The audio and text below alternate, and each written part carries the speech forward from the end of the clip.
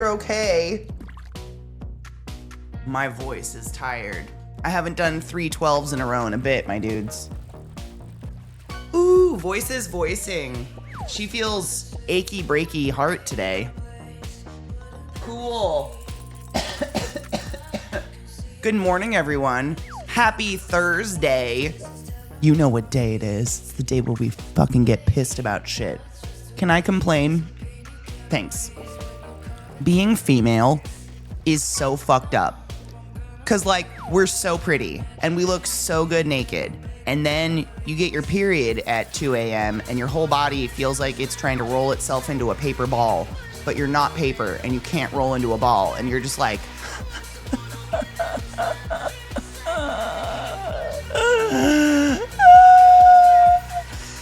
until you go live. And I just don't understand in the grand scheme of things why any of the pain was a good plan. Is it to keep us pregnant? Is that the point? I genuinely don't know. But everything hurts. It's Shark Week. I want to die. It's Fuck the World Thursday. I'm just screaming into the universe about that. Who thought that was a good idea? Nobody. Morning. It's Thursday. The trash talk of Thursdays. It's a new institution we've started this year where I invite you to just scream into the nether about whatever you need to scream about. What are you mad about this week? Anything. It could be anything. Once again, I have woken up and Trump isn't dead. However, I did see that when he goes on Fox News, they have to put a special little black mat down because he shits himself so often and they have a white couch. And I thought that was really funny. Can you imagine being so prolifically a self-shitter that places you go have a special poo mat for you to sit on?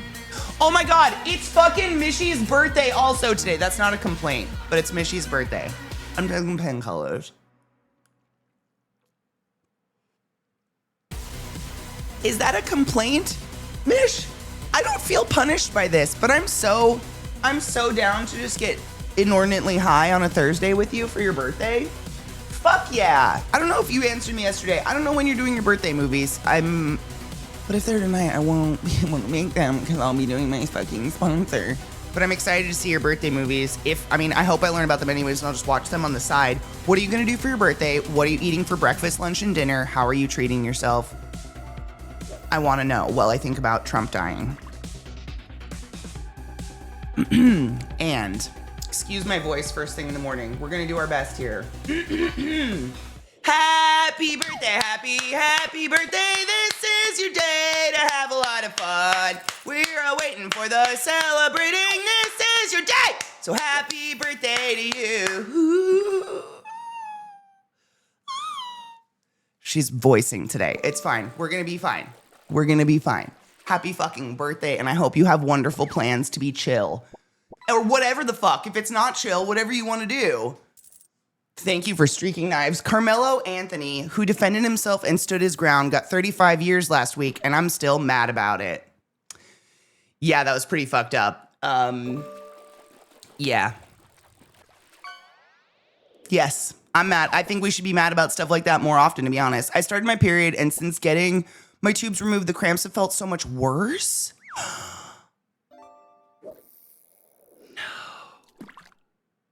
That is not supposed to be how it works out for you, honey.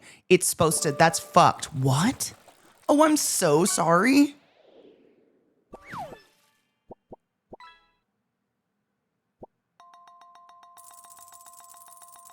Genuinely sorry.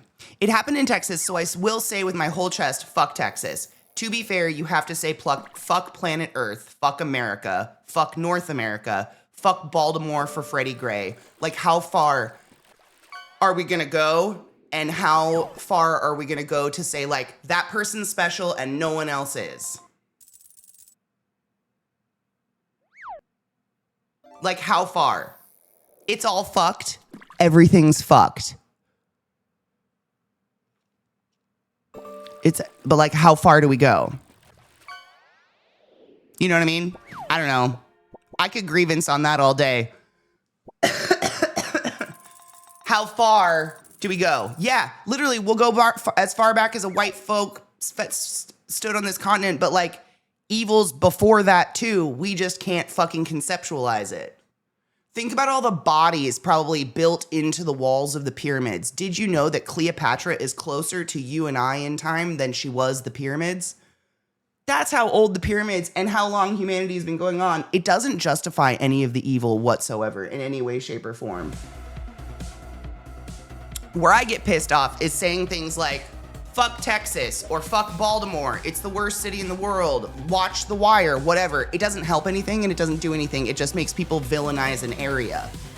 It's the same as like loving a company. Fuck the legal system. Fuck the American government. Fuck cops. Pointless pieces of shit. Self-appointed wastes of air who should fucking apologize. Fuck imaginary lines that turn people against each other when it should be the people against the fucking lawmakers. Fuck all that. Period.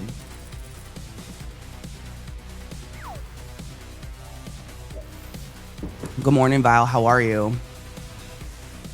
Pyramids, psh, who cares? I mean, not many, to be fair. I'm chilling today. I started the day with Beatles in my ear as I walked Vito. Fuck yeah. So I look more like that lady dance walking. I love lady dance walking.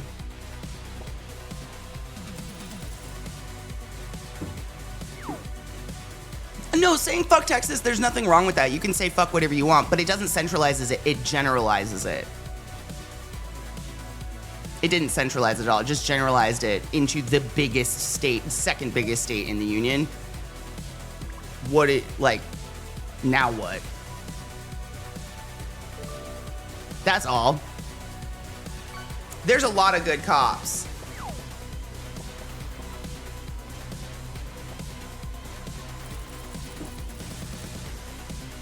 I will accept that conjecture.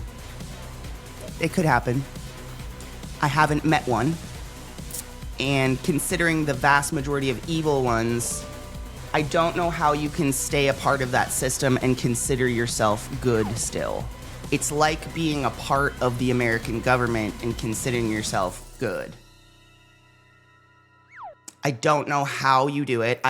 I'm not a perfect person and I can't say whether you can or can't. I know nothing. I'm just some random bitch on the internet. That's it. But genuinely, if you worked for a school where all the teachers were beating the kids, would you feel good about yourself being like, don't worry, I'm one of the good ones, but you just kept working there? That's what it rings as when people raise their hand and go, no, but I'm one of the good ones. Okay. But all your coworkers murder people. Daily, constantly. Source, I worked in the emergency department in Baltimore. Every day, cops shoot innocent little kids. I've dug the bullets out. How can you still keep working for that system and claim you're good?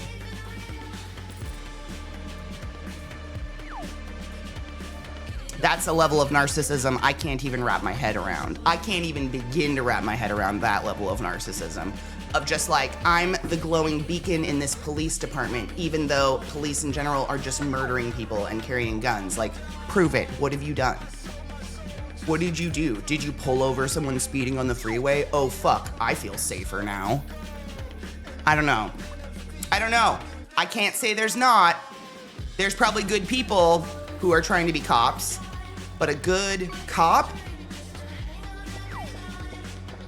Here's the thing, and if someone can argue this appropriately, I'm so open to having a civil argument where no one's typing in caps and we're all being nice people. If cops were good, and if cops were valid, we wouldn't have ICE. Period. If cops did their job, probably wouldn't have a pedophilic rapist in office right now. Because somewhere in the lower levels where people were being raped, maybe something might have happened. And then that goes up to the judicial system that is also fucked. That then goes to the American government, which is also fucked. And then you can separate it and be like, well, the government in Texas is worse than other governments, and the government in Baltimore is really bad, and the government... People who want power and want to be in charge are inherently bad. If you have a goal of going out with a gun on your hip, I can't think you have good intentions. Handguns are to murder, period. That's the only purpose for them. It's why they were invented. It's why they exist today. That's it. If you carry a handgun, it means you have accepted the price of killing someone. Good is subjective, but where is it? I can't find it. If I think, you know what a good cop is? They go be a nurse. They're not a cop, they're a nurse. If you really want to help people, go be a nurse. But I've never felt safe around a cop in my entire life. Ever. I've never felt, I was not even, as a fucking white woman, I was never taught to call cops if I'm in trouble. Cops are the last stitch, because you can't trust, how do you know? It's just the cop's word and he can just decide whatever he wants on the spot. It's scary and I hate it, but ignoring the way the world really is how we got here.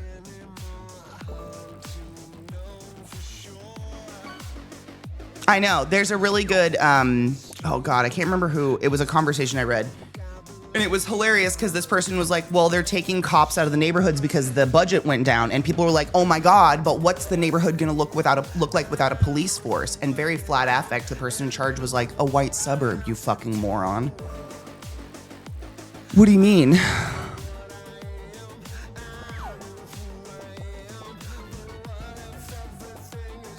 We did good as a whole chat that none of us flooded ACAB on reflex. We all know it. And it's just like, not anyone has been able to give me any concrete evidence in my life or history that the police have made a situation better yet. They seem to just be an erroneous force that is not governed by the government, which is crazy that we all just like let happen. And now they just shoot people. And instead of doing anything about it, we all just sit and argue about it online and yell at each other. And those cops are just walking around living their lives, getting paid not to go to work. Because they put their knee on someone's neck and waited for him to die. I watched it. It's pretty fucking disgusting. And if any cop in the US can watch that footage and say, I'm a cop in America and I feel good about myself and I'm a good person, that I think says a lot more about them than if they didn't say it. I don't know. The psychosis of it, how do you do that? It's a civil issue, not a legal one. Yeah. It's scary. It scares me, honestly. I hate it. There's a cute little albino jumping spider on my dash in the car. Oh my God, cute. I'm glad you're not afraid of spiders. My aide has to get a lawyer because the cops arrested her son on a payday loan that he took out to help out his girlfriend that she stopped paying. My aide had to spend her bill money on to bail him out. Her lawyer said the cops had no legal right to arrest him over a payday loan. They don't. But like, who stops them? It's the stupid, I hate saying, who watches the watchers? Who watches cops? Nobody. It's just a whole bunch of people who refuse to say cops are shit going, well, there's good ones. Where? Where are they? I don't see them stopping anything bad going on, especially bad stuff amongst themselves. Would you like to know my first experience with a cop? His name was Officer Fisher. You can look him up. Kettle Falls, Washington, Officer Fisher. He knew my family intimately. All of my brothers got arrested pretty regularly. I was arrested a few times. He was also, because such a small town, he was our town cop. He was like our one cop. We had like 2 police officers, I think a state trooper, and then we had a chief. And a few years after I graduated high school, he's the one who arrested me and gave me my MIP or whatever when I went to school drunk in middle school. A few years after I graduated, he was fired, not sent to jail. He was forced retired with benefits and pension, I'm pretty sure, which is really fucked up, for raping teenage girls. He would drive up and down the roads of my hometown, population 1,500 people, and find the disadvantaged girls who have nowhere to go. Probably would have been me had I been there at the time. And he would pick them up and be like, you're in trouble, you're past curfew, I won't tell anyone if you come back to the station with me. He would rail them and then take them home. And the chief covered all of it up, by the way. So he was also fired. But why aren't they in jail getting railed themselves? How come? 'Cause cop, special, and not in jail? And all cops will stand up and they'll always be like, oh, that's an officer, that's an officer. Yeah, but like, what if he was just a fucking terrible person? I don't give a fuck what cute little uniform you wear to work every day and what game you play pretend. Cool, you go to a ball with your wife twice a year. Adorable, you're so official. I don't give a fuck if you're a bad person. If you do bad shit and like, it's completely fucking abhorrent. But that happens every day, all the time. It's not a centralized case. It's happening constantly. I'm so tired. I'll never accept. Zach and I have gotten in full out, almost like screaming fights with each other over it because I'm very vehemently of the opinion that cops are pointless. They have done their net value, their net positive is not worth it at all. Period. What do? Run over people. I saw a bunch of cops running people over during the riots. That was pretty fucking horrific. And after watching all that, how can any person today be like, I want to be a cop when I grow up? Imagine the personality type. Is that the personality type you want to call when you're in danger? The kind of person that watches Freddie Gray get tossed around in the back of a van until he dies?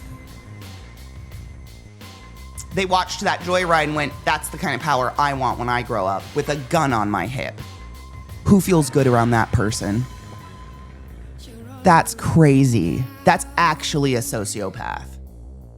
And yet, it takes less time to become a cop than it does to become a hairstylist. You can become a fucking hairstylist in America for much less time than it becomes, You can become a cop for much less time than it takes to get a hair license, to get a license to cut hair. That's just a fact, and that's scary. But you can't ignore those things. We can't ignore that shit. Playing pretend and nicey nice just to feel safe and go to bed at night doesn't make anything change or better. Good morning, Sarah, my love. How are you? We're just talking about how cops suck. I've just never had a bad interaction with a cop. The one helped mad when it was raining and me and my dog were lost in a really sketchy area. It's totally cool. No, I'm not attacking you and I don't feel attacked. It's Thursday, so I'm definitely a little spicier than normal and I had cramps all night, so I'm very fucking tired. But I understand where you're coming from. It's a really broken system. I don't know what to do. I don't have an answer for it. But in general, in the grander scope of things, the type of human who grows up and wants a murder weapon on their hip and indefinite power over other human beings is not a good person. They usually have some fucked up shit going on that drives them towards that career, because there's something in you and I that drove us not to want to do that for a living, right? Neither you or I feel the need to, exact power over strangers in the street in a cute little tucked in uniform that looks like we're a sausage too tight with a gun on our hip. None of us have felt that. Why? What's so different? I don't know. A broken clock is correct twice a day. It's true. Yeah. They need to be more strict with letting whoever in. There has to be, in a country that, it's almost impossible to get psychology insurance. I don't know how we're going to be funding psychological tests for cops. I just don't know. I would love to see it though, because I do think there has to be, I don't know. Do you want to know who burned witches? Cops. Do you want to know who burned women? Cops. Are we synced up again? Yeah. Is anybody else bleeding and feeling really shitty about it? There are totally good individual cops, but that doesn't mean that their system isn't broken. That's the broken part. That's the part that is just so broken. Because where I get complicated in that, Sarah, is how are you a cop today, part of that system, and think you're good? If you think you're good in this system, I think you're bad. Do you know where the weird, do you see the snowball? It's the people that are constantly I'm a very intelligent woman and I have a good heart that I kind of worry about. I'm like, do you though? If you have to say it out loud all the time, do you? You guys noticed how many times a day I go, I'm okay, I'm okay, I'm okay, I'm okay, I'm okay. It's because I'm fucking not. It's self-mantra. We do it to each other all day. You do it to yourself constantly. I do it to myself constantly. If you constantly have to remind yourself, I'm the one good cop in a system, are you? And why are you still part of that system? I don't know. I get stuck in it.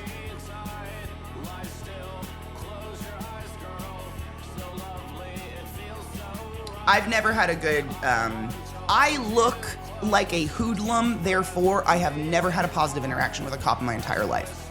They look at me and they see trouble because I have piercings and fun hair.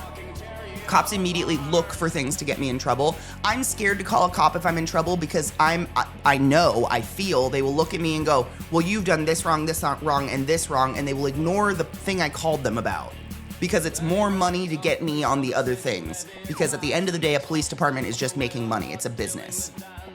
So why the fuck would I ever call one?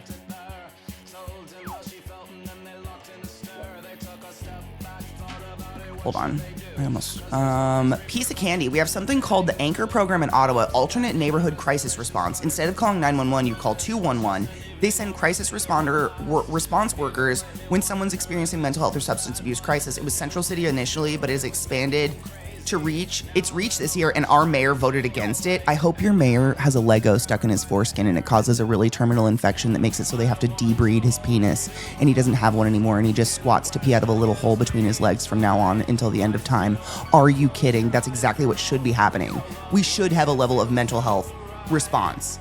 Cops, and that's another thing, I don't know if I'm giving credit here, cops shouldn't be responsible for a mental health / substance abuse crisis because their only response is guns and violence and locking you up, and that's not what you do to someone who's losing their mind. They need hugs and soft pillows and blankies and comfort and someone with a brain. Like, that's exactly what should be happening. That's the correct move, Maureen. That's crazy. They pick up the dumb ones on purpose. I dated a guy who went to school for criminal justice. His instructors told him point blank that their goal is to recruit C to D students because they're easier to control. I'm not sure the problem is who they're letting in, more that the thing they're letting people into is fundamentally unhealthy for society. I think that too. I don't think the concept of the police is a good. Do you guys remember when I went and did jury duty a couple years ago and I was this is like, it's just like, it's piles of this stuff over my entire life that makes me go, cops are the shit, are just absolute garbage. I was walking up the steps of the courthouse to go serve jury duty, and these two cops, dudes, of course, white men, leaning on their car in the morning in Denver, Colorado, look at me and go, hey, pretty girl, or pretty miss, or whatever they say. Everyone's guilty today. You know, are they laughing and saying that I should just say everyone's guilty so I can go home and just ruin someone's fucking life that they've already ruined and put in court? Are you kidding? Like, it's just over and over, and they think they're so funny and so cute. And you're not. You're hideous. I hope none of them have their penises sucked ever again. I wanna fucking tear you apart. I'm scared to call cops because I'm disabled, and I've seen what they do to disabled people. It's disgusting. The lady that brings you cookies when you moved into the neighborhood and then goes off to vote to murder trans people is not a good person. Thank you. I don't know how to argue that anymore. There's so many times that someone has been like, well, they're MAGA, but they're like personally just so sweet. What do you mean? I don't know how to talk to someone that says shit like that out loud. I've known multiple people in my life that have said shit like that out loud, and I'm just like, I don't know what to say to that. I'm a white woman, but I'm also in a wheelchair, so I don't trust cops. That is so fucked. As a woman, I just don't trust cops because I feel I'm gonna get raped. This is such a broken, there's a modicum of comfort in that most of you also don't trust the cops, but also there is no comfort at all in the fact that all of us are like, no, cops will hurt us. That's all they'll do is hurt us. How come I've been me every day and no one else gets a turn? Oh, bless. I don't know. That's a tough one. Good journey on that. I got no desire. No. I cut off almost my entire family because of that shit. That's the word I was trying to come up with, Kay's vigilantes. It's just vigilante justice that somehow got sanctioned and people are just like, no, cops can do that. What do you mean cops can just do that? Why? How come they just get, what do you mean? Who just decided that? That's wild. Is it because our government doesn't want to actually pay for an actual type of governing body that will keep people safe? I think so. I'm embarrassed to say it, but it took till my 30s to realize being a nice person is not a good person. Being mean doesn't mean they're a bad person. Civility's bullshit. No, it took me too. It took me until my early 30s to differentiate kind and nice.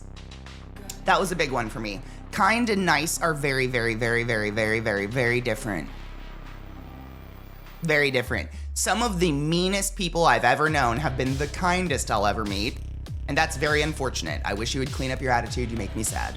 And some of the, like, most jovial people in the world are so nicey nice. Until you turn your back. They're not so nicey nice anymore. They lose that nicey nice real fast. Because they're not kind. It's performative. I feel nice is performative. Kind is more real. Are some serial killers? Like, being a serial killer isn't a diagnosis, so I couldn't say that. I would say that there's probably the vast majority of people who voluntarily wanted to be cops are on the autism spectrum. Hear me out. Because autistics tend to have a, myself included, crazy sense of justice. Crazy sense of internal justice that needs to be served. You did something wrong? Okay, now it's over. You did something wrong. Katie, you can't hit them. What?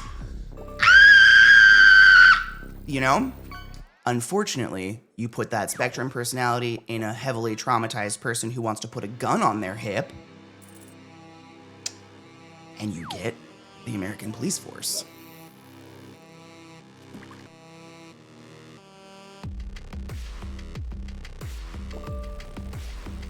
I think.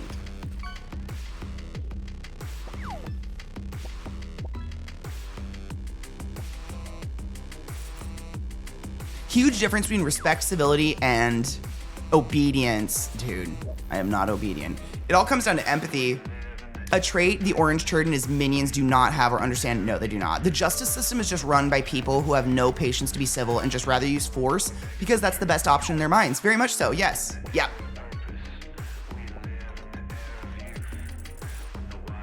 Ted Bundy was nice to his old lady neighbors. What a nice guy. What a nice... You know, BTK was really nice to his Boy Scout troop. I'm reminded of this quote from Brennan Lee Mulligan that he said in a TTRPG campaign. Laws are a threat made by the dominant socioeconomic ethnic group in a given nation. It's just the promise of violence that's enacted, and the police are basically an occupying army. You know what I mean?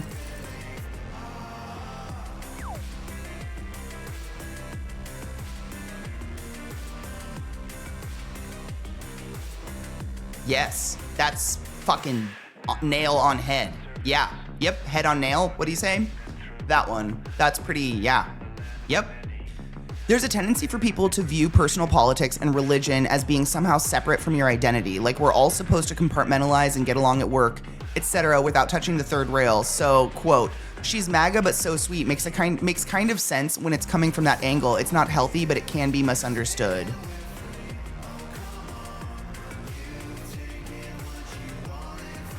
I think that's where my spectrum brain fails me. Is I can't understand that. I can't compartmentalize people. You are who you are, who you are, who you are. Every move you've ever made is cemented in my brain and creates a whole human of who you are. Period. End of story. Forever. Every fucking move. Is that crazy of me? I can't do that. Like, if you, like, to this day, if you still just call yourself Republican, I assume you're into pedophiles and rapists. You can't differentiate those two to me. Oh, you're not into pedophiles and rapists? Then you're not a Republican. Stop calling yourself that. It's like Christians saying they don't like hate.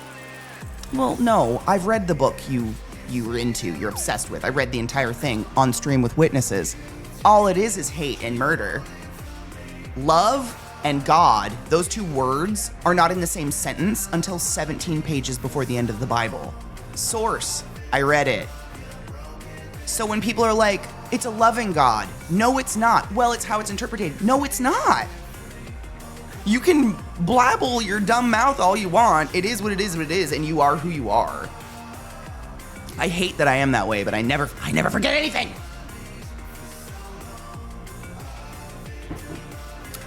It's not really true. It's not truly a trash talk, but I'm frustrated. So here goes. You can be frustrated.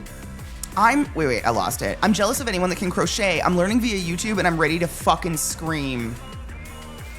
Bitch. Preacher. Choir.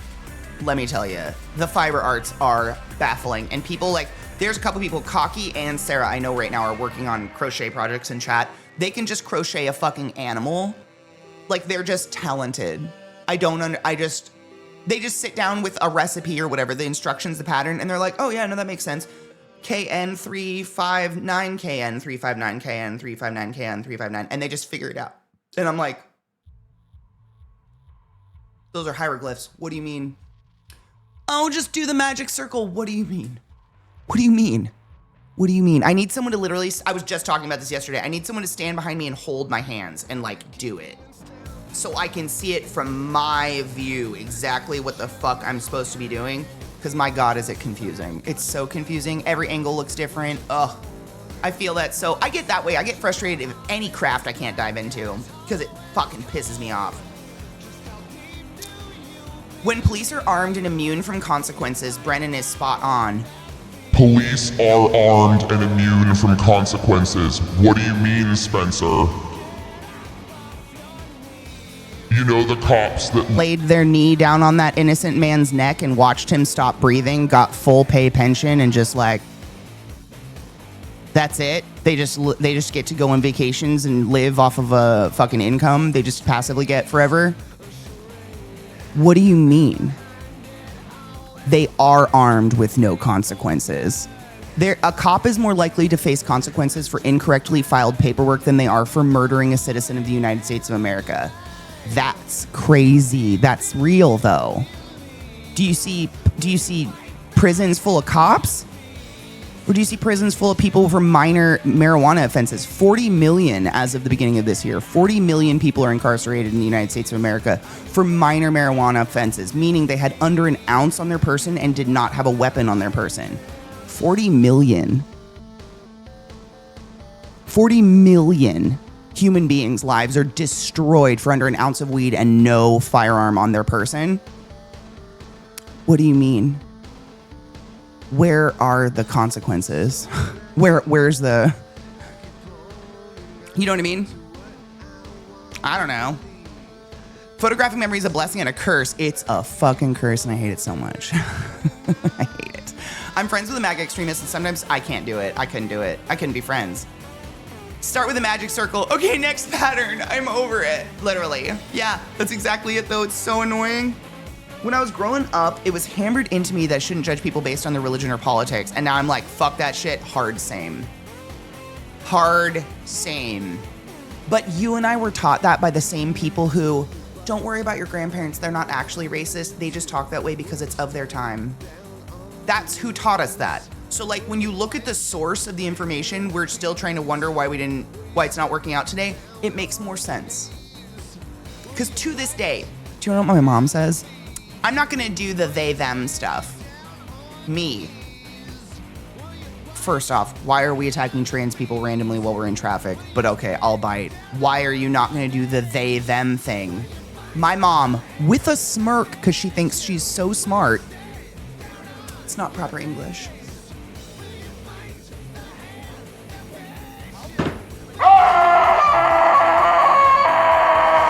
That woman made me. How the fuck? It is! It 100% is fucking proper English. They, them is the most proper thing you can possibly do because you're not assuming gender. But those are the people The same people that drilled a lot of the shit in that you and I are breaking today. And so when you look at the source of the information, it makes a lot more sense. You know.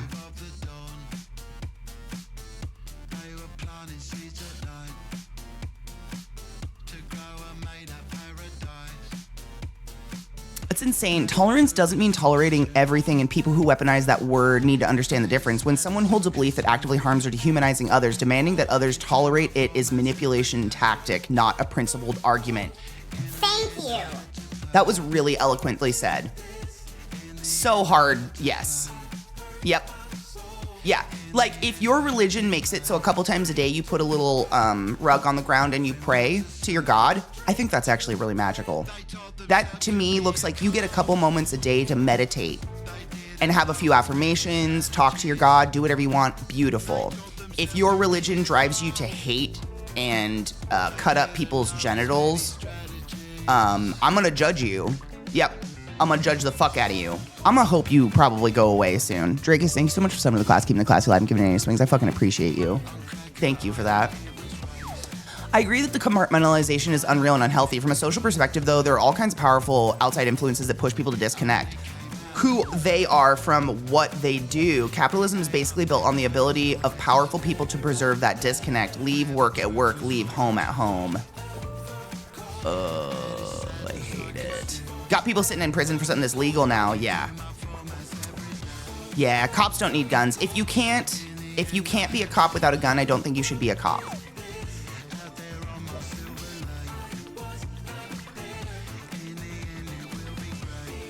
Period. Not proper English till it's Shakespeare. Yeah. Oh, that's the irony of her saying that to her 2 gay daughters, mind you, is that Sarah literally has a degree in literature. My little sister, you guys know, my little sister is so fucking smart. She's so fucking smart. It is nauseating how smart my sister is. So to come at my sister with anything like that is hilarious. So my mom won't do it. She comes at it at me with it. She thinks I'm stupid for some reason. I just don't honor the conversation because it's pointless, and I'm not about to go and hate on people because I just don't. It's so stupid. It's so stupid. The argument is so stupid. Same. I will not be associated, Viata. Same. Nope. We're cleaning the trash out. I clean the trash out in many ways in my life, though. I will not be associated with trash. Period. There's a lot of trash humans out there I'm just not going to be associated with. One day I'll meet your mother and she's going to say something that's going to have me go, and then I'm just going to curse her out, and that'll be the day your mother hates me.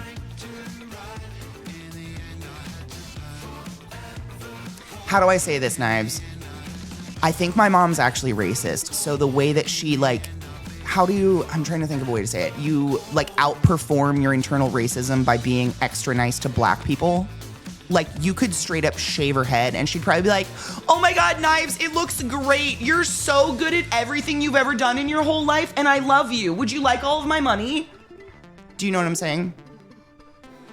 Like, I revel the day you try to break that woman. It will be grand. It'll be, I'm excited. I'm not saying it won't happen. It's just like, do you know that type of person who's like,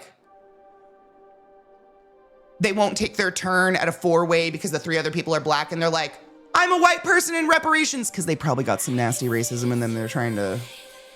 I don't know what that is. I don't know what... I've met this kind of... It feels weird. Cops and consequences don't go together in this world on purpose. That's why only monsters strive to be cops, because instead of being civil, you'd rather use force with a team backing you to do shit on a small or large scale because you can, and the government just gives you a slap on the wrist. If that. Yeah, exactly.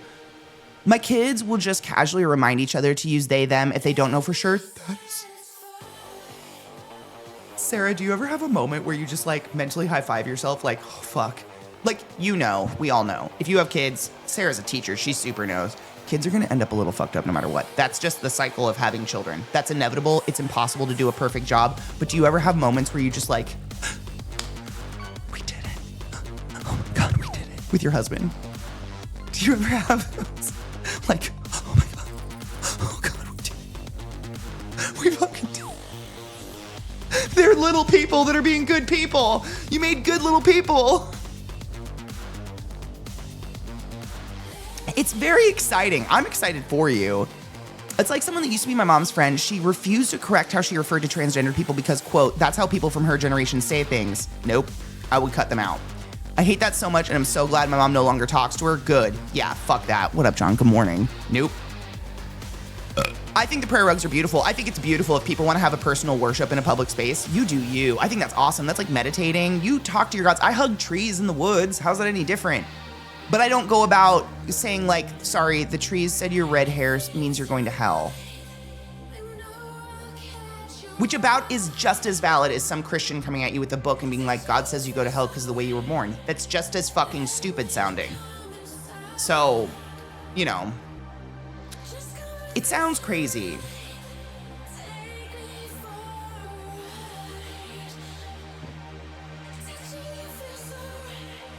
I literally will not talk to my one sister about politics. Good for you. Protect your brain. We don't agree on that, and she's one of those people that wants to debate and try to convince to her way of thinking, and I'm tired and don't want to fucking debate. Just leave me alone. Same. I'm sorry that I have a good soul and you'll never turn me into a mag hat. What do you mean? It doesn't matter what you say out loud. Pedophiles and rapists abound. What do you mean? This is an argument that got my mom cut out of my life. No one needs military-grade weapons but our military. Agreed. 100%. Yeah, I don't have enough time on this planet for dumb people. Yep.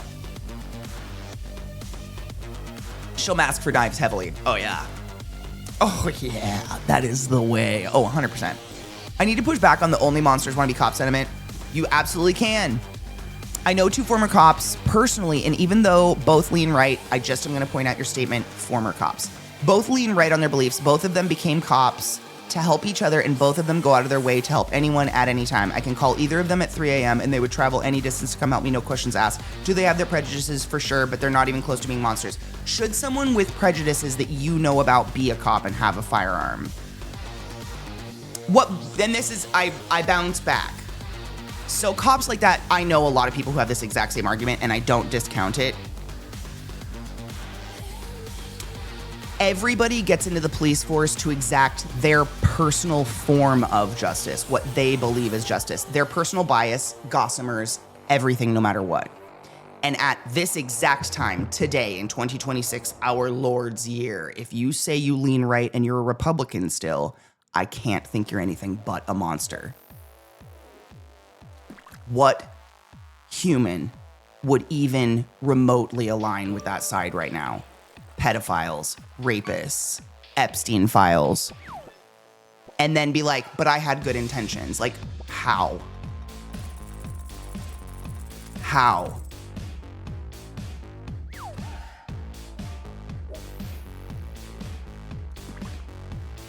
Like, that bias is, everybody has bias. Every single human in the entire world has internal bias. It's impossible not to. And if you lean even a little right, like 2 guys got into the police force to help each other and help people, but like, what's their internal bias? Who's people to them? Where does people end? And that's where I get really conflicted, because cops definitely have a line where humanity ends for them. And it's usually when they themselves feel in danger. That's when they can pull out their gun and end another life, because humanity doesn't matter anymore. That's when they can put their knee on someone's neck because their personal self is now in danger. Where, like I was saying earlier, I, to this day, in my 30s, am still looked down on, asked to give my bag up at front registers, and judged by cops as a hoodlum. My humanity is not 100% to them because of internal gossamered bias. I'm covered in tattoos and piercings, and I wear alternative clothes, and I listen to metal music, and I'm kind of loud and brash. That's a bias they have, and they can't help that. And that's why I truly think like the entire police force itself is a broken system, because humans are flawed. You can't trust humans to wield murder weapons and be perfect with them. That's impossible. Where does humanity end for someone who leans just enough right to where they're a little racist?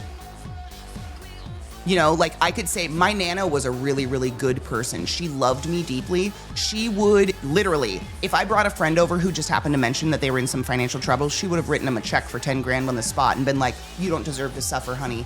And yet the same woman would sit on the couch and try to describe the difference between an N-word, and a black person to me.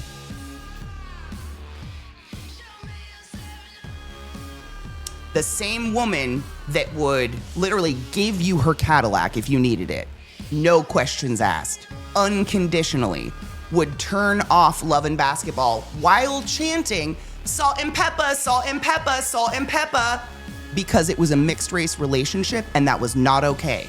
To her, unbeknownst biased gossamer, because to her, the way she was raised, that's appropriate. That's correct. That's totally normal. Where does good person and humanity end to someone who leans a little right?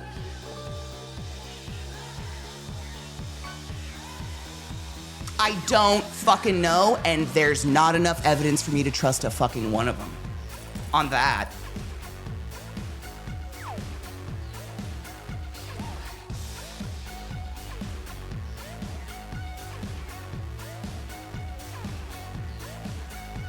Like, how come we want cops that feel so unsafe in their job they have to whip out the gun to protect themselves from, you know, what? A woman in traffic or something.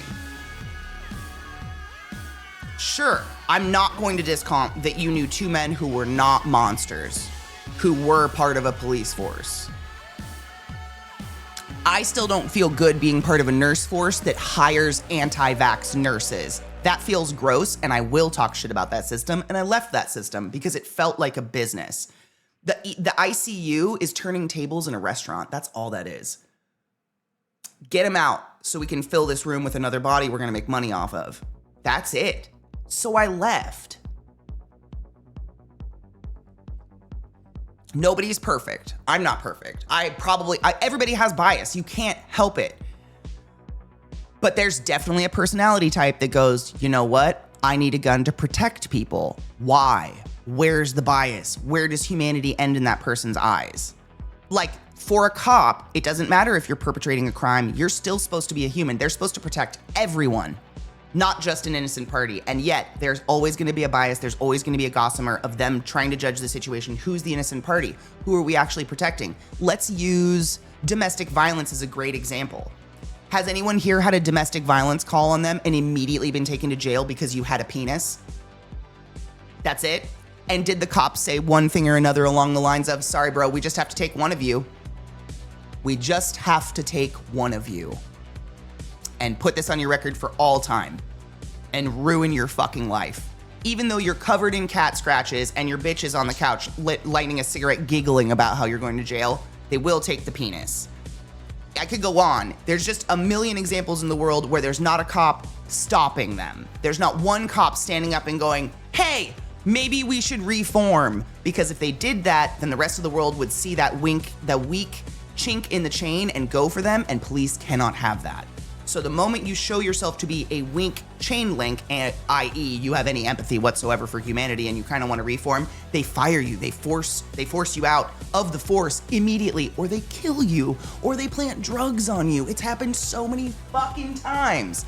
They can't be seen as weak, therefore it will never change. It's just a perpetuating cycle. I don't know. I don't have a correct answer for it though, and I do not want to discount that you probably knew two really good people that were in a police force at some time. I've known a lot of good people in my life that I thought were really good people and turned out to be, I don't know, like what is good and bad? Then you get into that subjective shit. Like I bring up my Nana because I still have the most crazy, horrific, conflicting thoughts when it comes to my grandparents, because if I was just to think grandparents, warm, loving, the only adults, I'm gonna cry thinking about it, they're the only adults who ever showed me love as a child. My Nana, to this day, if she was alive, she'd love me and say, you're a perfect angel and I love you no matter what. No one else did that in my whole life. And that's the same woman that's so fucking racist. Like, how do you make, I'm gonna cry, I'm sorry I get really emotional about it, but I genuinely, I get fucked up about it because I'm like, the person who taught me how to be kind and how to be intimate was like really bad. I don't know. I don't know what you do about that. What do you do? Humanity sucks. I don't know. It's very conflicting.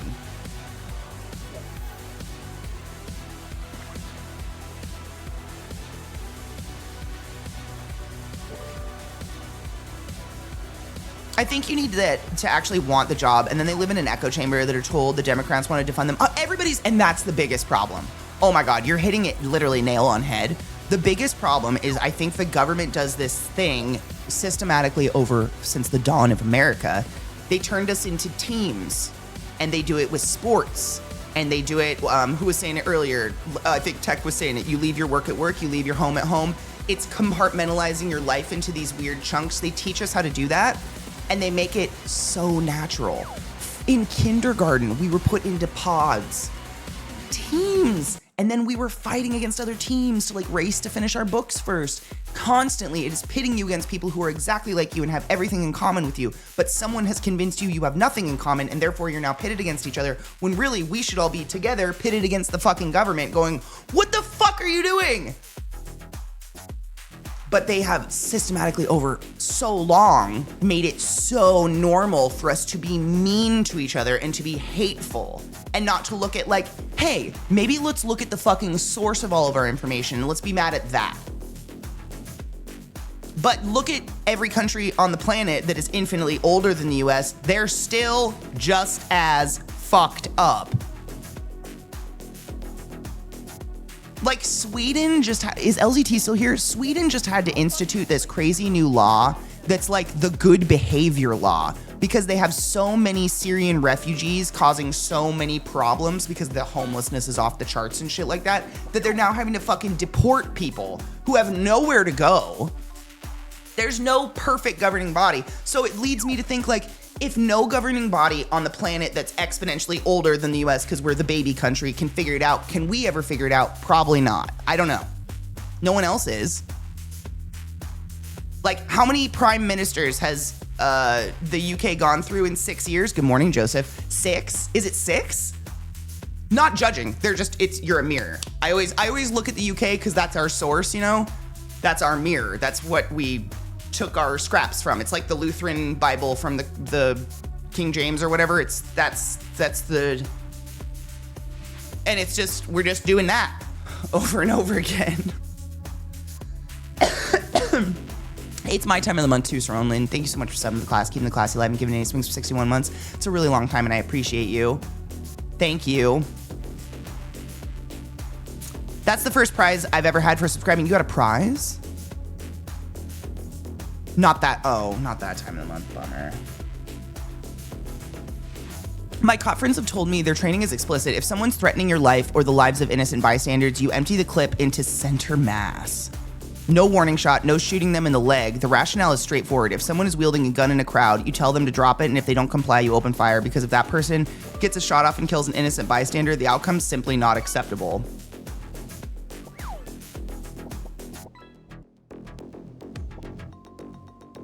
While I understand the logic, there's just been so many cases of people shooting people that never had a gun. And cops use that excuse over and over and over and over and over again. And I just don't know how you sleep at night. Like, I dug a bullet out of the back of an 11-year-old once at 3 a.m. because he was outside his parents' house because they were fighting and he didn't want to get hit by his dad. And he was sitting on his front stoop. And a cop was driving by when the kid just so happened to dig in his pocket for a piece of gum. And the cop reached out his car and shot the kid point blank in the back. And when the cop was standing in the ER with me while I pulled the bullet out of the dead kid, he looked me in the eye and goes, I could have swore he had a gun. He was 11. He had a tank top on and sweatpants. And that's just one of a bajillion times I've done the exact same fucking thing. I'm tired of that excuse. You only hear about mass shootings. I saw a kid die at least every day in Baltimore. Every day. By guns. Usually by a cop. So it's like, sure, but that training, it ain't doing shit.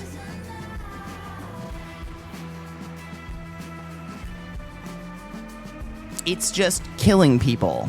That's all it's doing.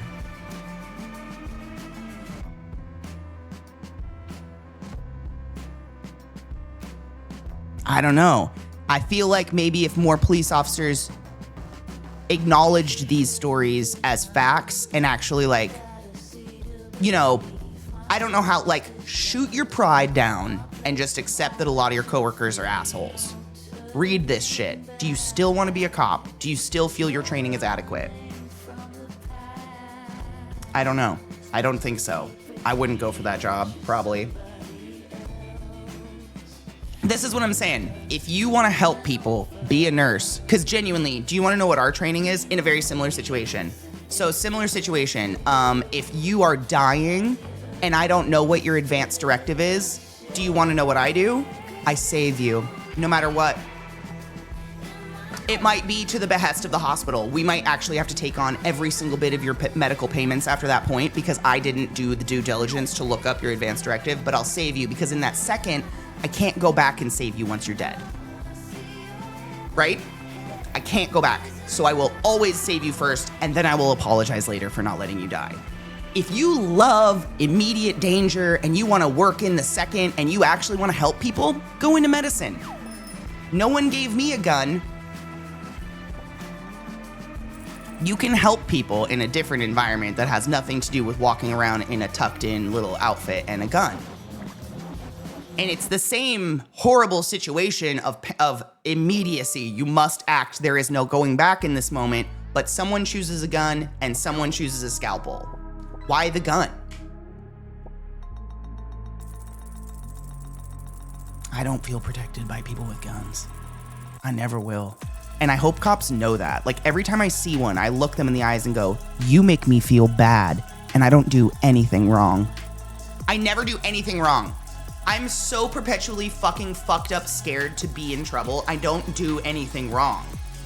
And yet, I'm so fucking scared of cops that someone could be actively raping me and I wouldn't scream for help if it was a cop nearby because I'd be afraid they'd join in. And I need more cops to hear that.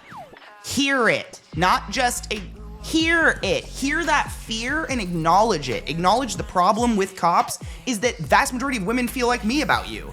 And that's fucked. Something needs to be changed. Even if they do have a gun, killing them is capital punishment. Cops couldn't get to make that decision.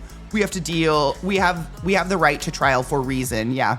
Of course, the Republicans would be worse. What the mainstream Democrat seems incapable of accepting is that for an even remotely functioning consciousness, there exists a point beyond which relative harm can no longer offset absolute evil. For a lot of people, genocide, is that point. Suddenly, an otherwise very persuasive argument takes on different meaning. Vote for the liberal, though he harms you, because the conservative will harm you even more. It starts to sound a lot like vote for the liberal because he harms you because the conservative might harm me too. Ugh. I hear you too, and I don't want to discount. I don't want to discount you. I'm fucked up over it too. I don't know. There's no answer. Like, it's fucked. I don't know. I don't want anyone shot. Like, ever.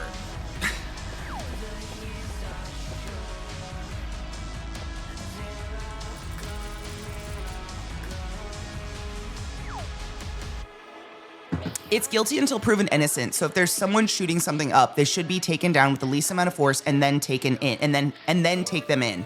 They train them to act like everyone's against them, made to feel like it's them against the us of the US of A, the us of A. I was taught use of force as a triangle, and you go up and down it. Guns come out though, and they really do empty the clip.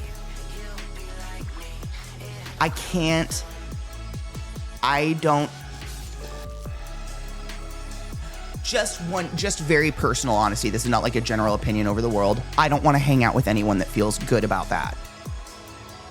If you feel good about that, I don't want to hang out with you.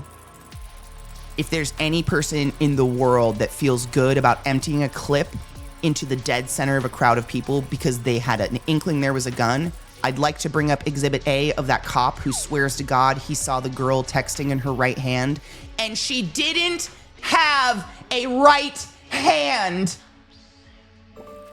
She didn't have a right fucking hand. And yet, we're gonna let cops open clip because they thought they saw something. Again, I don't feel good about that. I don't want to be around someone who feels good about that because I don't think you're very safe or sane. I should make a breakfast sandwich. What kind did you make, Super? In one of the many major protests in my country, one chant was, cops, go sell donuts for a living, live with honor. I mean, genuinely, do you want to know who makes me feel safe? Dunkin' Donuts. Dunkin' Donuts make me feel safe. The myth of community is toxic and persistent. We are not hiring cops and nurses. Paying taxes under threat or going to work because you need to eat does not make you complicit. It makes you the victim of a predatory system run by the people who can afford to hire cops and nurses to maintain the system. I don't feel protected by the people who own hospitals either. You shouldn't. Oh, dear God, you shouldn't. If someone steps into your hospital room who's not wearing scrubs, ask them to leave. This is me being really serious. I would put a badge on. Ask them to leave the fucking room. They don't know proper PPE. They didn't wash their hands. They didn't gel their hands. Those are admin looking nice, and they spread more shit in the ICU than family. Because they think they're cute walking around with clipboards, just walking in and out of rooms being like, oh, there's all my nurses doing their jobs. But they don't wash their hands, they don't gel, they don't do anything. Get them out of your room, scream. If you see admin walking around your hospital room, literally just start to bark at them till they leave. Obsessively. Get them away from you. They are making millions of dollars at your death. They're the people that go, a heart surgery makes a lot of money, but preventing heart surgery does not. So, bacon's back on the meal plan. Genuinely, those are those people. Bark. They're the worst people you'll ever meet. Ever. Hospital admin? Oh my God.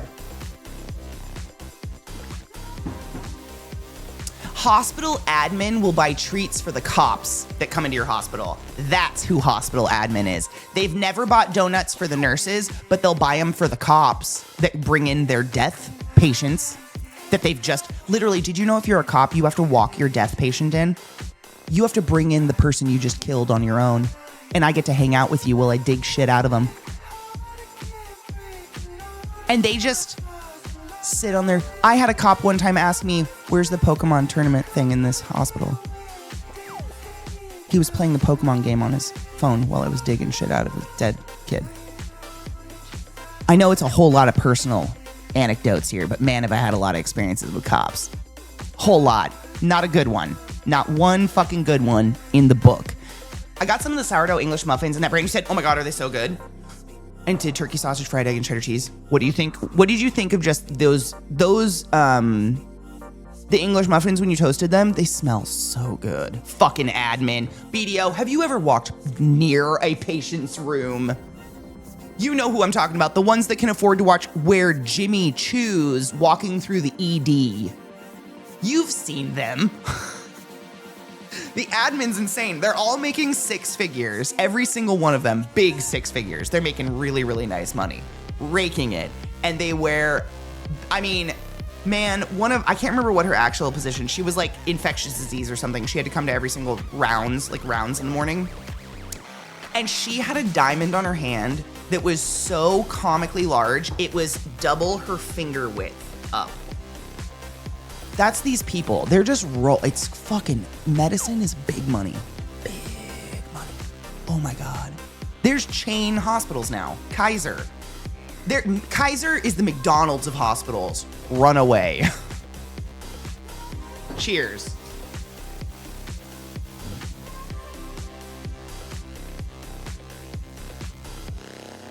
You know what's funny, Super Bob? I was thinking that exact same thing yesterday when I was making them for the sandwiches. I was like, I made them all into sandwiches, so I can't do it now, but I kind of wanted to just toast one and have it with butter. They weren't allowed in the hospital room. They tried once, and I was like, I have zero immune system. Fuck off. Good for you. Always be your own advocate. Always be your own advocate. That's what I would do if a cop approached me. We're fine. You can go.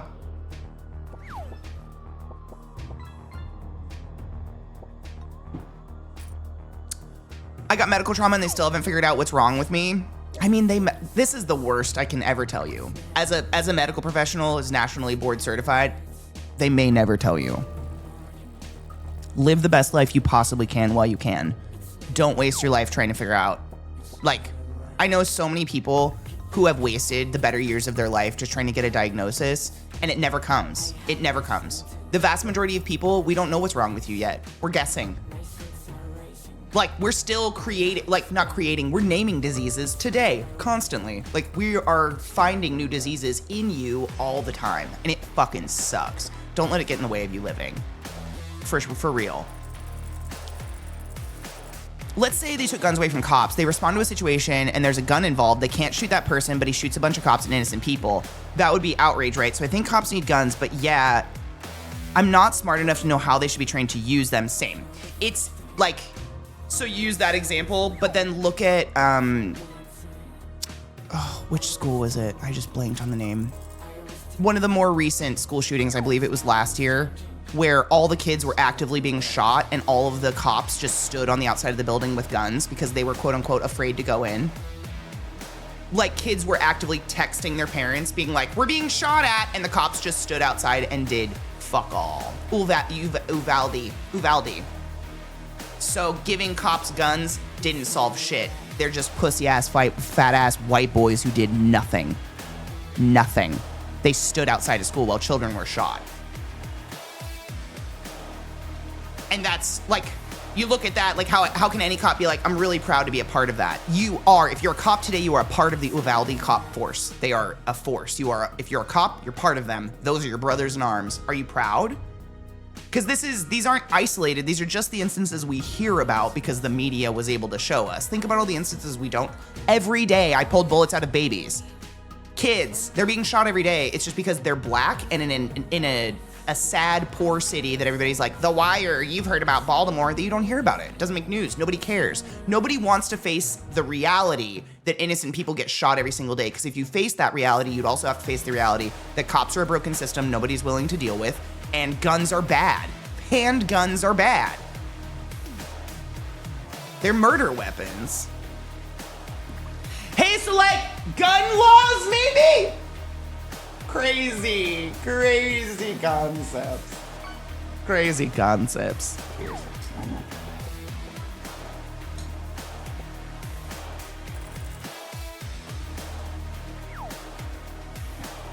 I mostly just call myself chronically ill and get on with that. That's literally what it is, though, and it's so sad. I don't want to give you zero hope. Like, keep trying, but don't waste life.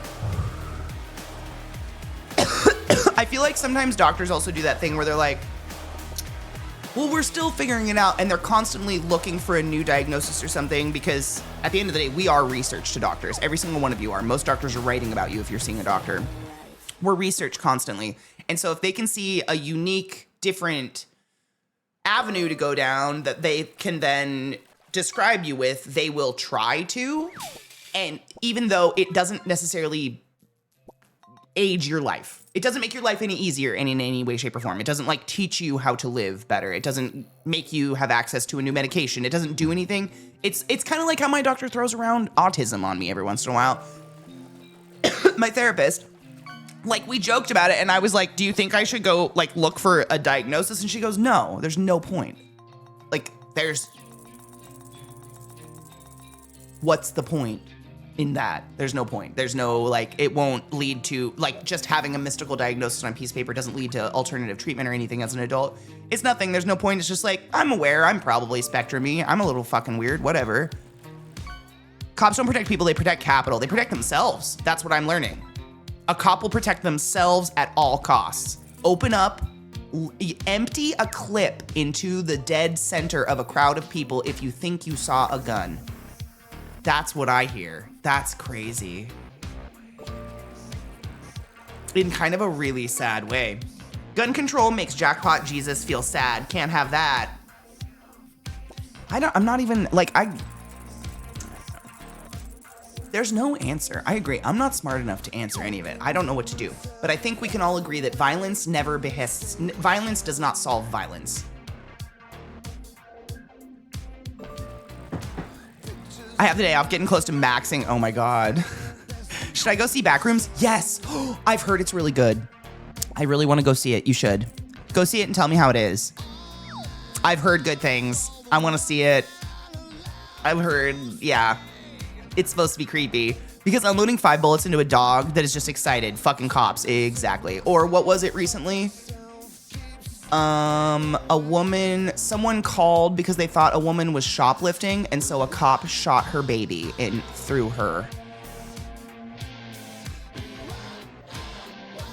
And what was she shoplifting? Do you guys remember?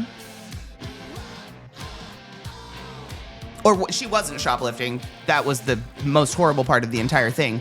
But like, she was genuinely like thought to have been shoplifting something, and diapers. Yes. Someone called the cops and said a woman is shoplifting diapers, and the cops showed up and shot her child in her arms. That just happened. I'm gonna cry. Thinking about it. It's fucking horrific. None of these instances lead me to believe cops deserve to have guns. Act like a child, get treated like a child. If you keep shooting children and innocent people, you don't get to have guns anymore. And if the repercussions of that are a violent criminal with a gun shoots you, that sucks. I'm gonna treat it the same way as you shooting an innocent to protect yourself. That sucks. He was just protecting himself. They were just protecting themselves. That sucks. But I'm going to be very honest. I'd rather the cop die than the baby.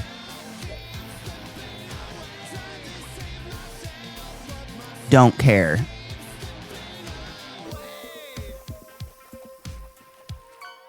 Yeah, no, and she didn't shoplift anything. No, she didn't. She shoplifted nothing. Nothing.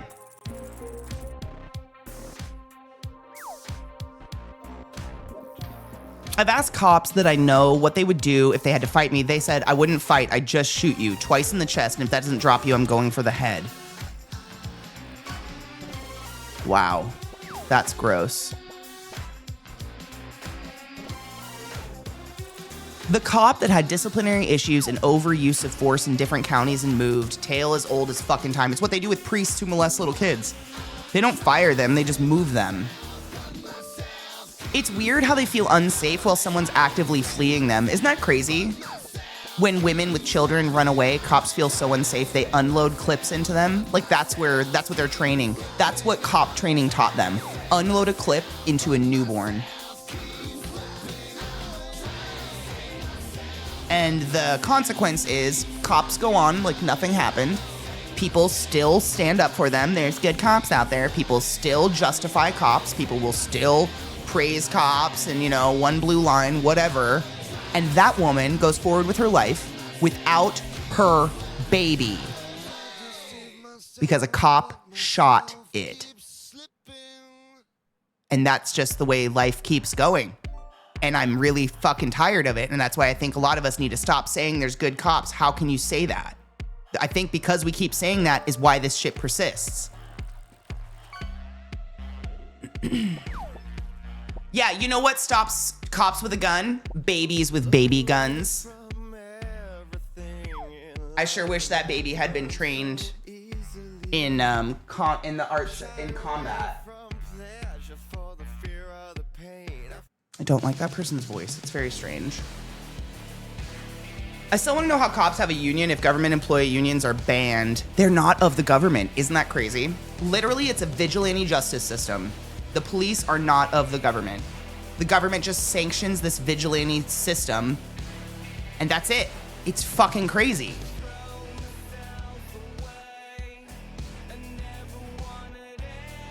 The baby was the gun all along! That was a really dangerous baby and very expensive diapers, clearly worth shooting someone. You know what's so weird is when I worked in retail, you weren't even allowed to chase someone out the door unless they stole over $1,000 worth of stuff, and you had to have video evidence on camera of them stealing something. Like, actually have it in their hands and walking out the door, that much evidence, and you had to be able to clock how much it was before you could send a trained loss prevention officer out to get that person, and they didn't have a gun. And we got a lot of stuff back with no guns. But like, the fact that you called cops for a pack of diapers and got a baby shot, I hope the person who called the cops, I hope they never sleep again. I hope that cop never sleeps again. I hope he wakes up with grains of sand and salt under his foreskin and eyelids for the rest of fucking time. And it's just another instance why I will never call the cops. Because they might just shoot a baby, and you can't tell me they won't. They're just pointless. And I think cops make traffic more unsafe. I don't know. clearly I can't do any like experiment on this, but I swear to God, when there's cops in traffic, people drive so stupid. You start driving under the speed limit and you start like just not merging when you're supposed to. You stop using your fucking brain because now there's a cop in the vicinity that can pull you over and give you a $200 ticket or something. And I'm just like, fuck, if the cop wasn't here, everything would be going smoothly. Go away. I've heard my share of horrific cop stories. A friend told me, oh God, it's gonna be another one. They're everywhere, right? That's what I'm saying. A friend told me he asked one of his friends why he wanted to be a cop, and his answer was, so I can beat up. It's very pervasive. And another friend of mine said his dad would pull over black people, and when his fellow cops would ask why he pulled them over, he would say it was DWB, which stood for driving while black. And that's the thing. There's monsters everywhere. I just think a lot of them filter into the police force. Just like probably a lot of narcissistic, martyr type personalities go into healthcare. It's fine, but not bad. Like maybe not killing people. I just think a lot of them go into that because it's what other job in the world just hands you a murder weapon for murder and goes at your discretion. And you just get to do that. Show me. And it takes like 6 weeks of training, less than a summer break, less than summer vacation for American kids to get that murder weapon and to get the discretion at your behest. Enjoy. If you think you see someone with a gun, lose the clip. Popcorn it. Fuck it. Because you're more important than that whole group of people now. I don't know. Oh, I don't like them.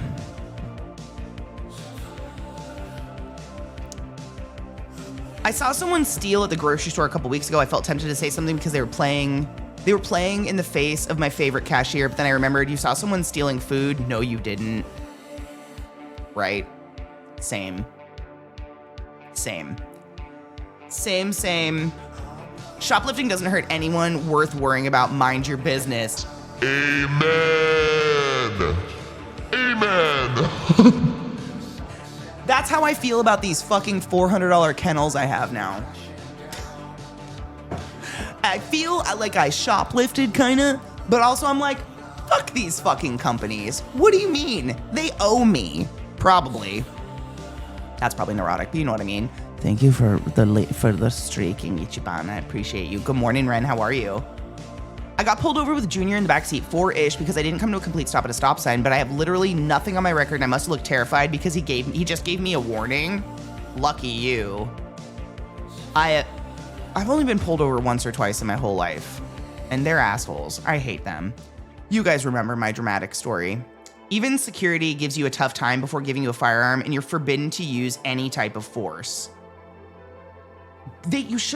Force should be last. I hate to say, in my opinion, if you can't assess the situation and have at least a modicum of success without force, I don't think that's the job for you. If force is the only thing to do, I just don't think that's the job for you. I made me a breakfast Sammy with a just egg substitute, and Cholula. Oh, yum. I gotta put Cholula on mine today. That's a good option. The green hot sauce was really good, but Cholula I think will be better. I worry about people stealing food after we have a function system which ensures everyone can get enough food no matter what. What do you mean? They'll steal food after we have enough food? That's why when Amazon fucked up and sent me 2 of something, I went, oh well, I have 2 and don't care about Amazon. Exactly, this came from Amazon. Yeah, fuck Amazon, I don't care. Nope, and if someone needs to eat, they should, in my opinion, if you pay taxes in a country to live there, you should have 3 meals a day and a roof over your head and healthcare.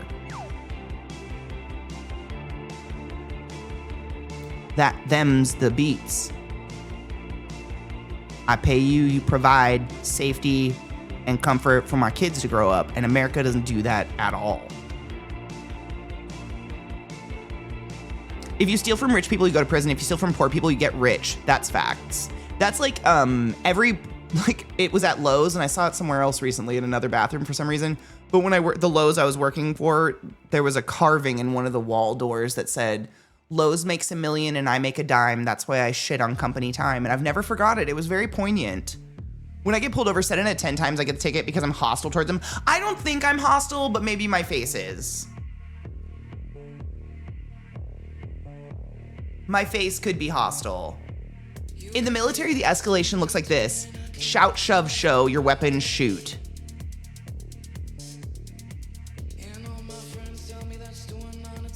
I don't like that. I probably am a little aggressive. I secretly don't like them a lot, as you guys can tell. But point being, I worked 10 plus years in security without a firearm because you can do that type of work without being a dick. I don't think a firearm should be necessary. I don't think you can do your job if you need the firearm. But that's, I don't know. I don't know. It's a fucking fucked. I don't know. That's what taxes are fucking for. Thank you for coming to my TED Talk. It's true. It's true. That's literally what they're for. That's what they're supposed to cover, and they do not. They pay six-figure billion-dollar salaries to our politicians who claim to know anything about the cost of living whatsoever. After everyone has enough food, nobody will steal it other than people with kleptomania that do it for the thrill or whatever. Oh, I get what you're saying. I thought you were saying you were afraid people would steal more after they all have enough food. And I was like, why would they? If they have enough food. No, I get what you're saying. What I hope is, like, I think that this economy is going to drive a lot more people towards the homesteading. I'm not a homesteader per se, but I definitely know how to grow my own food. And I think everyone should be learning how to grow their own fucking food. Because holy shit, are vegetables expensive. Oh my sweet Jesus. What an onion costs these days is highway robbery. And if you just have a little bit of dirt, you can do it. You can grow your own. You can grow them and you can put them in a box in a cold room and they'll stay all winter and you'll have onions forever. Like, there's just like little things like that. Some of us can't anymore. This is true.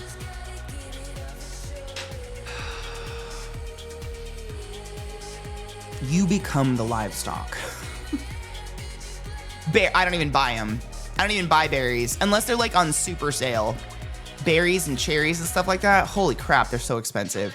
It's just like dumb expensive. Not just a little bit expensive, but like, you know, people were making fun of the Erewhon strawberry. I think Erewhon is a plant store. A plant, like it's planted on purpose to show extreme prices of things so we don't notice our normal food creeping up. Like Erewhon sells eggs for $20. So now you and I don't think it's so weird to spend $8 or $12 on a bundle on a dozen eggs. I think that's what's going on. I think it's big play shit. Or like they were selling a $20 strawberry. One strawberry for $20. Now suddenly it doesn't seem like a big deal to spend $8.99 on a basket. What's that called? A trundle? Trundle? What's a trundle? What's the thing of strawberries? It's called a word. Now it's not so weird to spend that. I think it's like psychologically fucking us. Like, at least we're not spending $20 on one strawberry. Like we're spending $20 and getting 10 strawberries. But really, we're still just spending shit tons more on all this food and shit. Tray, is it a tray? Yeah, strawberry tray. I've noticed that a lot. But I don't know what to do about it.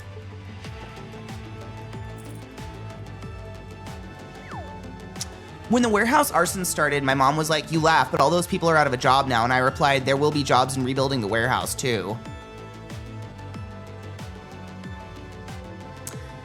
Also, those people aren't out of a job. You don't get fired because your workplace burns down, especially if it's Amazon. You just you have a couple days off and they move you to another warehouse. I read a Reddit post on it. It was really interesting. People were like, everybody was like, oh my God, we're all losing our jobs. None of us lost our jobs. There's too many warehouses. What do you mean? You burnt down one warehouse for a trillion company that owns the world. They just got shuffled. At least I'm not paying $120 for pants, right? But we're still paying like $80 for pants? I think it's fucking us up. Produce is more expensive and not as fresh. It goes bad faster. It does. I had cheese go bad recently really fast, and I was very curious about that. Like, I've never had cheddar cheese mold so fast. And it molded really fast, and I don't know why. What up, Sloth? How are you? I made the chicken thighs. I made chicken thighs and soup dumplings. It was really good. Seriously, the chicken thigh recipe is stupid easy. It's just roll your chicken thighs in a bag in whatever spice amalgamation you want. I did a little bit of pickle juice and olive oil, paprika, garlic powder, onion powder, salt, pepper,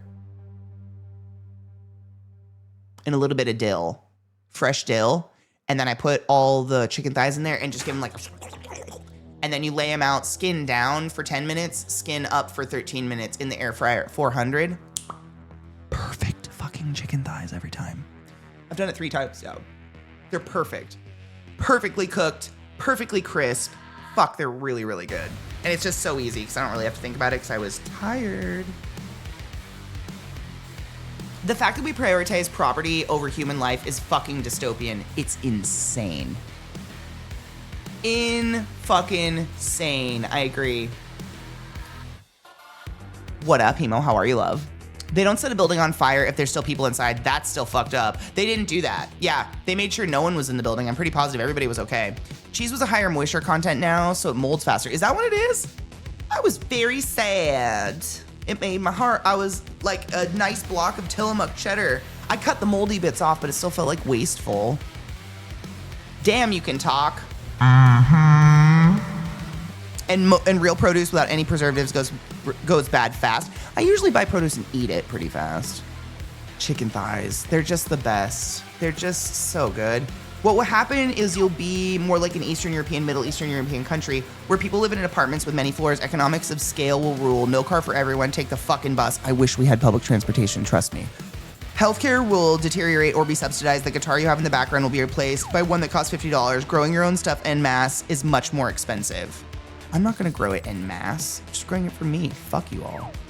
Learn how to grow your own vegetables. What do you mean? Also, that guitar was free. So was that one. I bought that one used. I lied. That one was free. I realized I'm flanked by them. I didn't put that one there. I think Zach put that there. I don't even play guitar well. I'm learning. Ignore them. My russet potatoes all sprouted in a cool, dark pantry in less than 5 days. All of my sweet potatoes did the same thing. They all went to big growth. Trick been practicing? I think so. I didn't move that in here. I had that in my living room because I was fucking with it. Interesting. I'm baffled. It's looking at us funny. Don't look at. Oh. Do you sense a spirit inside of it though? Is there another haunted child in the guitar? Oh, that's a big stretch, baby girl. What are you up to? How's your day? You want to come say good morning? Oh, you're gonna fight your brother? Oh, there's my girl. How's your... Oh, that's a big bird, Bubba. How's your day? Is it good? You feel sleepy? These are my poods. I do love them. Have a good lurk dream. Get some sun. Thank you for the streak, Cora. I appreciate you. They're so... Look at him. They're so snuggly. Hi, Bubba. What are you up to? What are you doing? I don't know. Just being cute as fuck. That's a good itch, huh, bud? That's such a good itch. Oh, it's such a good boy. Sorry, Bill. I'll hit you too. I know his milk chin's coming back. I love it. His adorable little...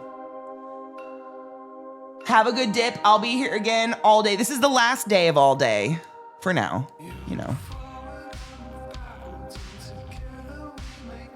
But I'll be here all day. Expecting a package soon, TM. I ordered a fancy biter because I got into Pokemon cards. Fuck yeah. That's a sweet looking arch top, though the Bigsby makes me cry for your tuning stability. What are you talking about?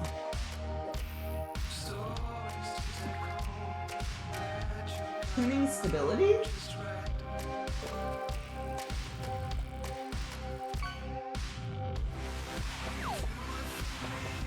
This bitch stayed tuned the entire drive from Colorado to Mexico, or to Mexico to Texas. In the heat and everything.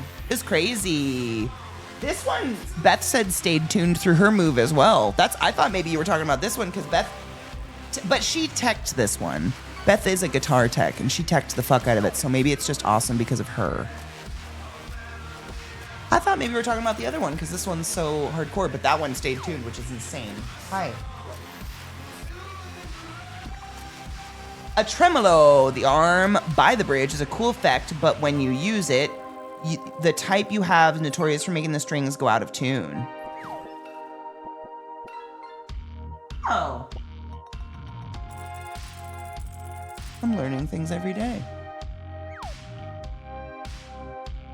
What's with the tarot cards? Do you do readings? Yeah. I haven't in ages, but I used to do them all the time. Your elbow hurts, Bill.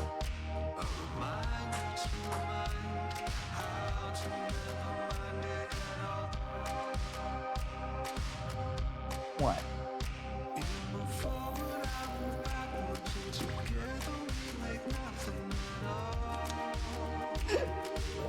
Bubba, come here. She's being a bitch. Come here. She's so mean. You're so mean.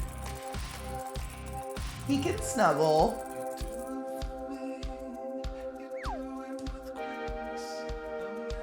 Such a mean girl sometimes. Yeah, I used to do readings on stream all the time way back in the day. And long story short, my dog died and I got really sad. And you shouldn't do tarot readings if you're sad because all your readings end up sad, blah, blah, blah, blah, blah. So I hadn't done them in a really long time. But I found these recently in my stuff and I just wanted to take them out. I've had those cards since I was 12. A witch in Salem, Massachusetts picked them out for me. And it's one of those weird items that I'm still insanely baffled I have still. I don't know how to say that. It's crazy that I still have them. How do I still have them? They've moved across the world. They've been so many places. And I never lose them. I don't know. It's weird.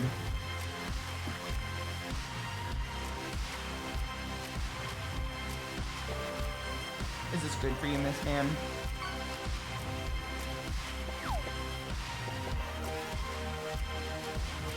It was awesome. I went there with my aunt. Not great aunt. She's just older. Thank you, Bill. I love you so much. It was beautiful. I've never been back, but I'd love to go back to Salem. It was such a fun city. A lot of good coffee. 30 minutes from Salem. It was beautiful. It was really, really nice area. I have family, I've told you, in Gloucester, which isn't that close. I think we took a train. What are you licking off of me? Is it my lotion yet again? I kind of have to pee. Do you have to pee? You're gonna pull my... No. How did you do this? How is it under you?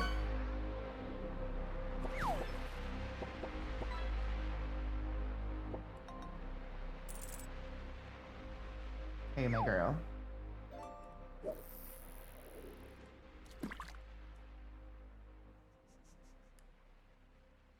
Related to like half the island of Gloucester. I wunderbar. I gotta figure out what the fuck the name of that bed and breakfast is out there that my family owns. I cannot remember. My mom just talked to my aunt and I didn't think to ask her. We're not tight, but I wonder if I could text her and be like, Sam.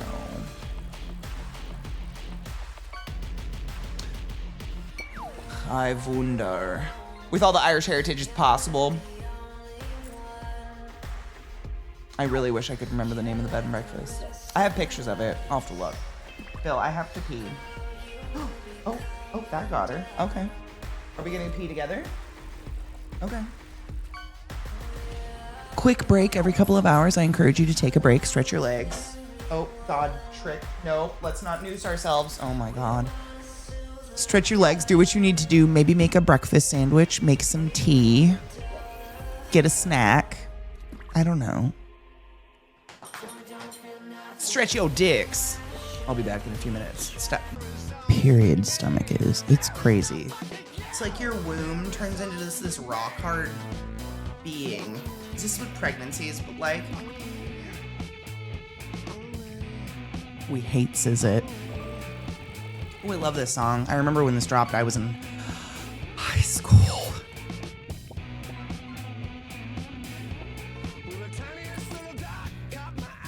It turned out to be a scab, and I had this funny feeling like I just knew it's something bad. I'm picking at the scab.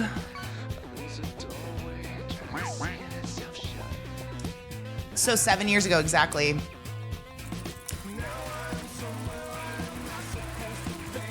Yeah, this fucking music video. Do you remember? Ugh. It was that toy with the needles, and you would like push your hand through it, and it would be like a print of your hand on the other side and the weird needle things.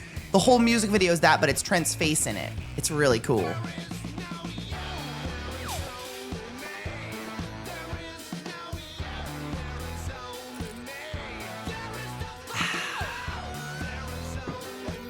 Cheers.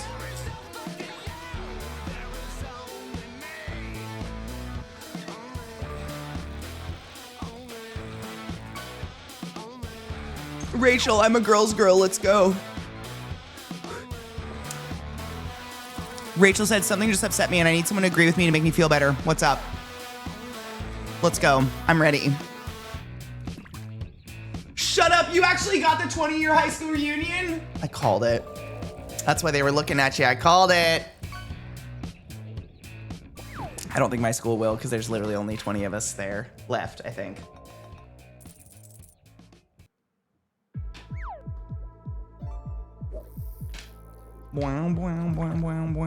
A video just popped up on my YouTube feed. A tornado chaser brought his dog with him. No! No! No? Inappropes.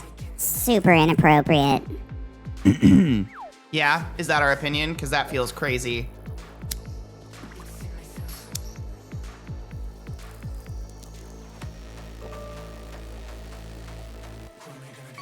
No. That's super inappropriate.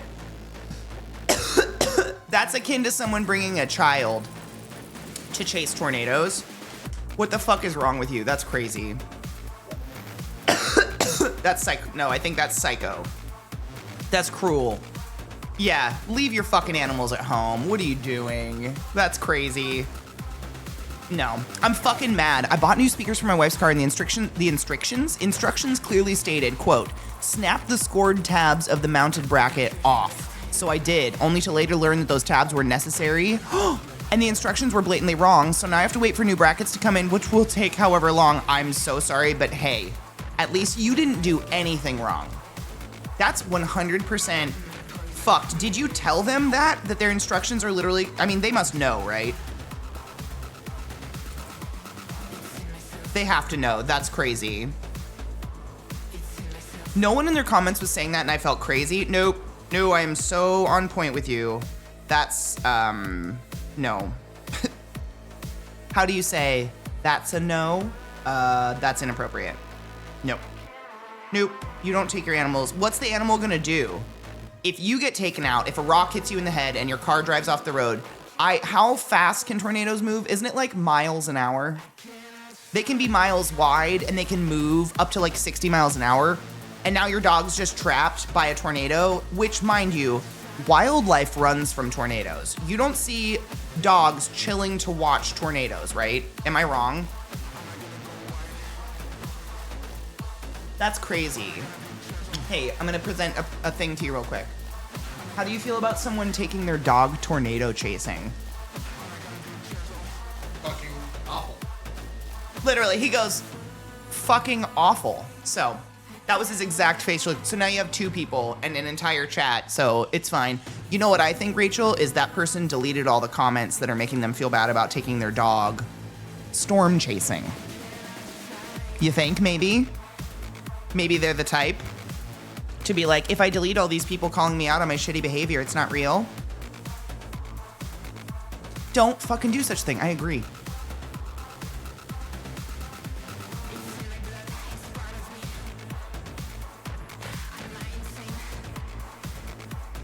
According to Hollywood, cows don't run from tornadoes. All right, you're right. You got me there, Bolt. That is true. Cows just wait for it. They're waiting to die. I don't know. Yeah, their animal instinct says run and you're forcing them to go into it? No, that's crazy. I went on a hyperfixation binge about the Nutty Putty tragedy. Oh my God, now I'm curious because so real talk, I always wanted Nutty Putty? Is it Nutty Putty? Putty Nutty? Nutty Putty, whatever. I always wanted some. Anyways, guy got stuck in the cave and died a really horrible death. Oh my God. And so many people in the comments talk about how irresponsible he was, that he had a pregnant wife at home and that he was selfish. Literally thousands of people went into that cave every year. No one had ever died in that cave. How was it irresponsible of him to very responsibly believe he'd be okay? No, I'm so on your side. Sorry, I had to stumble through that. I'm so on your side. I was thinking Silly Putty, not Nutty Putty. Damn it. I always wanted Silly Putty. My mom said no because she said we'd get it in the carpets. I always wanted it though. I don't know what it is about this band, the Black Queen or whatever. His voice sounds creepy, like it's in my ear or something.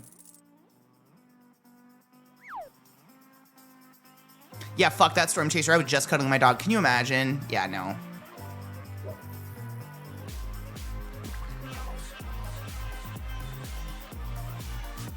Blocking haters.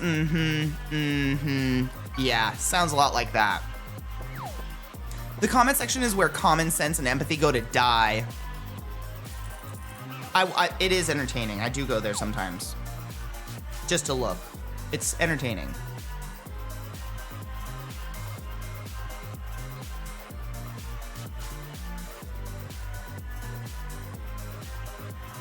It was not worth when I eventually got it, FYI.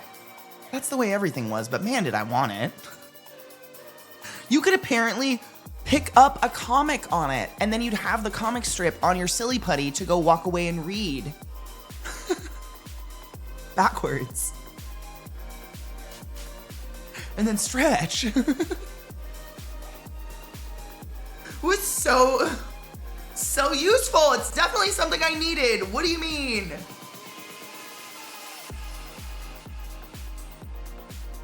I'm really missing my kitty that passed away last Saturday.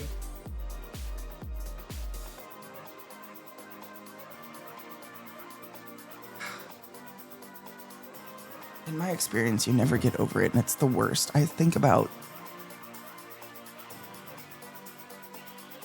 Sometimes I look into my dog's eyes, and I think, like, I'm gonna really miss you one day, and I start to pre-cry, and they're only 6.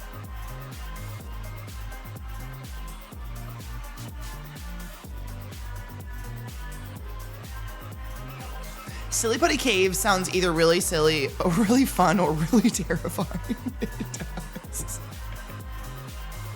But why? I know.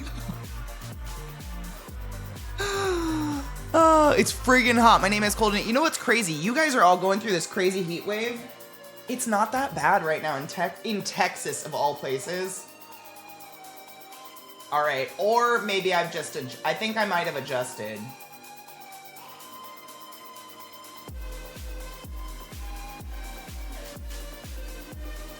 Okay, no, it's almost 92 degrees. I think I went outside and I was like, ooh, it's kind of balmy. It's really lovely outside. I just did that on break, so I think I just adjusted very, very quickly because my body likes this shit.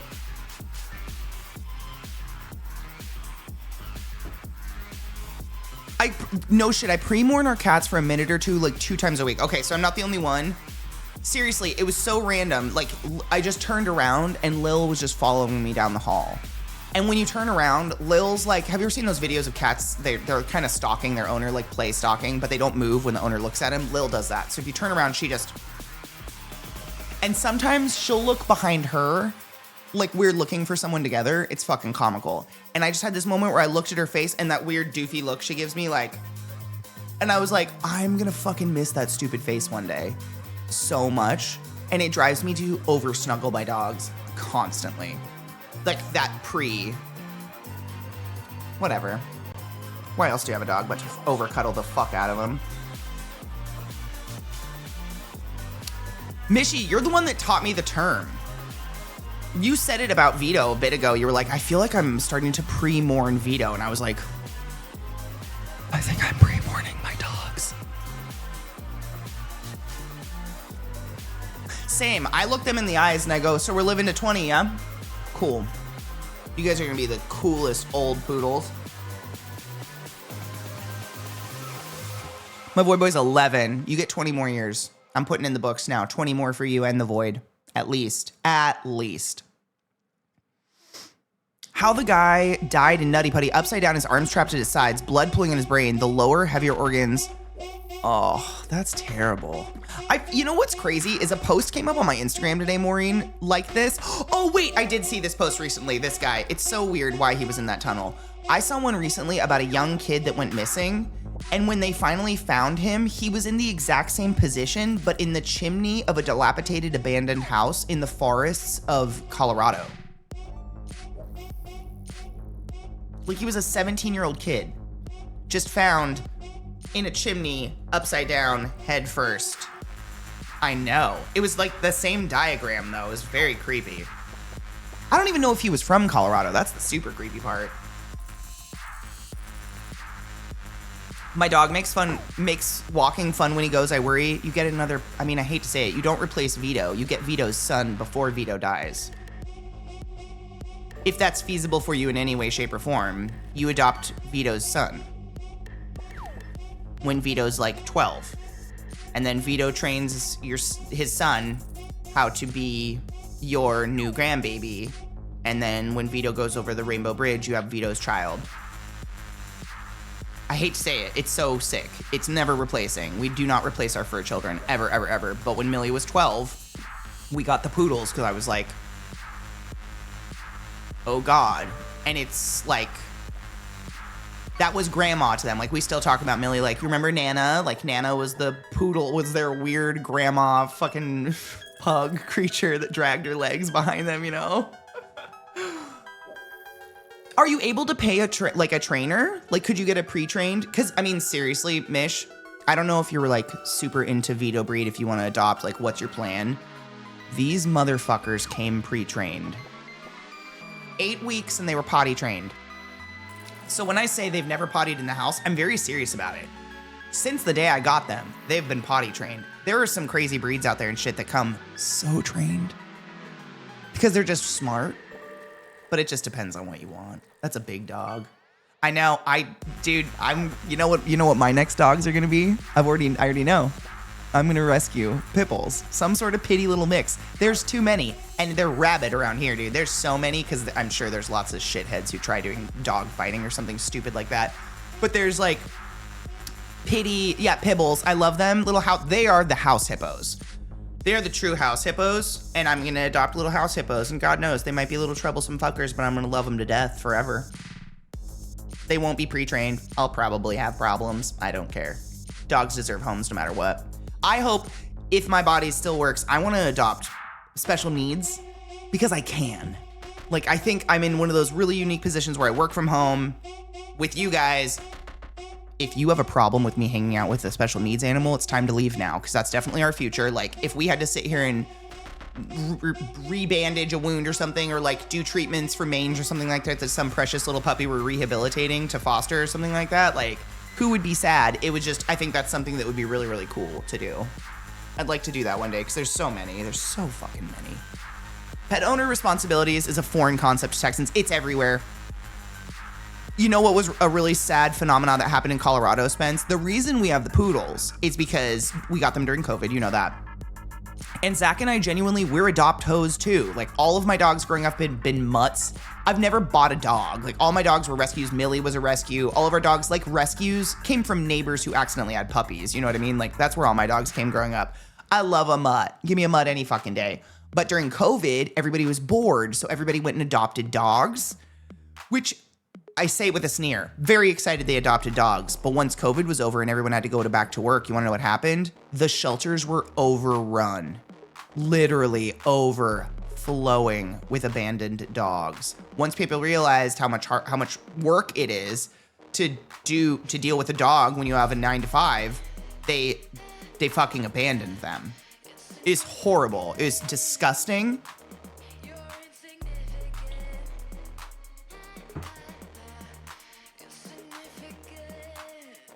All the moving parts, Mish. I mean, one at a time and only if you can. But I mean, genuinely, I don't know. I've never not had a dog. In my life, I don't think I'll ever not have a dog. I don't know how to live without a dog. That makes me really happy, Jade. There's so many out there that don't get adopted because people genuinely don't have the resources and time. I spent some weepy time pre-morning our 20-plus-year-old tuxedo cat the other day. She didn't want breakfast, so she was obviously dying. She's fine, by the way, just lazy.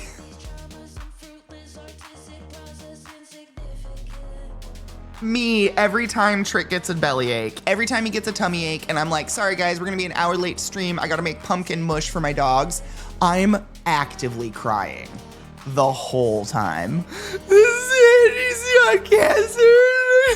It's my boy. I can't. I don't know how to function. It's broken human syndrome. And then, you know, he takes a dump and he's like, fine. He just had some severe fart in his body. Austin has a lot of people that care. A couple in my RPG group have a special needs rescue dog that was super timid. Oh, baby. Facebook.com/Pibble.io, generative AI contents hub, is nothing sacred anymore. No. Honestly, nothing is sacred anymore. You nailed it. It's not, which is sad. I very dislike humans. I really do too. Same. Because I would have adopted those dogs and they'd be with me right now and we'd be forever. I got my poodles on purpose. They're my spirit dogs and I love them so much and they're forever. But like, you know what I mean? All these animals probably have severe separation anxiety. Like, I don't know how many times you can be, I don't know. It's just, I can't think about it too much because I'll just cry. All of ours are a mix of rescues from breeders. Oh, babies. Why are they like from like, what's the term? Puppy Millie? Millie was from Puppy Mill. I miss her too, by the way, Sarah, every day. Do you know she's on my desk? Do you want to see her?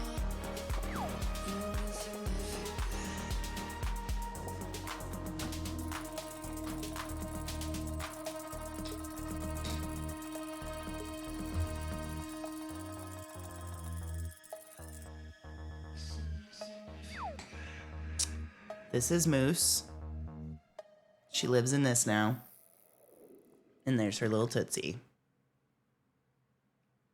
I think about her all the time. Sometimes I just touch it and think about her little feets.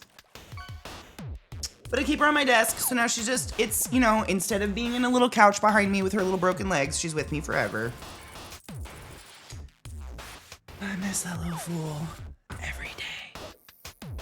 That was my dog. I miss my dog every day.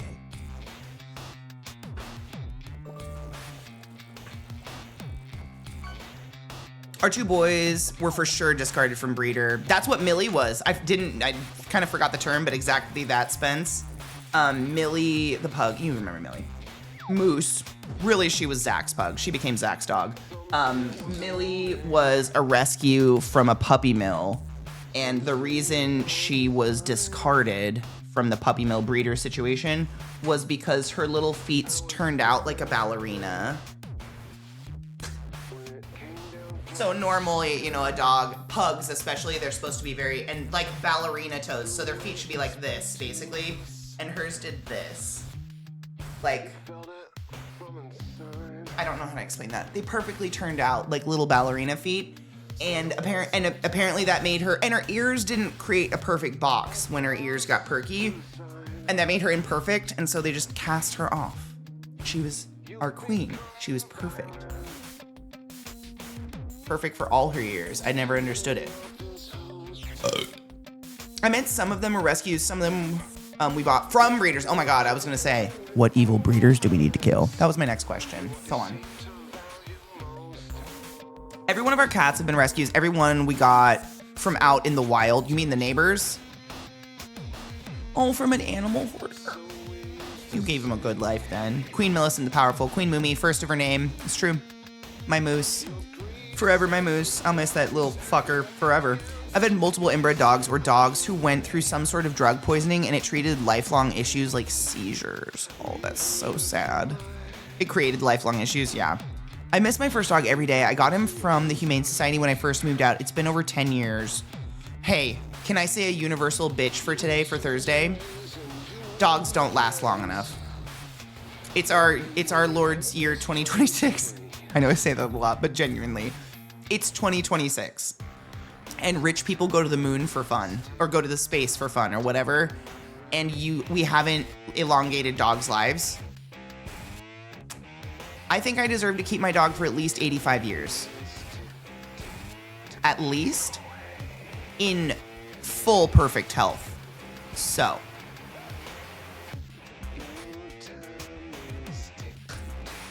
I don't like that I've had so many dogs. I should be with Benjamin. That was my first dog. He had got cancer and died, unfortunately. But he was a spaniel. I can never remember what kind. He wasn't the little spaniels like your Papa. He was like a bigger, like a medium dog size spaniel. Medium dog size, probably like 45 pounds. And he was black and white and had like that curly, silky hair. And because I was a little kid, I called him Benjamin. And then we had a Doberman pinscher called Guinevere, who had bladder problems. I would have Benjamin and Guinevere still. It would be fabulous. You know what I think? I think creepy bad breeders don't want us to elongate dogs' lives because then they wouldn't make any money. And that's why our dogs die. I think they're doing it. So. My first dog was Shorty. He was a Pit Lab mix. I bet he was the best dog. Is it Springer Spaniel? Let me look. There's a lot of Spaniels. Springer.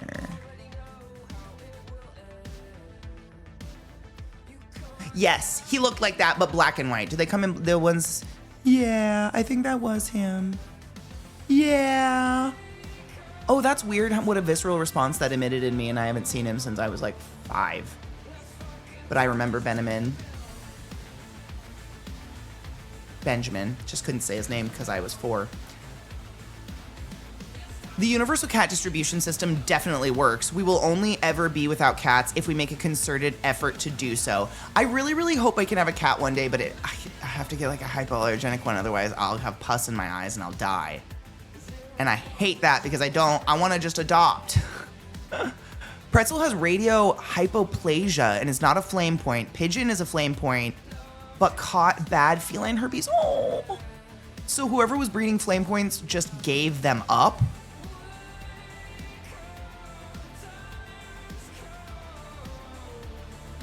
That's disgusting. Give me a breed that lives 30 plus, 80 plus. There's a trial cat vaccine that prevents kidney disease and could extend cats' lives to 30 plus years. I'm into that. Can we get rid of the dander now? The first dog was Shorty. He was a Pit Lab mix, the best dog. My ex technically killed my dog? What? By leaving drugs out, and he kept having seizures till he left me. I hope your ex was hit by a car but survived and just lives in exceptional amounts of pain every day. What the fuck? It's Thursday. I can say these kinds of things. What the fuck? That's horrible. I'm so sorry. Oh my god. I'm just stuck in this now. I'm stuck. Okay, we're back. That's fucking terrible. I'm so sorry. Benjamin was such a good dog, but I think because he came from a breeder or whatever that was just irresponsible. I don't know where my parents got him. He got these tumors, and that's how I remember him. His back felt like Braille. I was like as tall as his back, and I just remember it felt bumpy because of all the tumors, and then he passed away, and it was super sad. You're in the land of the warm now. You could totally get a Sphinx hat. You know what I want? If I had my druthers, a Xolo dog, the Xolos, the Mexican hairless dogs. Xolo, oh God. I used to know how to say their full name, and I can't remember how to say it now, but they call them Xolos. Those are so cool. I could totally get a hairless cat now. I've heard Russian blues, Sphinxes, Rexes. A Sphinx Rex, I've done research because I love cats. I had one when I was a kid, hence why we know I fucking try to die when I'm around them. And I loved Cheesy. Their name was Cheesy. He was an orange cat. He was a great cat. There's another one though. I was trying to brainstorm. There's another one that I've heard, because apparently it has nothing to do with the fur or anything like that. It actually has something to do with their saliva. And there's something about a Russian blue, and then clearly like Sphinx cats and shit, they're not self-grooming all the time, that people just who have the allergies to them don't have as severe allergies. The Rexes are curly, but it's like dog fur, like a poodle fur. It's like that really close knit fur, and it's not like a dander situation. I can fix your allergies. Help. Do it. I don't have a cat right now, but I really would like to have one day. Like that is, I would love to be able to be around cats. And I just literally, it's so gross. It looks like I have pink eye when I'm around cats. I start to get like this buildup of like pus in my eyes. It's so gross and I can't see. And then I sneeze and I can't breathe. You just also need chickens. Oh, I want chickens. We were talking about that earlier today. Just like we were talking about, the cost of living and cost of food crisis and all this shit. And I was like, I don't know if I'll ever be of means or able to have the property to homestead, although I would love to, because I know how to do it all. I grew up on a little farm and I can and shit like that. I can do it. I would love to have enough property to have some chickens. I really, really, really found a lot of joy in taking care of chickens. Beyond that, though, I'm good. I don't know if I want to do livestock beyond chickens. I don't think I do. I think chickens are it. I think I'm fine. I loved chickens. Cheers. I packed a new bowl. I'm going to sneeze. Wait. Just kidding. Maybe. There's still a sneeze. I just don't want to sneeze and burp at the same time. It's the worst. Oh my God. It's the spit dander. They only have undercoat, not overcoat. That's what it is. But I've read about those ones, and they're all purebreds, which sucks. But I figure if I adopt a dog and then I get a purebred cat, it will neutralize. I'm not a good person, but at least I didn't do a terrible deed. I just deeply want an animal that I don't want to die around. That's all. But if I could do something about the allergy, holy shit. Chickens plus chickens hang out, feed the cats the chicken eggs, and then they don't produce the allergen. Wait, really? What? I feel like I remember Spence telling me something about this, about chicken eggs. Because Spence and Ao have cats, and I haven't been able to go. I can't visit because I will die. I feel like, did you tell me about this, Spence? There are more ethical breeders. You just pay more and also have to spend a lot more time and possibly ship a kitten across country. I would drive across country to get a kitten before I would ship it, just because of the stress of shipping. I feel like would be terrible. Did you? Okay, cool. This isn't totally in my head then. Did you see me black out? I was like, I'm pretty positive. This sounds so. Or did I was this a fever dream?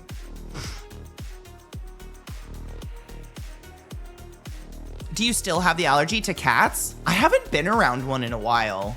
I'm trying to think of the last time I was around a cat. It was like...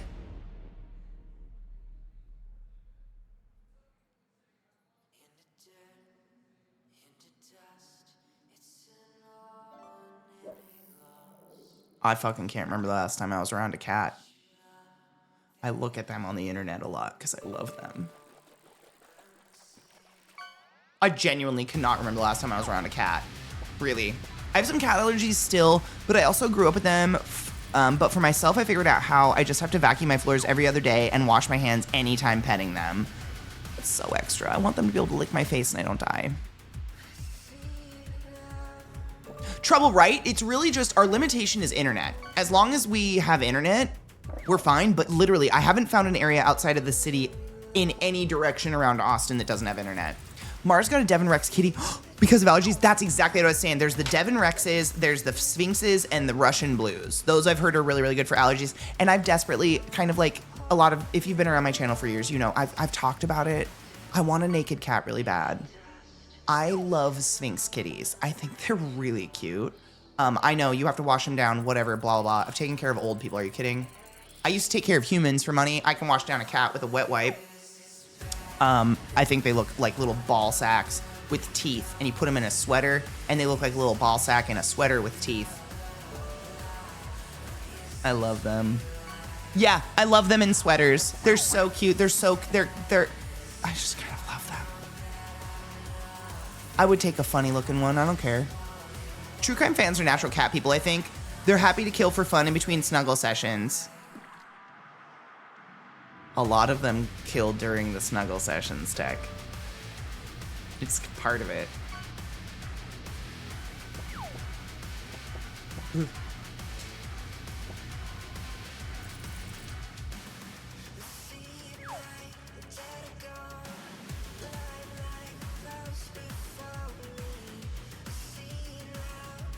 Cats are so smart, though. I don't know if I want a pet that can outsmart me. I am always smarter than my dogs. That's a bad snuggle. Most serial killers can't tell the difference. I love the naked kitties so much. But cats are aren't they just like kind of slowly, casually hunting you all the time in your house? Like you see those fun memes of people that are like a millennial just trying to get through the day, and it's like them jokingly like they have a toaster and they're like, throw it in the bath, just kidding. Or just kidding, but like, just cats are kind of doing that all day. They're like, I could, but I won't. But like, I could, but I won't. But like, I could. Just like, you just kind of live in like a tepid, constant fear of that thing, right? My previous cat, Merp, was smart enough to figure out how to shoot hair ties at me. My dog is so smart that he knows that if he consistently shits in his kennel, I'll come home sooner and sooner because I'm worried he's shitting in his kennel. So, who's the smartest breed now? No, he hasn't shit in the kennel in a while. He's doing really, really well. I yoke. He's doing so well. I mean, he probably still hates it because it's a kennel and that sucks, but he's doing really, really well. He looks adorable. Bum bum bum bum bum bum bum bum bum ba da da da do do do do do do do do. Bitch I Might is basically the default cat mode.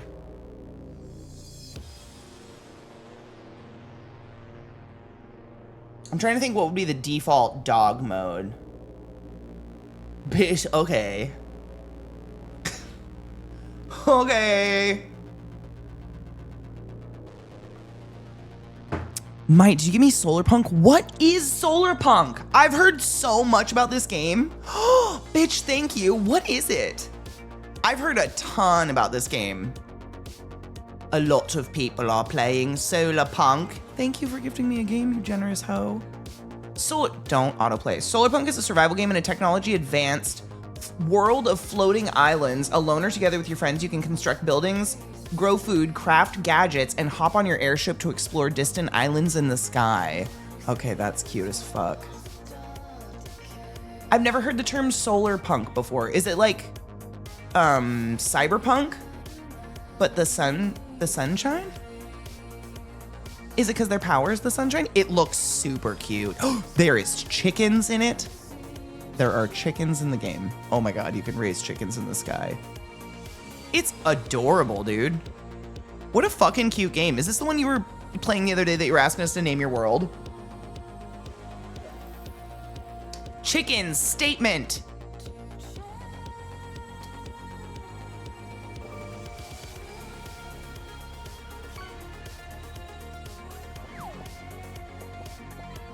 Our cat's moods are, bitch I might, and so what if I did? My dog's moods are, I did fig, and mother, he's done a thing. Excuse me, mother, he's done a thing. I still have a soul and taste bud. And the tip. How and why? You can raise pigs. Oh, I love a survival crafter, to be honest. You replant so you're not deforesting. And you're like on a floating island, which is cool. It doesn't look like you're like ruining things, maybe. Holy shit, Boatman. We don't have to talk about the years. But holy crap. Boatman, thank you so much for summoning the class. Keeping the class alive and giving any swings for 126 months in a row. 10.5 years. What the fuck? This August, this shit's is 12. 12. What the fuck? I don't know. I feel blessed any one of y'all still want to listen to my trap blabble about the same shit for 10 fucking years long. That's crazy. With a binder and a cinnamon bun. Yum! How's the cinnamon bun? Oh, I love a cinnamon bun. Enshrouded was really good. I played the fuck out of that game. Enshrouded 1.0. What does that mean? Cyberpunk, steampunk, solarpunk, frostpunk. I'm totally okay with this new naming convention. I like the punking. Cyberpunk, steampunk, frostpunk. What was steam? Oh, steampunk was just a genre. Was that a game? I think that was just like a genre so far, right?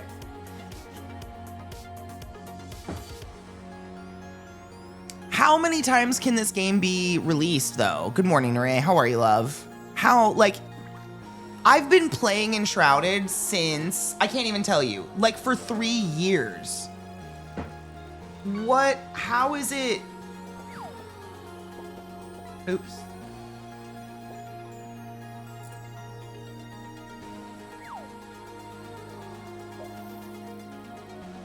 I have 300 hours in this game, and it's just now releasing a 1.0. It just had big content updates, so it's never been 1.0. Interesting. I wonder if it will change anything about the game to someone who's played as much as me. Like, will I even notice anything happening different in the game? Stop playing trailers. Stop it.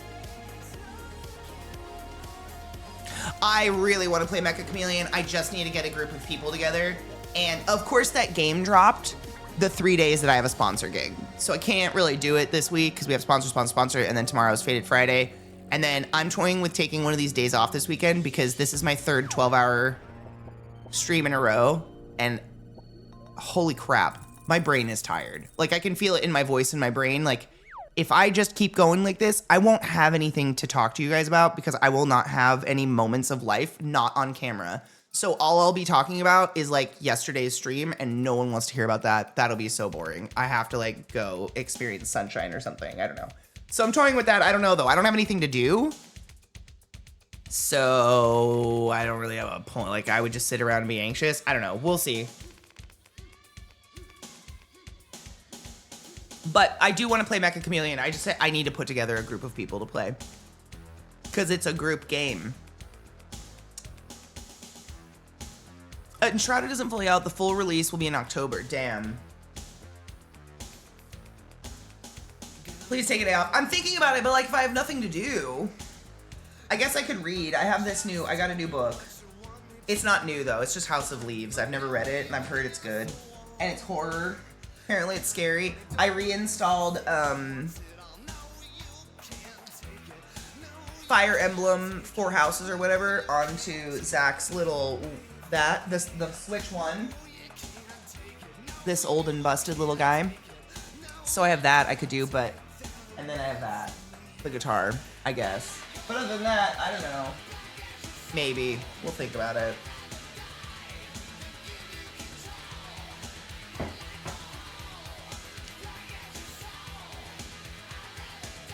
Essentially, what you will see is the final envisioned version.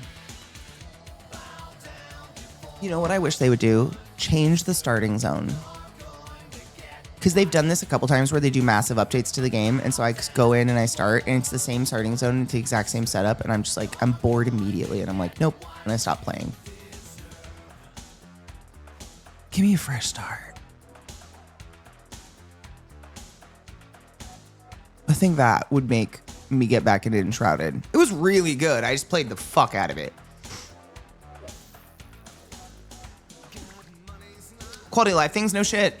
Find your local thrift stores. I did. I went. There's a few very large ones. They're big. They're nice. I like them. Explore your new enclosure. Have you located your local farmer's market? Yep. It's every single weekend. It's all day. It's a huge fucking flea market.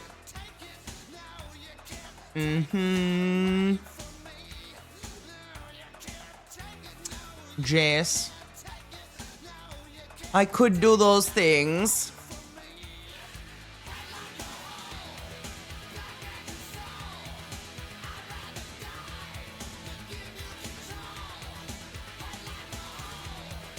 There are no used bookstores, and that is upsetting. The closest bookstore to me, I mean, it's not that far away. It's like a 30-minute drive. I just have to find a few other things to do in that area of the city, and then I won't feel like it's a waste of my time.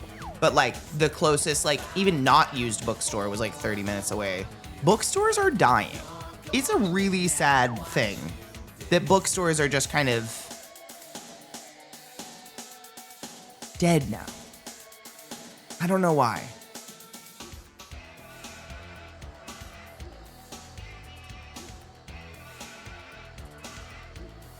What kind of shoes, Kills? Like sneaker shoes? Like a working shoe?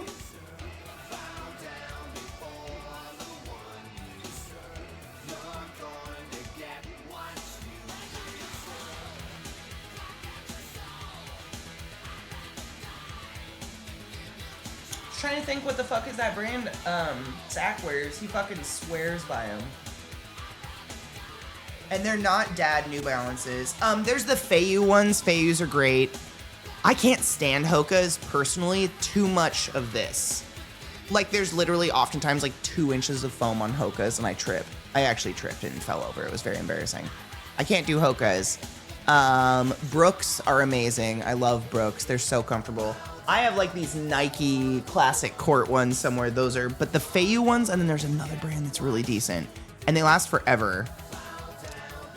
Try the Feiyu ones, because they're literally like Chucks, but they have a little bit of support. Like they've actually got a kind of inbuilt arch into them a little bit. That being said, Chucks have arch support now. They, like if you go to the website and order some, if you know what size in Chucks you wear, they absolutely have an arch support now. They don't just sell flats. My sister has to wear them and she gets the arch support. She loves them. Feiyu, it's like Feiju. Hold on. I got knives into them too. Maybe that was not it. Feiyue. They're touted as shoes for lifting. Like heavy lifting and stuff like that. But man, mine last so long and they're so fucking cheap and they have so many fucking different colors anymore.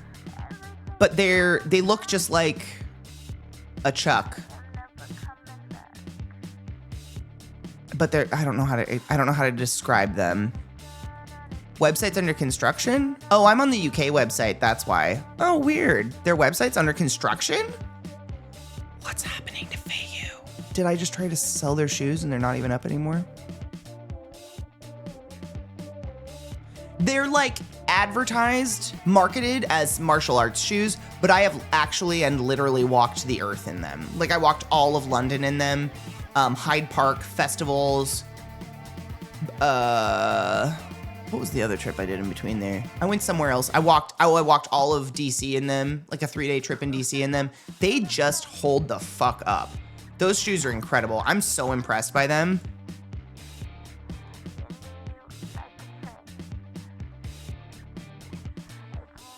I wish the economics made sense. I'd absolutely use an open bookstore, but you're not going to be able to pay commercial rent rates selling physical books to the 3 remaining people who aren't terminally addicted to social media algorithms.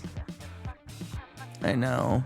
I wear Adidas and Pumas. Costco usually has some really cheap ones, like $35 for a pair of sneakers. That's about what the Feiyus cost. It's like $35 a pair.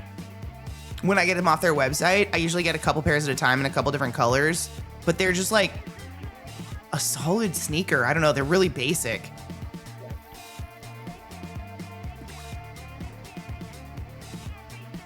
See, and I think that's why these ones, there's something about the sole of them. They're made with some sort of like that gum rubber or whatever that it doesn't wear down, because I'm the same. I do so much walking and so much physical work in them and stuff like that, and they don't wear down. Like the tread is still there. It's just like, you know where the rubber like toe and the cloth meet, that will start to break down before anything, but it usually takes at least a year before they actually start to break down.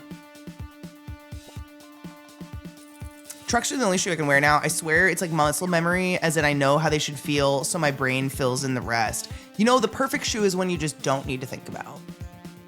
That's what I like. I like a shoe that I put on and I never know it's on again. I've got a couple pairs of brand new sponge that I really love. Kind of pricey, but they look cool and are super comfy. Hold on, I need to see them. Sponge? I've never heard of this in my life.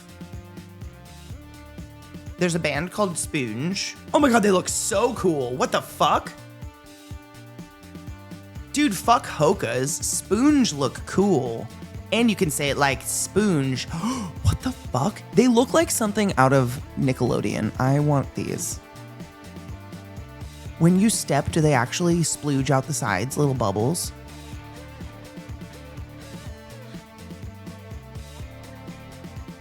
You guys should look at these shoes. Sponge.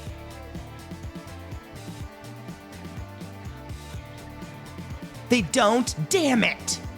I was like, imagine walking and it's just like out the sides. The blue ones with the orange bubbles are super pretty. They have really cool colors. This is somewhere I will look. Because seriously, it's so hard to find adult shoes that are in fun colors. I swear to God. Every time I find a cool shoe that's like colorful like that, it's a child's shoe. Every damn time. And I'm like, so what if I'm someone in their 30s who likes colorful shoes? I don't want to wear beige. Sue me. I was going to suggest Glut's recommendation for that shoe, but I thought maybe I looked over and I was like, does that look like an old man's ASIC or whatever? A New Balance? Does that look New Balancey? But literally, Glut suggested a shoe to Zach that Zach fucking swears by, because every time we went anywhere, any trip, including Burning Man, that boy's feet would be in so much pain, it actually like hindered our vacations. We would have to stop doing things because his feet, not blisters, nothing like that, not because he's out of shape, nothing like that. Literally, he was just wearing cheapy skater shoes to like walk Washington, D.C. and things like that. And it was destroying his feet, and these shoes changed his life. He can walk entire cons. He walked the entirety of the con and it never affected him. And I think the year that he learned about the shoes from Glut was Vegas. Because Vegas, he was dying. He had to take so many breaks because it was just his feet were throbbing.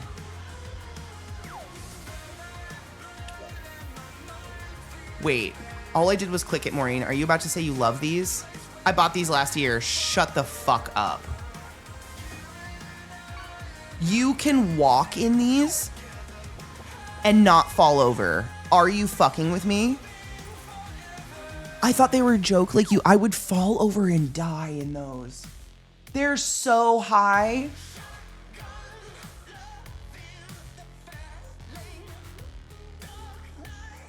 These are nice, honestly. And the cool thing is the Feiyu ones, they look kind of nice. You can get a couple pairs and just keep a pair really white for like taking your wife out to dinner. It's just like nice white sneakers. They kind of almost look like boat shoes if you wore like khakis or some shit. I'm all about dueling. You know what I mean? They're so easy and comfy. They're flat. Dude, I wore Hoka's once. They made me try them on at the running shop and I fell over. I kept tripping in them because there's so much heel. They look, are you short? They're incredible. They look so comfortable, but also I look like I would just fall over and die in them. I feel like I would fall over and die.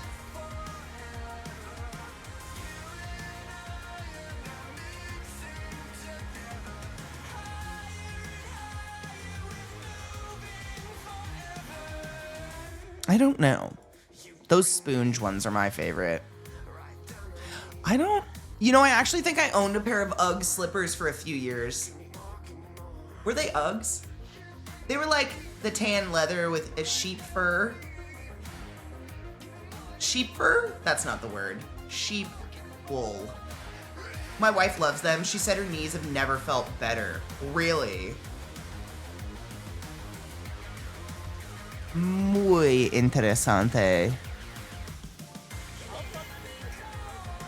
Mel, thank you so much for sending the class. Keeping the class alive and giving it for 65 fucking months. It's a long time and I appreciate you. Good news, everyone. My wife got approval for government assistant for getting a stair lift installed in her new house. Fuck yes! 100% funded, not a cent needed to pay extra. Oh, Hoka's. Yeah. I've heard. Beth loves them. Is your wife short, Kills? Is she a tiny? I can't remember. Short relative to you, but not to women broadly. I'm 5'4". Yeah, you're short to me. I just was wondering if it's short people who can, not just can walk in those. Because I could not. My mom loves them. She's pretty short. She's like 5'5", maybe. Short for me, average. But she can walk in them, whereas me, I fall heavily in any, what are they called? Wedges? Wedges are very dangerous. I'm not very good in a wedge. I'm very scary. I'm very terrified in a wedge. A little bit. Wedges scare me. Oh, this is Vows. I know this song. 5354. So she's relatively short. Okay. I don't know. I was just wondering if it was a short person thing because I tried them. They look really cool. I imagine they're probably good if you have to do a lot of standing still, but just like walking in them, I don't know. Imagine it just felt, I don't know. I think it's because I'm fucking too tall. Wedges are the easiest heel to walk in. It depends on how much they give me under my toes. I know. It depends. Like, I don't know the inches. I have a pair of wedges that are really good. I love a wedge. They're the most comfortable to walk in. But if the toe is too high, I don't know what it is. I trip. I fall the fuck over on myself. I catch it. Like, I don't know if I just drag my feet. Do I shuffle? I don't know. If the front part is just this perfect height, or if it's a wedge made of foam for some reason, maybe it's the foam. Maybe that's what it is. Cause something about it fucking, I just fall. It's not that it's not for lack of trying. I had to walk in a wedding and be maid of honor in 6-inch gold stilettos, man. I can do a heel if I need to. For some fucking reason, if the front's really big, I just fall over. It's all about the ankle support. The straps on those sandals wrap up your ankle and have a lot of stability. They look adorable, like something someone would wear with a kimono and like do a cute little shuffle in them. And I'm into it. That's adorable. As a short, I love wedges. Zach asked me that actually the other day. I don't know where the fuck that came from, but he's like, you know, I don't think I've ever seen you in heels. How do you kindly answer like, that's because where do we go? Where have I been? Where have I been to wear heels? Where am I gonna wear heels? My living room? I don't know. That's like a very unique item to just wear in the house. In your jams. I don't know. Where am I think I have a ton of heels at my parents' house, to be honest. I just genuinely like, as an adult, where do you wear big dresses and heels? If you're a cop, they throw big balls and you can wear them there. I know that. Just to circle back on our cop conversation. I've known people in the military and cops, and they get to do these like literally like balls. Like a dancing ball, like Cinderella. And they all dress up in these massive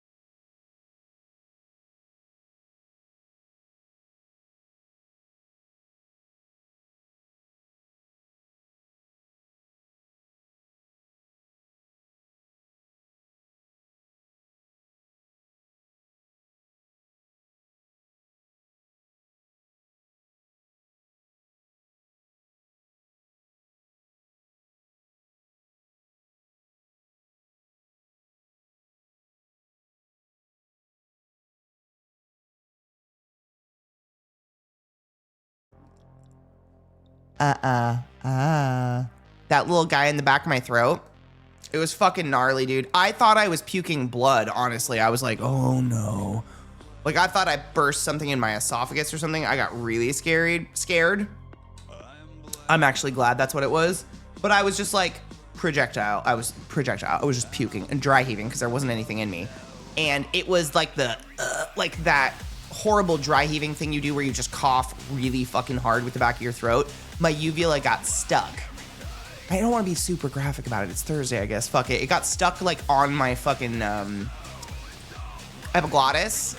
And I coughed, and it grabbed the epiglottis, and when I coughed, my throat went forward, and it basically, like, fucking wrung out my uvula like you're milking a tit on a cow, and the uvula just went pop, and the blood that just started coming out of my mouth. Genuinely, I was like, oh my god, oh no, I've done something. I'm just glad it was the uvula, because that's fine, it healed. She's okay. I'm so glad it wasn't something else, because, oh my god, that was really scary. It was so much. Ugh. I didn't enjoy it.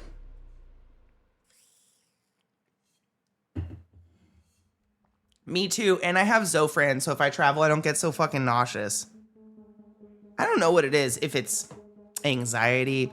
You know what, I'm very excited to see if it was all altitude sickness. Going from high oxygen to low oxygen, from high oxygen to low oxygen, because it never happened before I lived in Colorado. And I know I put a lot of things up to Colorado, but it's a very unique place to live. Like, our oxygen levels are actually significantly lower than anywhere else. It's like going into like the Himalayas and shit. You actually have to wear oxygen masks up there. People get oxygen tanks for Colorado. Like, that's very normal. And sometimes I wonder if that's something. I don't know. But I wonder if like the rapid fire of going from Colorado to other places, like going down to sea level and then just having a shit ton of oxygen, like made me feel sick. I don't know though. Or if it was just being anxious and then being on a plane and getting sick because someone touched me. Because I did it when I visited Beth too. The first and second time I came down here to visit Beth in Texas, I had like what I call, for lack of a better term, a full day flare, where I wake up in the morning kind of with a really bad migraine that just sets me off throwing up for the rest of the day. So I had like my feet in the tub roasting them. I had a hot thing around my neck. I had like 3 different types of tea to sip on, like a sweet tea, a honey milk tea, and an herbal tea, and water. And I was just like, it's horrible that happened the first time. Like the couple times I came down to visit Beth as well. Like, it's not just hotels, but it almost always happens when I travel somewhere. Where's the other place? When I went to Germany, got really fucking sick the first couple days. Thankfully, my Germany trip was like 3 weeks. So a week of it being fucked and having what I thought was food poisoning or whatever the fuck was wrong with me. Lots of puking. Again, for some fucking reason. It didn't really matter. But if you're only going somewhere for the weekend, it's literally the entire weekend. So now that I'm at sea level again and I have 21 room air, I wonder. I don't know.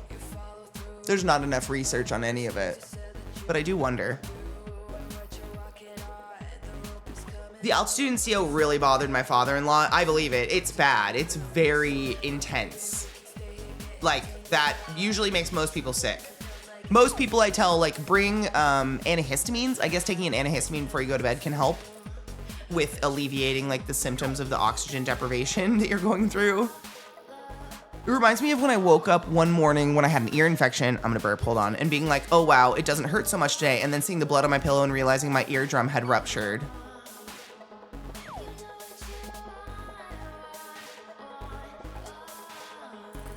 Okay, but now what?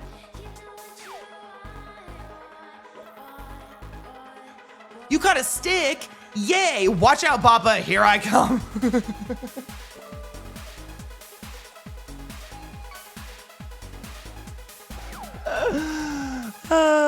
That made me physically cringe. Sorry. I know. It's fine. I'm fine. My skin feels soft. Yay, humidity. It's fine. So what did you do? Like, now what do you do about your eardrum, Maureen? I'm very curious. Like, what do you do? I don't know what to do if your eardrum, like, how did they, I know you did you go to the doctor? Now what? Do you have tubes?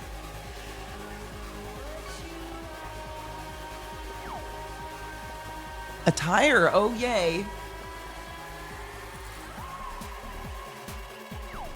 My eardrum healed. The doctor referred me to have my hearing tested in case there was lasting damage. There wasn't any. So just like having a bad ear infection means my eardrum can actually rupture. Good. As a medical professional, I hadn't really looked into that. So, pods! Ride it into battle. Your first catch is a fucking eagle, Ray. Well played. That's actually a cute one. I still have it on night mode. Hold on. We need day mode. And then what's the other thing?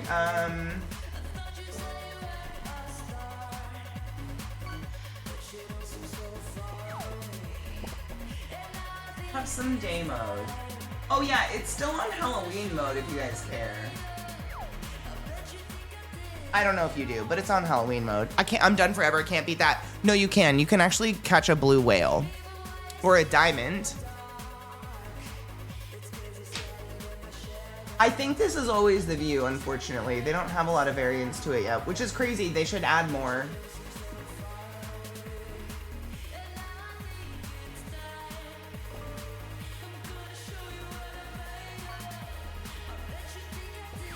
Yeah, I don't think there's any more. It kind of sucks.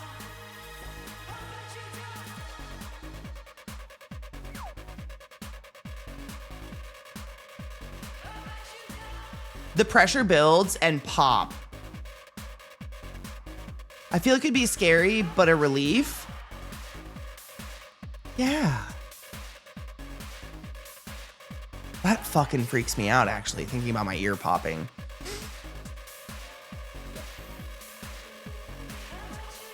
I did have an allergic reaction to the antibiotics and had a rash all over my body. It kept spreading even after I stopped taking it. I had to go on prednisone. What the fuck?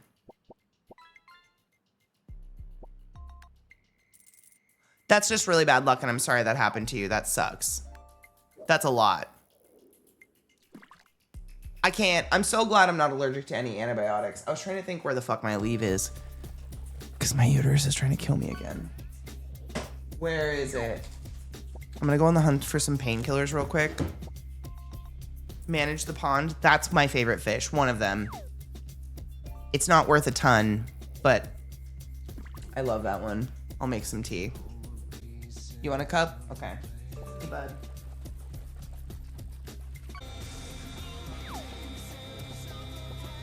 Ooh, I didn't find a leaf, but I did find some painkillers.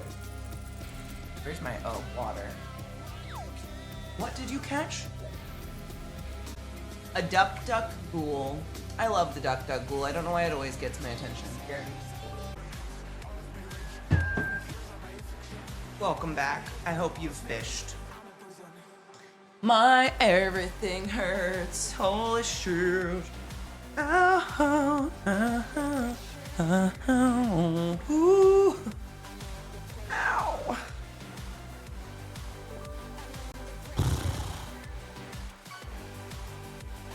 There's a cooldown unless you gift some subs. Then it'll go fishing all over the place. If you'd like. Not my joints right now, just my ute. She's attacking me. It's full force. I just have to kind of like disassociate for a minute. There's nothing to dissociate into. Ugh. I'm so glad we found this fishing game so I don't feel... I feel like there's something else to look at other than pain, Katie. Oh, kill me.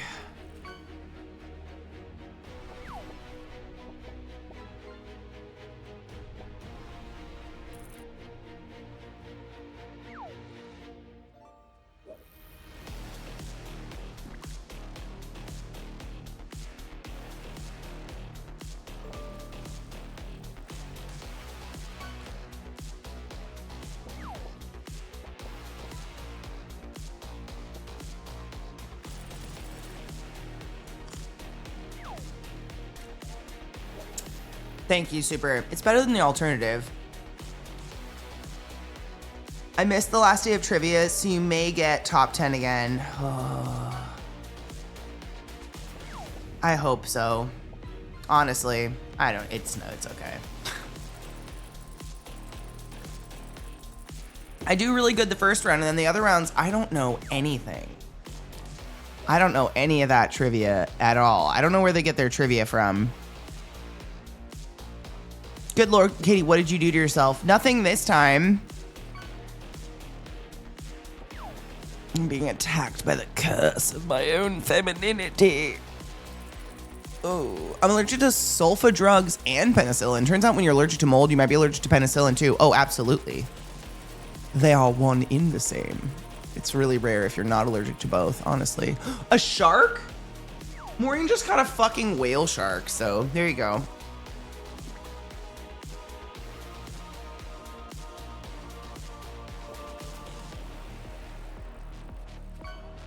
It makes me think of Finding Dory. Dory? What were they called? Pipe pals?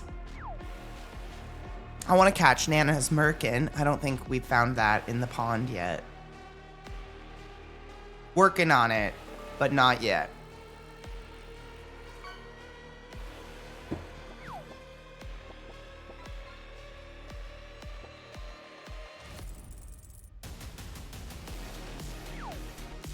This is fun.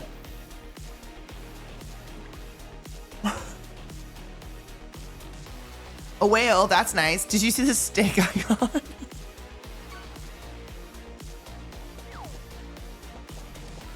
I didn't know. Did you save it? Dude, Reasonable caught a vape. What do you mean? Are you just jealous?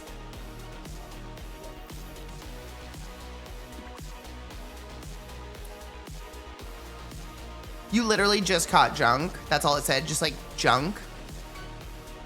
They didn't even tell you what kind. That's just fucked up.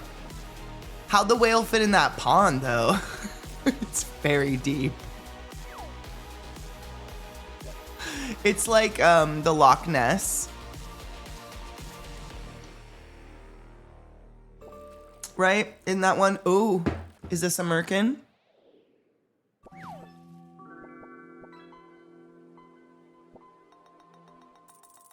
No, but the sound made me anxious. Not a merkin. We did our best.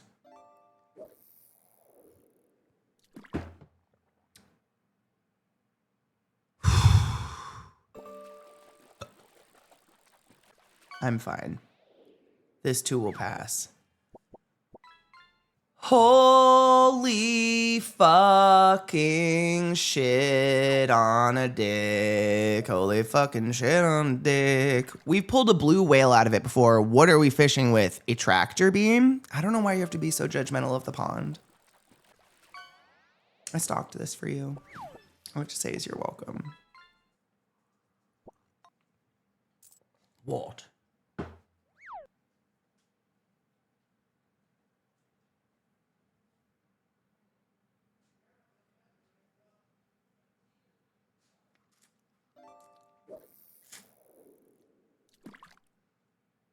Good job cleaning your chops, bub. That's a good boy. Are you my best boy?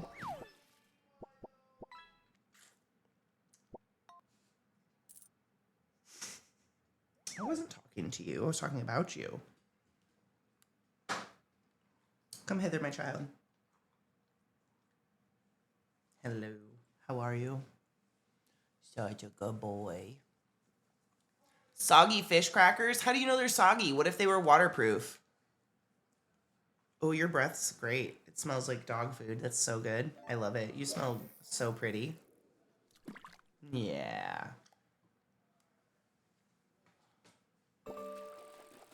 What if, what else would they survive? Admiral, there be whales. Did our music end? Perfect. Thank you. We're gonna have a snuggle. Wait for the pain to go away. Probably try to binge level Elden Ring some more. Cry about Into the Universe about why cramps. Oh, that's such a good boy. Oh, that's such a good boy. Are you the best boy? Thank you. Your nuzzles make my heart warm. Thank you. What would I do without you, bud? I don't know. You'd probably cry a lot like a little bitch, Bob. I love the Duck Duck Ghouls. How is Epic only worth 147 gold, though? I love that one. It's so cute. I want a Duck Duck Ghoul for my Jeep.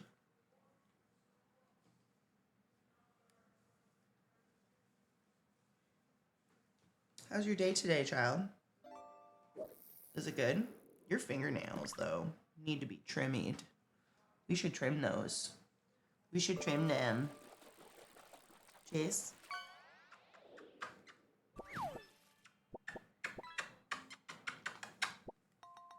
Oh, that's just such a good boy. That epic pineapple is only worth 5 gold. How? How were both things epic? Rare parrotfish. Rare parrot.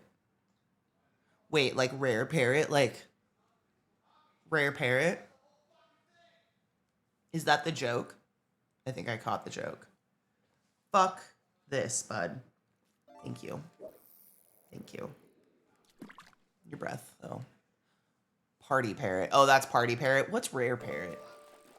Maybe I'm making it up in my head. Are you the best boy? Epic octopus for 122. Are you gonna eat it?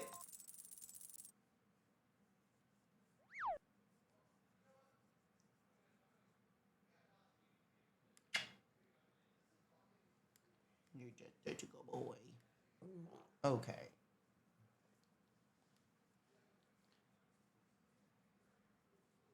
I love my dogs. You know the cool thing about large dogs? They have human-sized burps. And you can taste them. Thanks, bud. I did want to taste what you ate. It was so good. You're just the best boy. A black red eye. Hey, you know what? I bet you could put that on your stick and roast it over a fire. Farts, definitely. You know what's weird, though? I think it might just be the bigger house, because the fucking vaulted ceilings probably help so much. But I haven't smelled Lilith farts in ages. Not since we moved. I wonder why. The old place was so fucking small, though. I was probably just hotboxed by her farts. You're falling, bud. Oh, that breath. Are you puking it up and chewing on it again? Because that's what it smells like.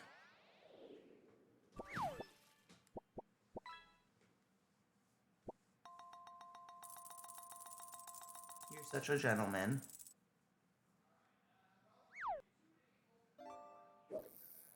The air isn't as thin as in Colorado, so it has more room to dissipate. Maybe that's it. I definitely don't smell her. Definitely hear her all the time. She farts constantly. You've farted a couple times. I've heard it. I'm proud. As long as it's not at me and it's not, you know, disgusting. We're fine. Are you wilting? Don't wilt that way. Where are you going?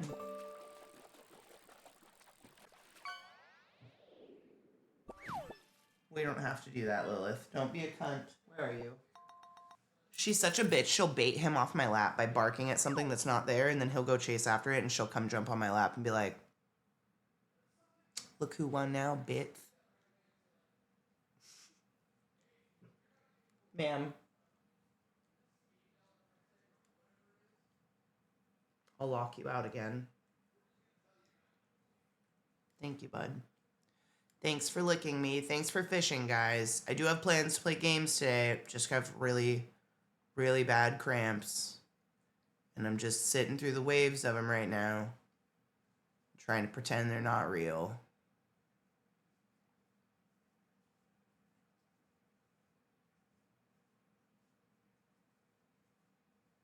It feels good. I like it. Reminds me I'm alive. Oh, okay. Yes, that's such a baby boy. Such a big sneeze. Thank you. What would I do without you? My knees would be so dirty and unlicked. My dog's farts are the worst when we give them those cow knee treats. A cow's knee, it's actually like a knee. Like the knee bone.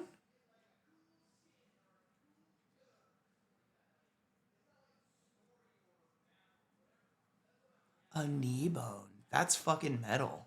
I didn't think your dogs were big enough to get that in their mouth. A cow's knee?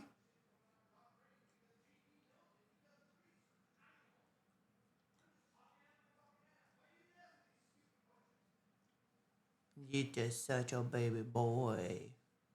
Thank you for licking. They last a really long time, but holy fuck, the farts. Yeah, that's... I wonder if it's because they swallow a bunch of air doing it too, because my dogs do too. If it's from a little cow, is it a wee knee treat? Oh my god, are you stealing the knees from baby cows, Erican? You fuck? What are you doing? What did those little cows do to you?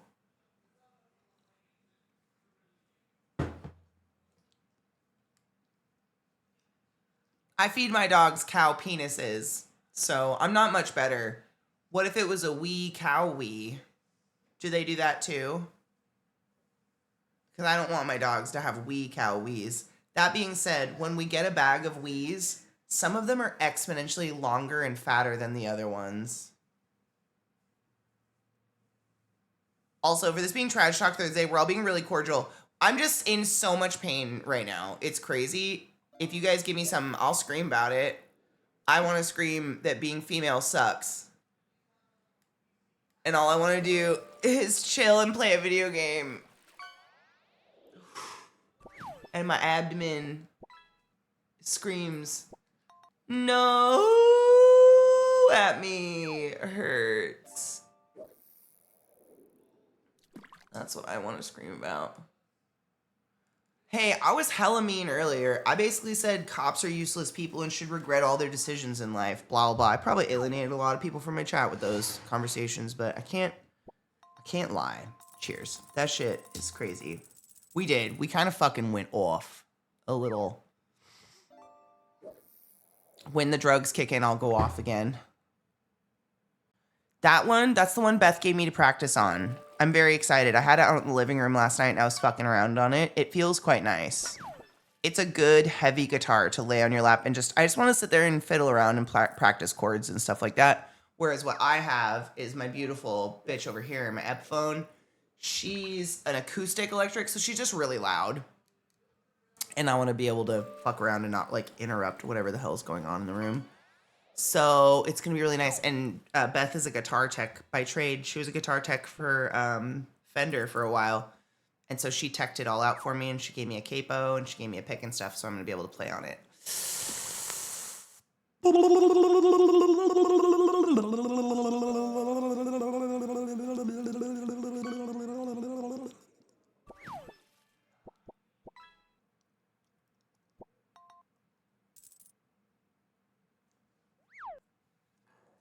Ow. I'm fine. It is a freaking awesome guitar, though. She's pretty. And she tuned her out for me. Can I help you? You come over, you belch, you stick your wet nose on my lap. What? What do you think? What do you think you're doing? Looking for a snuggle? Mrs. Ma'am?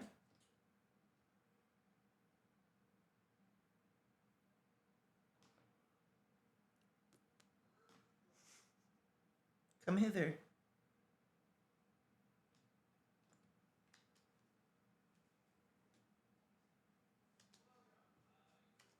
Oh, that's a big girl. Get your body up here. Quit putting the weight on your back legs. There you go. Better? Was there drama at work yesterday? Was it because of the movie choice? Or was it because there was a fucking tornado? She's such a lovely weasel, but definitely a weasel. Look at those nails. Those are crazy. Talons she's got. What are those, Bill? We need to clip them. We're going to clip them. I don't care how many times you lick me. I'm still going to clip your nails. Last night we picked Dark Crystal. I was thinking maybe tonight, like, a Ghibli movie would be up your alley, like a Spirited Away night or something. Something chill, because there was tornadoes and shit yesterday. It was crazy. Ooh, you hear thunder? Fun. Oh my god. Fail. She does have eagle claws. We don't know what it is, because tricks, naturally, they wear down. Just, like, they naturally get shorter. I don't know. He just naturally wears them down. Hers, she does not naturally wear them down. They are crazy talons. Like an eagle's talons. Look at those. And they go in my eye sometimes. Mrs. Ma'am. I think it's just the way her little feet are. She doesn't wear her teats. She doesn't wear her claws down. Hey, my girl.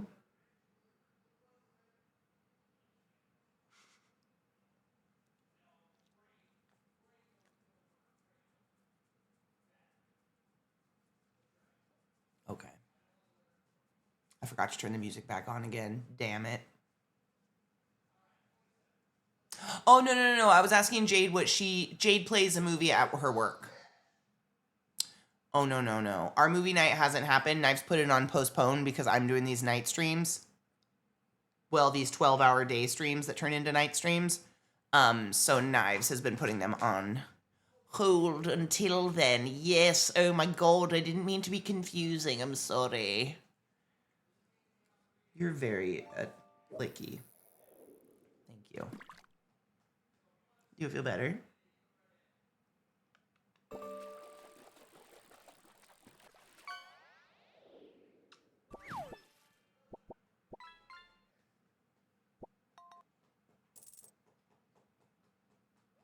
I know, I don't think we've done a movie. We haven't done a TV show for a while. I has breakfast. Salmon patty with avocado and a half a bagel. Also started some red sauce with Italian sausage. Yum. Yum, yum, yum, yum, yum, yum. What should I take out for dinner? I should take out. Maybe I'll do that too. I have all the things. I have ground hamburger. So it'll be more like a bolognese. But I have that stuff. I could do that.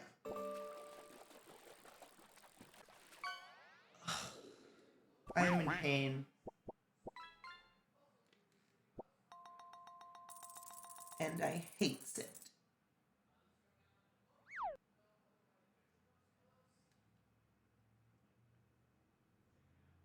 Hash browns? Yum. Dude, VR, don't worry about it. It's movie night's one of those things that, like, it'll always be there. Drop in when you want, don't drop in when you don't. One of us will be hosting. We're just taking, I mean, it doesn't make sense to have movie night go on if I'm live doing sponsored stuff, because, you know, it does help when you guys are here.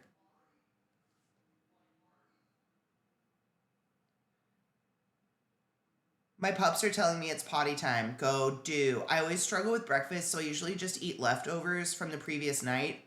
Honestly, I think that's the way to go. What we did yesterday, I think is going to be really good for me. Those fucking breakfast sandwiches. I felt bad. I think Zach wanted to have one after work, and he didn't know where I put them. And I was like, I put them in the freezer. And he goes, oh, cool. Not that I was looking for him, but I didn't see him in there. And I was like, let me show you. And I showed him, like, they were all in the bottom racks shoved in the back.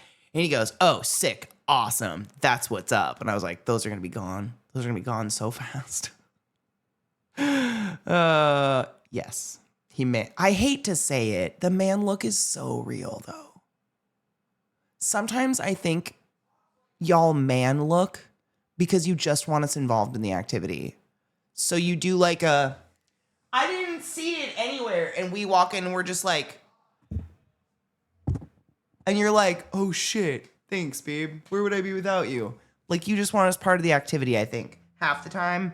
Because it doesn't make any sense, the man looking. It's crazy.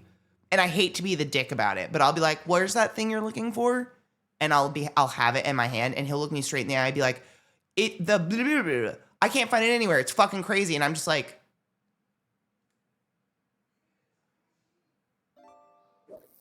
where'd you think you left it again? And he'll be like, I don't fucking know.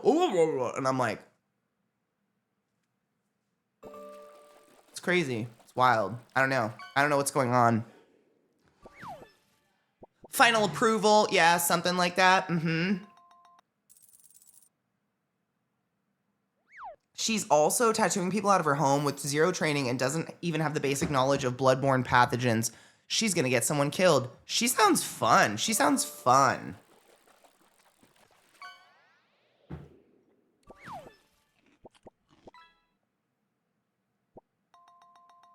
I have not tried a reheated one. My plan was as soon as I get painkillers kicked in, because if I eat, then the painkillers have to go on top of that and they won't hit as fast, and ouch. So as soon as that happens, I would like to try one. That would be nice. I was also thinking, because I still have the hot plate in here and I still have the table up, we could just make a red sauce. We could follow. I have everything to make red sauce. Should we just do it? Cold chills. Hot cold chills. Ugh. That's something to focus on. We're here all day again. Why not? Then I don't have to make dinner after stream. It's just done.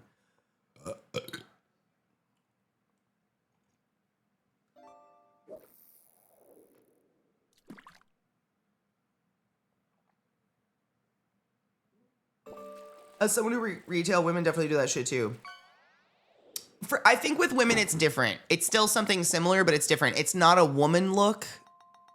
Like, I'm not trying to be insulting. The man look. Anybody can do it, but I'm just gonna define it. The man look, hate to gender it. The man look is, I don't see it. And it's there. It's right there. It's immediately in front of them. The woman look, we know exactly what the fuck we're looking for, and it's directly in front of us, and we know it, and we're just like, why can't I see it?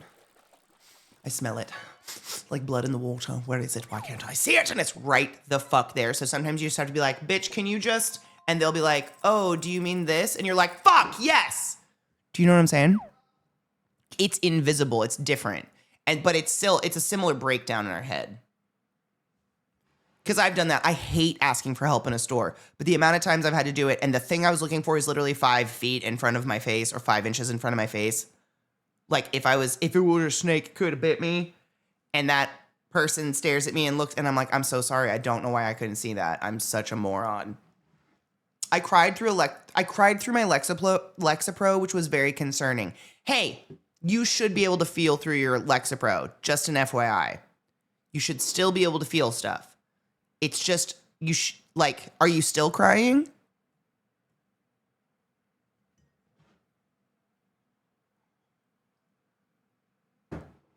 And it was for hygiene issues? Oh, Little Black Dress, that sucks. I had to go through, I imagine it was similar. I don't know. I was in theater and we had to talk to one of the people in the show about their personal hygiene because they were a person of a larger size, which that doesn't matter at all. But when you sweat a lot on stage under theater lights and then you just don't shower daily, it's a fucking problem for everyone involved. Also, sweat breaks down the fabric of costumes. It just naturally does. The same way your pussy fluid does. So just like not bathing and leaving old sweat on your body, the smell that was pervasive in and behind backstage and everything was so bad that we actually had to talk to this person about it. It was heartbreaking. It was horrid. I wouldn't wish it on my worst nightmare. I wouldn't wish it on somebody. I felt bad for them. Like the embarrassment, I don't even know how that was received. Like it was just across the board. Like,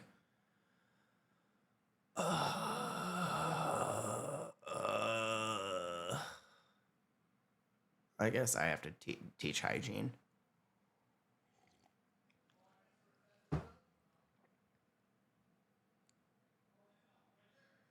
I come from a hippie town. Some people want to live life naturally, which is slightly smelly. I totally understand. I came from a super small town with smelly natural people as well. Hills people.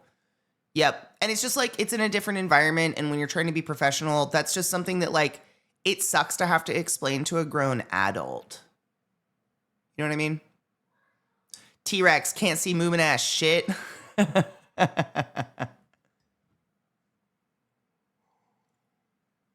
A woman look, I need it to jump out at me. Seriously, sometimes I need it to bite me. And I don't know what that is. Why? Like I'll have a reset, like I'll walk out of the room and come back. Or I'll come in and I'll move stuff around, just start touching stuff and running your hand across it, and suddenly you'll touch it and you'll be like, there's the thing. I did this the other day. I think it was like Windex or something on my kitchen counter. Nothing was on my kitchen counter. I literally did this one. Held my hands out and looked everywhere like this. I'm like, there's nothing there. Walked twice around the kitchen counter, looked again, it was right there. right in the middle, just a bottle of Windex. But something about it makes it invisible, and I don't know why. I don't know what's going on there. Whereas like the man look is more like a 6'2" man opened a vertical upright fridge and didn't think to crouch or look beyond exactly what his eyesight could see in the shelves all the way to the ground. Not to be cruel, not to be mean, just didn't think to do it. Just thought, if it's there, I'll see it. Close. Where are all the sandwiches? They're just like right there. You just had to do this. That's the man look. It's just different. It's just like it doesn't occur to squat and look or to like do that. And I understand and I believe when you're astounded when I walk in and I go, really? You didn't think? And they go, oh, fuck, it's right there. I'm like, oh, my fuck. But I get it because I go invisible. Things go invisible to me. I don't know. Brains are stupid. Humans need each other because while I gendered these things, I don't think they're gender specific. It's just like that's in general what I've noticed, the average of them being split down the middle. But like it can be across the board. I think we need each other to be able, like, for people like me, it's become invisible. Where's my grinder person? I need y'all people who don't look because you'll see my grinder. It's obvious. It's right there. You didn't need to crouch to see it. And I'll crouch to look for your thing because I probably think it's invisible and it's not. It's just right there. I just needed to crouch to look for it. We need each other for that. This is why we need villages. You know what I'm saying? We need this. Some guy brought his futon to work to dry out and it was dripping with no. I can feel, but usually I don't cry. The crying's over, thank God. Okay, good. So literally, this is what my therapist, my psychiatrist, this is how they described the like Lexapro and whatnot way back in the day when I first got medicated on it. Because my biggest fear, I don't know if you felt this way, my biggest fear when I got medicated was I just want to have more control over my emotional state. I'm bipolar, if that wasn't a guess already. With a few other little spicy things on there. But whatever, that's what we're mainly treating here. Here, I have to burp, hold on. No? Yes? So anyways, what they told me is the correct dose of medication you're on will help you have control over your own emotional state and work with the world, but not eliminate it. Because I didn't want to be like a zombie. I didn't want to be some flat affect, emotionless, like fucking just nothing of a human, of a shell of a human. That was my biggest fear. I absolutely did not want to be that in any way, shape, or form. And I told my doctor that. And so it was really important to me, at least, and I hope this is to you too, that you could still cry, but like the defining, at least for bipolar, the way it's defined is I cry and I get sad. Normal people get sad and then they back off and they come back to baseline. Someone who's bipolar cries and gets sad and then it just exponentiates until we want to end ourselves. You know what I mean? Like we can't get back to baseline. And usually that sad is the result of a very extreme happy, where something set me off, a promotion at work, bought a new car, something like that. And I got really excited and then also just could not stop. Like our bodies don't know how to, here's back at our homeostasis. We just off to the sky, but there's a finite amount of chemicals in your body that can take you to the sky. And when you run out and you go straight the fuck down, which is that super, super sads. And so the point of Lexapro and SSRI, a selective serotonin reuptake inhibitor, is instead of rocketing to the sky, I just like scrape the clouds and I come back down. And instead of wanting to end myself, I get a little sad when I watch a movie and I pop back up and I have some popcorn with chocolate in it and I feel better about myself. Like most people are able to recover emotionally. So like, don't feel sad that you cried. That's probably a good sign that it was probably something really, really sad. You're still in there. Humans are supposed to cry. We're supposed to feel shit. I'm happy someone's still in there. But if you're scared, please talk to a professional, for sure. Oh my God, have you ever been on the phone with someone looking for your phone and complaining about how you can't find it and they just don't say anything? Not me.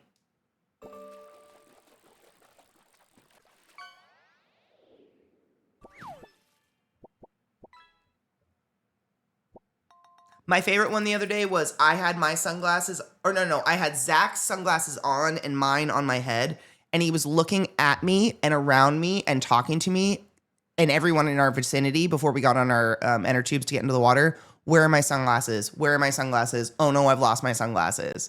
They're bright red. They're on my face. I'm this close to him, looking right at him. And mine are here. And it takes him a good 3 minutes before he just he like does, fucking snatches them. And I'm just like, crazy. Blind brain. Crazy. I love to experiment. That blind brain is out of control sometimes. I'm on the same page as you. Meds give me the control, but yesterday I felt out of control. Probably work stress, but it was wild. And that's why I asked, are you still crying today? Like, genuinely, I hope you're able to grasp some modicum of control and feel like you're getting a handle back on it. But if you feel like that's going to be a trend or something and you want to get more control, like, do talk to your doctor. We do. We love him. Oh my God, no. I need someone that, like, I dated someone that if I would have done that to them, that would have ruined the day. If I just sat there with their sunglasses on and waited 3 minutes for them to notice I had them on and then had a little giggle about it, would have ruined the day, ruined the entire raft trip. They would have been embarrassed. How dare I embarrass them in front of other people, strangers, let alone friends? I could have really just expedited this entire process had I just told them where their fucking sunglasses are. Why do I have to be like this? Why am I always like this? Can't I just be less like this? Blah, blah, blah, blah, blah, blah, blah, blah, blah, blah, blah, blah, blah, blah, blah, all the way to bed. I used to be in a relationship with someone like that, to just like to the point where I was like, I guess I just don't talk anymore. I'd much rather be with anybody in the presence of any human being ever that can fucking laugh. Holy shit. There's so much to laugh at. The world is insane. I take beta blockers to manage adrenaline because I get locked into delusional thinking from fight or flight and need to be talked down from some pretty weird places. BBs have really helped with the spin outs. Amen. It's because it gets too much. Yeah, been there, dude. I'm so happy you have a tool like that, though. Seriously. This is what we call in bird culture an insecure dick. A little bitch. I'm vibing in. I got some lovin's and weed. Hell yeah. Okay, good. And I'm working from home, so some distance from the office. Yes. Do you have some snacks? Snacks are good. Easy endorphins, some snackies, a breakfast sandwich I highly suggest. Toxic relationships, been there, hated that. Yeah. I take Busper for anxiety and Wellbutrin for depression, but nothing for the bipolar because it all makes my anxiety shoot through the roof if I mix them with others 100%. That's kind of the dance I did with mine, and that's why I do the SSRIs and whatnot, but I don't take any ADHD medicine anymore. Because while ADHD is annoying, it was really only an actual medication issue, in my opinion, while I was in college. Like, being medicated helped me get through college. It helped me survive school and graduate because, oh my God, ADHD sucks. But now that I'm just like a human, it's mostly just like funny quirks. So mostly a human, a grown-up, it's mostly just funny quirks. And the mix of the ADHD medicine with bipolar medicine and lithium is bad. And I think makes really bad reactions in some people's bodies. And I don't know what it's going to do in mine, but we're not doing that. So it's kind of like treating what you can with what you have while not exponentiating something else, right? It can be daunting. That's why we have the psychiatrists. Good Lord. I might just let you figure out. Wait. I might just let you figure out you have the glasses on your head and I will not see them on purpose. Yes. Yeah, I did. I think it's funny. It's funny. I'll let you have them eventually. Like, I wouldn't let you just like suffer an entire day without sunglasses on. I'm not long play mean. I'm 60 seconds. 3 minutes is a long time, honestly. It was probably like 60 seconds, maybe a little bit more. I'm a short play. I'm a short play bully. Hey, Sronlin. At least, I mean, the stick was basically the coolest catcher I've seen in the entire game. I'm lucky that I haven't had to be on a medication for ADHD for years. Now, the medication I was on was just making me tired and hungry. Really? Oh, I got the opposite from ADHD medication. Tell me about it. I have all the credits for an associate level degree in comp sci, but I'm like 12 credits short of the actual degree, and I wasn't medicated until a few years ago. I turned 49 like 2 weeks ago. Yeah, I feel that so spiritually. The amount of degrees I'd probably have if I had the ADHD medication from the very start. Crazy. Insane. It wouldn't have taken me 9 years to get through school, I can tell you that. Probably would have taken like 7. I like being helpful. I also like being annoying. I will help you find the glasses on top of your head, but I also never let you live it down. Same. What is that? What's wrong with us? What is that? Because same. Hard same. I feel that. On a spiritual level, yeah. I don't know why. I don't know if I like being annoying. I think I do I? Ew, I don't know. Because I definitely like if someone tells me something annoys them, I want to do it really bad. Exactly. Thanks for the fuel, dumbass. That's what I'm going to say from now on. Literally, like, it's just, that's what I usually mean when I say, like, the jokes write themselves. Stairs and pork wets. I'm about to, do you want to watch me saute my pork wets?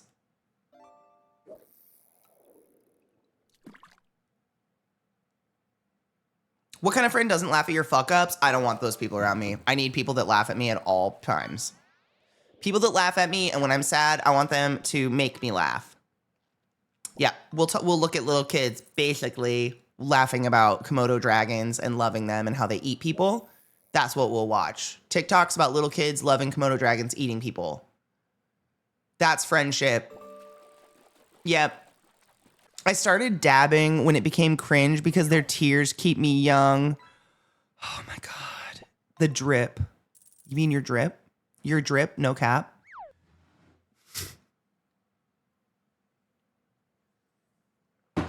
I'm not even sure why either. I'd be fine until the pills were taken. Then I almost knocked out tired and hungrier than what the fuck? That's crazy. Now that I'm off the meds, I'm more energetic and less hungry. Hell yeah. I still eat, but not as much before. As long as it's not dangerous amounts. I think sometimes it's important to know that the people who love you still love you when you're annoying. Being annoying gives them a chance to reassure you or a chance to reassess and be like, oh shit, maybe this bitch is a fucking annoying hoe and I should back out. What up, Phoenix? How are you?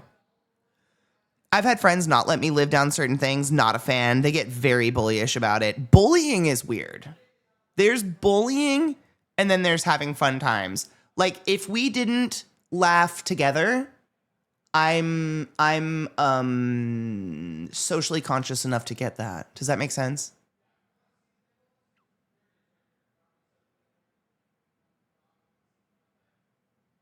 But that might be a gift. Some people don't have social sense, I guess. I don't know how to put that. Do you know what I mean? Yeah, there's friendly roasting and bullying. Yep. Like if a friend of mine was dead fucking sure this is the way to get a place, I know it like the back of my hand. Put your phones away, follow me. We walk for 7 blocks. We're 30 minutes in. It is not the direction. It is not the place. They have taken us the wrong direction. All of us are tired and cranky. And I was right. And it was the wrong direction. It was the wrong fucking direction. I will never let you live that down. I'll be nice about it, but I'm never letting you live that down. Hey, remember that one time you were super, super, super sure you knew the exact way to get that one place and took us 30 minutes out of the way? Remember that one time? Wasn't that crazy? Let's go my way this time. You know what I'm saying? Just light, but you deserve it. Bitch, what? We must learn from our mistakes. Do you know what I'm saying? I'm just here to remind you.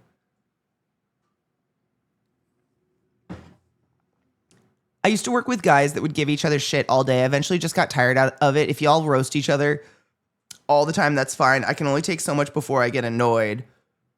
That's understandable. It sounds like you live in a heavily masculine environment where people just don't have a sense of humor and they get repetitive. Not to be a bitch about it, but if you're in a room full of people who are genuinely funny, it's fun. It doesn't feel mean because everybody's laughing. Even like we're all laughing. But some people are mean and have mean spirits. That sounds mean-spirited. I feel like my dad works in an environment like that with construction and shit like that. Like they're just bullies. I don't think it's fun.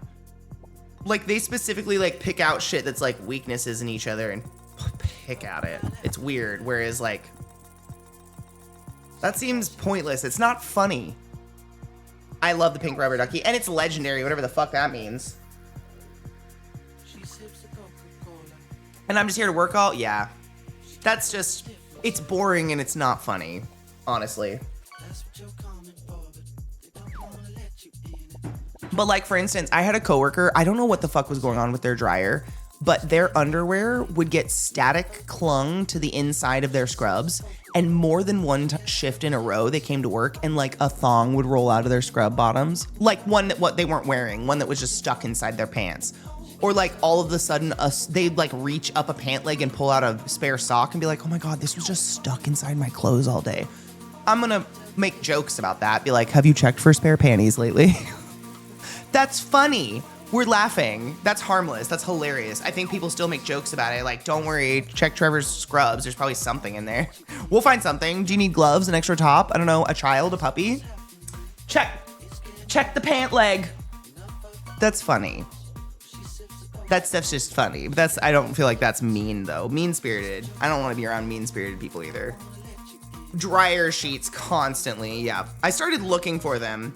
Speaking of never letting someone live it down, the guy who booked the hotel and put a framed photo of Nicolas Cage in the special requests and not the cot that we knew we needed, and then we ended up in a room where it was a fire hazard to put a cot in it. Yeah, I will never let him forget it.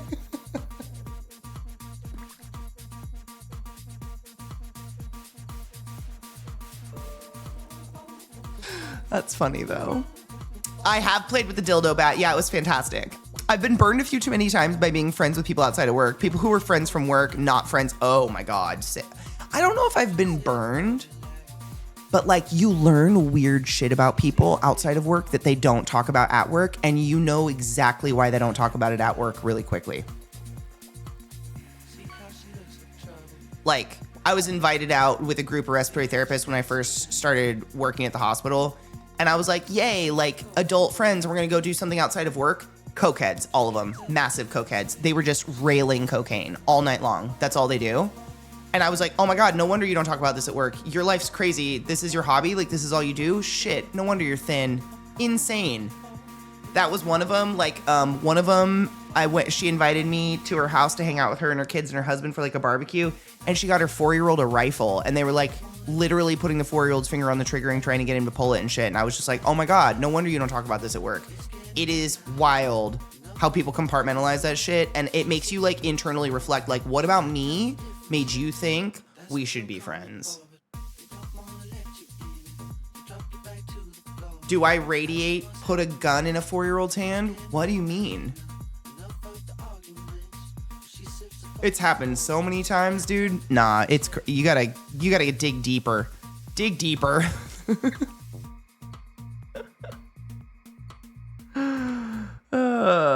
Reading versus bullying, yes.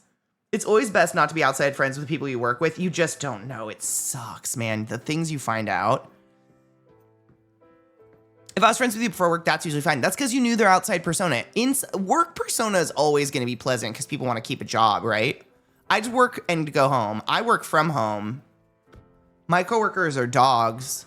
So I guess you guys, what about the friends that prove their pieces of shit once you get to know them more? That's what I'm talking about. Those ones. I mean, I don't know what's piece of shit though. Like a Trumper? I leave. I extricate them from my life. Bye-bye. I don't know. I've never found someone to be like an extreme piece of shit when I knew them closer. It's mostly just like, although, I mean, do you want to hear the most extreme case? I dated a boy who turned out to be a neo-Nazi. And you know what I did? I left. I ran. I actually called an ex-boyfriend, and he came and picked me up immediately and took me away. It was crazy, but I didn't know any of that shit until after I'd already touched his penis parts, and that sucks. You run away. You run. You sprint. Sprint the other direction.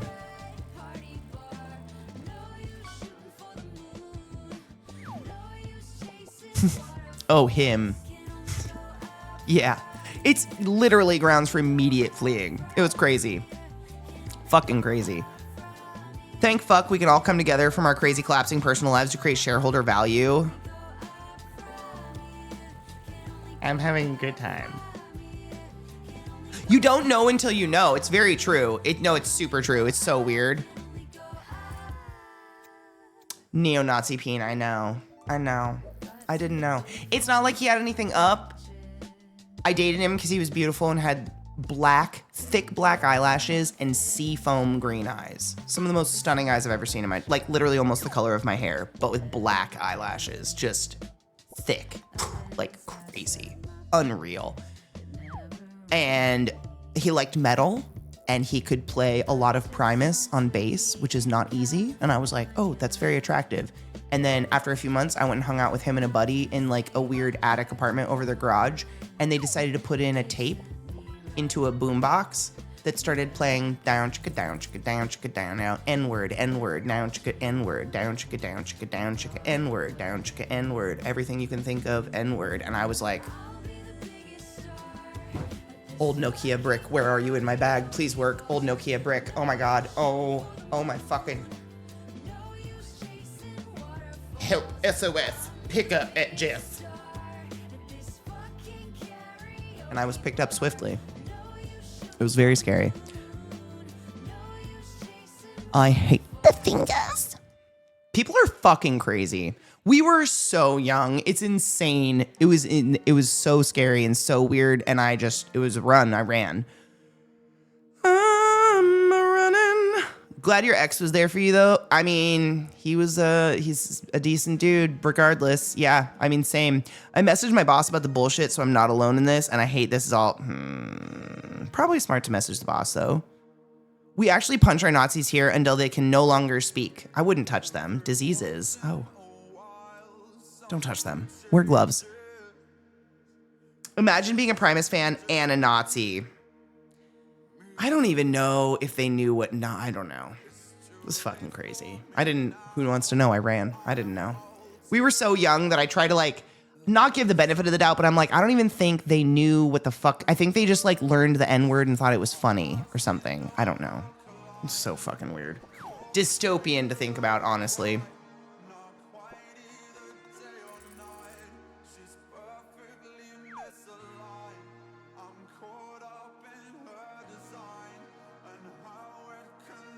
And their bases would have been up their asses too. They were like modern day skinheads, super ripped, like creepy ripped, like really, really ripped. I don't know if it was functional muscle. They were scary. It was a scary time. Those eyes weren't worth it. If that's the moral of the story.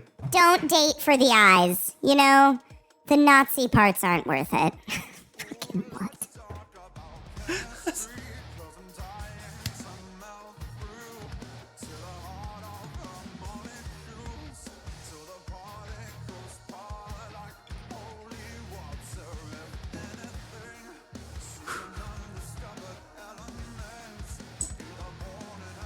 I know, that voice makes it just fucking ridiculous. This is why I finally learned to drive. I never want to go anywhere where I can't get away. You know, honestly, that instance, plus maybe one or two others in my life, are the reason why I always volunteer to drive. Even if I end up the designated driver, I don't care. Because I know I can smoke weed and sober up pretty fast. Like, in a couple hours, I can drive. From the strongest weed hit ever, I'll be fine. And I don't care if I drink or not, I'll drive. I can trust me. I know I'll be safe. I know I'll get someone out of there if someone's unsafe. And I can escape if I feel unsafe. Because the amount of places I went as a kid where I felt really, really unsafe, and I probably was really, really unsafe, but I had no one to call for help at all, was kind of fucking crazy.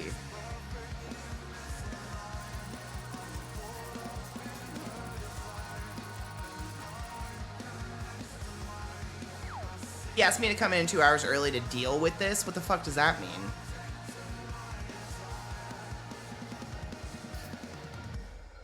Bros out there listening to metal without hearing the lyrics. Yeah. Or, you know, the classic Christian move of hear and read what you want. I hear a lot of people do that. You know, pick and choose, leave out the shit they don't like. Racism doesn't just happen. That shit is 100% learned behavior, but you can choose not to believe everything you learn. It's taught and learned. Yeah, 100%. I think it came from his... It always comes from somewhere, and I think it's 9 times out of 10 inadvertently, whether or not they realize they're doing it, from the parents. And fuck the ones that realize they're doing it. You're evil. Tonight on Cherry Picking the Bible, God is love. 17 pages before the end of the book. And Jesus' mom tried to push him off a cliff for saying, don't be mean to your neighbor, even though they're Jews. Or whatever. He wants me to come in early so there are other people covering the floor while we are talking. Interesting. What are you gonna do? How do you feel?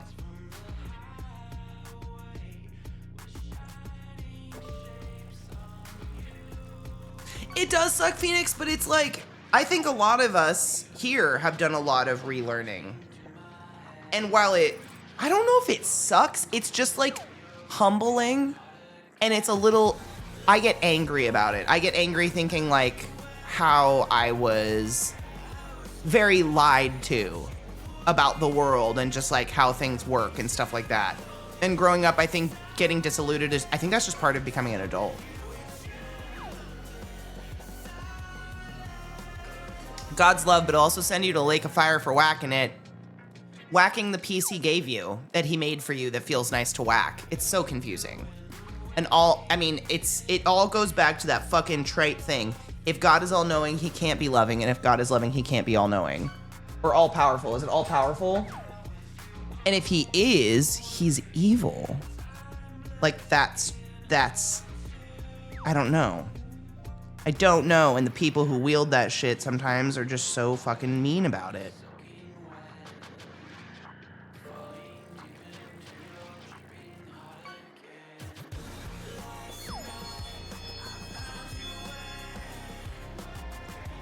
Lots of time deprogramming from the bullshit. I feel like it's every day. Deprogramming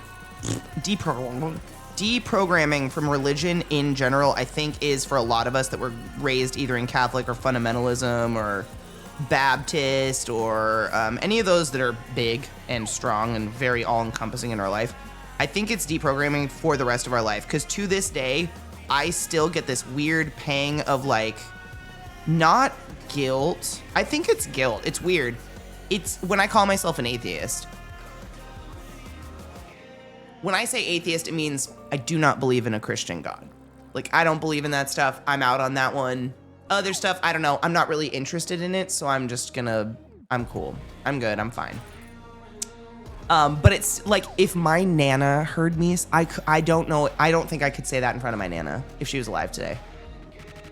Because it would kill her. Like, up until her dying day, I put on a good show of being her perfect little Catholic granddaughter. And I think when she died, I was dating a Catholic boy at the time, so she was all about it. She, like, that was a fantasy for her that I was like, you know what, she's gonna die and it's so not worth letting her die sad. I'm just gonna let her die thinking like, she has a granddaughter that's doing the Catholic thing. I don't know if I could tell my Nana, like, I'm an atheist. I don't believe in that shit, because I think she would just have a heart attack on the spot. She would fucking die. It would be terrible. Isn't that terrible? I masked so hard for that part of my family, but once my Nana died, none of it mattered, so I just left. I can't see you as a good Catholic girl. I know, right? I know. I play it really well, though. I was in theater. I played a nun in a show once. The head nun, I played Mary Mother Cecilia in a play called Murder Can Be Habit Forming. It was fantastic. I had a great time.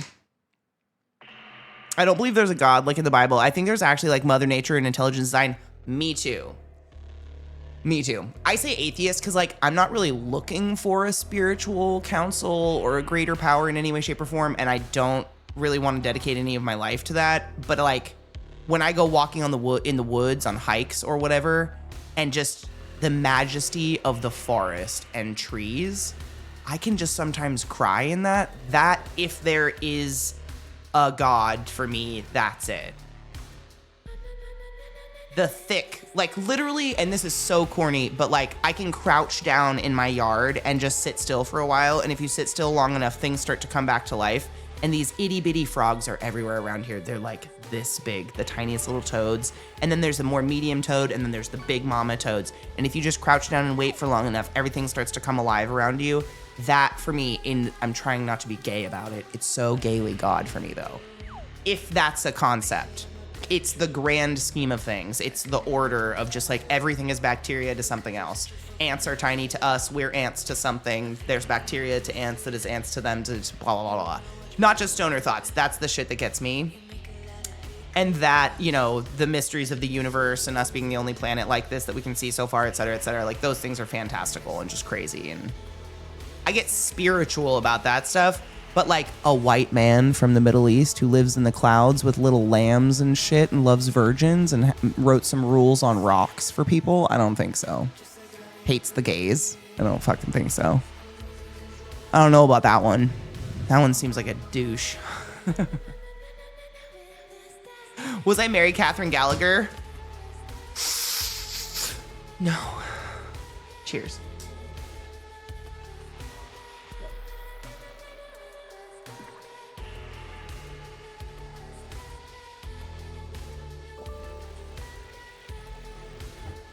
Kinger, that's horrible. I kind of felt like that was coming just with Destiny being canceled and shit. It's still terrible though. Yeah, we bitch all day. Yep. Nature makes me feel spiritual too. Me too. Same. Yeah, it's just incredible. The fact that baby animals just like know what to do, stuff like that. All I know is that someone asks, if you're a god, you say yes. How do you kill a god?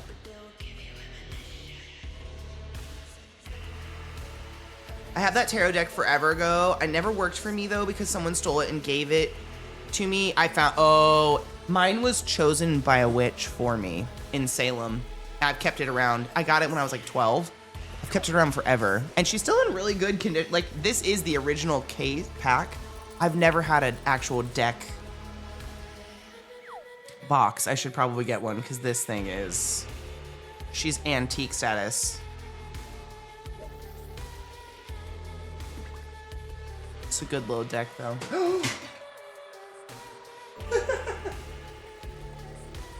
Bubba's reading the tarot below me now. Read him for us, bud. What came about?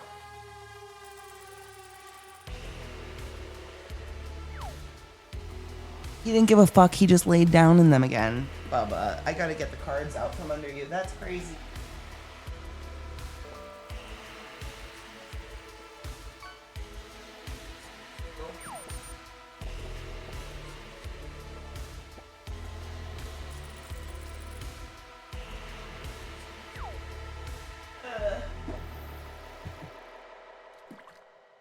I love my dog.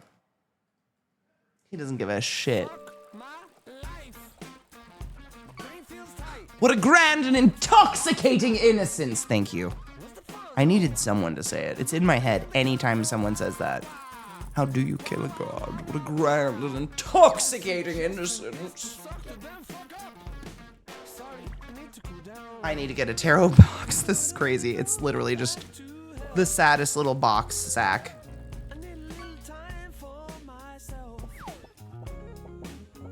There's a reason for that feeling. We're part of nature. The fact that we try so hard to separate from it is wild. I agree. I couldn't agree more.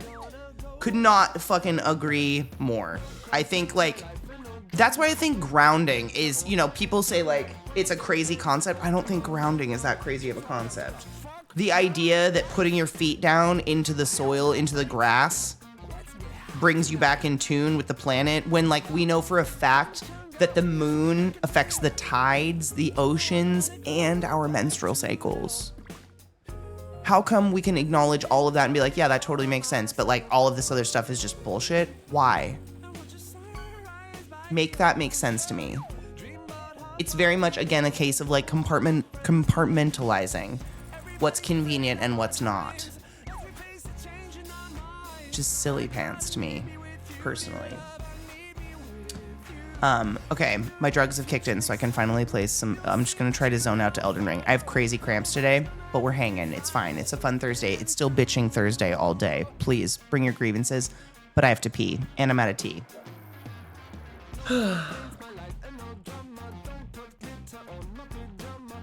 Nature is sitting on the other side of an imaginary line, just like native and foreign and vegetable.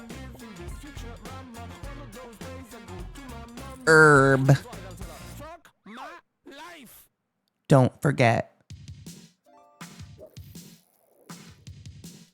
Oh my god, Bobo, same. Bitch. Dude, I've got every bottle on my desk right now. It's crazy. Did you get it last night? Cramps just like down your spine. I love vegetables, but the term vegetable is crazy because really anything green, anything can be a vegetable.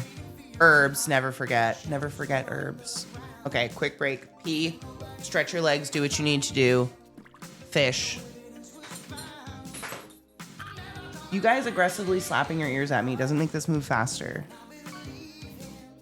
You're so cute. Are you guys the cutest ever in the whole world? Should we cook tomato sauce for dinner?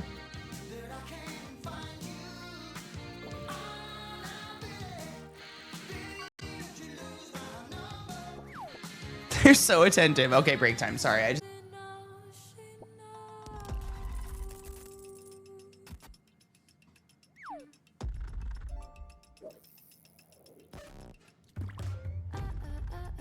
Anyways. Why are you squeaking?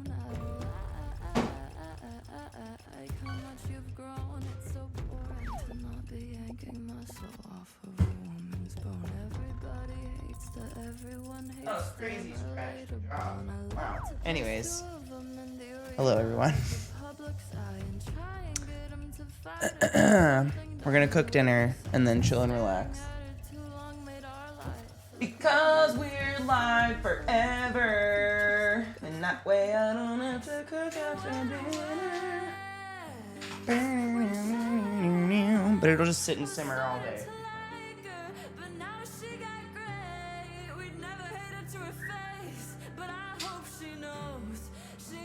Thank you for being a crank.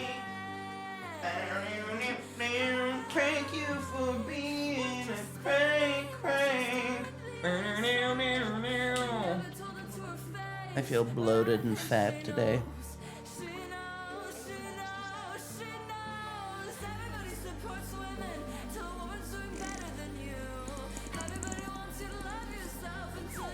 We hate this, is it? Thank you for cranking a crank.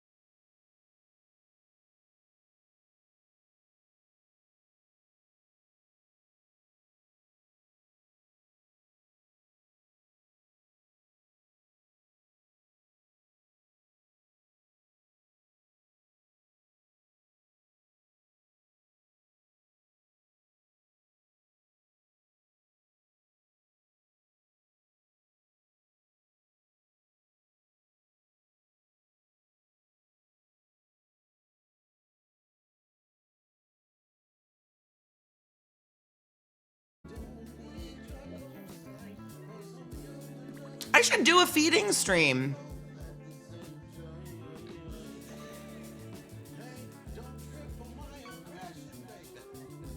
Trying to think when I can go out and get crickets. I haven't done one since I fucking moved here. I should do one. I have lots of tarantulas. I have like, not as many as I used to have. I used to have 40. I'm down to like 21 now, I believe. I had a lot of males that passed away. I've had them for many, many years. A lot of males, a lot of olds. But oh my gosh, this music, stop moving. You get it, yeah. They pass, it sucks. But they in general tend to live a pretty good long life and I love them dearly. I do. I went and I bought a really cool shelf at a thrift store, actually, Pods, that's like cubes. It looks like cubes and it was just perfect size for every single tarantula in it. Because they don't require very much room. They just live like in a kind of, the biggest one I have is like this big. They don't take up very much room at all. It's really nice. They take up very little room. But a lot of my spiders I've had for now 7 years, 8 years. And they're old living spiders and they're slow growers. I have like Grammostola pulchras and Brachypelma bomes. I have a couple Rio Grande, what are they? Rio Grande Golds? I'm trying to remember what their name is. But they're like slow growers. They're actually out in my living room though, moral of the story. They're not in here. They're not in here because I didn't know what the control of temperature in this room would be and I was afraid they'd get too warm. But now that I know, it's not too bad actually.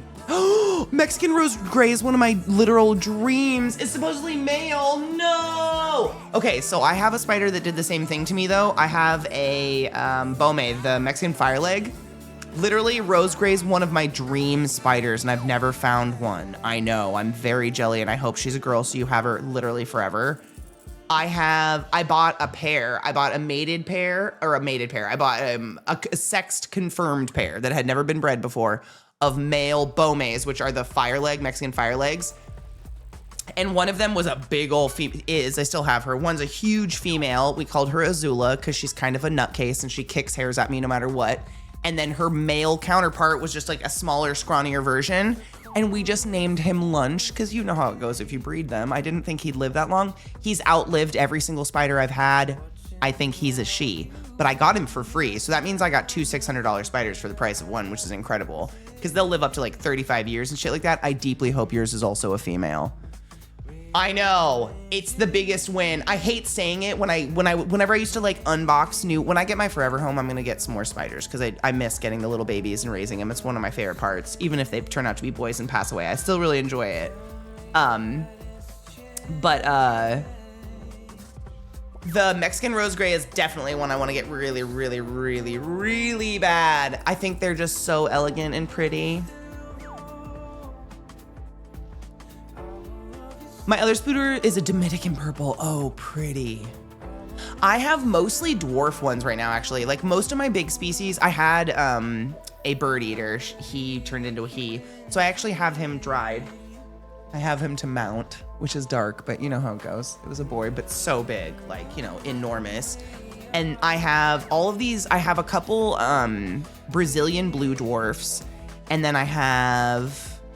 There's two types that are really, really similar names. One is a Pteranopelma sazami, I believe. That's the Pteranopelma PT, Pteranopelma sazami. And then one is the... Oh my God. It's like Brazilian Dwarf Beauty and then just the Brazilian Blue are the two common names. And one of them has a Diamantinensis. That's the second part of the name, is the Diamantinensis. I'm just gonna Google it, hold on.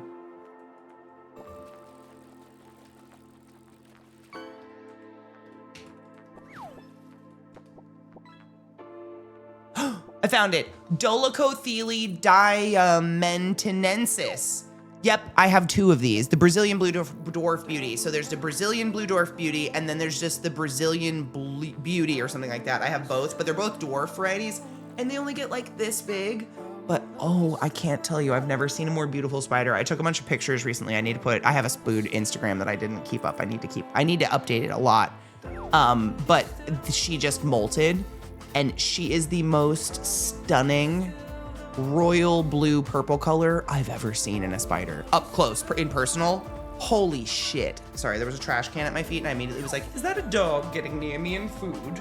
I literally, like, I get so nerdy about it because I just love how they look. Can we just get into taxidermy? Yes. Are you kidding? Do you want to know one of my favorite things to do, actually? If you ever want to do this with me, Jessa, we can plan a girls trip where we craft, but also do this other thing. You can go on Etsy now and order from people that collect them in the woods. You can order owl pellets. If you don't know what that is, it's the owls like vomit that they throw up after they eat. But what you do is you soak them and then dissect them and you pull out all the mouse bones and you put together the little mouse skeleton. It is so much fun. It's like a guess and check. It's awesome if you get a full skull. I have boxes of bones. If you ever feel like getting weird.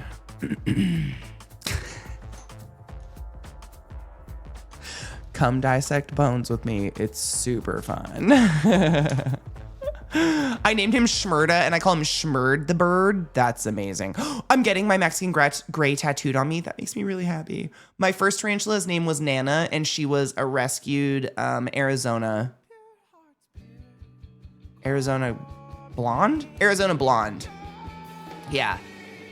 And I named her Nana because she was just like a little old grandma. She was just kind of puddly and was just, We used to watch her bulldoze dirt back and forth in her enclosure all the time. I loved my Arizona blonde. I miss her. She just got old. Tech knows about my bones, I think. What else is on your top, say 5 or 10 spiders or tarantulas? Ooh. Every velvet spider known to man I would really like to own. I would love to perpetuate the species, but breeding them means that the mamas get eaten because inevitably the babies have to eat their mamas. It's just what happens. The mamas die no matter what when they give birth to eggs. So that's sad. Mexican rose gray, definitely way the fuck up there. I'd have to look. I have a list. There's a lot that I dream of. There's so many species coming into the country, and then the biggest problem for me is that half of the species get renamed constantly. Do you no shit? You do owl pets with your science students every year in middle school? Seriously, that's where I got it. Is I had a teacher who taught me how to do it in 4th grade, Mrs. Adams. I was talking about her yesterday. I like had a moment, or was that this morning? Yesterday we were talking about like our favorite elementary school teachers, and if you remember, yep, that goes on Girly Pop list. Absolutely. Taxidermy, but also owl pellets. I'll bring the pellets. There's so much fun. It's so creepy, but so much fun. Was it yesterday? Yeah, Mrs. Adams, she's the one. She actually, like, as an 80-year-old woman, went out in her woods and found the pellets, brought them to school, and each kid got one. And we got to dissect it with, like, a little plastic pair of tweezers and whatnot. And then she gave us a black piece of paper where you would put the individual bones and try to make the full skeleton of whatever the owl ate. Because they just swallow their shit whole. It's amazing. Oh, I had a pumpkin patch. That was actually one of my very first tarantulas I ever had. Turned out to be a male, sadly, but I had a pumpkin patch. I've had so many. It's been really cool caring for tarantulas. I know. Of course, I know. That's same with my velvet spiders. I got velvet spiders way back when they were very first reintroduced into the hobby because, you know, they thought they were extinct, whatever. And, I have spiders tattooed on me. This is how much I love them. This is my bunny. And she's just bursting with them. When they very first got reintroduced into the hobby, I got a bunch, and they're like $100 a piece. They were very, very expensive. And I swear to you, every single one except one turned into boys. So cool looking though, because they turn into the real true ladybird spider that looks like red. Like fire truck red with black spots, looks just like a ladybug, super fucking pretty. They act like jumping spiders. They're really intelligent, they're really nice, but they don't jump. I want to get my velvet spider tattooed on me. This is my widow because my widows are my very first. When I was a kid, I used to raise widows in jars and I loved them so much. I forgot that I got my spider tattoos. I have too many. I'd rather have tarantulas over cats and dogs. I understand. There's so much less maintenance. So much less maintenance. I can see us all dressed up with wine at a brewery and some guy comes up like, what are you ladies up to? Dissecting bones? 100%. I'm remantling my childhood best friend. It's a cat. I have a shit ton of mounted spiders though. I don't have them because I'm in the midst of I'm in middle of moving. I don't know how to say that. This is not our forever home. Our forever home is in the future. We're currently selling a house up in Colorado, so we're in a rental. So everything I own is in storage in my garage right now, mostly. Like, this is it. This is my bare bone. This is our skeleton setup for the time being, and I am insanely lost to garlic. Insanely grateful for it. It'll be nice to have a permanent space, though. Same time factor. Thank you so much for subbing to the class, keeping the classy alive and giving an anus its wings. 50 months is a very long time. Go forth and continue being consensual because nothing in this world is sexier than pure sober consent, and I appreciate you. Garlic, I think, is toxic to animals. Don't leave it on the ground if you have pets. Just a side note. Yeah, no, even as much as I love spiders and I love my tarantulas and everything, spiders don't belong in the bedroom. That's not it.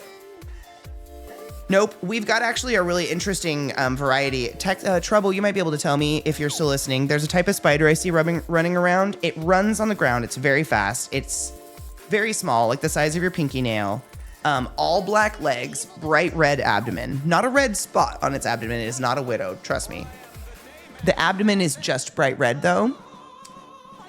And I deeply need to get a book. I need to go to a Barnes & Noble in Austin and get that's a cool thing about Barnes & Nobles, is that if you go to your local Barnes & Noble, it will always have in the travel section nearby, it'll have local, like what should you, local hiking trails, local this, local that, local ordinances, but also animals you should look out for locally. The wildlife, the flora, the fauna, bird watching locally. And everywhere I've ever moved in the U.S., I've moved a lot. For those that don't know, I've been all over the place. I always try to go pick up the nature books, or at least pamphlets or something that tell me just in general what kind of spiders and stuff should I worry about where I'm living. Everywhere I've been, there's always been black widows, so I just assume widows are gonna be there. Barnes & Noble still exists. Yes. Oh my gosh. They just closed my nearest Barnes & Noble. That's heartbreaking. I really hope they don't close them. Yeah, it's usually by the travel section. It's towards the end of it. It'll be local finds or something like that. And it'll be books by local authors, local hiking trails, local whatever. And I always try to scope it out when I move somewhere.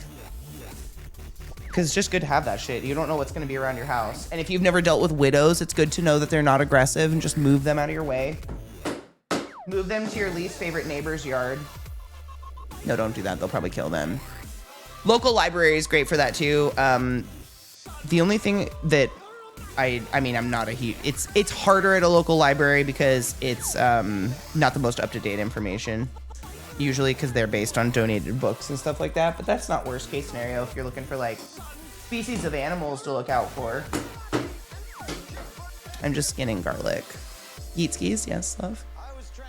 Have you gone to World Oddities Expo? You talking about messing with bones reminds me of that convention. I haven't. No, I get a lot of ads for it, though. I haven't simply because I've never lived in a house. I've never really had a place to decorate. So, in this place, I can't decorate either. I'll probably go to it eventually when I have a home that I can, fill with cool shit. It's not a jumping spider. It ran. It was very spindly.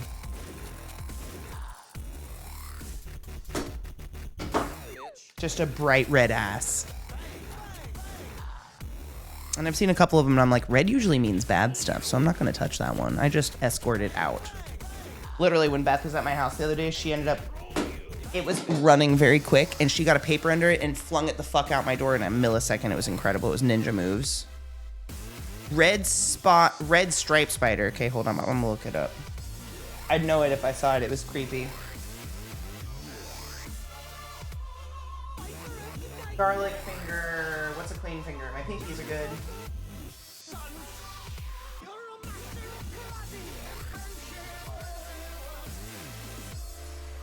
good. Red stripe spider, but not the black. It's coming up with pictures of black widows. I hate that. It does look like the red stripe spider, though.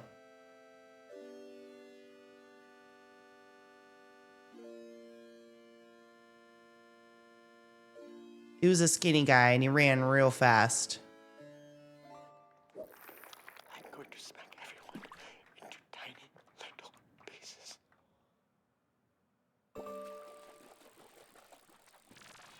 This never happened before. This never happened. Do I need to worry about them?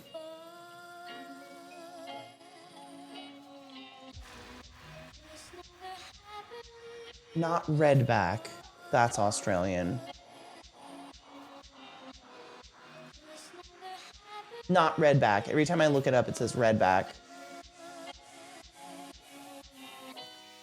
This is the thrill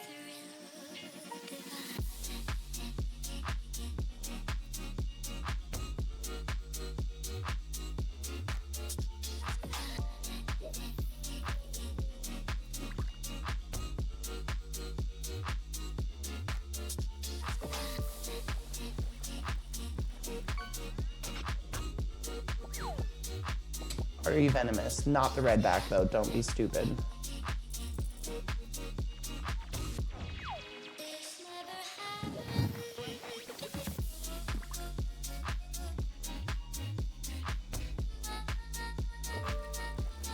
Not venomous. Yay. We're good to go. Not significant to humans. Excellent. Thank you for looking that up. I appreciate you. My local library has a seed bank. You don't even need a library card to have access to it. What do you do in a seed bank? Do you just get to take seeds?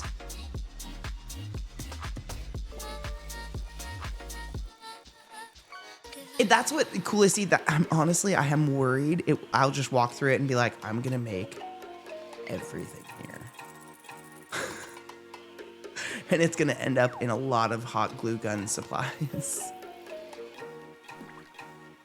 Cause like, welcome, Lyle. How were your travels? It's never been before. But also deposit any seed you get a lot of. You just get seeds for free? That's crazy. How come anyone buys seeds?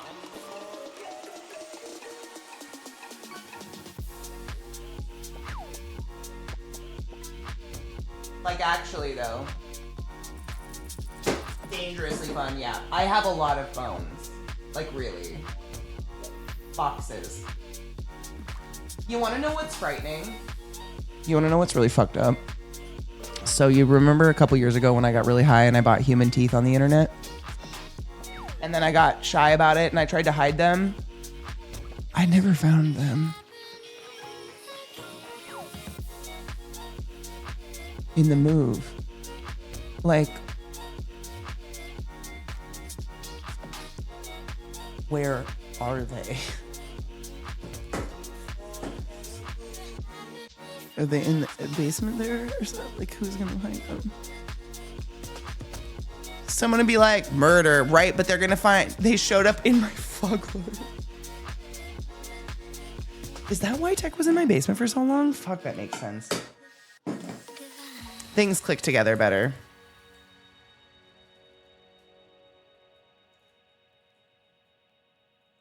I have a deer fetus in a jar. Is that normal? Normal is stupid and boring. I think having a deer fetus in a jar, as long as it's properly preserved and it's not like rotting, and you don't just have like, do you have a deer preserved in a jar, or do you have a jar of mush that used to be a deer and you just never took care of it?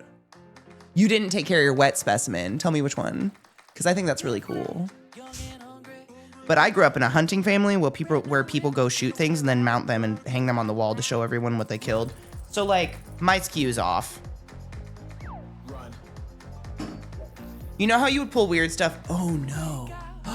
Oh, no. That's awesome. No, I think that's super cool. See, you run a science class. You just sound like a fun teacher. You want to know what my mom did when I was a kid?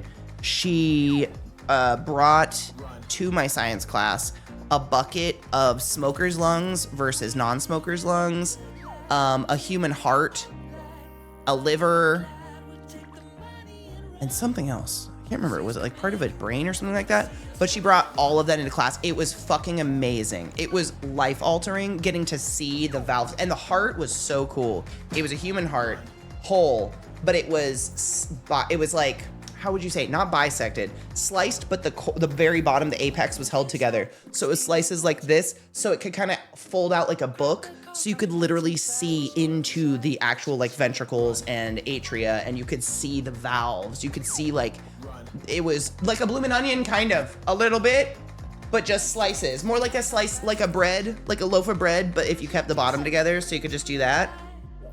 It was amazing. The smoker's lungs, you could literally squeeze tar out, like blackheads, like out of the alveoli. It was life altering. It was so cool though. I think it's important that people get in touch with stuff like that. We can't pretend that's not inside us. It was really cool. I know. The weirder you are, the more impressive you're gonna be. The more of an impression you're gonna make on kids. Stay weird. Keep having weird shit in your classroom.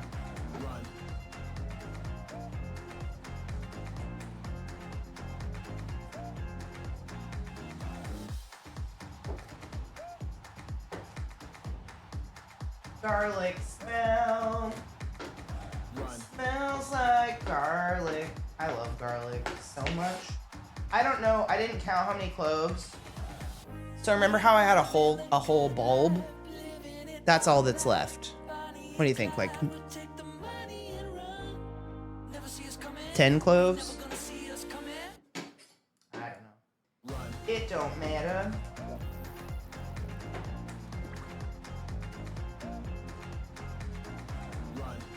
As much garlic as your heart feels is necessary. That's what you put in your sauce. Garlic for the soul. Oh my god, it smells so good though. I really do love garlic.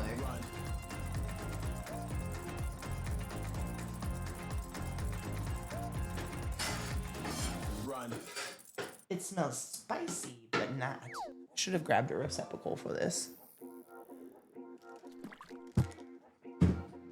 A girl passed out during the tour of the operating room. You got to hold frozen mouse organs. Wait, that must have been so small though. Precious.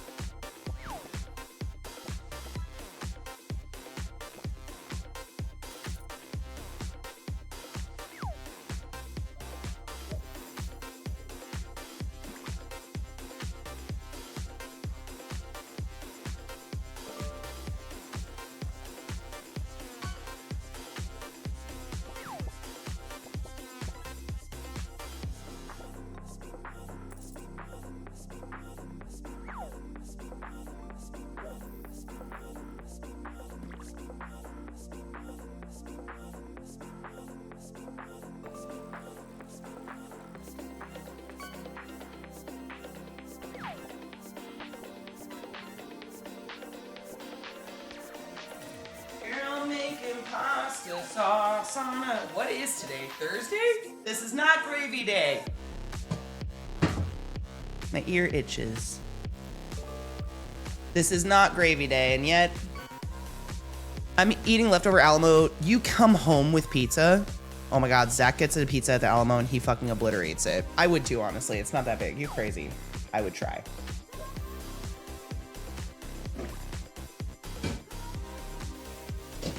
I put some Greek olive oil in here because it's all I have, but it's good shit.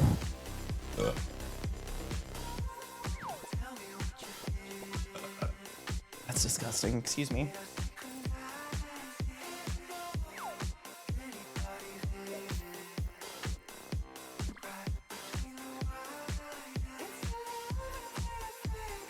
Oh, you had nachos too? No, that kind of makes sense. I couldn't do that. Same thing we do every day, Pinky. Try to take over the world. Fuck. What a good show that was.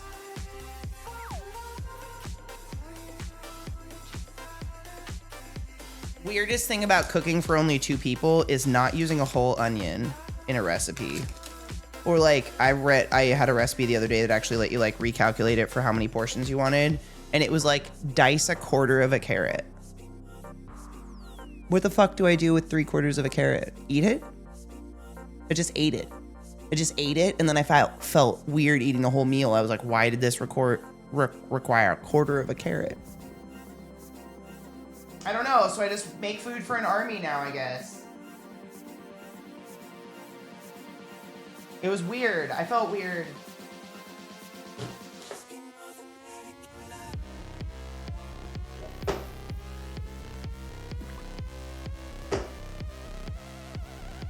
Would it be mean if I fucked with you like I got cut? It would be mean, right? Because I do cut myself all the time.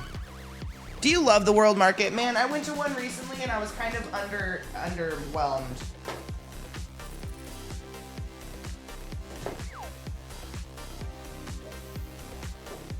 It felt like a Pier 1 import.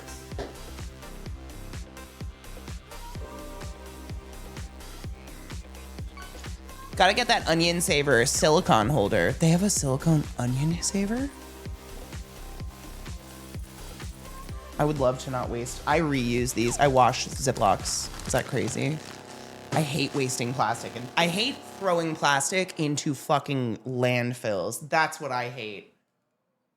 The landfill nightmare. Everything's a landfill. I swear to God. Every part of our lives go into landfills and it's freaking me out. But I recently got these adorable little silicone,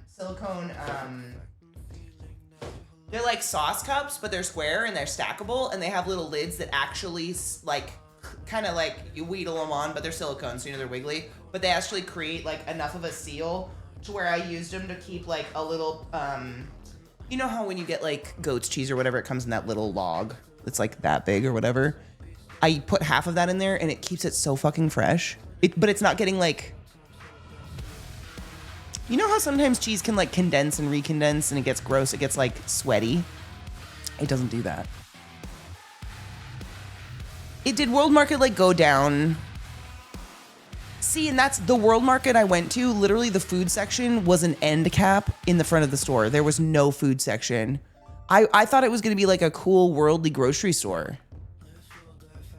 It goes over the onion, molds over it, so you don't, ooh, because it makes everything in your fucking fridge stink if you don't put it in a bag. I'm gonna look for that. Did you just get one on like Amazon or something? Silicone Ziplocs, I might look for those because I do wash and reuse Ziplocs. I try not to throw, I don't like throwing plastic away. Plastic.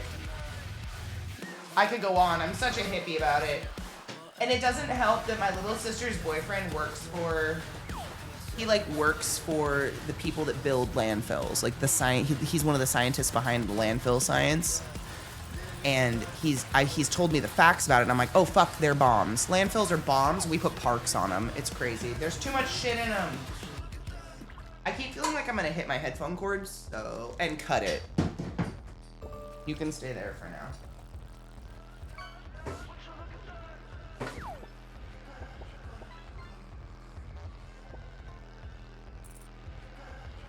Rows and rows. I do want that. I'm sad that mine didn't have that. Boo. The one I went to was in Colorado though, so that might have been it.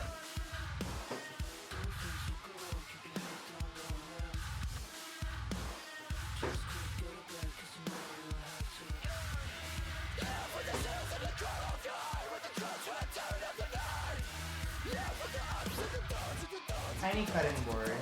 Not my favorite. I need to get a better cutting board.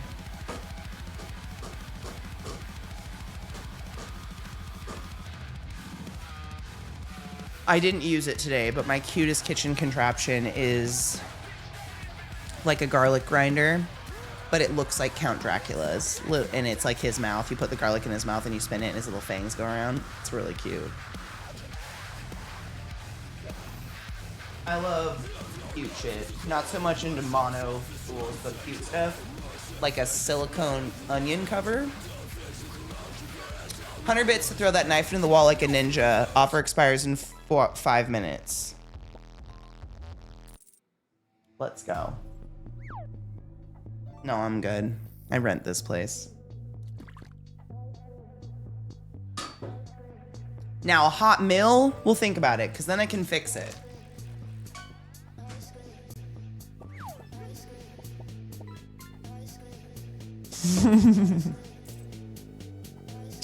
What a deal. I know, right? Fucking spoiled.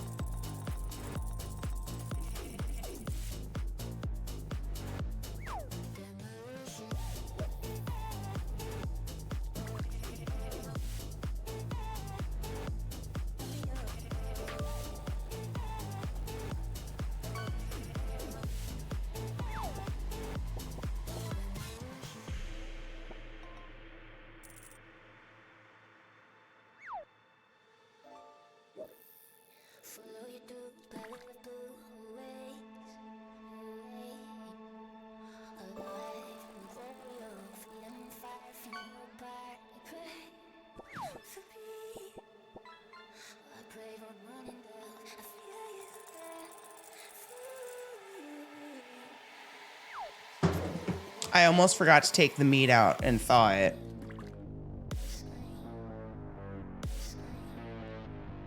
So out of curiosity, what are you making if not gravy? Oh, I'm making bolognese. A good old red sauce. A red sauce. But the Italians, they call it a gravy. And on Sundays, we get together with the family and we fucking make gravy. You know what I'm saying? I don't know. I just do what I'm told.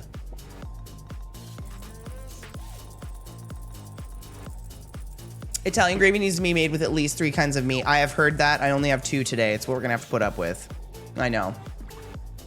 Wait. What did my nana do as the 3rd? It was sausage? Oh, clams. Chopped up clams, canned clams. That was usually her weird secret ingredient I didn't know about for years. And as a kid, I probably would have shunned it. I forgot a spoon. I probably would have been like, ew, fucking gross. As an adult, I'm like, no, I get that. I'm in the mood, I'm feeling awesome. All the bad times I can't recall them. I'm in the mood, I'm feeling awesome. But I be feeling like it's still morning. Let's recall them. I'm fearless, the fear is going back. Let's recall them. I'm in the mood, I'm feeling awesome. Let's recall them. I'm fearless, the fear is going back. Let's recall them. I'm in the mood, I'm feeling awesome. I'm in the mood, I'm feeling awesome. I'm in the mood, in the mood, in the mood. I'm in the mood, I'm feeling awesome. Yeah, it's that feeling. Let's get it all, I'm fearless. Let's get it all, I'm fearless. Let's get it all, I'm fearless. I'm in the mood, I'm feeling awesome. All the bad times I can't recall them. But I be feeling like it's still morning. But I be feeling like it's still morning.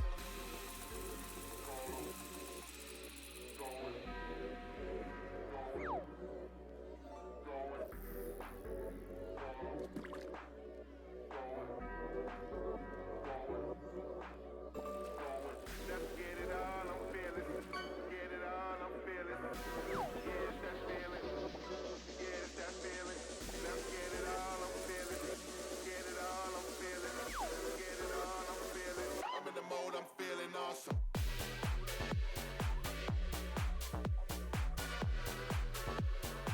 I'm in the mode, in the mode, in the mode.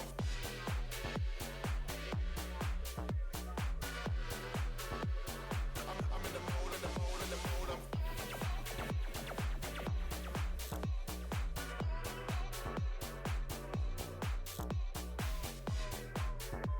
Did I forget my spoon again? God damn it. I'm in the mood, I'm feeling awesome. Yeah, it's that feeling.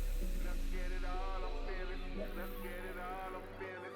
Let's get it all, I'm feeling. I'm in the mode, I'm feeling awesome. All the bad times I can't recall them. But I be feeling like it's still morning. But I be feeling like it's still morning. But I be feeling like it's still morning. I was amazed my in-laws pulled the short ribs out of theirs. Bitch, I was just gonna say, I do have a lone steak in the freezer. Do I chop up steak and try to put it in my gravy? That texture just seems gross. The Pope said some more based. Oh God, what did he do? Pope said some more base stuff about AI. Like what? What up, sleaze? No. On Dragon Ball Z. Whoa. It is bone-in. It's a steak with a bone.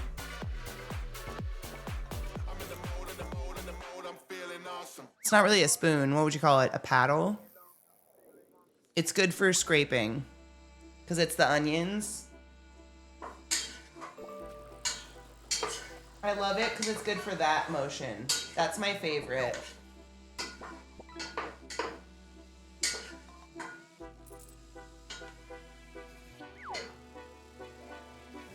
More rib bone. Okay, yeah. We doing red sauce. Red sauce. Red sauce. We doing us a red sauce. I got them as a set on Amazon. They're olive wood. So they can take a fucking shit ton of heat and they don't split. I like a wooden spoon. I don't know. I don't like plastic. I'm kind of weird. I'm kind of a hippie. But yeah, we got that. And then I've got half pork sausage and half ground beef mixture. It was pre-minced mixture. I've got tomato paste by Cento. I've got Italian seasoning. We've got some nice mudda sauce. It's gonna be good. I love tomato. Honestly, I could just eat a bowl of a good tomato sauce like with a spoon. I'm a big fan. Did I move this over? No. Sorry. In case you care about the food. We're doing it again, Crispy. But now I don't have to cook dinner after work, so this is perfect. I can just log out and make pasta and eat.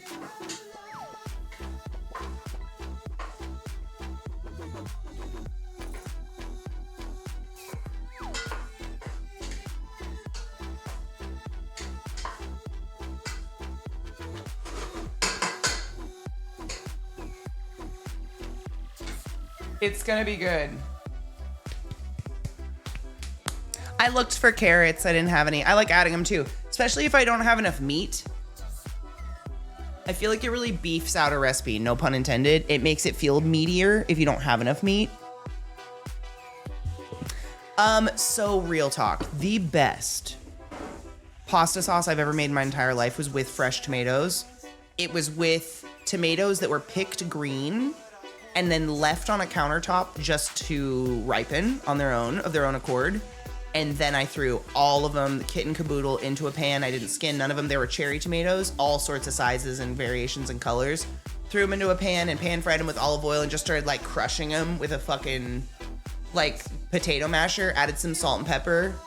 Best tomato sauce I've ever had in my entire life. I've never been able to recreate it. I have no idea what I did. It was the best thing I've ever made. Outside of that, I am canned Cento tomatoes.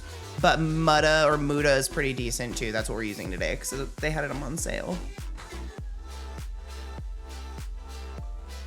Canned, I think, is honestly the best way to go if you don't have fresh because canned veggies are picked ripe and canned ripe. And they're not like falsely ripened, whereas most fresh, quote unquote, fresh stuff in the grocery store is. Correct me if I'm wrong, I think. My nose itches so bad, it feels like I have a hair up it. San Marzanos are fucking great. They're hard to find around here for some reason.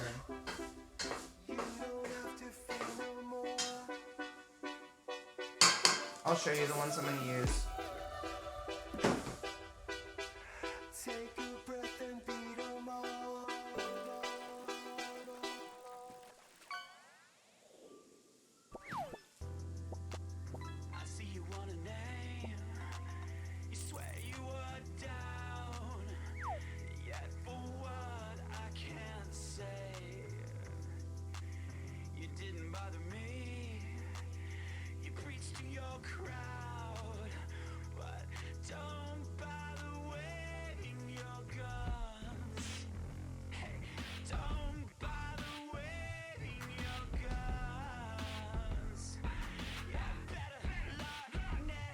So now I'm afraid I don't have any and I need to do a rush order. Instacart. Instacart's our friend. We love Instacart. Yes, cook my little fucks.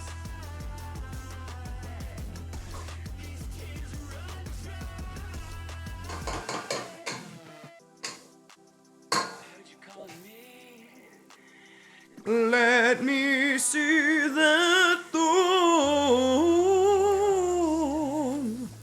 baby, that thong. I don't have the canned tomatoes. I didn't see any in my cupboard. I swear to fuck, I got them in the last delivery though, and I'm just wondering if Zach put them somewhere. I know. I don't even have. I have a bushel of cherry tomatoes.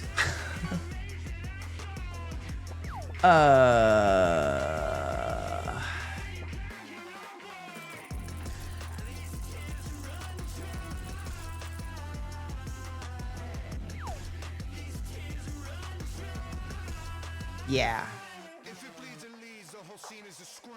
What's on sale? There's Cento, there's Marzano. What are you?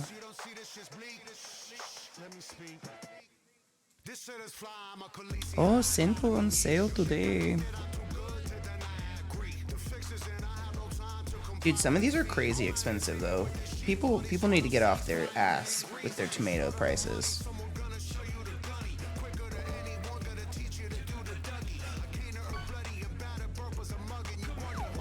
Mishy, are we smoking enough today? I've smoked 2 bowls and I'm feeling great.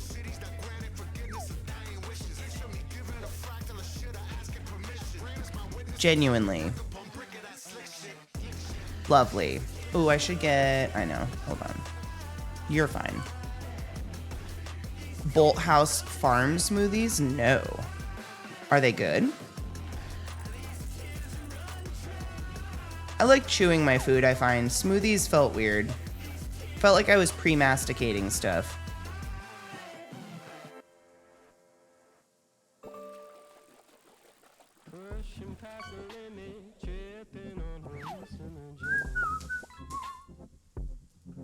I like the way your booty goes. I like the way your booty goes.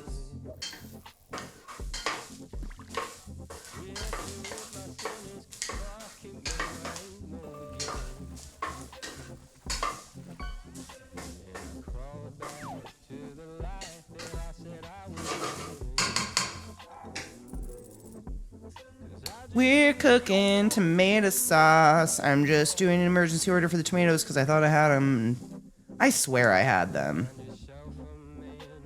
But it doesn't matter. I'm trying to just think, is there anything else I need? I got lettuce because I want salad. I love salad. I'm such a slut for a salad. Oh, baby.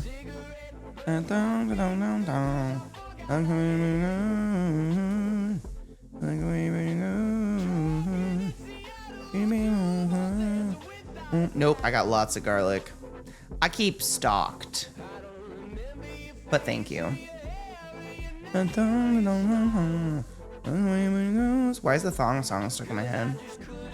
Look the way it goes.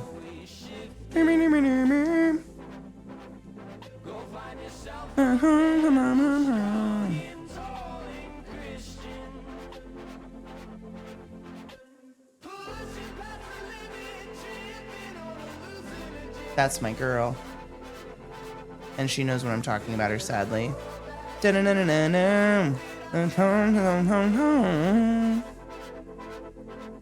like the way your booty goes. I looked for short ribs just to see, like, what do we do? Like, maybe we'll add another. Short ribs are $15.89. $7.39 a pound. That'd be so much meat in one thing.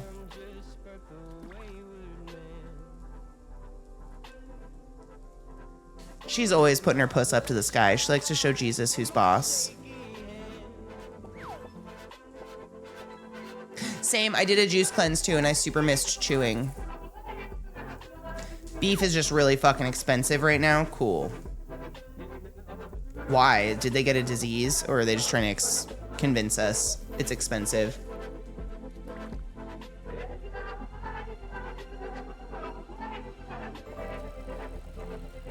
Pork ribs are $5.29 a pound. Not terrible.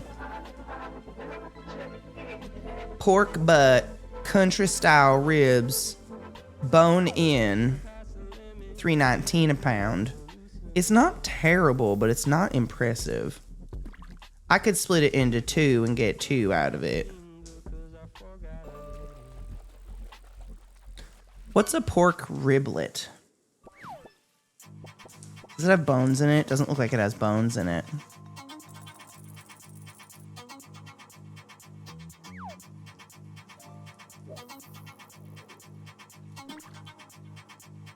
Mick, that's me. I'm all about on sale. Nah, dude, gravy's not supposed to be expensive.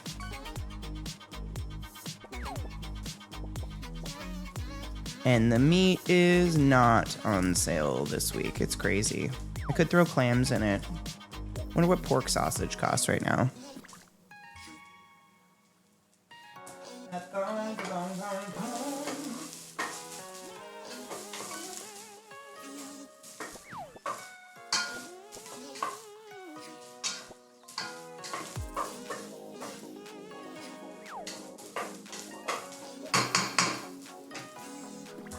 That thong, a thong, thong, thong, thong, thong, thong, thong, thong.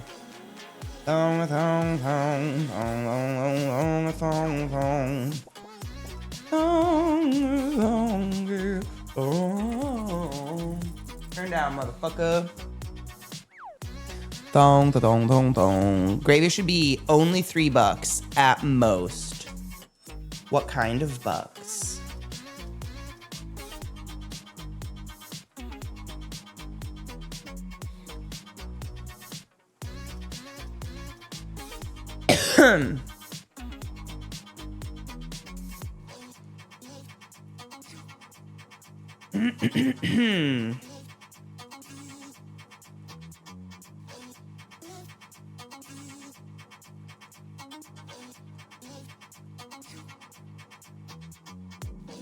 I like the way your booty go. I like the way your booty go. Whoa, whoa.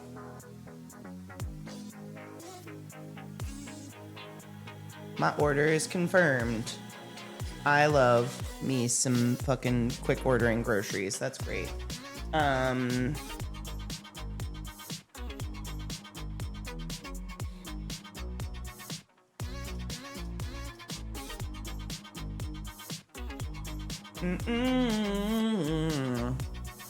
Too few cattle, expensive cattle, slow biological replacement, strong demand, and import disease, trade friction, profit taking. Cool. My uncles must be making a racket then. Jesus Christ. The ads that pop up on recipes these days. I just wanted to make sure I did everything. Yep. Yep.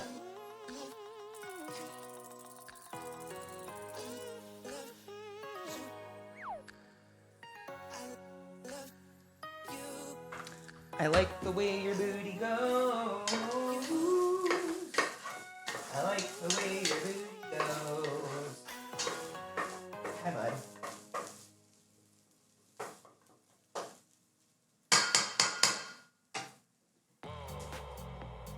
That thong. Okay, you guys are not listening to the thong song.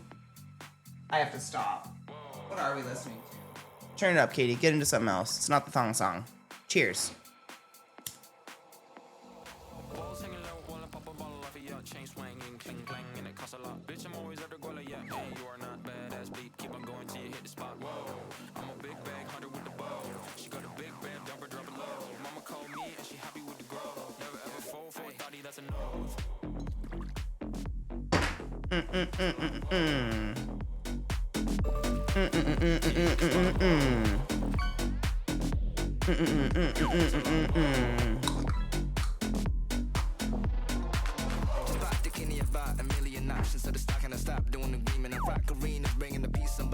And this is day 2 home, right, Theory? Fucking A it is. day 2 of the rest of your goddamn life. How you feeling today, honey? How's your tum?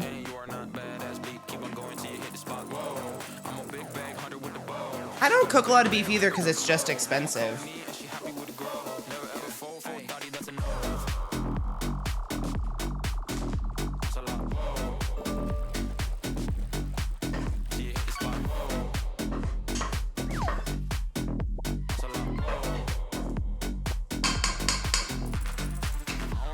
We're waiting for our beef, so let's just get really high until it shows up. I mean, our tomato sauce, excuse me.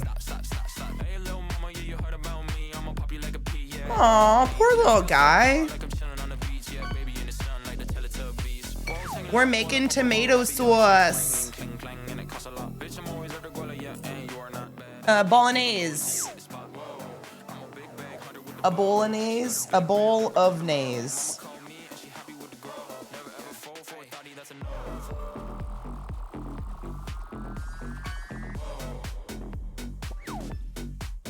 Bolognese, but I don't know what happened to the canned tomatoes I had. I think they must have just got moved into a weird cupboard. We have a huge kitchen now and I have to get used to it. I think they got moved, so I ordered some, so we're just gonna chill and wait. Damn it. But that's the onions and garlic, and now my house just smells like sex. Shit. Cheers.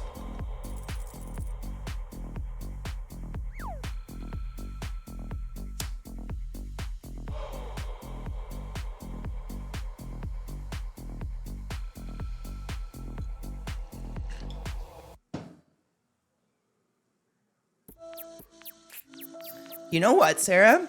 On that topic, Zach and I were talking about this last night. Because I joke about how I'm crazy all the time. You know. And he was like, you know, honestly, the hardest part about your crazy these days is just your food stuff. And I was like, hey. And I made this realization in the moment, and I said it out loud. I was like, have you realized how less weird I've been since I started cooking? Since I started having more control over my food, I feel more adventurous with it, and I feel like trying more things. Have you ever thought about getting him into a cooking class for funsies? Like a no-pressure one where he doesn't have to eat anything, he just cooks?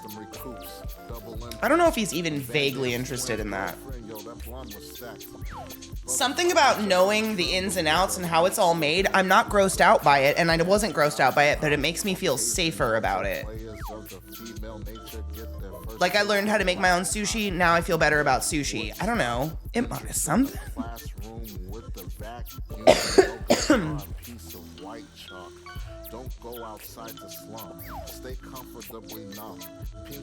Ooh, trouble, yay! That's very exciting. Is that when you get home tonight? Yay, new edibles! To sunlight, snow white to black ice, a time heist, fuck the zeitgeist, your thoughts are overpriced. I have like just quintessential I'm neurospicy sensory issues, same. It's like, I'm not really, there's no flavors I don't like. It's textures that really get me more than anything. Wet bread, soggy sandwiches. Oh my God. A wet pie, chicken pot pie. Chicken and dumplings. Just give me the soup with a biscuit. Why's it gotta be soggy in the soup? Oh God. Oh my God, you are a princess. We fucking knew that though, queen. What up? What do you mean? Well played though. That's actually a good idea. He does enjoy helping me in the kitchen. He's definitely gotten better with it as he's gotten older. Like, if I wouldn't have been chased out of the kitchen, like when I was a kid, I was so curious about what was in everything and I had so many questions, but I was chased out because I was annoying. I wonder if maybe I wouldn't have spent most of my life being kind of weird about food. I understand repeat meals. You know what we call them in our house, Sarah? We call them adult meals or child-free meals, because the only house that you'll find French fries, pizza bites, Tostino pizza thingies. What are those called? The Tostino pizza whatevers. and corn dogs and a milkshake on a dinner platter is in a childless home.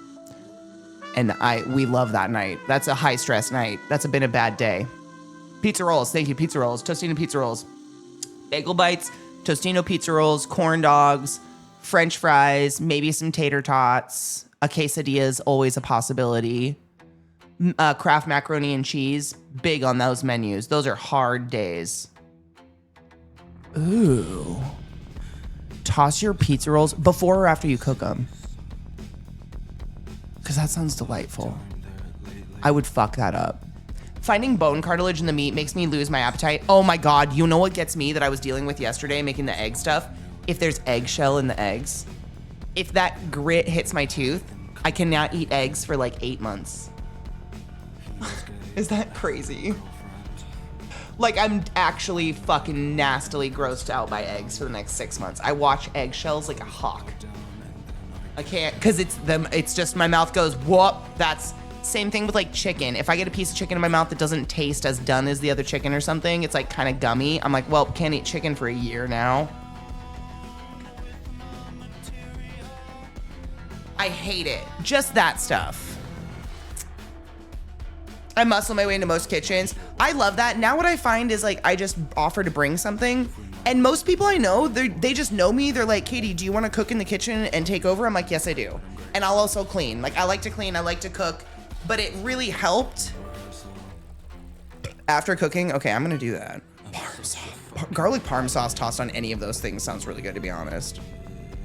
But I've just noticed that so much, Sarah, in this new place. Like, we used to do HelloFresh and stuff because that was, again, something that kind of like, I knew the exact ingredients. I knew exactly what's going in and everything. I could look at it beforehand. It had the recipe cards. Like, it was safe.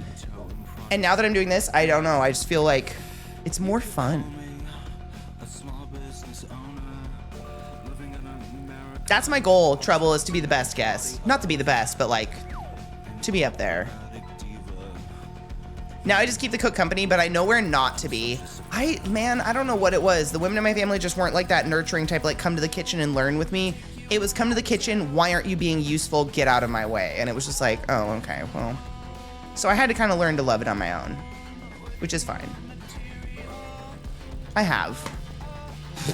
Fly. Why? As someone who can eat a whole egg, shell and all, I know exactly what you mean by egg grit. Why would you do that? We got HelloFresh still, and anytime it's something with mayo, I use sour cream instead. I can't stand mayo. Same. I hate it. You're eating eggs for calcium? I don't like it. Okay. I'm not a dietitian. I don't know what. I ain't whatever. I don't know. That's cool, man. You chew eggshells, I guess. Pufferfish do that to wear down their beak. You know what? Yeah. My mom made me learn to cook at 13, so when she felt good about it, passed off all dinner meal. Oh, man. I don't know if I'd want that responsibility, but I wish I would. I wish my Nana was around to like sit and just talk to me and teach me her things. Because by the time I was like getting into the kitchen and doing fun stuff, she was already at the point where she couldn't really taste anymore. So most of her food tasted kind of like, ugh. You know. I did have to earn my keep in the Irish Grand's kitchen, but my abuela got me a stool to stand on because I kept burning my lip on the stove.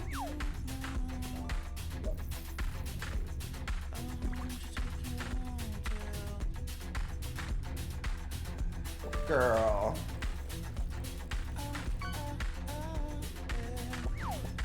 I did a flat hand to a hot pan as a kid when I was still little. I wanted to see what she was doing. Did it work? Did you see? Cooking is magic, not woo-woo magic, but the kind where people spend a lifetime mixing weird shit together to figure out how to be happy together and live longer. All those sad old men fiddling with alchemy should have just made a fucking quiche. Dude, that's so fucking real.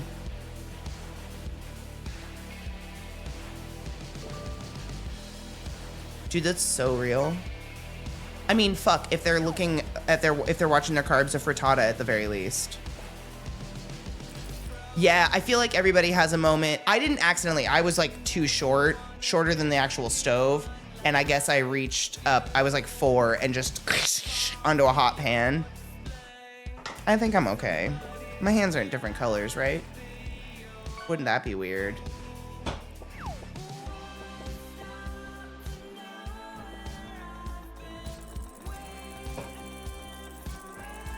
I'm the only granddaughter with the recipes, so yeah, it worked.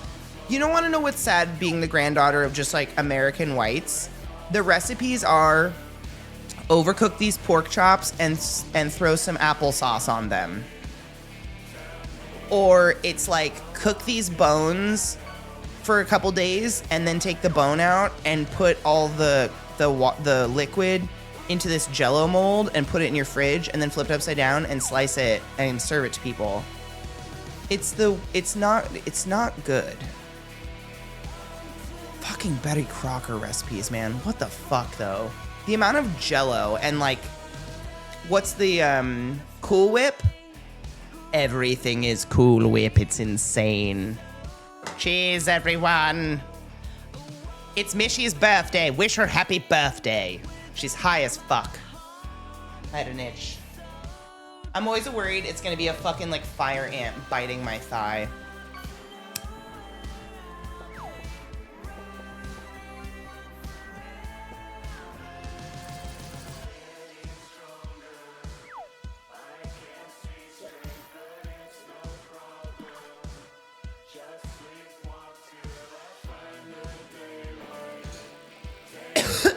Excuse me. Mish, do you know what day you're doing your birthday movies? Since Knives postponed, are you doing them for Faded Friday?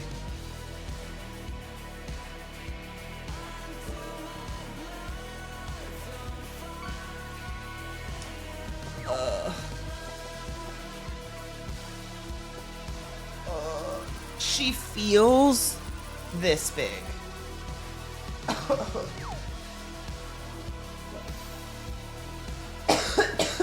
I feel pregnant.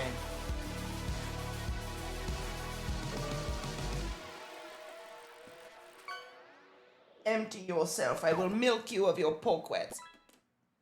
Watch out, Tick. Pork wets coming at you. No, I haven't even sent them to him because I didn't want to bug him. Okay. Well, happy birthday. With Marco's Funhouse? No, that sounds like there might be clowns there. Are there clowns there? Our shopper's shopping shortly.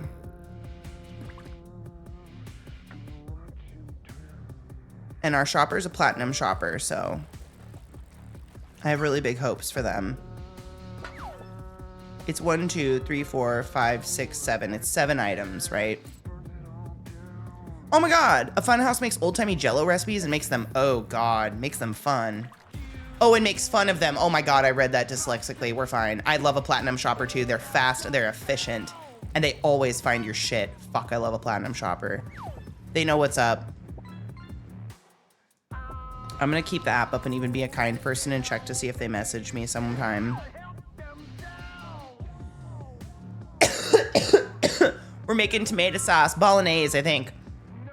I have, this is like 2/3 burger and a little bit of sausage, but I got more Italian sausage, and then I got pork short ribs, which were much cheaper. So we're gonna do true gravy, 3 meats, and then I got Cento, they were on sale. Cento canned peeled tomatoes. I usually do a can of the peeled tomatoes and then a can of the crushed. And I hand crush the peeled ones in there. I don't know why. I don't know if it tastes any better. Habit. Yep, they send photos of the replacements. God, they're great. My vagina hurts. I know I keep saying it, but Jesus Christ, does it hurt?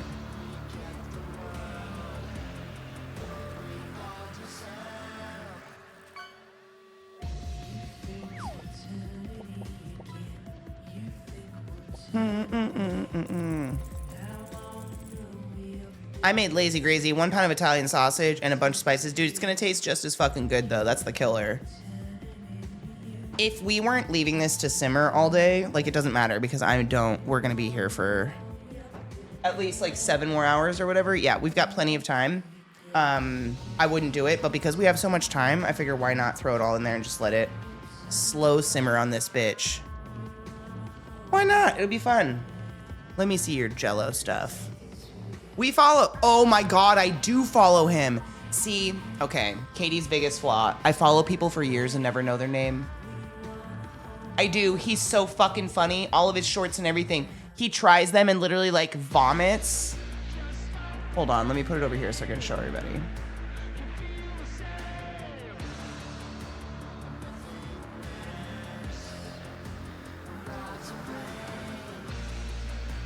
I'll wait for this song.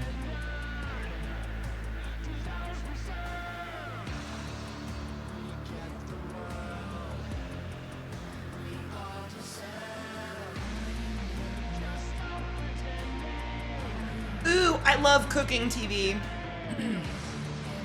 Cooking TV, survivalism TV, funny shit. Yeah, do that. Z-Bot, bring the fun cooking shorts and we'll all get hungry together. That's perfect. That's good for a Friday, because it's Faded Friday tomorrow. If you guys don't know what Faded Friday tomorrow is, if you don't know what Faded Friday tomorrow is, Friday Faded, a day is, I don't know how to do this. It's one of those most beautiful days where we get together and we listen to music all day and get kind of high. But then I mean really high. It's such a good day though. You guys should come hang out. It's great.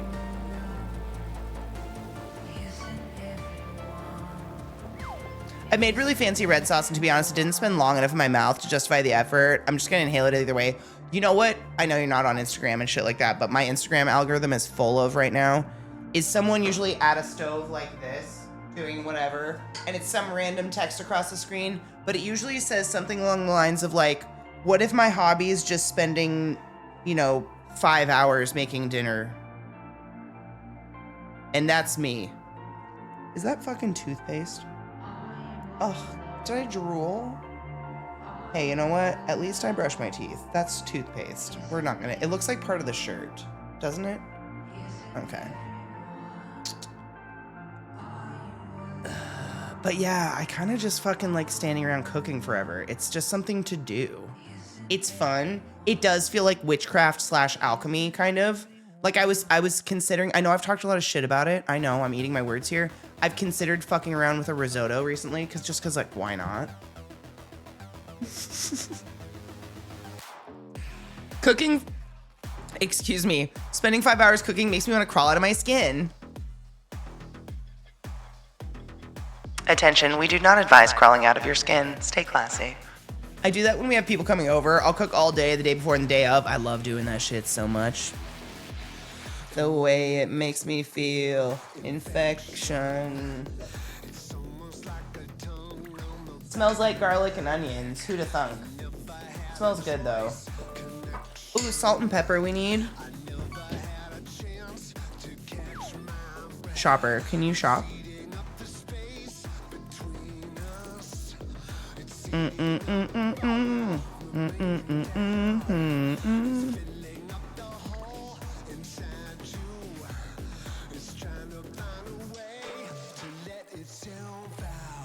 Kat, how are you, love? I'm making tomato sauce, but I had to order some tomatoes because all I had was like, I had nothing. I didn't have fucking crushed tomatoes. I'm embarrassed. I'm embarrassed.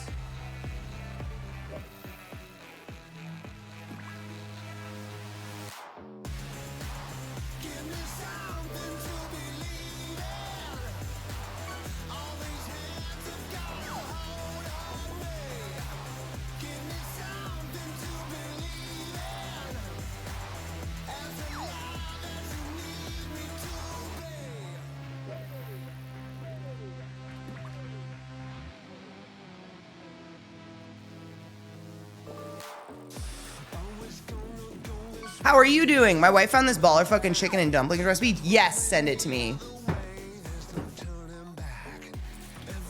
Zach is always asking me for chicken and dumplings or chicken pot pie. That's his jam. And I grew up in a family where bread makes you fat and you're not allowed to eat it, so we didn't have anything.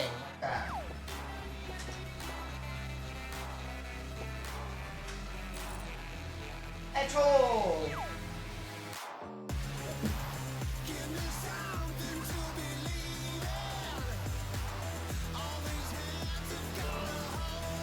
May, give me something to believe in. Pocket pot pies? Cute. Were they good? We making tomato sauce, but we're currently flocking around waiting for an order of stuff. I don't want to say what it is, but it might be the actual tomatoes because I thought I had them. I'm embarrassed. Were they amazing? I'm always worried it's gonna be too much bread. I just pick it off. It's not like I'm allergic to it. When I'm sick, I want chicken and dumplings. When I'm sick, I want Campbell's tomato soup. No, excuse me, Campbell's chicken and noodle. Very specifically chicken noodle. Those Marie Callender frozen pot pies are fucking incredible.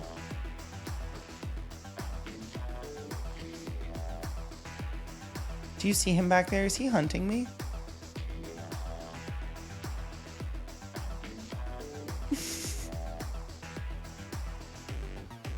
What do I do?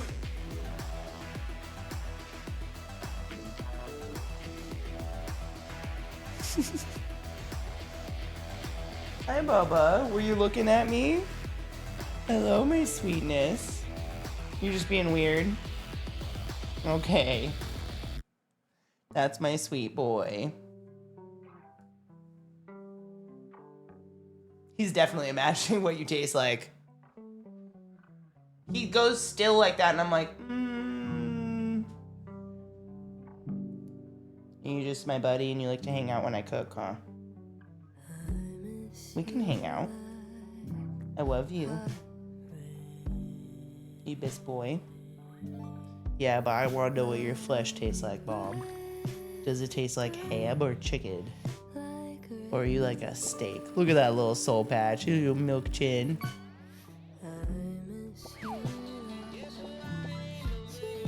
There's everyone's favorite.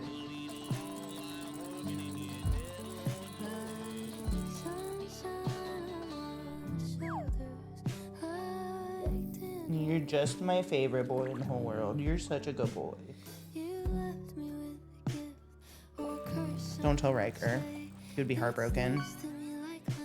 My grandma used to make the best vegetable soup ever, and I know she used frozen veggies, but somehow works some magic. Frozen's better. Seriously, what I've read is that frozen or canned are better because they're actually picked at peak ripeness.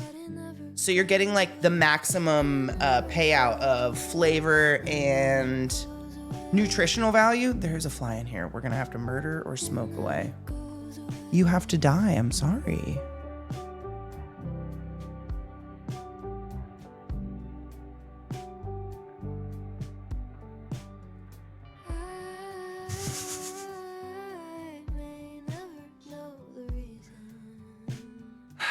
Some fava beans and a good Chianti. I forgot what I was saying. This fly. It's on my mic now. You have to go. You're not welcome or invited. Oh, yeah. The peak ripeness. Where exactly, like most of the produce, especially if you don't live somewhere where they produce the produce that you're looking for, it's gotta be, it's gotta be flash frozen or something. And then usually canned, frozen, and served to you, or they ship it unripe and they ripen it with a gas.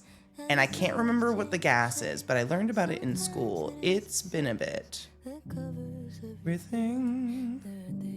Oh yeah, Discord. Ooh, yum. Yeah, I'll fucking make that. Ethylene, thank you. I always want to say ethanol. It is not ethanol. It's not alcohol. That'd be weird. Ethylene, yeah. That's how they get bananas to ripen and stuff on time. It's weird. So it's not, honestly, it's cheaper and better if you buy frozen most of the time, especially if it's going to be cooked.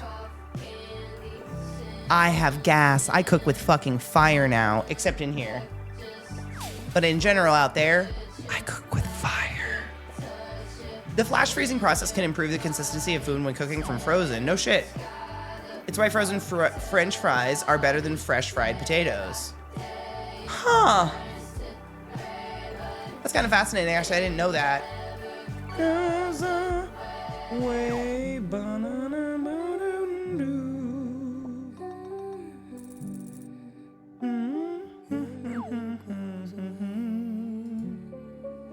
Cheers.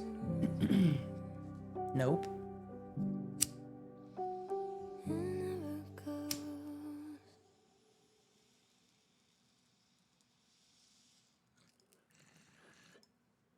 The best fresh French fries I've ever made are if you boil the potatoes first. Like you cut them up, boil them, stick them in a soup.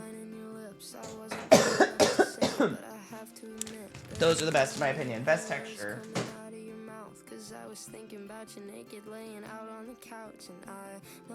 There's poods all around me. They just hide from you perfectly. I feel like it's just me not cooking now. I was trying to think of something else I could cook for dinner, but it's so not close to dinner time. Not for people like us. Oh my god. I can't believe it's almost 3 in the afternoon though. I'm getting really too accustomed to these 12 hours. Sorry, my tit itched.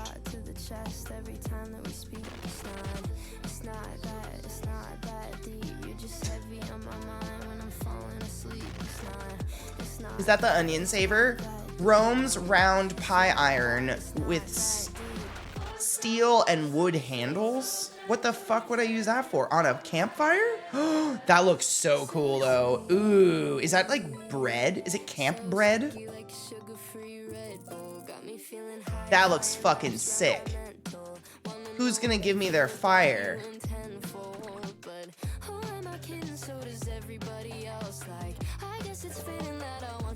Oh my god, people make eggs and stuff in it, and a cinnamon roll, and a chicken. Crazy, that's cool. What is it? I need a fire.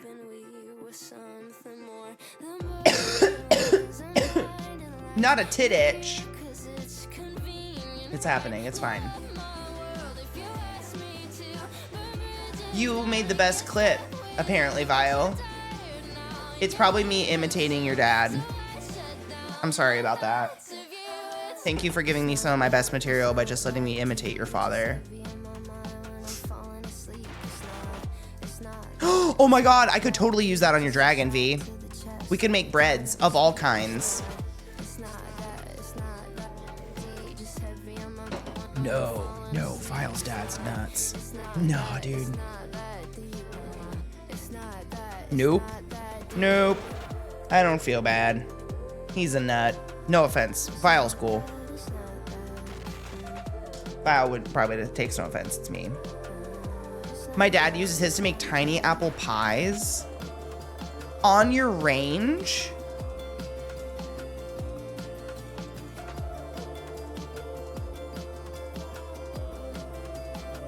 It's so cute. Can you make the handle shorter? Because I feel like that handle's crazy for using on a range. Like, how would I get close enough? It's so cute. Okay. I'm gonna keep an eye on it. It looks cute as fuck. 2 pieces of bread, a bit of apple pie filling in the middle, and squish it.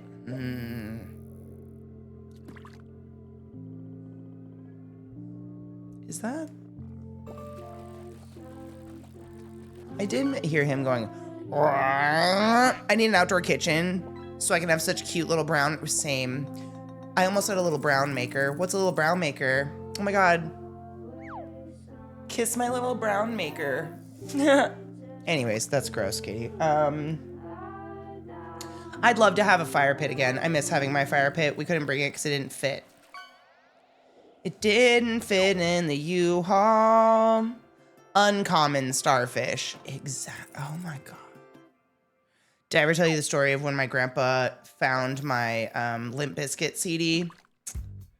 The hot dog, the chocolate starfish. I want to see Supergirl so bad. Really, really, really, really, really bad. I'm so excited. And the fact that all of the like sad little fucktwad incel motherfuckers out there are like, I can't believe she's not sexy. Like, where's her mini skirt? Where's her thong? Why doesn't she look like the comic book? Why is she wearing shorts? Makes me want to see it and support it so much more. Have you seen this nonsense people have said? I want to see it so bad. The trailers look amazing. I commented on your first post and was like, oh my God, tell me. And then I literally posted, went to next and it was you crying. And I was like, well, I'm fucked. I'm in trouble. I'm in trouble. It's going to be one of those girl power ones where I'm going to come out and be like, I love my girlfriend so much. Also, she has a dog. My boner is sad. It's such a pathetic personality. Dude. Amen. And cheers to that, V. That's so fucking real, though. And that's why I don't go in the comment section. Yeah.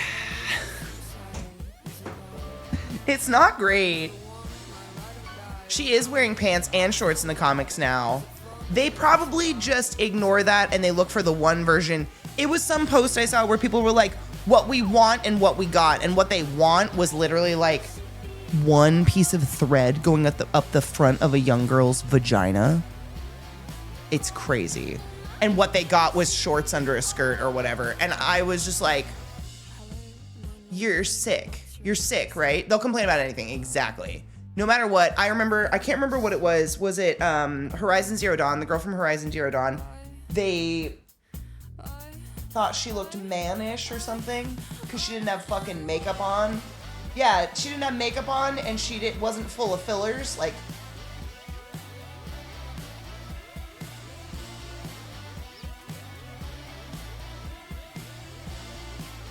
I don't know. Horn-brained, which can we all touch down and be real? I found porn at a very young age. I'm a very sexual creature, right? I would say might be mildly porn-addled. Still not any of that, though. I don't know. I don't know.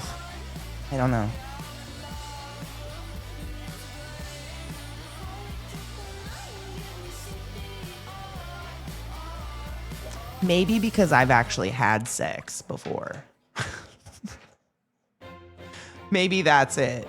Sometimes I wonder about these people doing the little bitchy bitchins down in the comment section, like, she looks mannish, her lips are thin, she's this, she's that, she's something else, muscular, or something like that. And I'm like, have you ever seen a female, like a woman? Have you ever seen people before? They're all over. You should go outside and look at stuff. There's a difference between wanting to fuck or watch other people fuck versus being completely porn coded. True. Maybe that's it. It's like they've been rewritten to think that that's reality.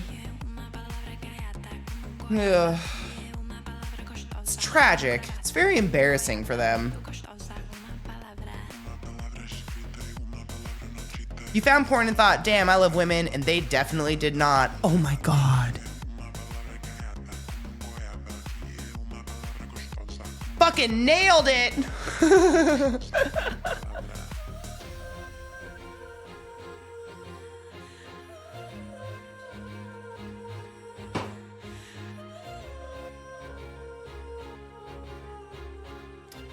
Fucking nailed it. Same.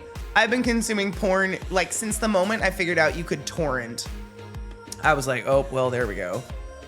I don't have to watch Skinamax anymore. That's, and still not a fucking porn. What was it, Kat? Like, my brain didn't get porn coded.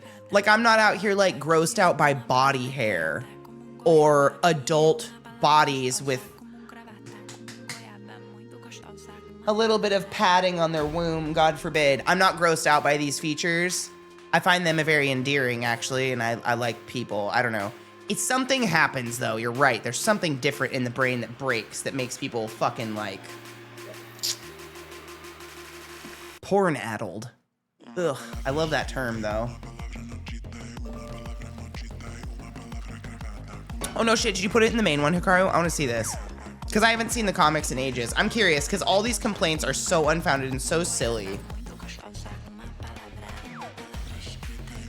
She's in full pants now and people are complaining? I love her new outfits. Those look cool. That makes me sad. Humanity is broken. Everybody's broken. That's broken. She looks cool. Pants on legs, full body. All she has is kind of actually like a very, I would say, what's the word? Conservative tit window. It's cute. Like if she had a sternum tattoo, you wouldn't be able to know. Do you know what I'm saying? Let me show you. Hold on. I'll pull it up in the... I will pull it up in the browser. Boom, boom, boom, boom, boom, boom, boom, boom, boom, boom, boom, boom, boom, boom, boom, boom, boom. That's what she looks like. She looks badass, and she has a cute jacket. I love this look. This is a very 80s look. It is my sexuality, the tiny jacket with the rolled up sleeves. But see what I mean by cute little like you wouldn't even be able to see her sternum tattoo. I love a booby window. Me too. I think a peekaboo window is hotter than a full reveal. Tell me I'm wrong. Like seeing the peak of someone's hoo-ha, but they're still wearing underwear or something, way hotter. I still want to see everything, but it's hotter in the moment. This is hot. She's in a skirt. The complaint is, pause, I fuck you not. It's a clip of her doing an action. It's so fucking gross. You're gonna hate it.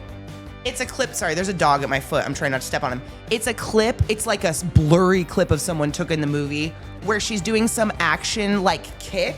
So her skirt flips up and underneath she's wearing like shorts longer than mine. Like shorts no longer than mine basically. Like little cute shorts like this underneath. So she's not flashing her vagina at people? That's the complaint, bitch. I know. It's gross and it's weird. I know! It's so weird. See, this looks cool. Why are they being weird? Everything looks weird. Or they're being weird. That looks, this is basically her outfit now, and she just has little shorts on underneath. And then this is like a full body. She looks cool. I don't know why they wanted to see her with some sort of like, you don't want to please those people. No, you do not want to cater to those people. Mm-mm. Nope. This is what she mostly looks like in the movie, right?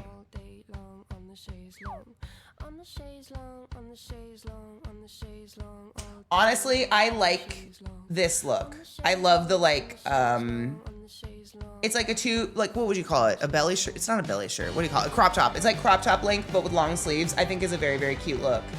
I love this look. I think that's super cute.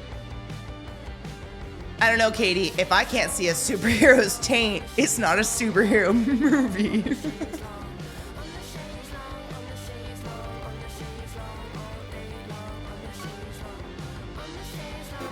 You know what? Good job on the treasure chest. We all have different priorities. I'm not here to judge yours. Everybody's sunning their taints these days, so it's honestly, you're gonna see a lot more. Probably. Taint is super.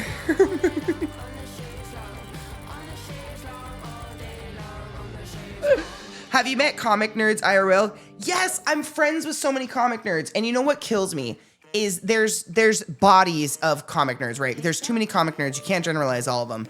And the ones that I know are the ones that are like, that I was growing up. Forgive my French here. Super horny band nerds, right? Secret comic book, secret gamers. Because when we were kids, that was super nerdy. You could not come out with that. You would get beat up. So you didn't talk about liking comics. You didn't go to comic book stores with people. You went secretly with friends and you played games late at night when no one was around. Those people, we're just horny band kids. Like, that's it.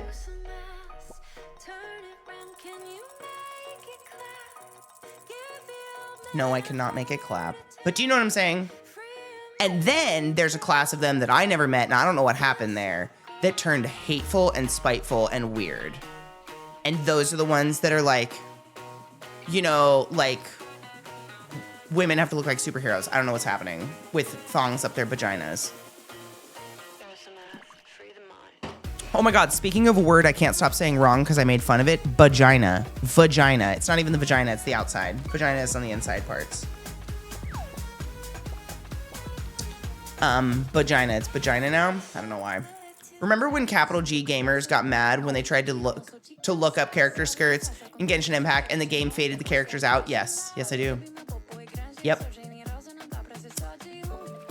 Yeah, because that's the best they can do. I don't think the point is that they want to see her like that, but they want everyone else to see her like that. If it's not normalized across society, then they're just perverts. Holy shit.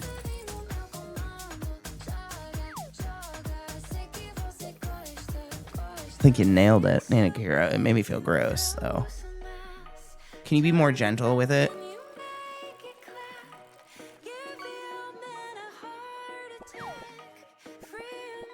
Have you ever seen, VR, have you seen the meme? I keep meaning to save it on Instagram or something. It's a meme of like I'll say Jennifer Lopez. She's always used often because her outfits are like, wow, way the fuck up there. And it's like Jennifer Lopez's lips during her concert. And it's just like someone like this, but like...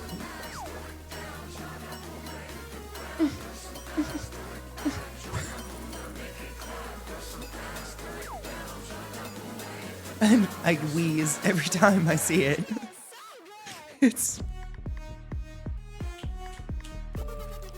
I'll have to find it. It's fantastic.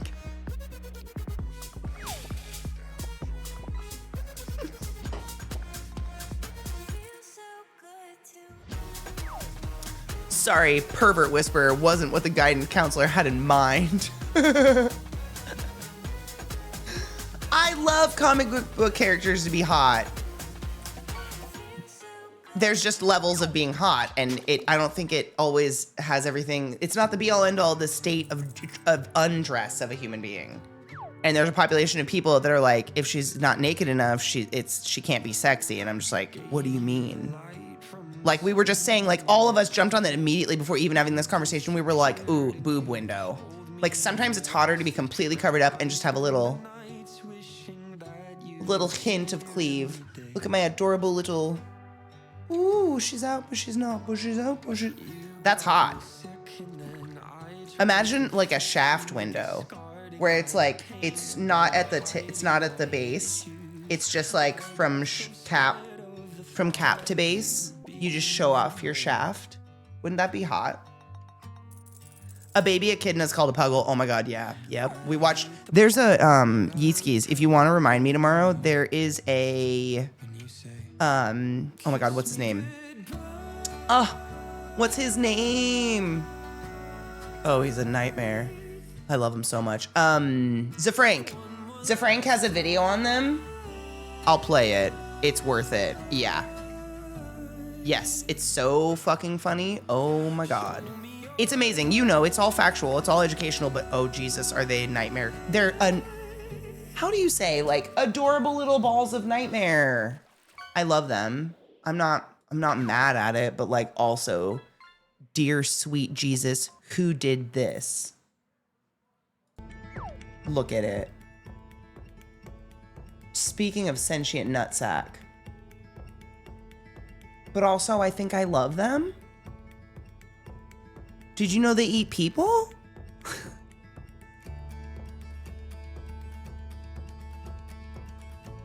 I love them. But also, did you know that they're a mammal that doesn't have nipples?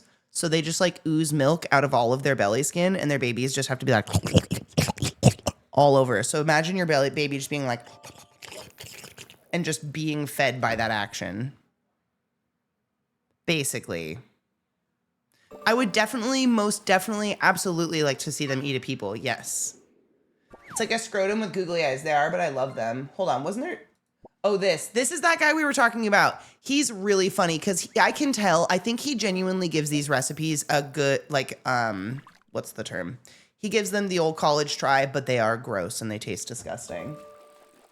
2 jars of mayonnaise. Welcome back to another episode. Oh, this is perfect while we wait for my groceries. This is going to be terrible. Wrap it up. Oh, God. I'm nervous. I'm nervous. Right, beautiful people and powerful lesbians. I've seen him make crazy like beef jellos and just some nightmares. It's okay. It still says shopping shortly. Platinum shopper. Can we? Okay, I'm judging you. Not too much, but like. Mm.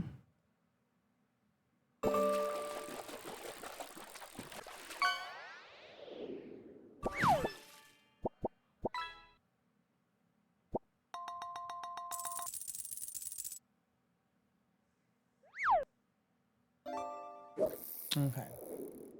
Lesbians? It's gonna be bad. The gayest vintage recipe.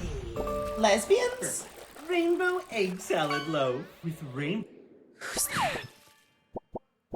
Who's that? Is that one of those raccoons from Japanese culture that have giant balls?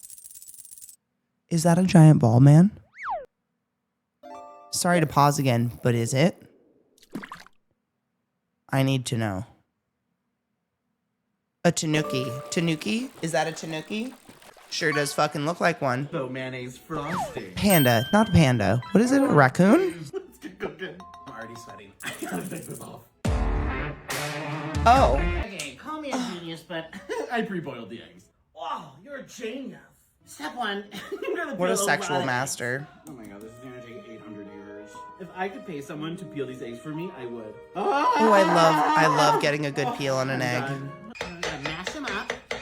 You know what I find the secret is? Don't live in Colorado, because no matter what you do, they won't peel clean. I don't know what the fuck, but every single one I've ever peeled here has peeled so clean and perfect. What's happening? You like that? Oh, there's a big shell. Whatever, happy pride. We're keeping this gal simple. Seasoning and a lot of mayonnaise. Ariel. Red dye 40. Happy pride. It was red and orange and yellow. What and is it green though? Are those egg salads? and violet. No. Indigo? Is that one of them? Roy G. Biv. Violet. No, right? Huh? Okay, this loaf is overwhelming. Speaking of overwhelming loaves. I know this is crazy, but I'm gonna mark it with a Sharpie. Yeah. One down. This is gonna be beautiful. I am so focused. I'm not breathing. All right, and the next step is truly the work of the devil. We have to frost our rainbow egg salad loaf. Mayonnaise. Wow. Wow.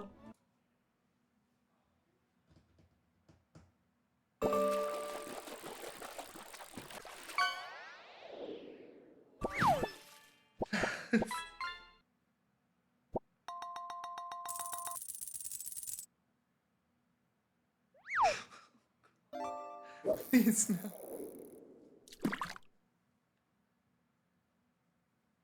This is a lot.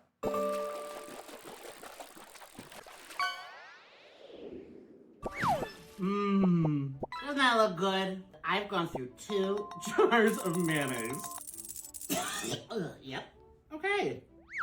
Not frosting. Ha, ha, ha.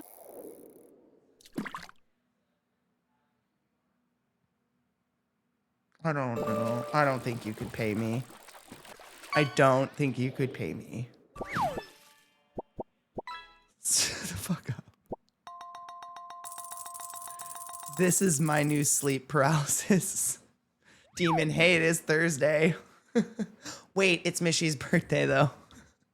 I'm like really proud of myself. I'm sorry, I just have to see him tell me how bad it is. Gay! Well, cheers. Happy Pride!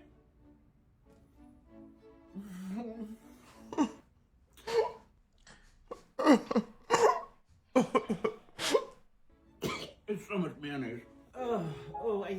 I can like feel it moving down.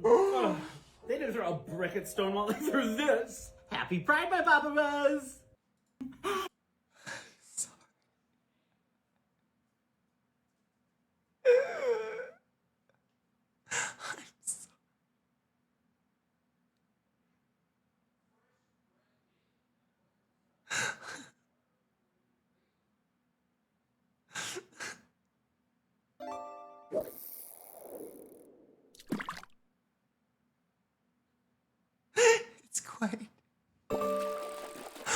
peculiar.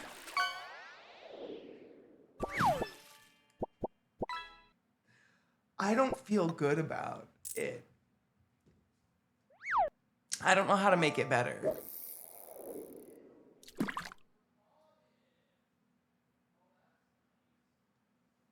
It's just gonna be bad if I go down here.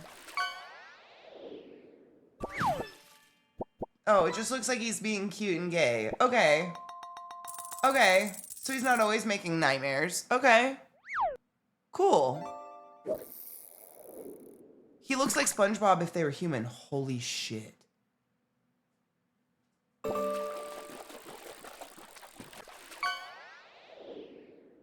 You fucking, that's well put.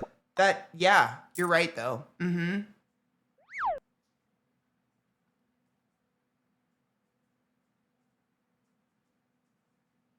Yes. Leave it in a hot room for an hour or two to really let it set.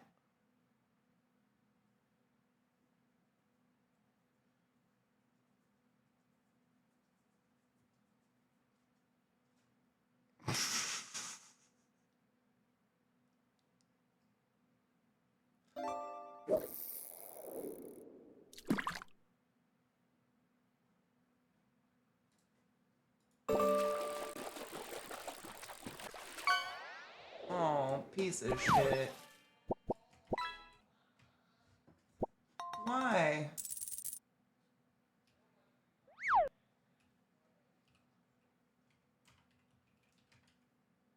Wait, Komodo.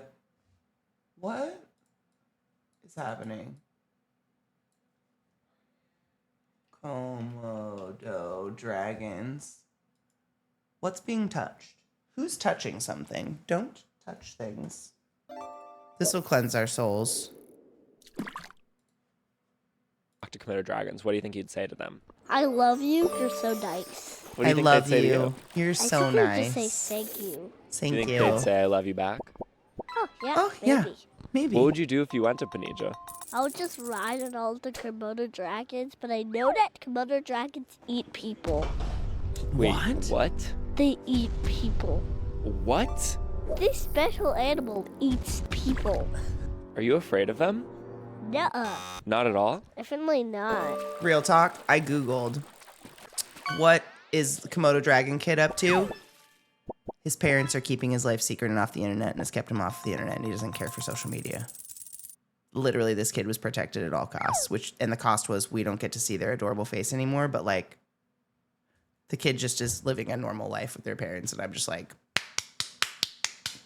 I know. Is that the best news? The price was we don't get to laugh anymore, but like, at least we have this, right? I know. I did the Google, don't worry. They Best can case eat scenario. People, which is so special. So Do you want special. to see an animal eat a people? Actually, definitely, yeah. Definitely. Why? Because it's like, I never No, it's just nothing seen new. We an just get to laugh animal at this forever, eat yes. a person. But you want to. Yeah. Yeah. Even though they might eat me, I still love them. They're the best, basically, right? Right. Basically.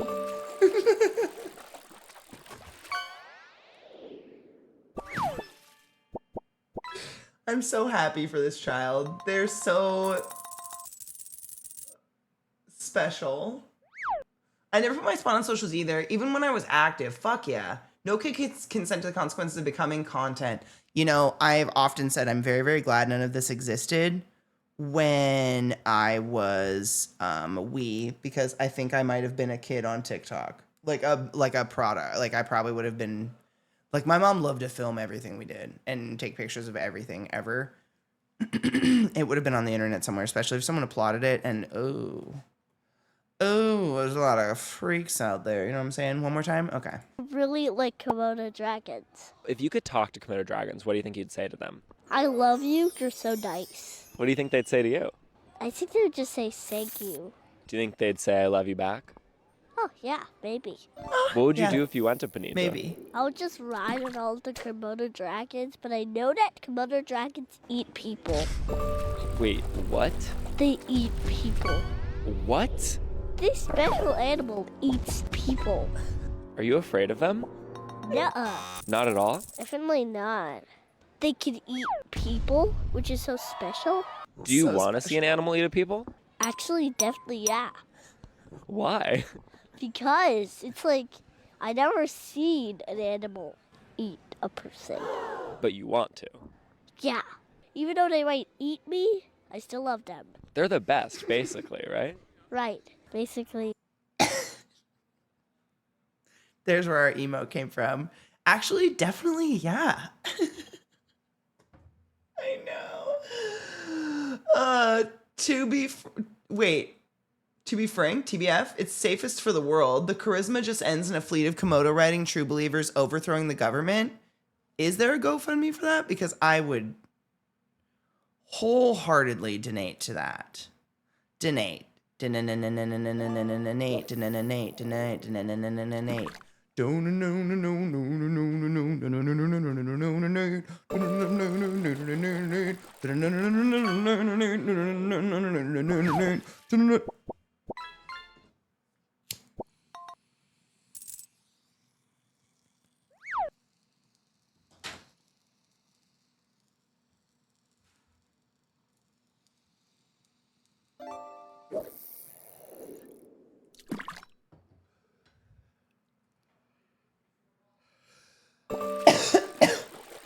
How's everyone doing? How's your Thursday? Do you have something you're angry about that you want to talk about? It is the day of trash. If you...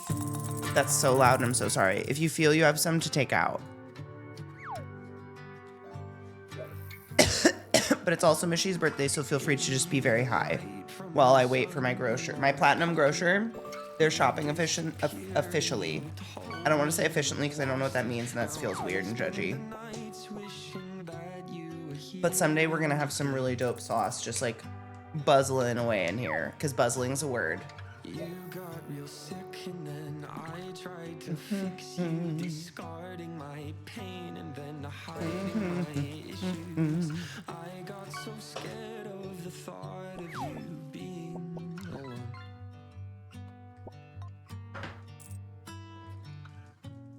Speaking of good vibes, tomorrow's Faded Friday. Bring them good vibes. Amen and hallelujah to that. When you say, kiss me goodbye. Did you actually? Oh, an octopus for Dave. Okay. Don't eat it. It's smart. I think you get mad cow if you eat smart stuff.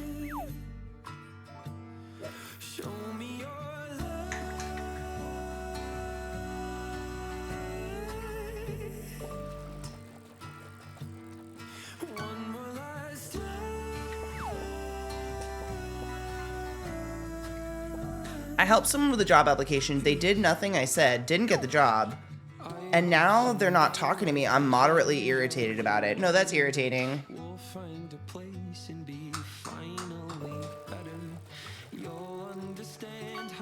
No, that's irritating. I'm sorry that happened. They sound like a dick. They're also probably embarrassed. Pull out one of my 7-string guitars to play. Fuck yeah. What's your go-to to play on it? It's Baby Shark, isn't it?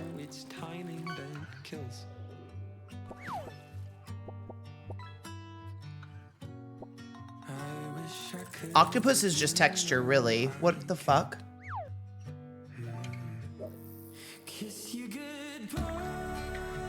I realized the camera wasn't on me. What? I had to use my outside voice on one of the feral neighbor children who was ramming his bike into our package drop box. And now I'm mad that I feel squicky about it. Train your crumpets. Wait.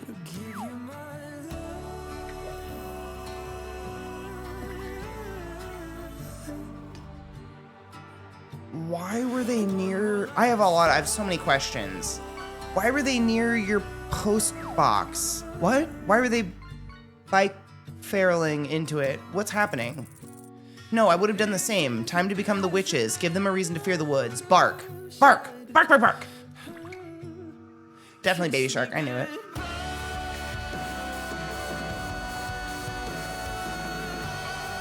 Is it in the road? All of it's weird. I would have given him dad voice too. I would have given him an oi. What the fuck are you doing?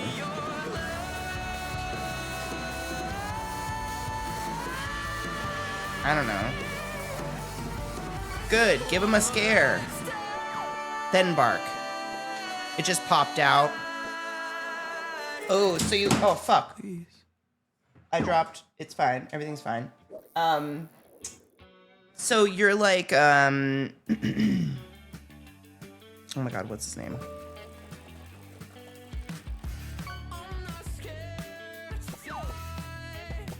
Bob Ross, in that like you came out of that life and you never want to yell ever again, unless it's from pain, pleasure, or for air, because Viada's holding down a little hard this time because she had a rough week, and let her just have a fucking minute, okay?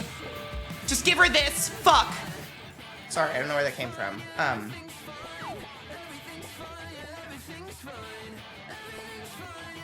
You know what I'm saying? I'm loading a bowl.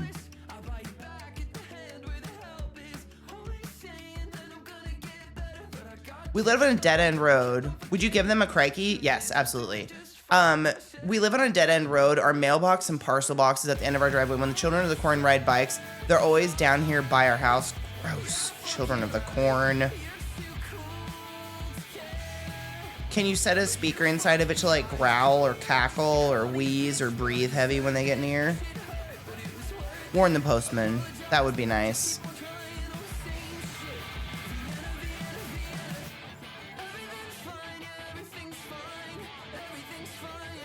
I think I have a version of that that comes out of me that I don't like either, Tech. It's like my ugly, icky voice that comes out when I'm like at my end, my rope end. It's when I sound like my mother.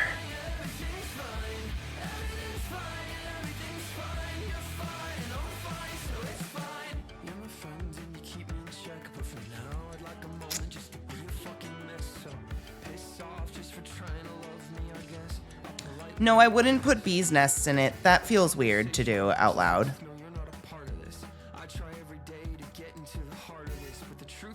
Doing just fine.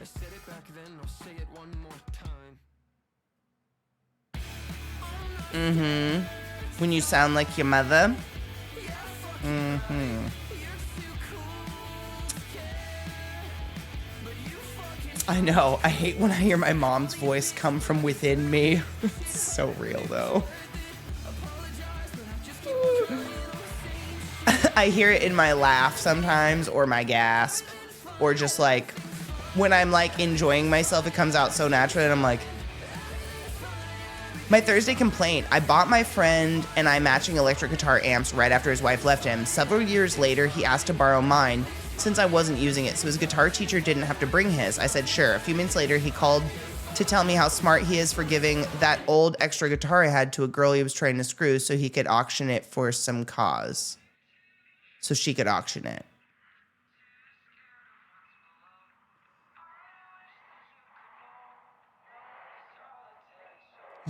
So we're gonna work on your choice of friends.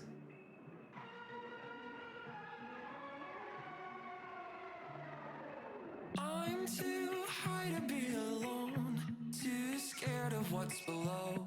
I wish that you could know my solitude. Wasps like packages too, though. We're not talking about packages.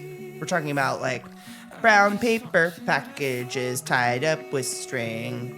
These are a few of my favorite things. That one. This is a great song.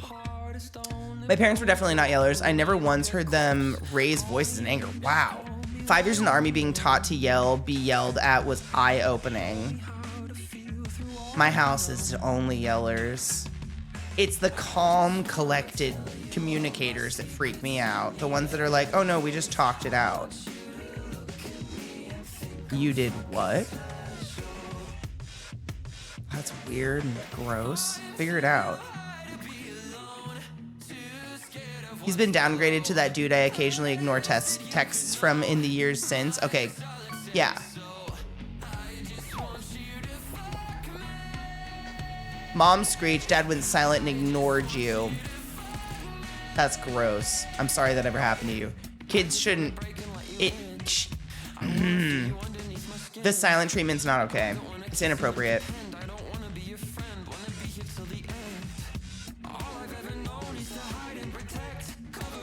Different breeds, but all dogs, you know. All dogs die eventually. We're fine. It'll happen. It'll be okay. Never heard my mom yell, but my dad definitely did from time to time. My family, like, not even just violently yelled. They, like, crosstalk yell. It's obnoxious. Seriously, like, none of you would be able to handle it. You would want to vomit in your mouth. But, like, imagine, like, 13 people in the same space. It's maybe twice as big as my office.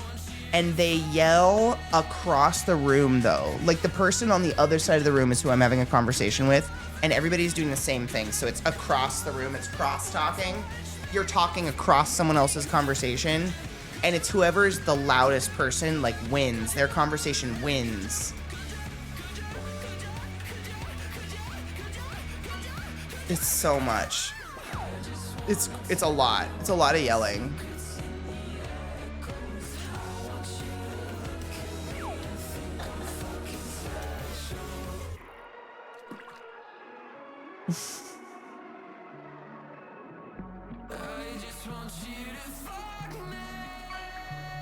It is the quiet ones you have to watch out for. You can hear the yellers coming 100%. And yellers tend not to be... They tend to be more predictable, in my opinion. I don't know. Quiet one's scary. In a vacant house, soft yellow walls, leather couch, women appears, wanting info of my hand scars, rain, chat in form of words, screams about soccer, lady touching hand dissipates into demonic Shrek mask. I don't know what any that means in Dreamland. Is this what you wrote? Was this in your dream journal from last night? In vacant house, soft yellow walls, leather couch, woman appears wanting info of my hand scars. Rain, chat in form of words, screams about soccer, lady touching hand dissipates into demonic Shrek mask.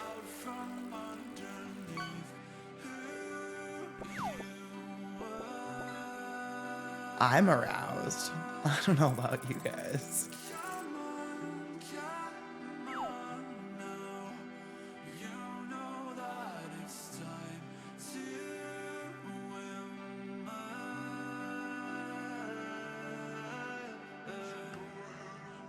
Reading the paper at you in simmering silence was my favorite. Was my personal favorite.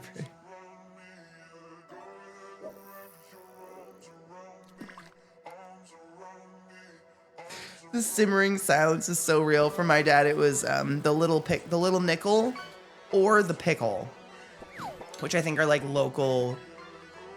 It was like Craigslist printed into a magazine for men. Do you guys remember this? It was at like the entrance of every diner ever. Do they still do this? Cheers. Happy 420. Is this even real anymore?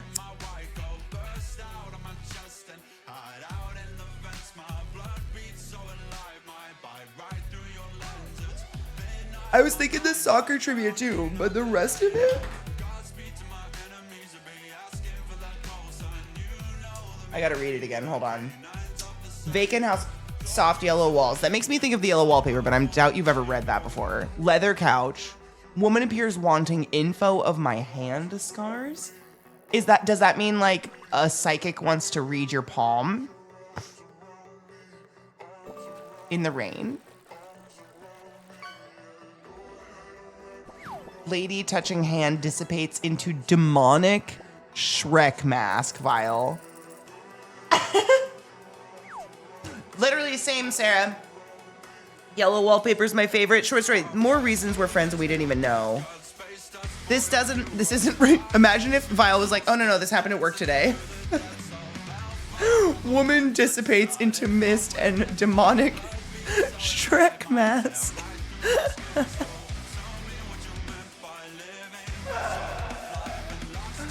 Does the leather couch, like, what does that mean for you?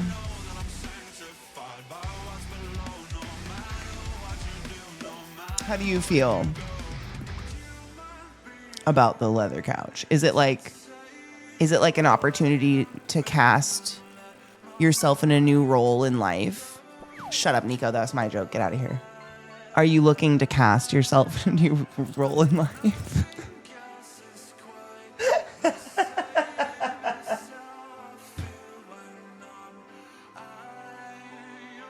Oh no, is it a casting? When else do you see a leather couch?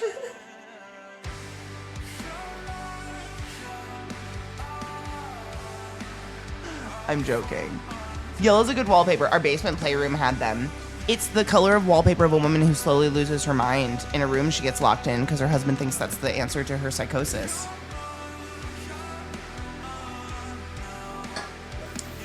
To be honest, until the Shrek mask, I thought it was from a poem. The yellow wallpaper. It's a fairly short story. Hold on.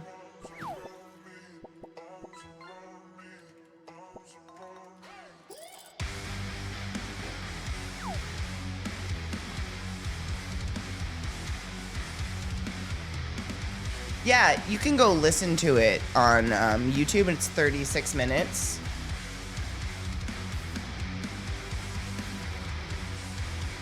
It's not bad. It's a really good short story, though. Because, you know, like, it's during the time when a woman who was depressed or whatever because she was in a loveless marriage or something, it was called hysteria. Stuff like that.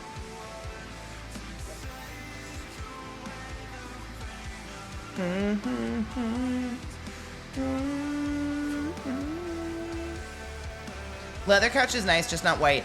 I didn't like a leather couch as a kid because you would take a nap on it and you would get like kind of nap sweaty. You know exactly what I mean when I say nap sweaty. And then you would go to roll over and you have to peel half your body off the fucking leather couch because you got nap sweaty. Oh, that peel. Nap is over. Nap is ruined. So I've had to now wax myself halfway off the couch. You have to have a blankie on the leather couch or something because, oh my God, the noise. Exactly, the noise. The noise, it was like waxing half your body. I know a lot of you grew up with these fucking leather couches. And then eventually they started to crack. And they had like sharp bits and sharp angles and shit that were very painful and super shitty. Clothing or a blankie. You're a blankie. You're not wrong though. Clothing probably. I'm not a fan. I'm not a fan of clothing. I had the same recurring dream, though through most of my childhood, an asphalt basketball court, chain link fence all around, those old yellow-orange street lights around it. I know exactly what you mean. Flickering pitch black outside of the fence, podium in the middle with a single red button, tall skinny man in a black suit with no face, laughing hysterically.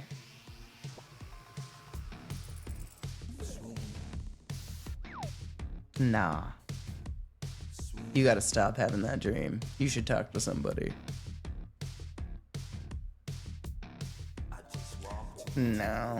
That's an evil entity in your brains. That's creepy. You must have nice leather ones. Also, if you think about it, our couch was going through like 8 children sitting on it in various forms and sweat napping on it all the time. So maybe that broke it down faster.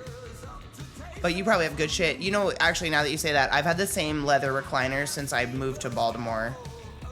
I still have it. It's in my kitchen. Ish. It's in that just giant area that is the kitchen. I always had a vague sense that I'm supposed to push that button. But something bad happens, but you should touch it. Maybe the man in the suit will go away. I used to wake up standing up, staring out the window, or stuck in corners sometimes. Shut the fuck up. Are you the source of horror movies? Are you kidding? What did your parents do? Your balls? What do you mean?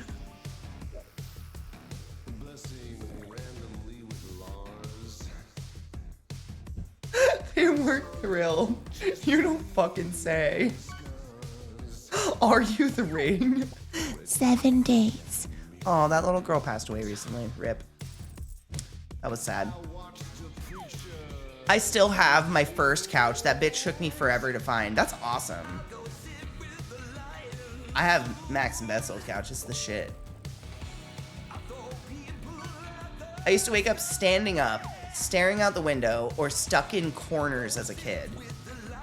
I would have fucking like, whack, bopped your fucking ghost ass and been like, the devil, and waited for you to wake up. And you've been like, why does my head hurt? I'd be like, I don't know, Satan, go to bed. Respect to your parents for powering through that, Earbles. Wow, Tech, what do you mean? Are you implying they like...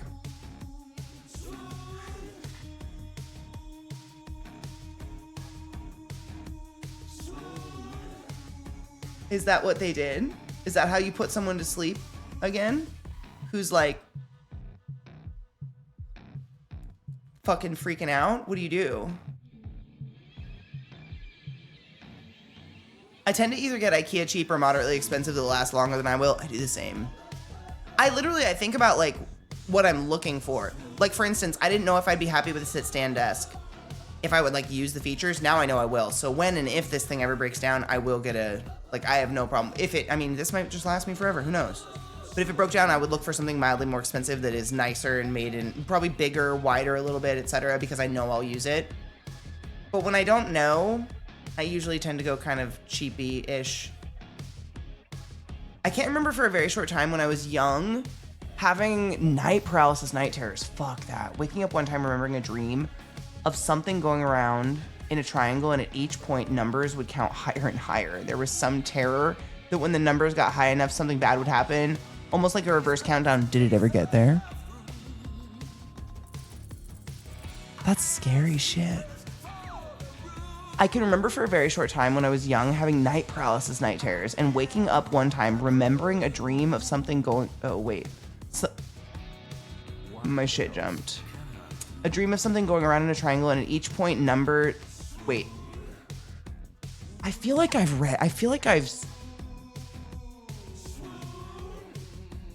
I don't know why your dream reminds me of the Langoliers for some reason. I had to reread it. We bought recliner leather couch at a shady nick and dent shop for $300 because a forklift had poked a hole in the back of it. It was the creepiest transaction I've ever made. You bought back alley skin. Oh my God, what just happened? You bought back alley flesh. How do you feel?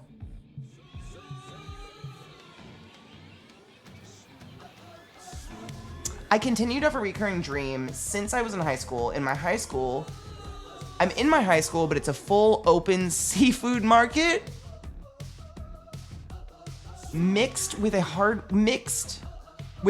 store. There's always some sort of disaster. Meteor hits nearby, nuclear winter, atmosphere vaporized, and no matter what I teleport home. I look outside, it's a nasty tornado in the distance in front. In backyard, dinosaurs are eating my neighbors. I appear in the bathroom and stare up.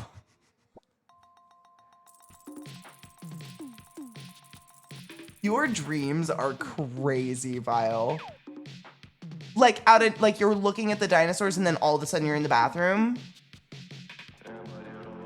Do you ever like think about this shit and analyze it later? No, like they may have just returned him. Maybe they didn't keep the receipt though. Oh, for sure. That's fucked, but yeah. You always wake up before the final point? Well, that's... Langoliers is fantastic. You have to watch out for that with witches. Fine print is everything. You can read witch.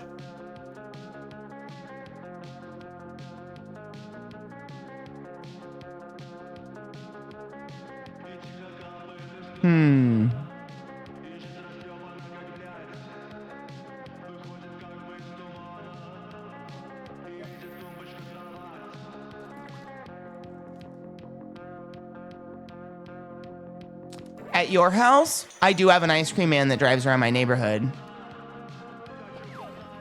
I've been tempted to run at them, but I'm very large. I'd probably run at them and be like, my child's stuck inside, give me your candy. When I was a kid, I kept having recurring dreams of my neighbor being an evil witch and coming after me. I told my cousin who was a couple years older than me, and he told me that if you have the same dream, there 3 times it will come true. So I was petrified to go to sleep. Why are brothers mean? Or cousins mean? Why are family members mean? I'm always tempted, but I need a child to be nearby. And that's why I can't go by myself, because I say shit like I need a child nearby to enjoy sweet treats. I went out there to get a little bowl to put the onions and stuff in ages ago, and I don't know why I didn't break it back. Older brother cousins. They're all assholes. No, it's facts. Yeah, my old male cousins were douches. They used to try to hit us with paintballs and shit. I'm slowly killing myself. So hard at the back of the shelf. It's just the same. At 6 foot tall, you can wear a trench coat and approach with the line, "I am 2 children in a trench coat. Please give me sugar?" Oh no, you meant candy. Everyone's dying, so I keep on trying to make them proud before they're gone. Can someone help me? Please, someone help me. I don't care anyone. I'm fine. Anything, 'cause I'm so sick of being so lonely. Miss all my family. I thought I was trying to get ice cream for free or some shit. I was like, all right. I had a recurring dream I could fly in on my back. Wait, I could fly in my backyard downhill after using plungers in. Drink all the time to forget I'm not Plungers in each hand body sometimes. to launch your. Boy and pretend for the night. 'Cause I don't know much about me. I'm still Used her fresh. Need to know. used to be. So I try way too hard. I can't tell if that's my brain or yours, but either way, it's funny.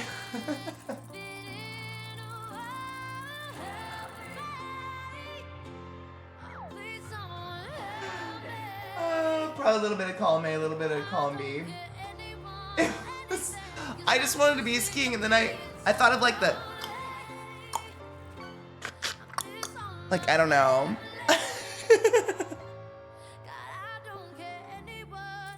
Listen, I'm dying of heat stroke. Cut me some slack. I'm learning so much about you all today. Same. I have reoccurring dreams too. None of them are cool though. Like the most reoccurring one I've had for years and years and years. And it's just like nothing takes place. It's just like moving around this house that's a blown up version, like blown up, just like inflated version of a house I lived in as a kid. And it's weird. It's like the house is bigger because I think I'm bigger. So in my dream self, it's like the house has to be the same size it was to me when I was a little kid. So it's bigger and it's huge and it's kind of scary and like ghosty. And I think there's ghosts everywhere.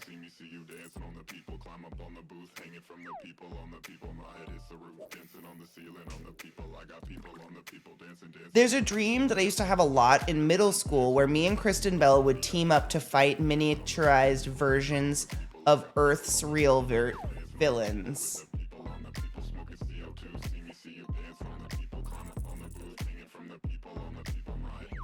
Why Kristen Bell?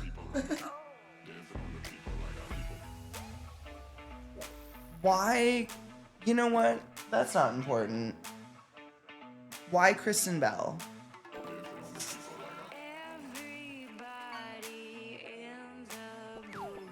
No news yet, Kills. But I can't remember the last time I talked to Zach.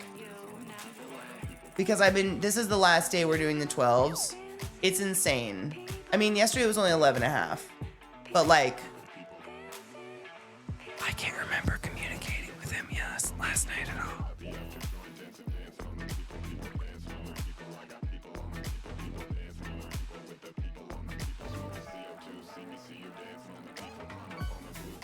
I read that if you have dreams that it's about you in another universe, and when you stop dreaming, that means you're the last one of you alive. Oh my god. Like every night? Oh fuck, I did. I made dinner last night. I did the chicken thighs. They were fantastic. I did do that. I think my brain just checked out. I was just tired. When I was younger, I had reoccurring dreams of people breaking into my house to try and kill me. And now I don't dream anymore. Oh.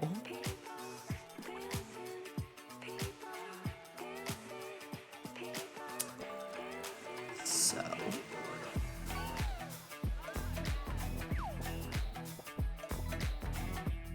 Did you... When did that stop? What did you have that they wanted? I have the same dream regularly about how I got my knee injury. It's boring and sweaty, and I don't get to fly with plungers or see dinosaurs eat my neighbors.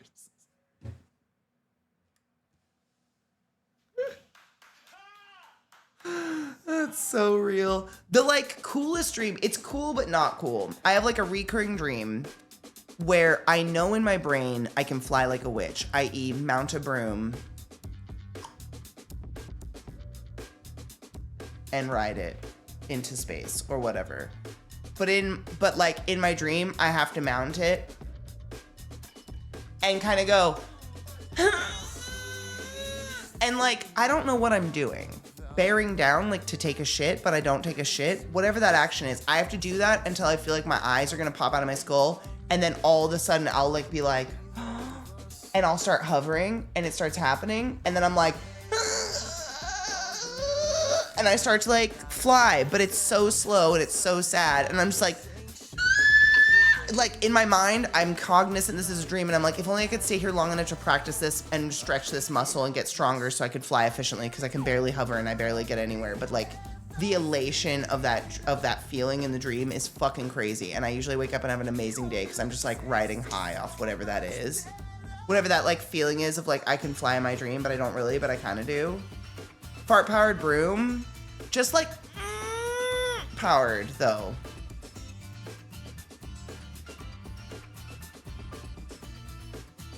What the fuck? I usually have the recurring dream where people I love, where people I love kill me in gruesome ways, or I'm fighting myself to the death. That's horrific. I can't scream high-pitched at all. My sister has an extremely shrill scream. My recurrent dream as a child was always that I was being chased and couldn't scream loud enough to get anyone's attention for help. That's scary. I've had that similar... have you had the ones where your feet are like in quicksand and you can't run? Those are scary, where all of a sudden my legs don't work. It's kind of, I think it might be Kegel powers. Maybe it's snapping the broom, and maybe it's grabbing the broom with your other legs. I've never had sleep paralysis. That sounds like a nightmare. I hate the nightmares that I have where I just start to float in the air as I'm walking, and then you can't move forward anymore, Vile. Like you have no traction anymore. Because I have those. Those are not, same. Your nether legs, they don't work. Yeah, your nether legs. More like, kind of like your nether, yeah. There's been one nightmare that I've had 3 times I can remember. It's awful. I'm under a tree enjoying a nice little picnic for once. There's rustling in the tree. A squirrel falls out and lands on my groin. It proceeds to gnaw at my nuts. I wake up and smack myself in the dick. Was that last part of the dream?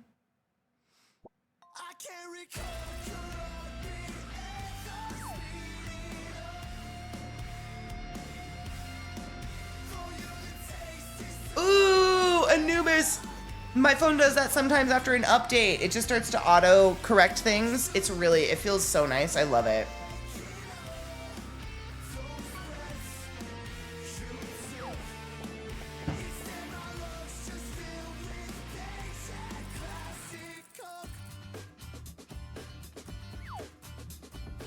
I hate the dreams where you wake up only to realize you're still in the dream. Yeah, I've had a lot of those. You're like you're dreaming in a dream in a dream. Yeah. I do not like those either. I would prefer not to dream. And from what I learned in school, I don't know how real this is. Who knows what anything is, really. When you remember your dreams, it means you actually didn't sleep very well. You shouldn't remember your dreams because they happen during your REM cycle. And it's like a brain dump for long-term memory. And if you can never dump your brain, you can never get you don't really like actually ever quite rest. But I don't know how legit that was. That was a while ago. A digital speech impediment. Oh my God, just start typing with a lisp anyways. Really throw them off. So, guys, I've been feeling really good about things lately. Shopping is complete. It's happening. Deliver it to me. A hair touched the inside of my ear, and now I think it's a spider. Cool, so I'm not the only one. That's what I learned while working at a sleep lab. Ooh, there's the hair. I found it. Or it's a spider web, and now the spider lives inside my ear.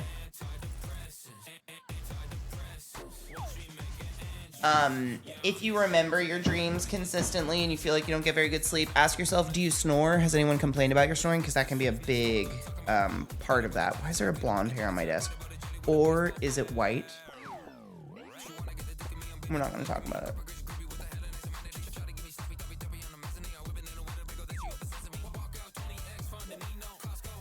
Sometimes my keyboard adds an extra R. So it's like I roll my R's when I type. My keyboard adds an extra R. So it is like I roll my R's when I type. That's kind of fantastic, actually. Ever seen Crazy Night Terrors, like in person? I've seen them in the hospital. I don't know if those were night terrors though, or if those were just insane versions of sundowning. Sundowning can be otherworldly crazy to see. Sundowning is sad. I didn't like seeing sundowning. I wish everyone all the luck in the world if they're sundowners. That stuff's very sad. I once asked someone if I snored. They said no, but you scream in your sleep. All right, Jen.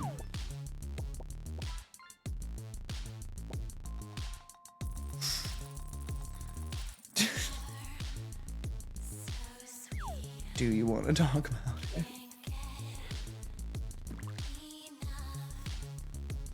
Oh. See.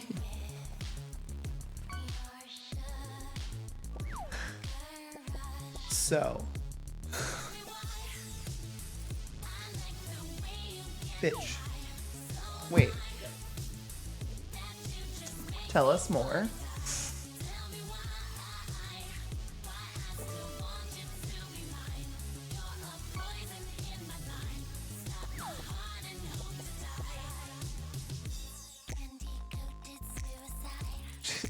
That's the face I looked at earlier today. That's the face she gives me where I was just like, look at that doofus looking at me. I love her so much. She's such a little fucking doofus, though.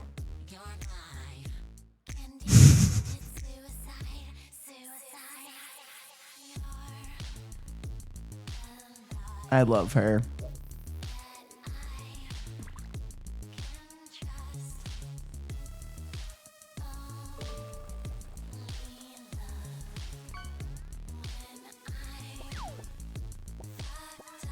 You apologize? I've been told that I frequently apologize while I sleep. I'm sure that's not indicative of anything. No, nothing at all. Never had complaints of me snoring. I was always told you dream that way because of your active imagination after playing those video games before bed. I super wish that's what it was. The dream portion of your sleep is actually only like a minute to 3 minutes of your entire sleep cycle. And it should be in the middle of your deepest REM cycle when your brain's just dumping what it deems not viable for long-term memory storage. And while it's dumping it, it's like imagine dumping a bunch of files out of a trash can, and what your eyes catch as it goes by, your brain tries to translate, and that's what your dream is. Scientifically speaking, as far as we know. Oh my fucking God.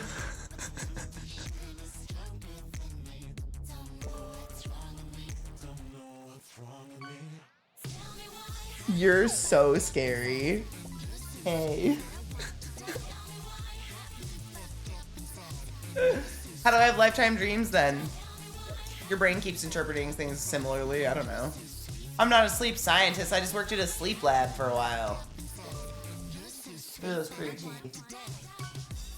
Pretty. Big. It's my girl.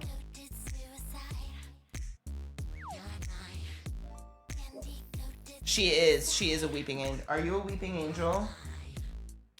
No, I'm looking at you. You can't move now. She's failing. Everyone can see you. Creep. But we love you. That we do. Sometimes, you just gotta. Off the mollies, yeah, now I'm lost in France. In a Pontiac, had to dodge a van. Baby girl, me too. I loathe the bathroom dreams. Going to the bathroom is a trap. Have you peed? Like my medical license? Yes, absolutely. I can't keep depending on the Zans, but I can't sleep without a mom and dad. Oh, she laid down. Every day a different toxic plan. She'll stealth us soon. Bought a bag of pills to toss them back. Every May these ladies want to Yes. Getting my medical accreditation was one of the hardest things I've ever done in my entire life. You will... Holy shit. You will tear that from my cold, dead fucking hands.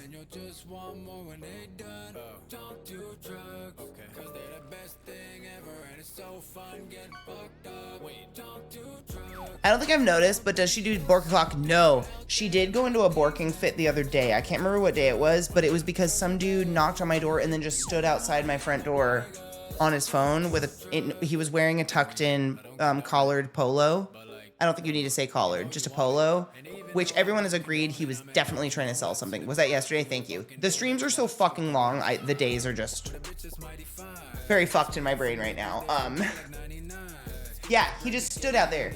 So Lil had a little fit about it. Rightfully so. Strange man wouldn't leave. We have an actual plaque on our door that says, "Please don't knock, we work from home."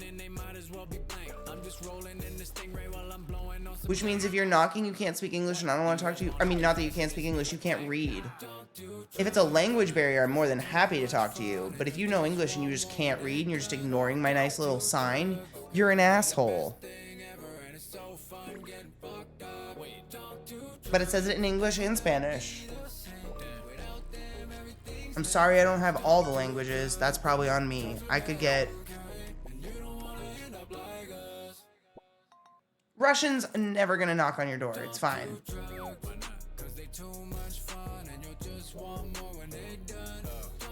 More ignoring than they can't read, I would assume. I think so. And then he like backed up with his phone. I can see him because I'm right by my front door.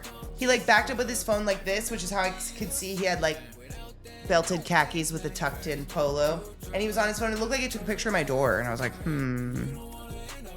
In Texas, it's predominantly English and Espanol. That's what I figured. That's what most of the U.S. is. Mostly it's Espanol. That's what, I mean, I figured having Espanol on my door is safer than anything.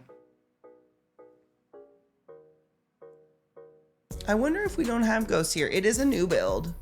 Maybe there hasn't been enough time for the ghosts to...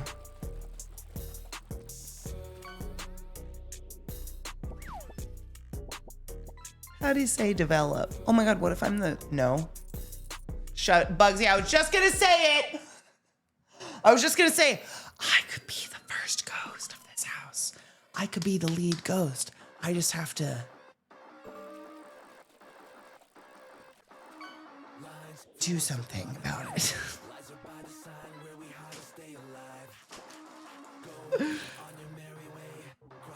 Ghosts percolate, I think.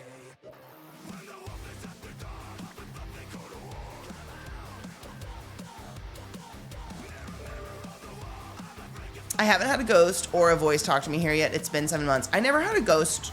You know, I did hear what sounded like tippy taps above my head this morning while everyone was definitely asleep. And I wonder if someone lives in my crawl space in the roof of my house.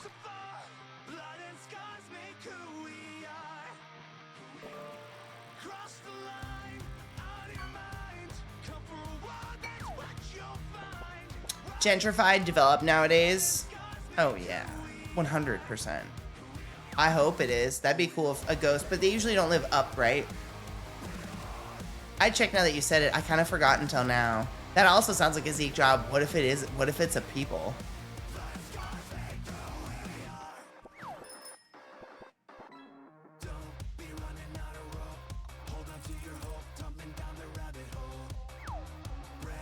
That could be scary. It's 2026. It'd probably be weirder if nobody lived in your attic. Does someone live in your attic?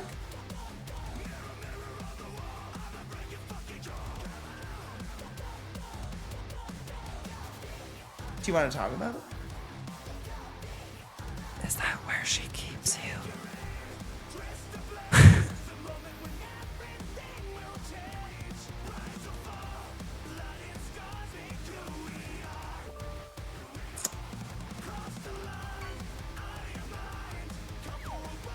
My snakes could live in a Texas attic. As long as you don't get bats. No rabies, please. No, I don't want bats. Those should stay outside, probably. Things that fly should probably stay in the sky, in my opinion. That's why it's a Zeke job, yeah. He can take it, probably. I used to have a ghost in this house that would dump out my recycled bottles onto the floor. I told them to cut it out, and they stopped. Did you tell them, or did you sleep scream at them?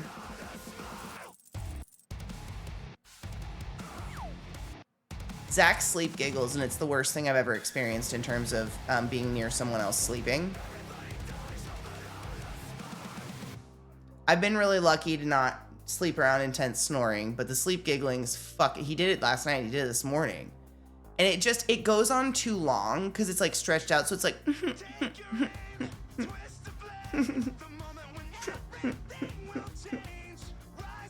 I'm just like laying there like stop it. And I'm like preparing an elbow. It is terrifying. No, it's never cute. And when it comes out of a big grown man, it's creepier. It is so much scarier. You're just like, you shouldn't be giggling. And every once in a while it's followed by like a, you wouldn't understand. And then, but he's dead asleep. He's dead asleep. It's not okay. Democracy respecting ghosts. I mean, rightfully so.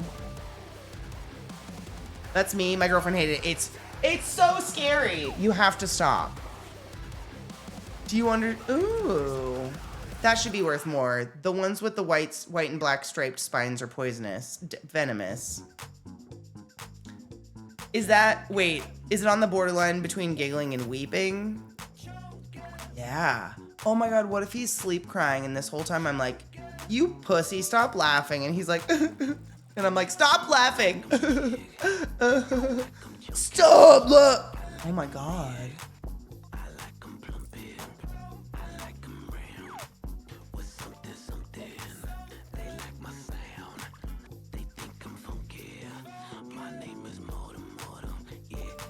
That's fine. I once edited a picture of Zeke as a clown into a parody movie poster of House of a Thousand Corpses. I'm not sure if I'm proud of that or if I was a monster. Oh my god, VR. I turned him into that clown. If you ever need a really good source to Photoshop in.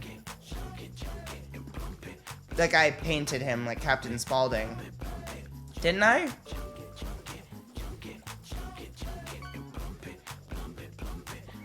I'm pretty positive I did. That's in the wild.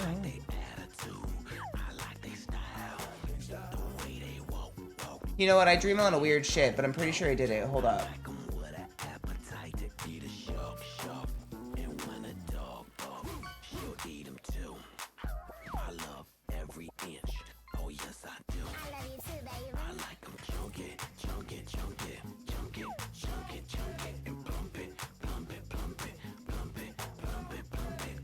I did. It's so scary.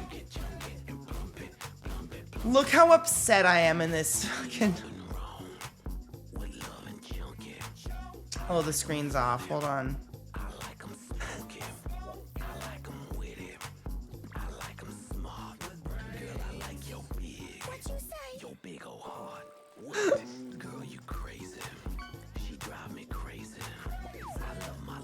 I know.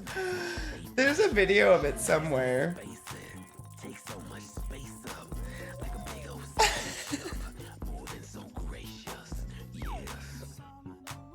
know.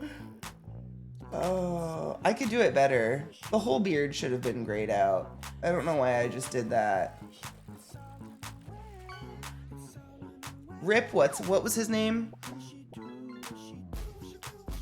Rest in peace. Oh, the God of War one? This one? This bra. He looks undeniably hot there. The angry makeup on a boy, it works. We don't have to talk about what's happening. I don't know.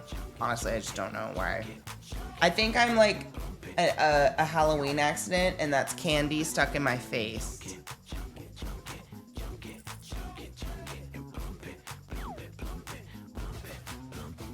I don't think I turned him into a woman, did I? I turned him into... Oh, I spelled it wrong. I turned him into, a Cupid? But I didn't ask how he represented. Don't show us your Cupid parts. Oh, this is so unsafe. What did we call it? There was Santa. Oh, why won't it come up? It was so funny. Was it Sexy Santa? Dude, those two words should bring it up. Uh-oh. Scott. Just saying. What's wrong with what's going on with the hashtags here? There was a Halloween where JP asked him to be a horse, so he went as, oh my god, when I made him, oh my god. No, that was so good. How do I find that? Oh my god, I forgot about that one. How do I find that? Oh, Tetch. Holy shit, no, that's one of my favorites. Now I'm trying to think of what would I even look up to find what I did to him. Just like Ezekiel cosplay. I'm gonna do it off stream just in case it comes up with penises. That one was close. Ezekiel _ cosplay?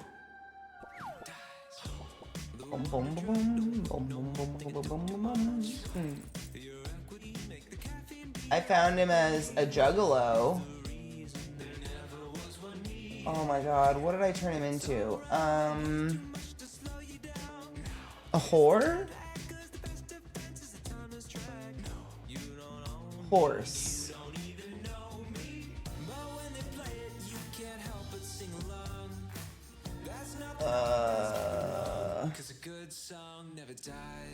Did they do it on Halloween?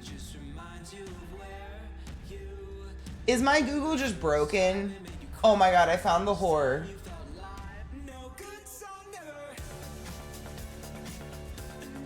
Barely, but I did. Yeah. Yours was the first thing to come up? What the fuck? That, it was so good though. The clip-in hair extensions. Oh my god, they were made for him, but I can't find a better picture. There's gotta be a better one out there. I'll look for it.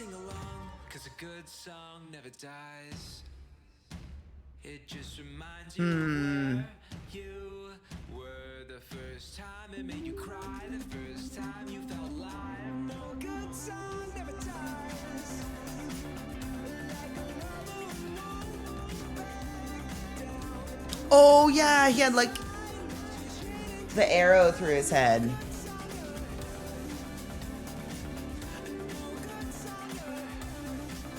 I remember.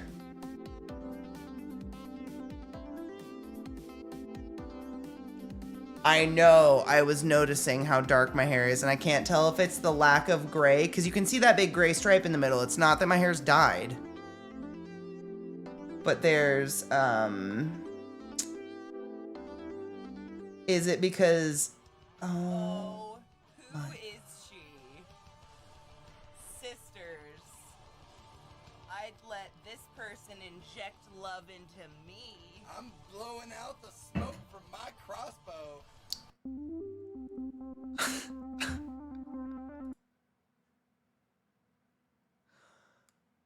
Or if I'm just in the sun a lot and my hair's bleaching out, I can't tell. I want to find the horror one. I wonder if it's on his page. Will it let me go very far? Oh no, this is a good one. This is on shorts. Oh, Scott be doing shorts now? Oh, there's too many for me to find the cosplay ones though. Unless there's categories. Does he do that?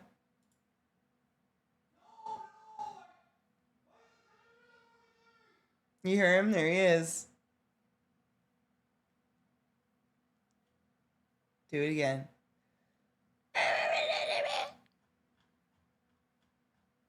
Zeke and I don't have a huge difference in body shape despite him being taller.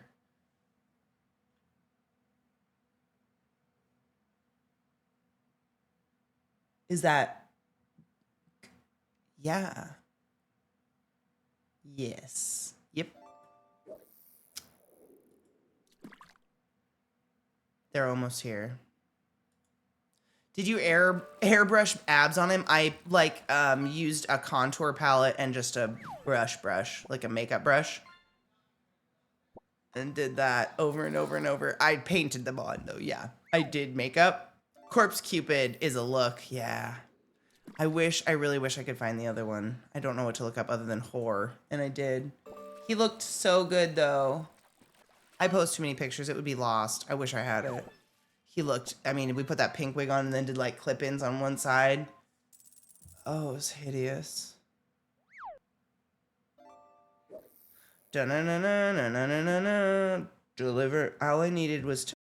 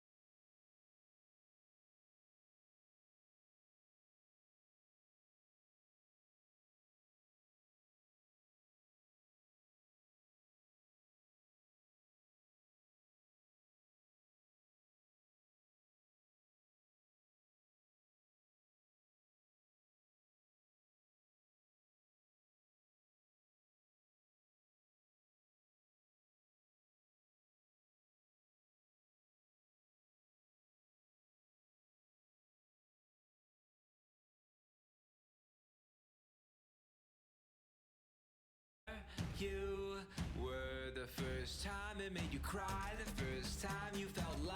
No good song never dies. Do cyborgs dream of robot sheep? Important questions. The size is regulated but variable. Exactly. Why? That's crazy. A pitch should be X feet, not like from X to X feet. What do you mean? You mean a pitch can just vary in size? That's wild. That's why. Because America, we're obsessed with, no, it's 12 feet. And you're like, well, it's like 10 to 15. And we're like, it's 12. Probably something stupid like that, is my guess. Baba beep boop sheep. Have you any wool? No, because I'm a fucking robot sheep. The groceries are about to be delivered. The dogs may bark. I need to get a bowl. I'm gonna go grab a bowl for these veggies. While this happens, maybe it'll distract my dogs. Enjoy some music.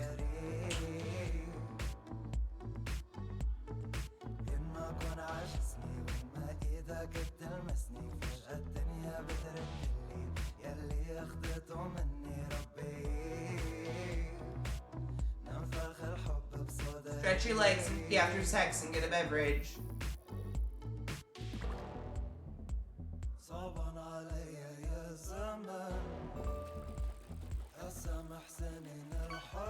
Ow.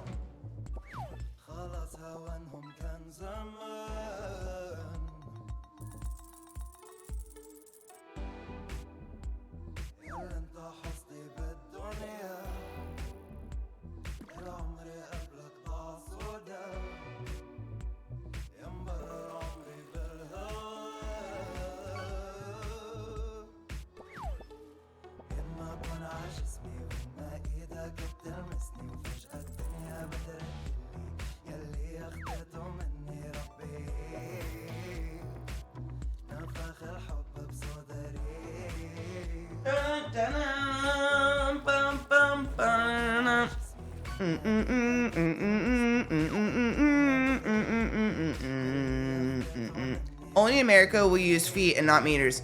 Unless you work in a professional atmosphere in America, in which case we don't use feet at all. We use the metric system, like medicine or a lot of engineering, computer science, physics, etc. It's wild. We don't like it either. None of it makes sense.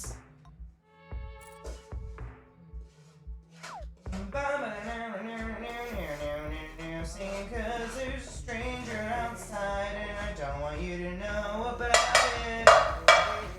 Singing about nothing while there's a deer inside, so you don't know anything about it. He's taking a picture of the stuff, delivering all my shit. Gonna take a little mini hit, gonna smoke some drugs. I'm gonna smoke some drugs. I'm gonna smoke some drugs.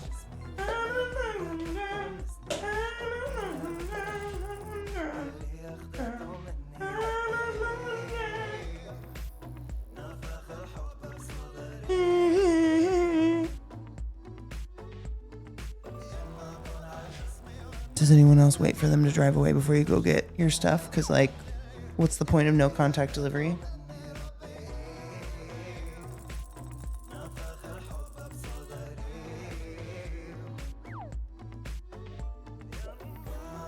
Samesies. I'm gonna go make sure they're gone and go get my stuff. Same.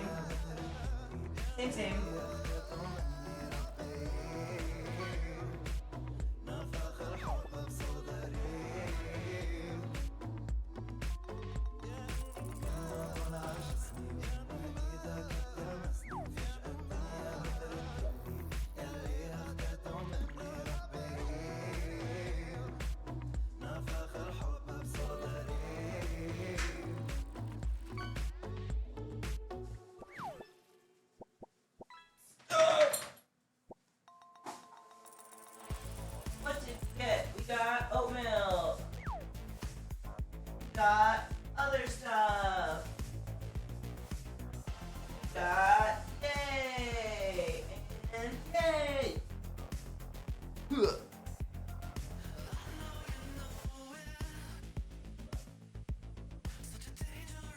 What else did we get? salad. Oh, we got the tomatoes! Yeah! Peeled. Peeled.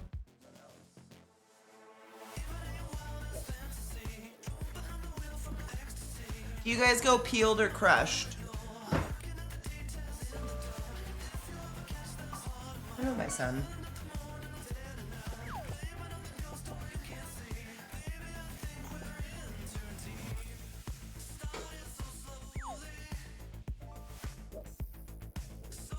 Get any bananas? Never again.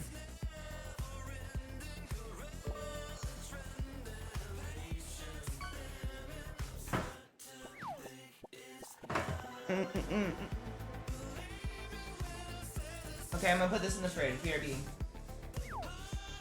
You guys better come with me. We're gonna go get a can opener. Yay! Don't let me forget that's directly behind me. Well, that's fun. These are the weird pork ribs I got. They were only $6. So if I get like a few servings out of this, I feel good. So we gotta brown these.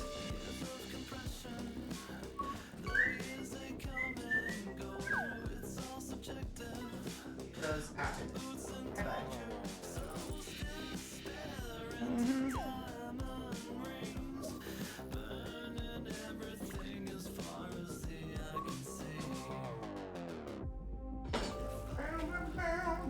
I don't think so, young lady.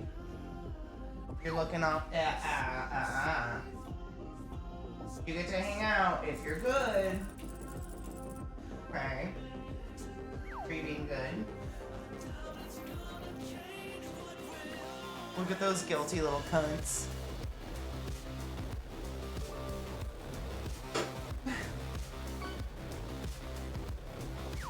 Little bitches they are. I love them. But they're little bitches. That's onions, Miss Ma'am. That's bad.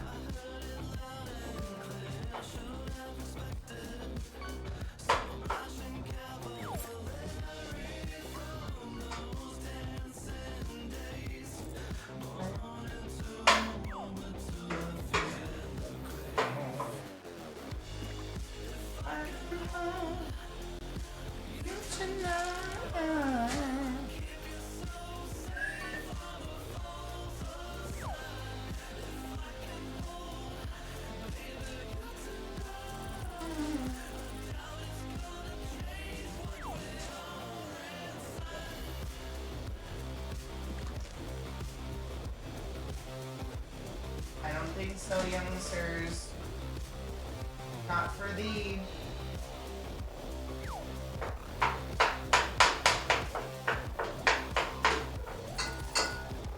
They look so innocent.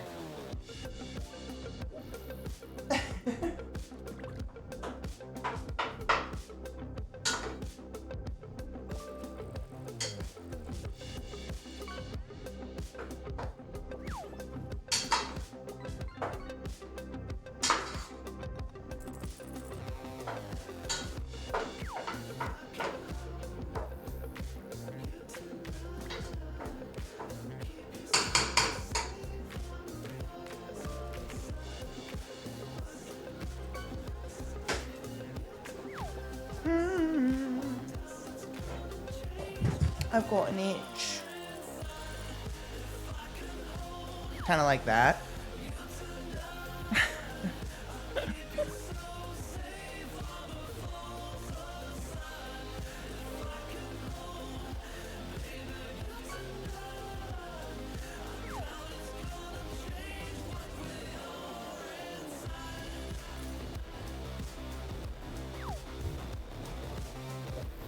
Was the black red eye abused? What did Knives say yesterday? Would you rather a black red eye or a red black eye? We're making tomato sauce, bolognese. I keep saying tomato sauce. It's not really tomato sauce. It's just bolognese.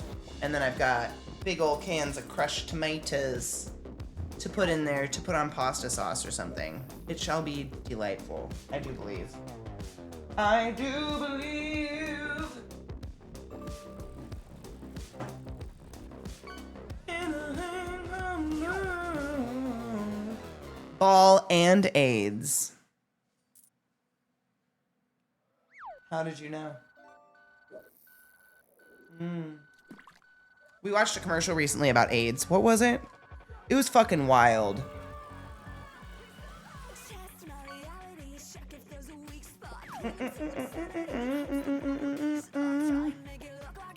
It's maybe law firm. Ball and AIDS. Call Ball and AIDS if you need to get out of it. If you need to pull out quick. Ball and AIDS. Weight loss drug. Thank you. The weight loss drug AIDS. That was pretty fucked up. I mean, it was pre-AIDS crisis, but you know, it's still crazy. Just wild. You know.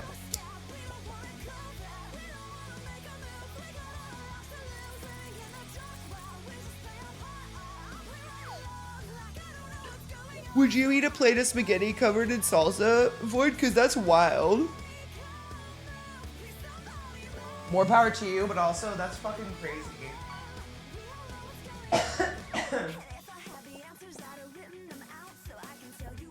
I'll BRB. I'm gonna get rid of this if they're not tempted. 2.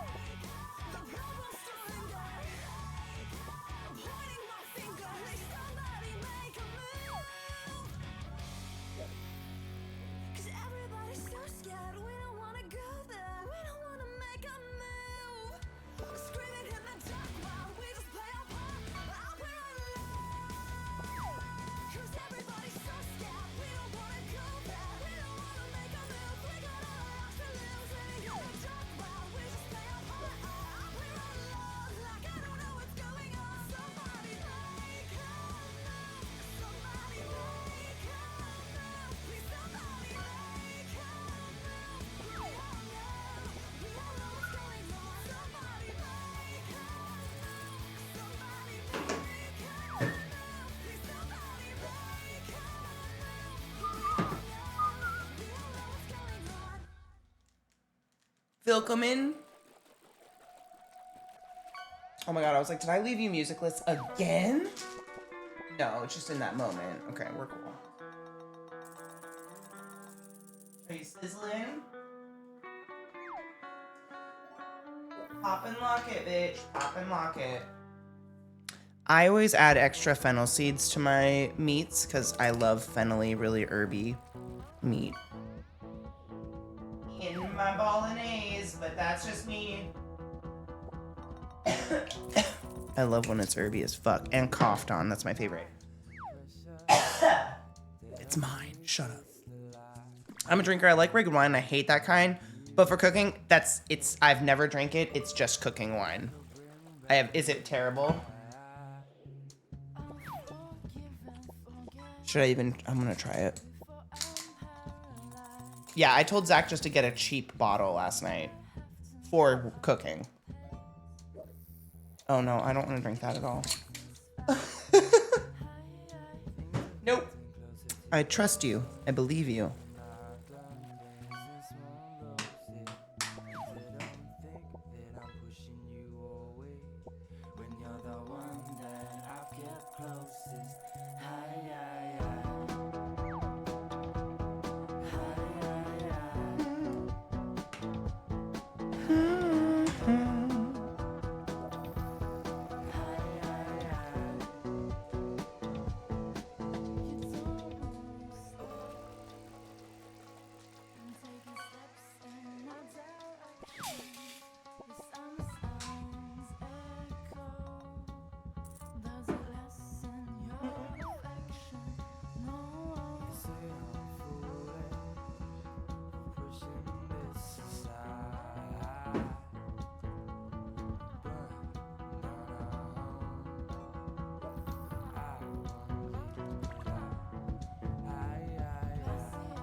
I was told you shouldn't drink with wine you wouldn't want to. You shouldn't cook with wine you wouldn't want to drink. Ugh.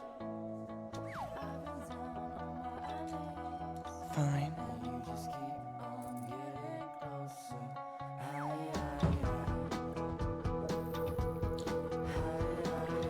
It's not the worst.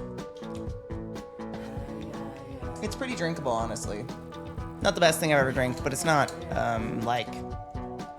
It doesn't make me go... And that's good, right? I don't know shit about shit, though, with wine. Hopefully it's still good. It's totally drinkable. It's actually, I would say this would be a really good cheap table wine. This Yellowtail. If you just want something really cheap and nondescript and drinkable, it has nothing really to it. I don't know if that's good or not, but we're here now.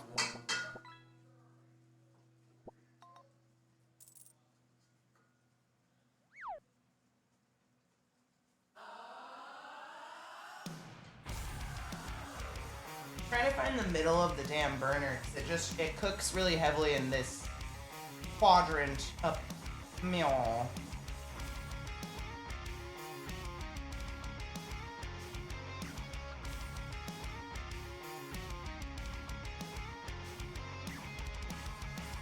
Cook better. Apothic? Ooh, Apothic's good. There are better cheap-ass nondescript wines. No shit. Is there a brand off the top of your head you would, like, suggest that you think is something I could universally find different places? Like a gas station?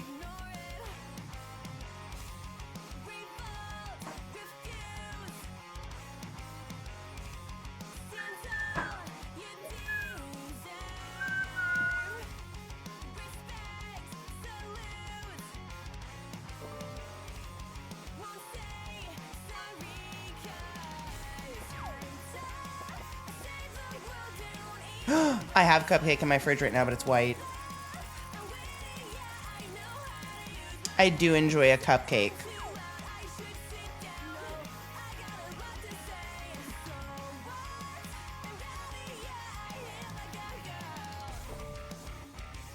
I was trying to think. We tried one recently that was pretty decent. There's one with a chicken on it that's really good. We literally just called it chicken wine. Now I feel like an idiot. It was pretty tasty, though. Drinkable. I don't like wine to taste strong and wild. Crazy, though. I don't know. That might be boring. This is the oil. There's so much, like, grease going on in here. It's kind of nuts.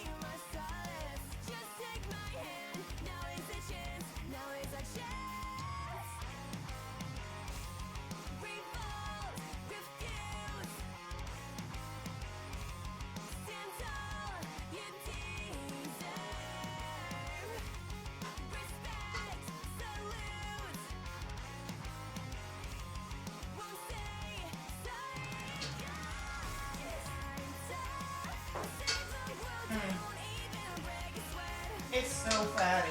I just need to get the spices in it, otherwise it'll never combine.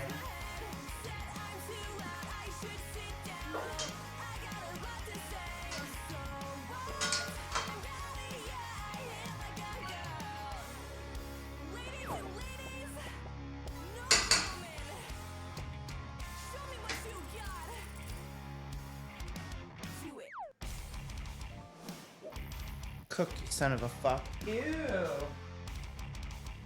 It touched me!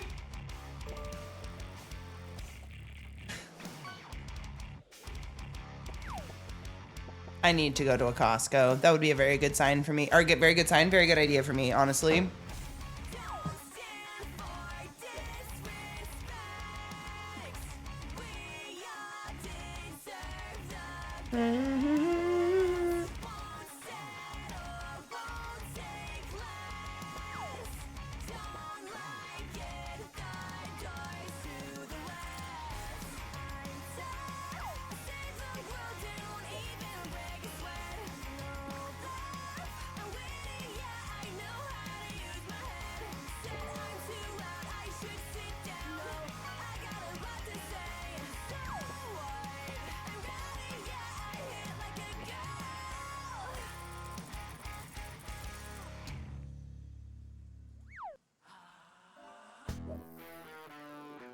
She cook-a-lookin'.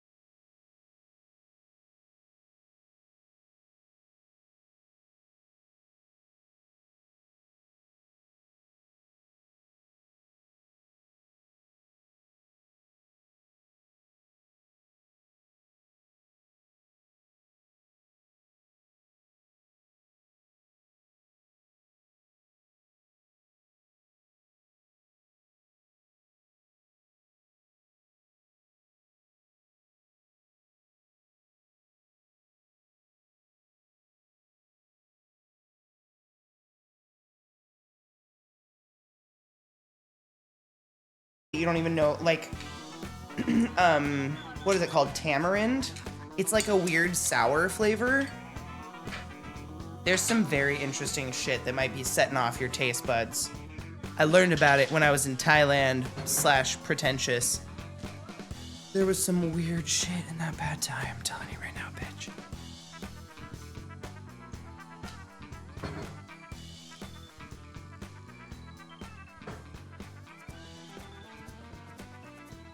You know how I tell you guys all the time about that bouillon that's actually in a jar and you stir it into water? It's this. Better than bouillon. I swear, it's the tits.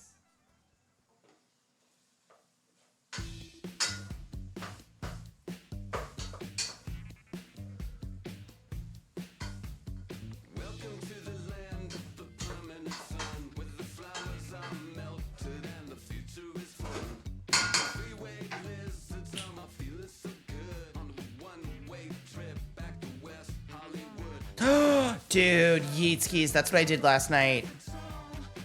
I did like a pickle, like a quick pickle marinade on some chicken thighs. And then I did a spice rub with olive oil and pickle juice in the spice rub. And I rubbed it into the thighs. And then I put them in the air fryer. And oh my God, they were so good. Holy shit, were they tasty. It was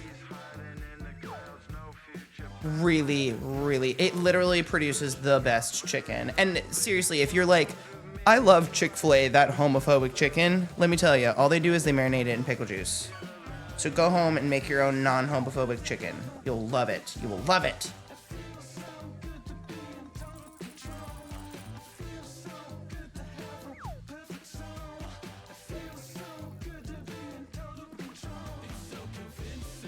Lobster bouillon. Ooh, I want to try that. I saw one recently that was roasted chicken. I just have the chicken one right now. But I saw one recently that was roasted chicken. That one looked like very promising. Looks promising to me.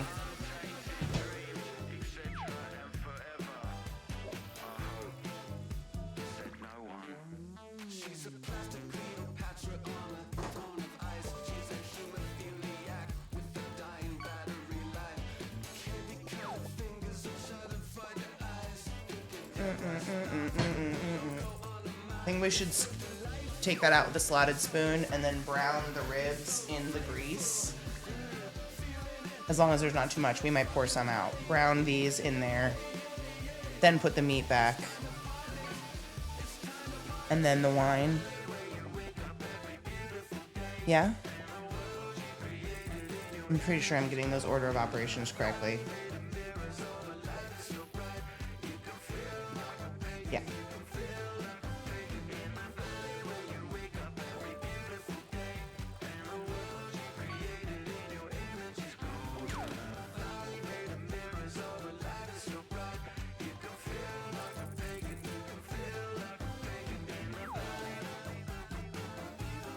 Why isn't Cassie cooking? I imagine he's streaming.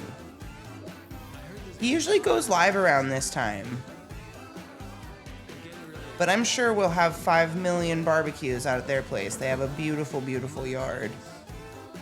'Tis absolutely stunning. I'm sure we'll be there a lot. They're actually like doing all the finishing shit on the old place right now, I think, and it's been excessively stressful.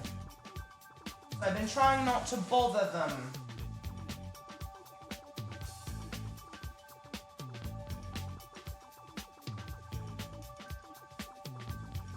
Same as it ever was. You may find yourself living in a shotgun shack, and you may find yourself in another part of the world, and you may find yourself behind the wheel of a large automobile, and you may find yourself in a beautiful house.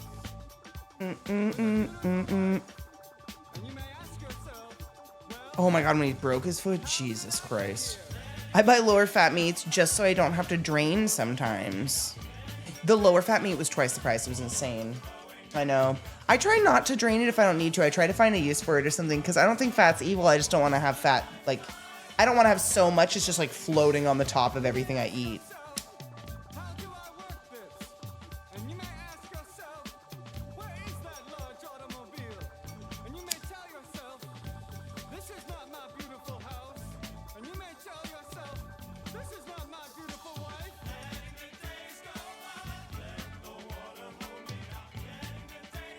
Now it's smoked meats.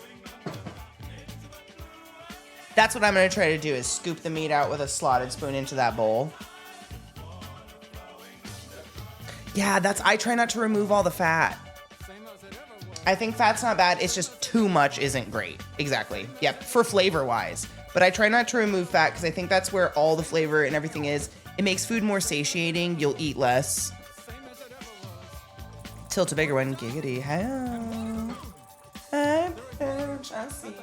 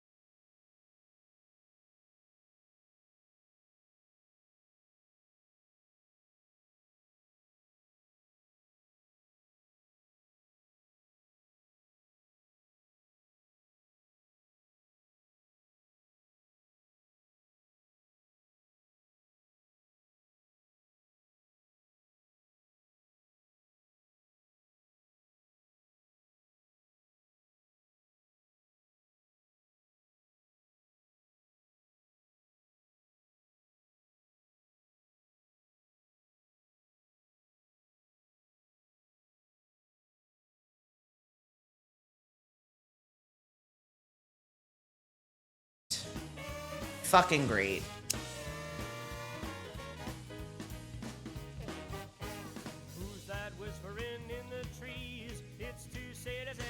You know what's sad? I wish it was a charge. It's not. Each one takes batteries. It's just like a base station sit, like a little chassis. It should. A charger would be great though. That's smarter. Because they're always sitting in it unless I'm cooking in here, which is literally just the last 2 days. Yours a USB? I like that better. Do you? Do you ever find it dies?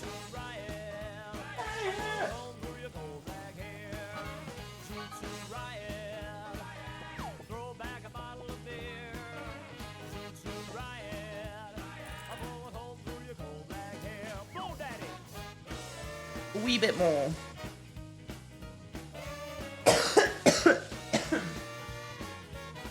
That one's bleeding.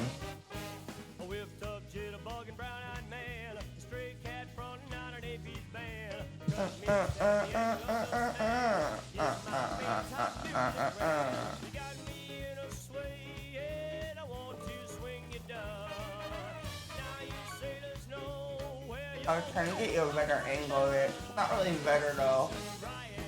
Riot! Me too. I love a good fucking kitchen gadget. A good one though. You wanna know one of my biggest pet peeves? A pointless one-use kitchen gadget that I'm never ever gonna use again. Because as you can tell, I'm a one knife, one cutting board, one spoon, one good everything bitch. Those are great. I love those things. You're a kitchen gadget. Do you know how many times I've been fucking gadgeted in the kitchen? I don't want to talk about it. My kitchen.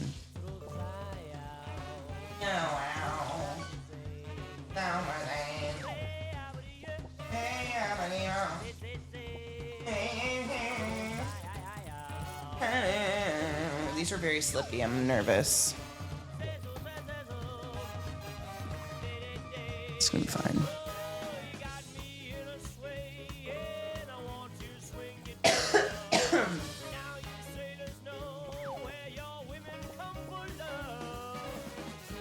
Riot. Oh, that's warm. Riot. It's too riot.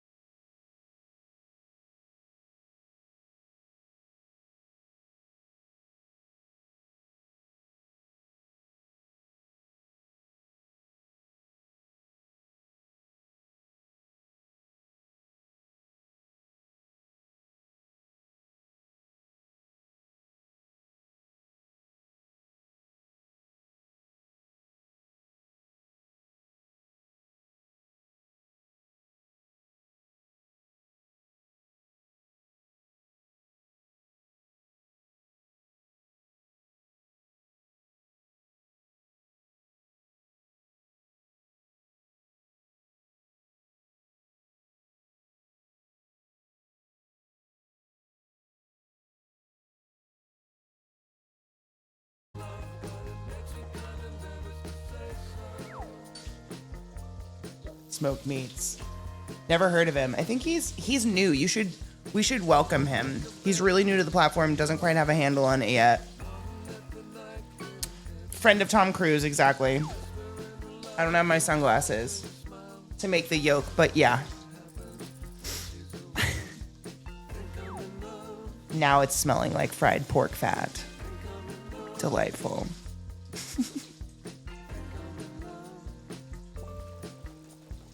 Making ramen? No, we're making tomato gravy. Like a good, thick bolognese. But Mish's sister says, I'm very susceptible to the whims of older sisters. Mish's sister says that a good bolognese has to have, or a good gravy, excuse me, sister-in-law, has to have more than 3 meats. So in here we have ground beef and ground pork that's been spiced up, and then these are the short ribs, pork short ribs, and I'm just fucking nailing this shit out of them with heat, and then we're gonna throw it all together with all this delightful broth and a bunch of crushed tomatoes, and it's gonna be a lot of sauce. And I bet you the first thing Zach says is, holy shit, are Max and Beth coming over for dinner? And I'll be like, what do you mean? We also have onions and garlic.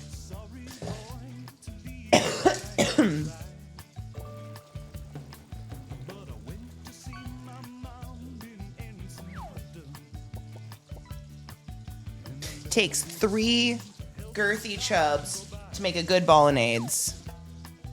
Get it correct. Sauce does. Honestly, I usually make it really, really thick and let it simmer. And then throughout the week, I'll add a little bit of tomato sauce to it just to like thin it out into a sauce. But it makes it, I like it girthy. I do.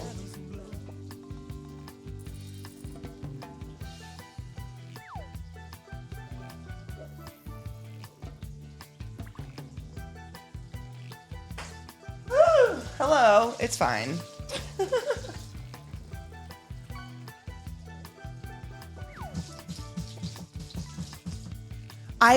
It's again, remember earlier when we were talking about like using 1/3 of a carrot, like how the fuck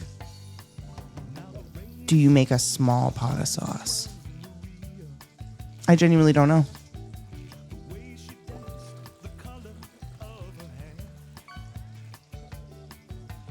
You can bitch about the heat wave. It's crazy. Oh my God, you can bitch forever about your guys' heat wave. In the UK, everywhere, honestly. It's crazy how, like, it's not a heat wave here.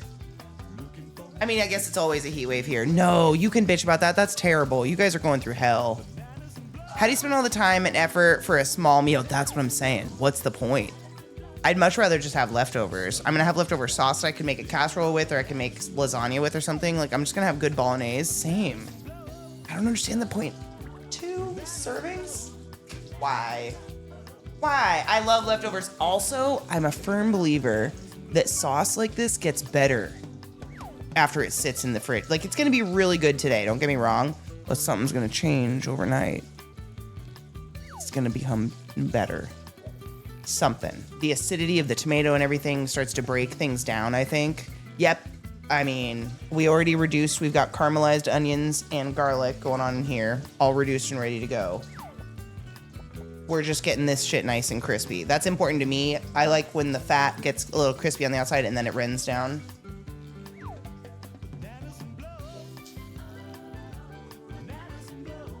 Bananas and blow? Bananas and blow.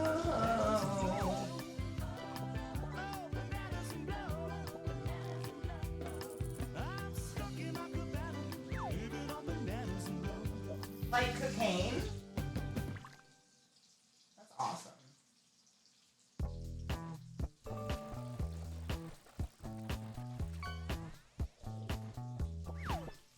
You guys can both be ass up.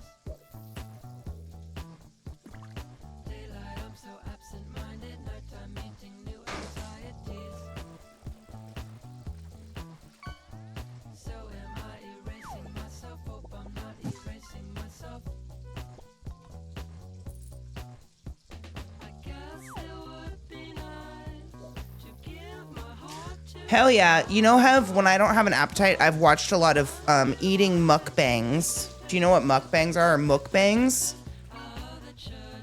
They help me get my appetite. It inspires me to eat. Like the amount of people I've watched make sushi and stuff like that. Oh, social eating streams? Absolutely. That is the only reason I have literally I'm still living beating it, but like beaten ED is I used to like watch people get really excited about eating sushi, and then I'd order a shit ton of sushi and make a bunch of calories up. Oh my God, yeah. Social eating was fun. People, of course, 1 or 2 people make it weird, because that's all we're doing here. I just realized I never had a breakfast sandwich. Whoops. We made 12 of them yesterday, and they were really good. I wonder if Zach will have one after he gets off.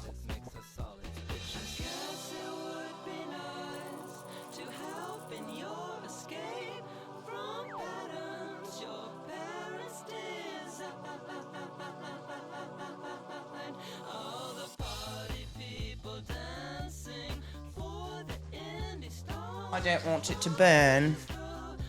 Burnt fat is no good.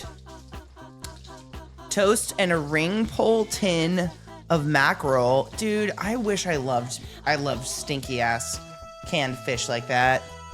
There's something about it that just gets up in my nose and I'm like, nope. I don't know why though. I want to be into it because it's so good for you. It's good for your skin.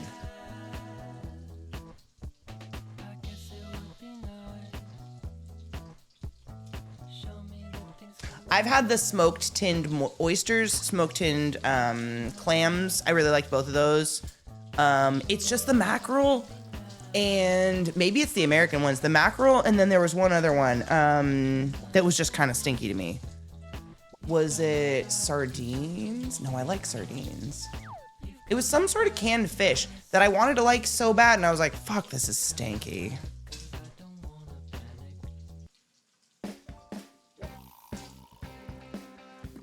You don't want to have some, what do they call it, surströmming?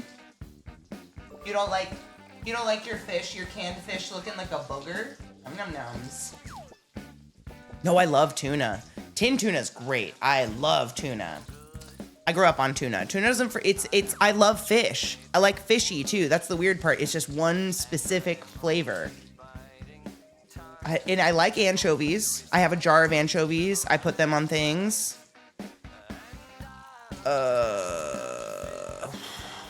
What else? Yeah, I can't remember what it was though. It wasn't a kipper, was it? What's a kipper? I'm thinking of just every canned fish I possibly can. No, it is not like surströmming. Oh my God, I would never. Oh my God, I would never. But when people say stinky fish, I think they mean surströmming. I've never been around surströmming and I wouldn't do that. Oh my God, is it that guy with an accent that sits with his dog and they wear fezzes? Glut, because I follow him on Instagram.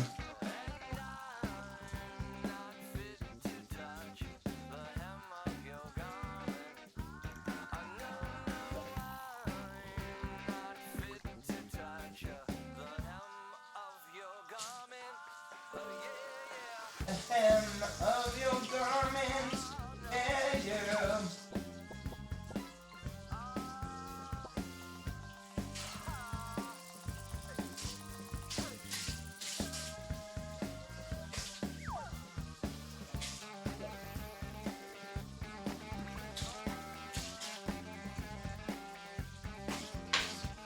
Hello, Sally. Ooh, she's pissed. Piss yourself. I've never had lutefisk.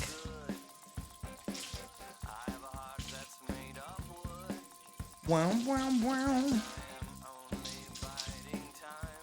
Oh, you pan fry it? Oh, not this one then. No, not this one.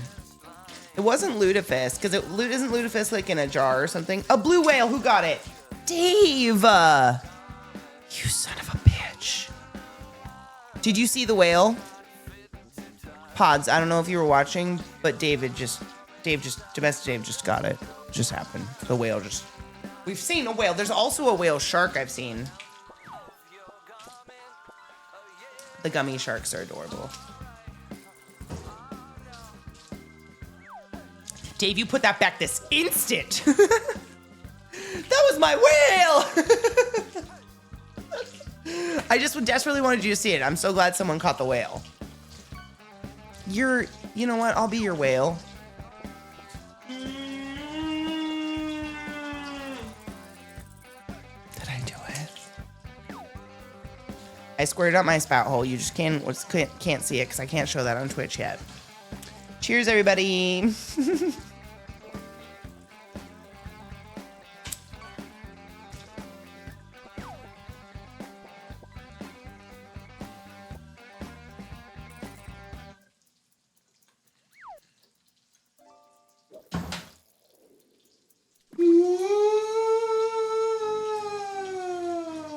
That's my whale.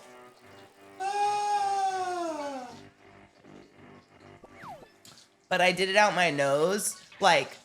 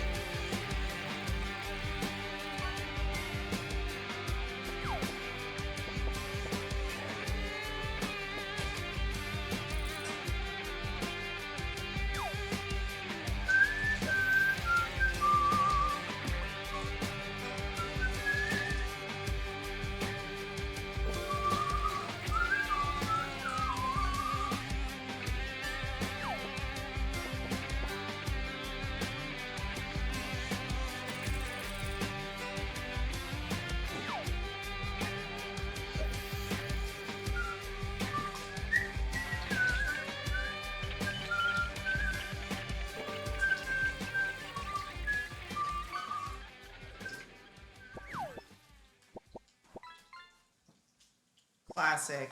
Ooh, sizzle, sizzle. There she goes. It was 100 degrees as we sat beneath a willow tree. These trees didn't care, they just hung in the air and refused to fall. It's a fall. And I knew I'd made a horrible call. For now, the state line felt like the Berlin Wall, and there was no doubt about which side I was on.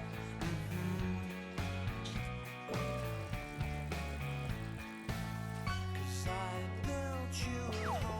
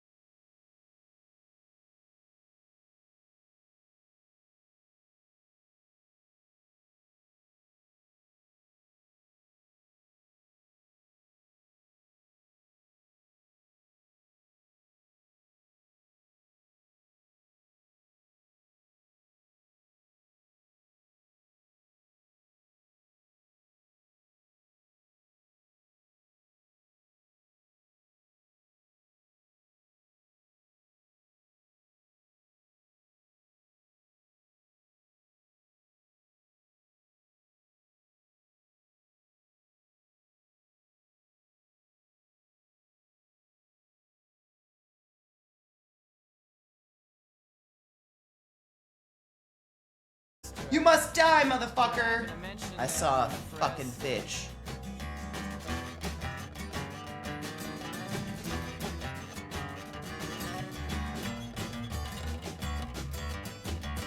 You could try making mayonnaise. Making mayonnaise from what? My freshly milked pork wets.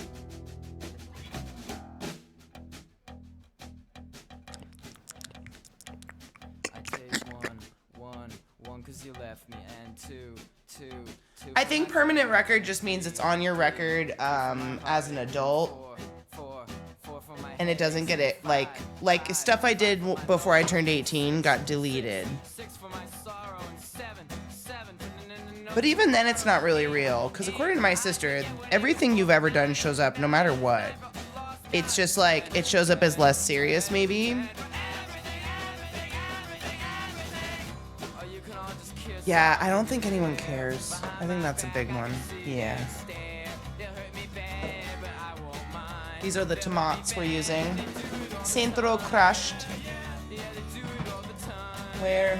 I brought out a can opener. What did I do with it? Oh, it's behind me. We're fine.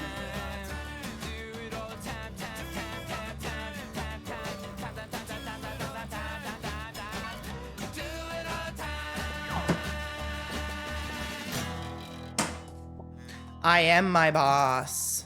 What do you mean? Dude, I don't think, honestly, especially in medicine, they just want to know that your license is real. They look up my medical license number and they're like, yep. Because you can't even apply to take the tests to get your license unless you have the degree, unless you've graduated. You know what I mean?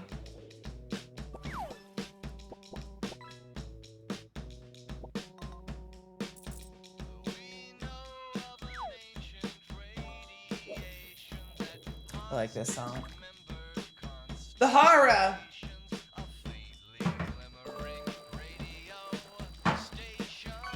Got a license for them.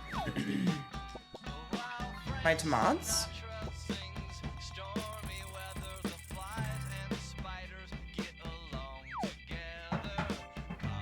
Them thighs? Thighs?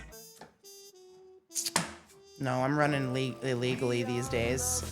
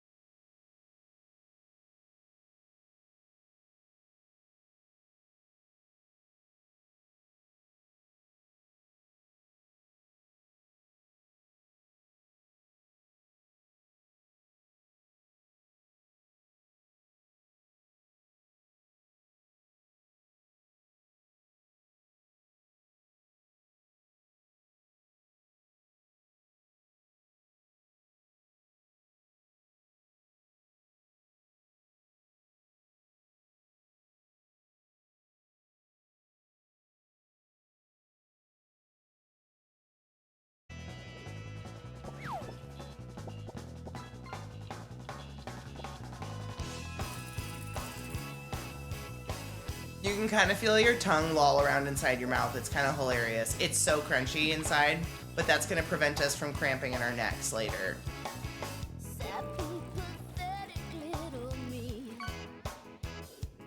How do we feel about Gwen?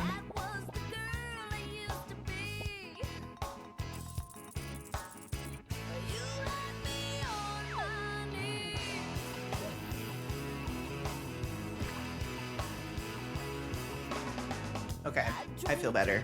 And then we're gonna hydrate, yes. And make sure we watch our sauce, because Jesus Christ.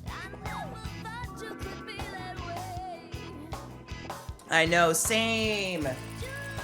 She turned into a weird maghead shit. Ugh. I'm so disappointed in Gwen. This is good Gwen era, but it's still sad. It's a reminiscent era. Mm-hmm. I know! Oh, I'm so glad we're all on the same token that fuck this bitch. It's so sad. But she did. She a fucking MAGA. It's very sad. Okay. Doesn't smell alcohol-y anymore.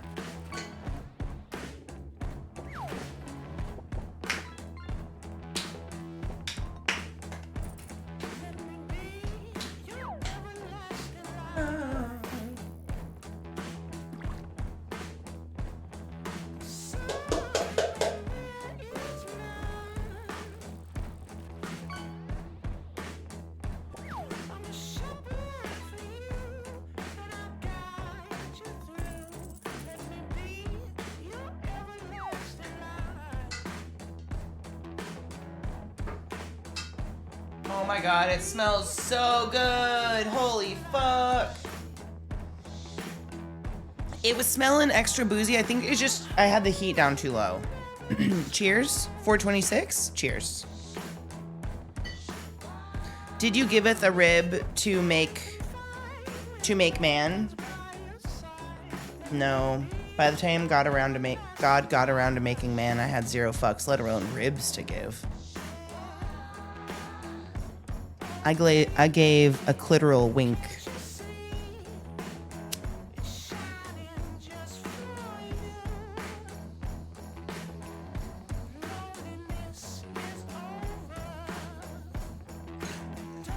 Dude, adding the onions and the garlic into this onion and all the fond from the bottom of the pan is such a good smell. It's kind of erotic right now up in this place. Oh, this is the payoff of long cooking. Oh my god, you guys, I can't even tell you what's going on right here. Holy shit. Oh my god, it's like that caramelized onion smell that like onion soup gets kind of thing going on. But with that wine, oh my fucking god.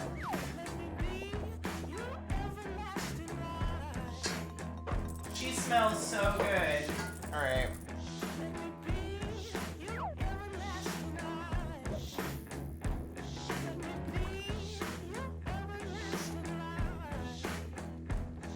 It smells so good. I know, I'm sorry. I'm sorry, but I'm not. I love doing this.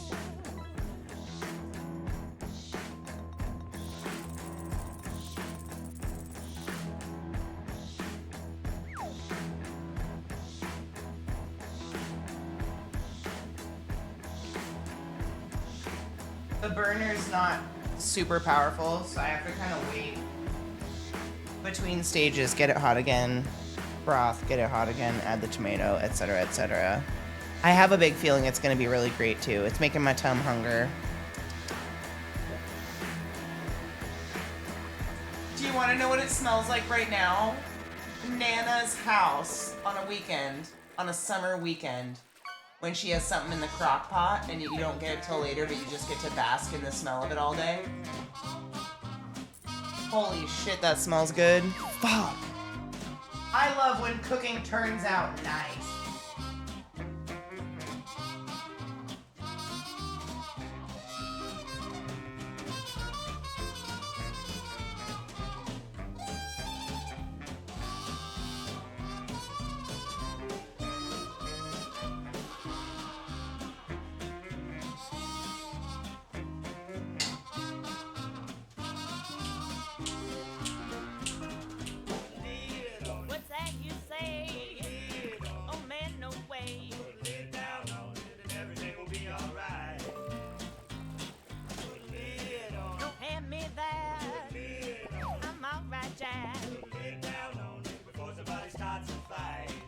It smells incredible.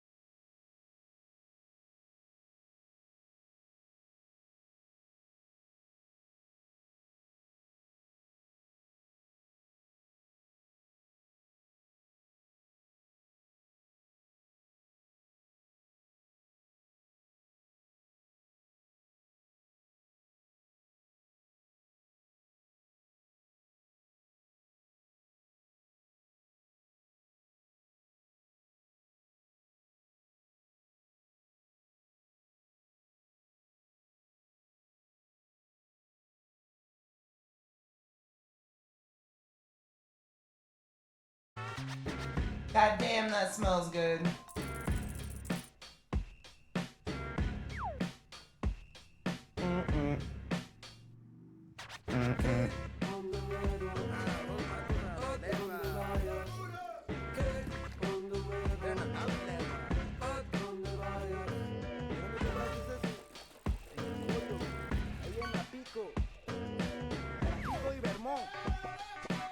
Beck was always pretty hit or miss for me.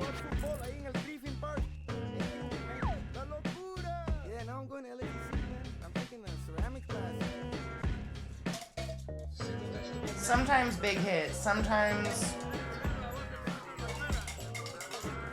Okay, Beck, what you up to? What are that? Making tomato sauce.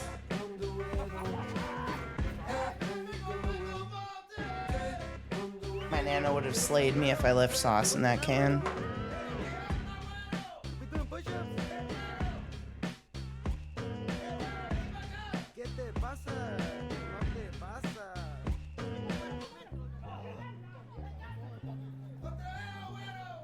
Yo, I saw Puppet at Tang's with a mullet and a popsicle.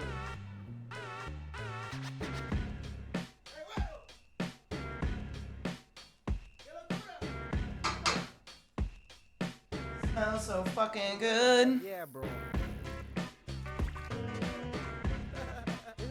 Literally, I do. That's why I keep half the broth in here. That's to clean the cans out. Oh, yeah.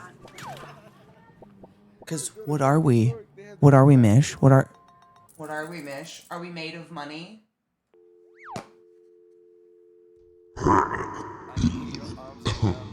Attention, we are not in fact made of money. Stay classy, everybody. I need your understanding, I need your love so much. Just a wee bit of spice. So you tell me that you care, but when I need you, Baby, you're never there.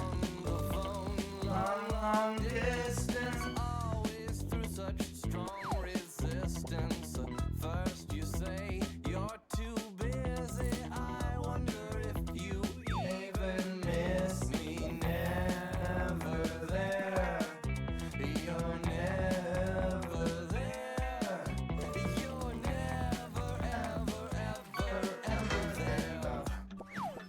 Hey.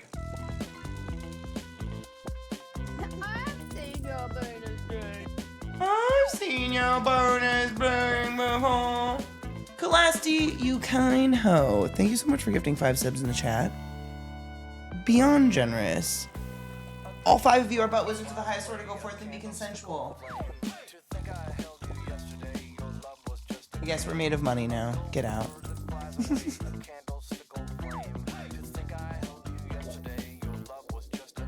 Thank you, I appreciate you, generous fuck. Baby, you're never there.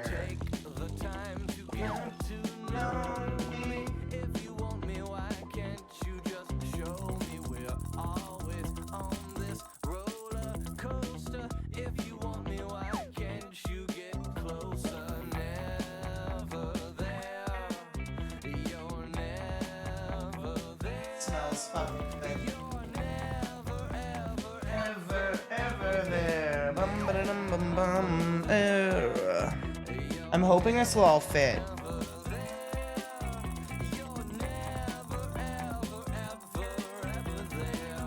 It should. Right?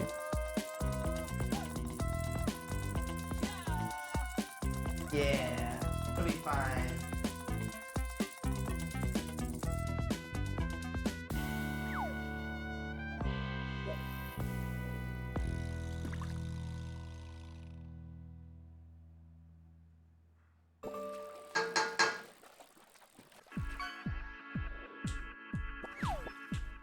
Don't worry, it'll fit.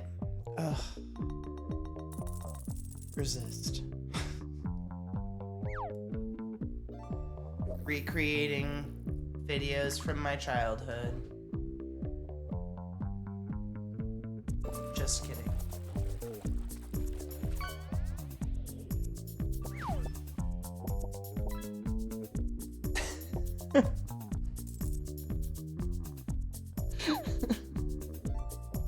Let's have bizarre celebrations. Let's forget who forget why forget what happened. It's fine. I think it's gonna be fine. I play the Satyr in Cyprus, you the province Japan. Let's pretend we don't exist. You were right. See all that sauce? My nana would kill me. Let's pretend we don't exist. Let's pretend we're in Antarctica. Let's have bizarre celebrations. Let's forget when, forget what, forget how. We'll have bizarre celebrations. It's like a whole tomato. We'll play Tristan and Isolde, but make sure I see what sells. Because what are we? Made of money? Jesus Christ. No, he's actually in the hallway right outside the office, which is weird. Just chilling.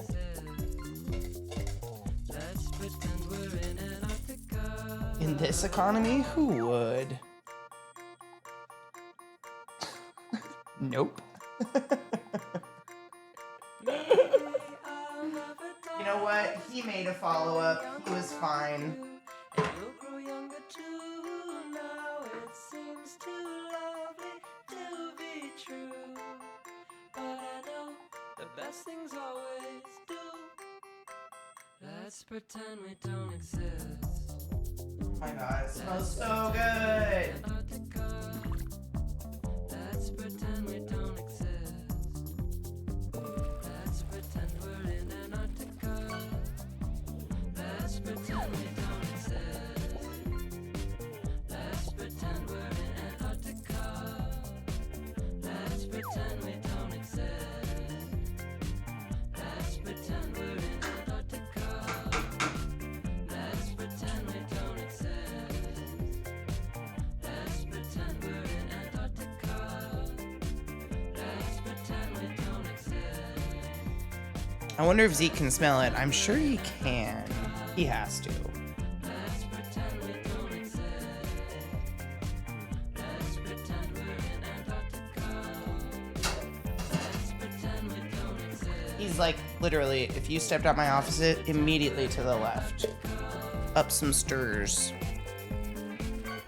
He must. There's no way.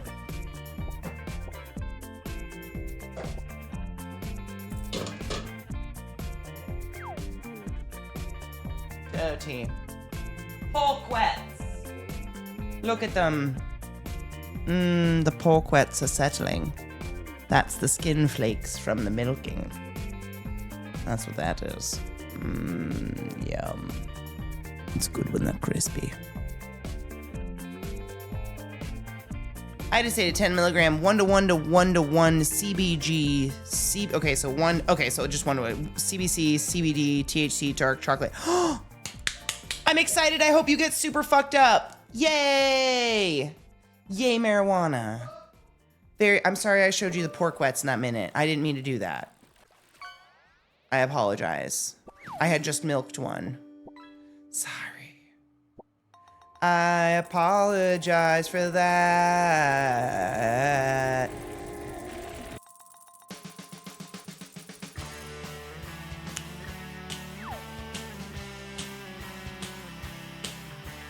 Good song. Bubbles?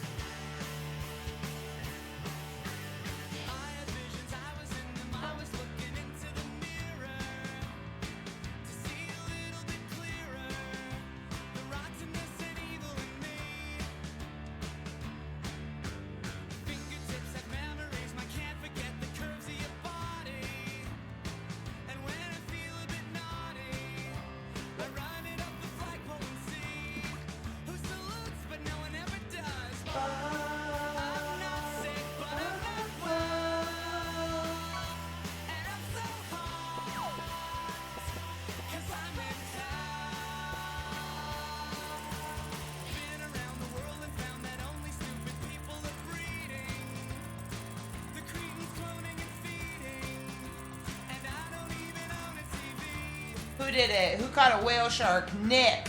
I love Pooh. Oh, I love Pooh too. Thank you for subscribing to my YouTube.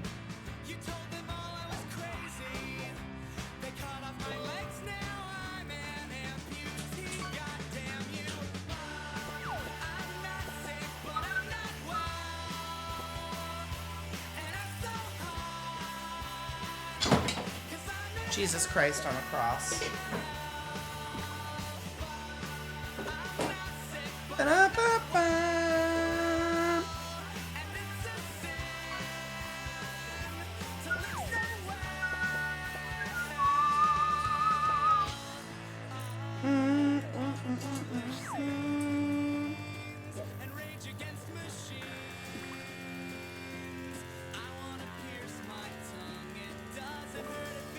Fine.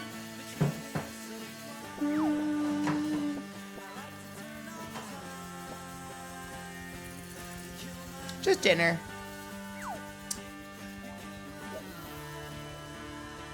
For fun, because I like to. That, and I've had some really late sponsors recently, so it's been a fun way to blow the day away. Because we have sponsors coming up, and that is super exciting in a few hours, probably 2 hours.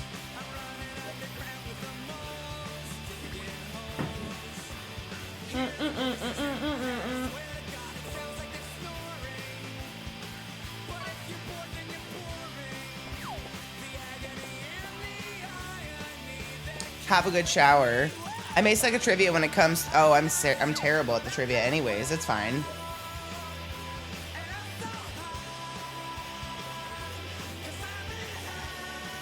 The more of us that play, it doesn't matter if we're good at it. Cheers, Mish. Happy birthday. Uh-oh. I've smoked a lot of pot today.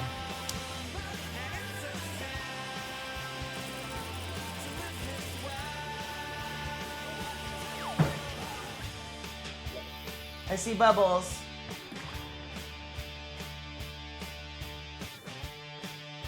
I was hoping this would help. I want to get this to full temp and then we'll put these in. Cause it's tough. I fucking literally halfway through the questions, I was like, oh, Messi plays soccer. I had no idea. I feel really bad. I'm very singular in my knowledge. I'm not that smart. And I fucked up the one chemistry question. That was so embarrassing. I'll never, ever, ever forgive myself for that. That was just stupid mental math. I can't believe I did that. So embarrassed.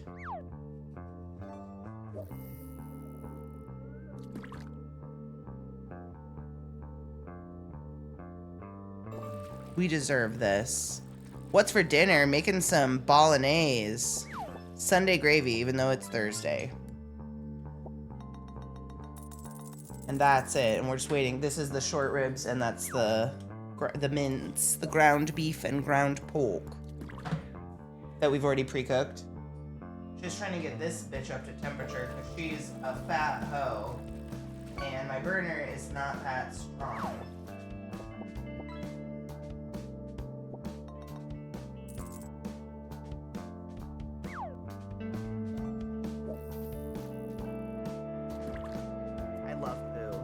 Thank you for subscribing to my YouTube. Thanks for subscribing to my YouTube. I appreciate you guys.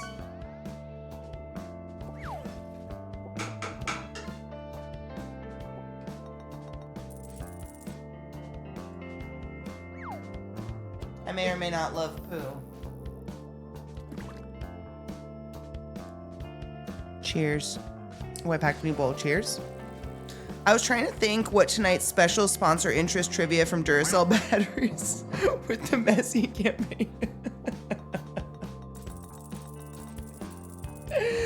What do you think? What do you think? What do you think it's gonna be, Mish? The fucking, I know.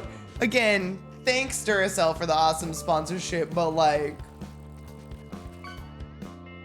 what's going on? What? Are we sponsored by soccer too? I don't know what's happening. Cheers.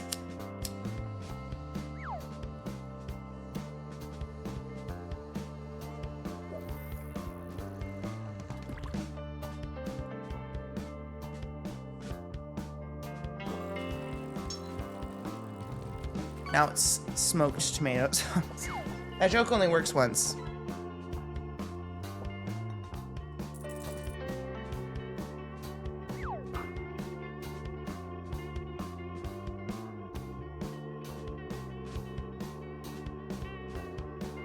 Every once in a while I get a tickle on my neck and I'm like, is it a spider? Why would there be a spider on your neck, Katie? I don't know. Spite?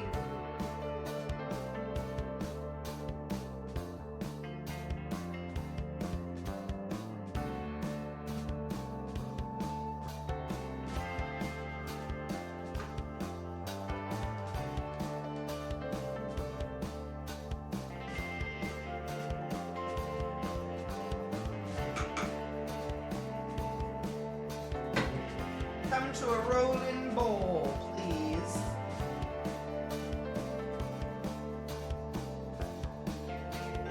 Ooh, how could we prepare for Jeopardy? How could we get our trivia head going?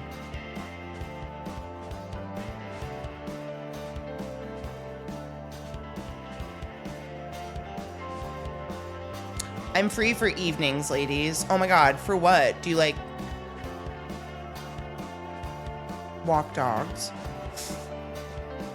I've got stream on my phone, and my phone is lying next to me with my speaker against my skin. Every time CK speaks, I feel it. Pickle face, banana, ice cream, cheeks. Guitar silk. Beetle jewels. Fish drapery. Lasagna. Supercalifragilisticexpialidocious.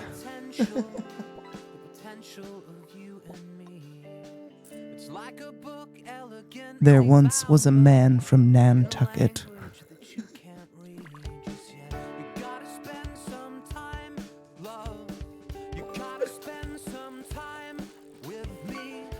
Is it weird yet?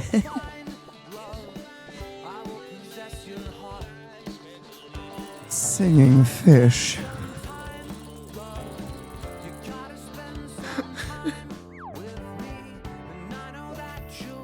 Oh shit, what happened? What did you do, Mish?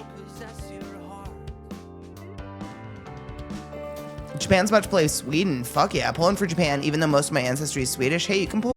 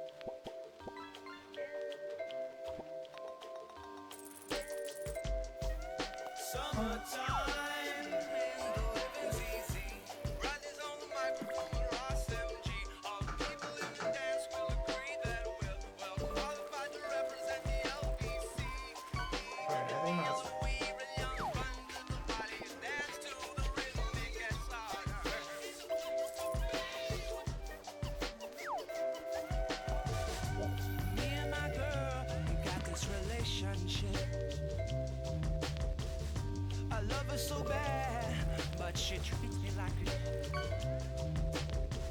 I'm locked down like a penitentiary. her loving all over, and when she gets home, there's none left for me. Summertime, the living's easy. Riley's on the microphone with Ross MG. All people in the dance will agree that we're well qualified to represent the LBC. Me and Louis, we gon' run to the party, dance till the rhythm it gets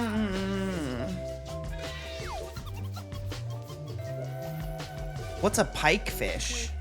Like to eat? I'm surprised we haven't seen a walleye.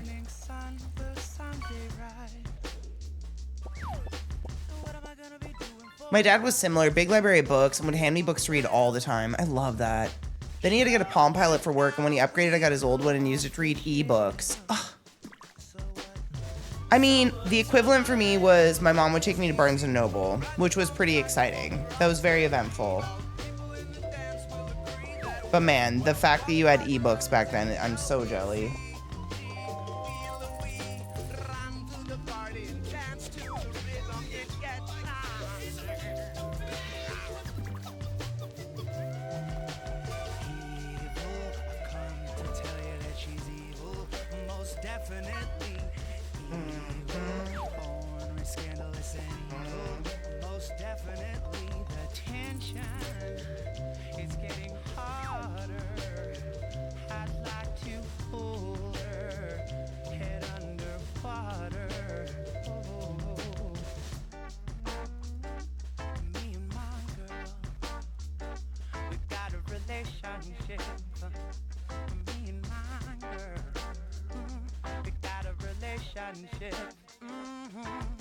My girl, we got a relationship.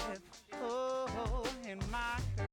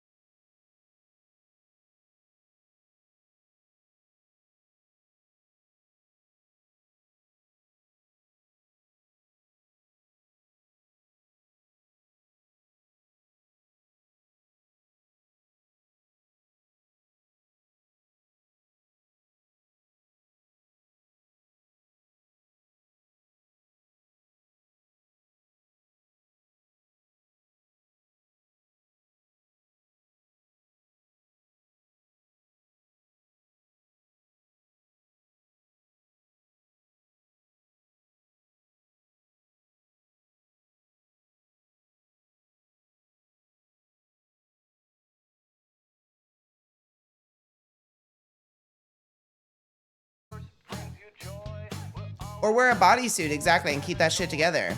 I miss my huge illustrated book of planes and their histories I got on sale on a sale table at Barnes & Noble. I left it at the TTRPG group host. And he just went poof one day? No! Oh, God. Put your terms and conditions on your underwear. How did you know? I just tattooed them up my ass crack, so. Most of the time I see people sagging pants, their underwear looks dirty. Dream, that's the most mom thing you've ever said. Ever. I slipped on a gravel.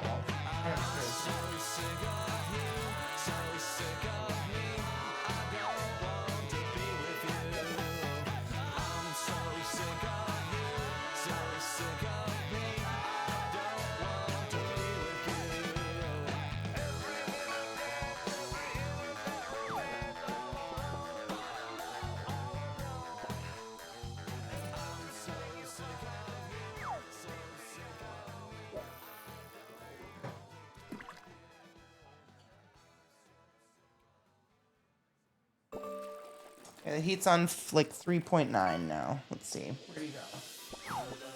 Where's your simmer gonna go, bitch? A black spotted grunt? Tech, you have to be nicer to yourself.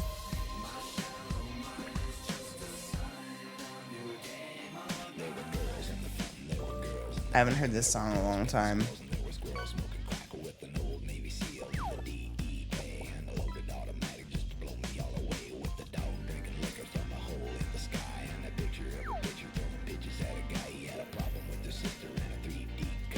Why does the fishing lure look like the pike?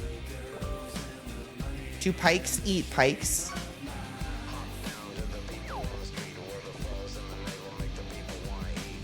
Yeah, okay, metal. I just don't understand why people want to show their poop stains in public. You know, Dream, I'm gonna go deeper than that. How come people just live in poop stains?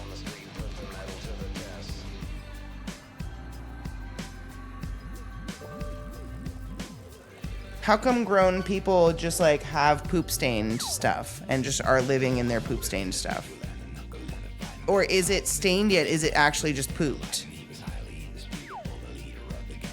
Because wiping makes you gay. Any point touching your asshole, right? Yeah. Why have stains visible or not, right? Exactly. Why the stains?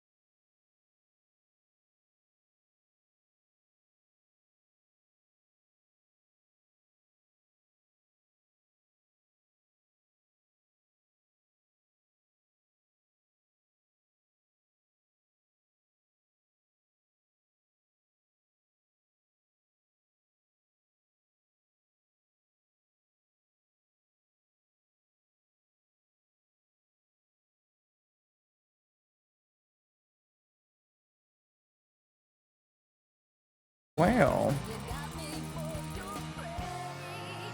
I'm sorry I'm not home right now. I'm walking in your spider web, so leave a message and I'll call you back. What up, Sloth? Cooking dinner with Katie. We're making gravy on Thursday.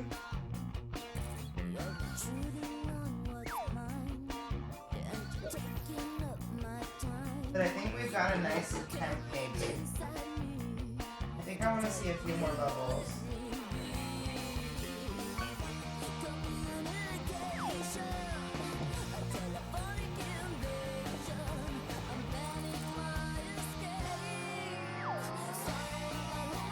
I used to love this song. Love the feeling of freshly dried underwear on a nice clean after a nice clean shower. Oh, absolutely. Crummy day boo. Oh, I'm sorry you had a shitty day, Honeybean. That sucks. Mom also has the Alzheimer and dementia stuff. Oh. Yeah. What's something she loves? Can we convince her it has something to do with that?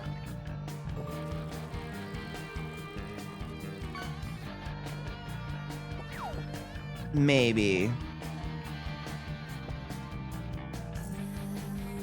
Thong! Good job, good catch. You're doing it. Everybody's proud. Oh. Those bubbles look intense. Calm down.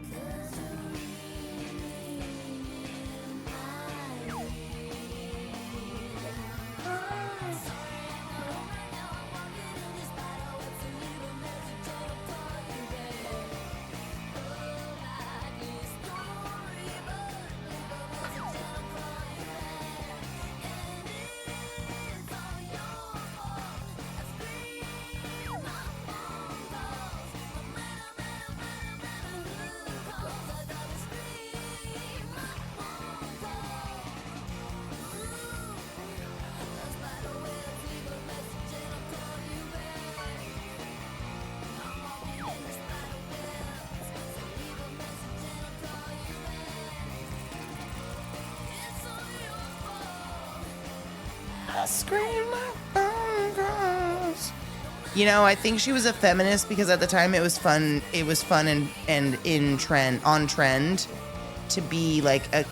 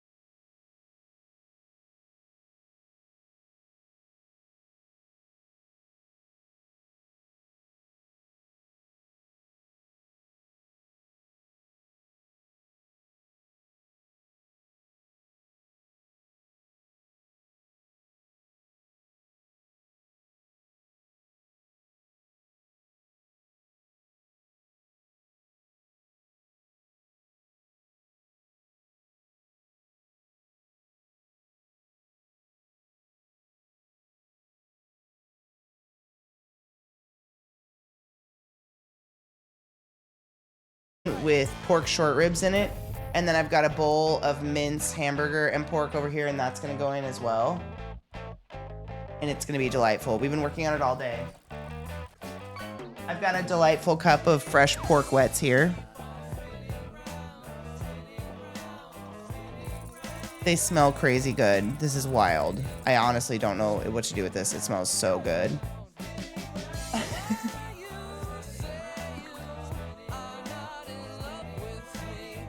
I think I could use this like bacon fat, right?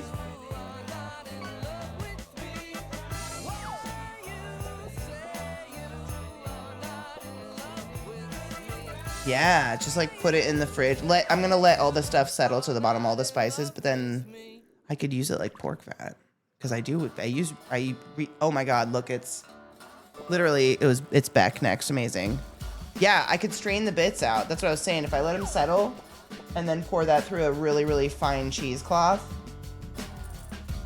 Because it smells like the finest ass bacon you've ever smelled in your life. It smells so good. Okay.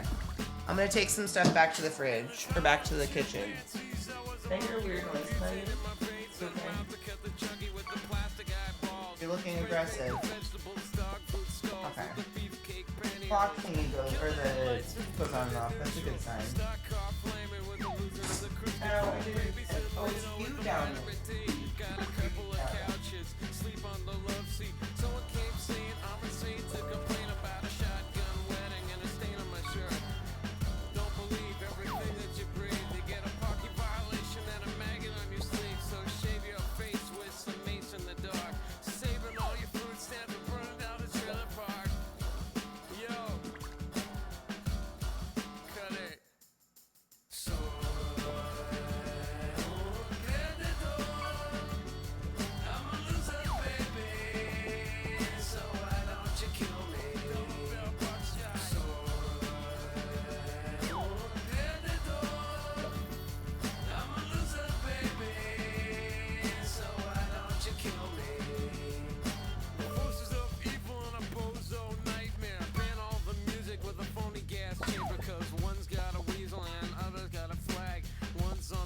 The other in the bag with the rerun shows and the cocaine nose job. The daytime crap of the folk singer slob.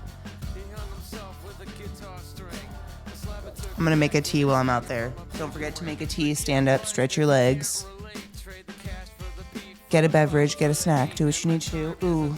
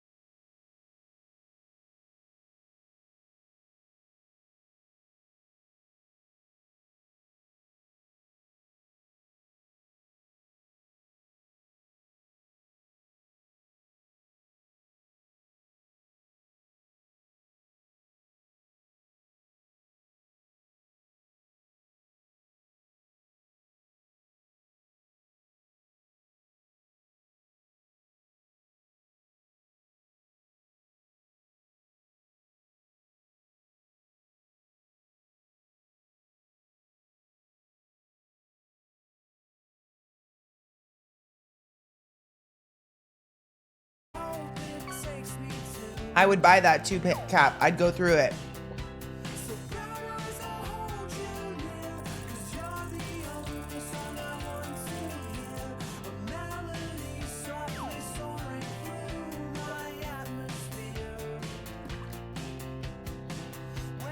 Bolognese. Right now we're trying to get the right temp on the sauce. It's got the ribs in it so they can simmer for a couple hours and hang out.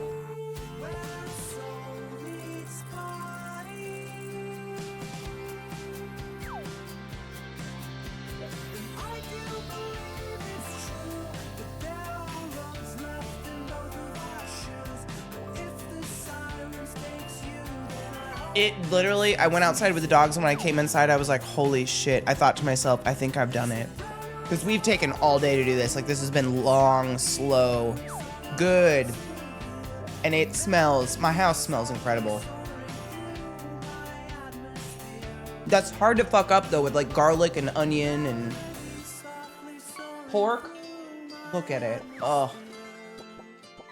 Oh my God.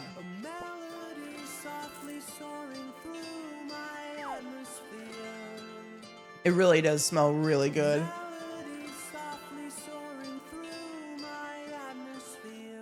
Mm-hmm.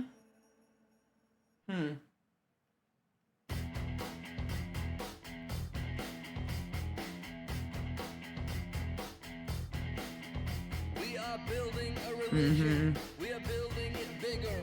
We are widening the corridors and adding more lanes. We are building a religion, a limited edition. We are now accepting collars for these pendant keychains. To resist it is useless. It is useless to resist it. His cigarette is burning, but he never seems to ash. He is grooming. Yum. He is living comfort eagle. You can meet at his I fucking love maple sausage. Like maple breakfast sausage. That's what we put in these.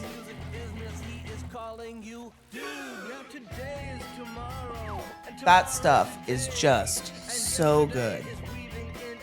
Literally a half of one, I know, is so good though. Like, I'm gonna give this half to Zach. I'm fine with a half. It's so rich and so full of flavor. I feel very good, and I don't want to fill up because I want to eat this.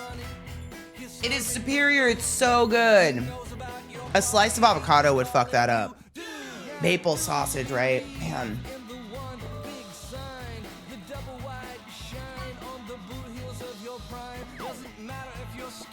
Have you ever tried dipping a corn dog in maple syrup? No, but now I'm gonna. That sounds like such a good idea. I tried maple syrup in a coffee one time. That was pretty decent. What up, Berserker? How are you, love? We're watching Lilith have self-control. Yep, maple sausage plus cheese. It's the salty, savory, sweet shit going on that's just so perfect. Corn dogs are actually pretty tasty. I love, you know, if you have a wiener schnitzel near you or wiener schnitzel, they have mini corn dogs and corn dogs. But their mini corn dogs fucking slap. You should get it for takeout. Get it for takeout and get the mini corn dogs. They're so good.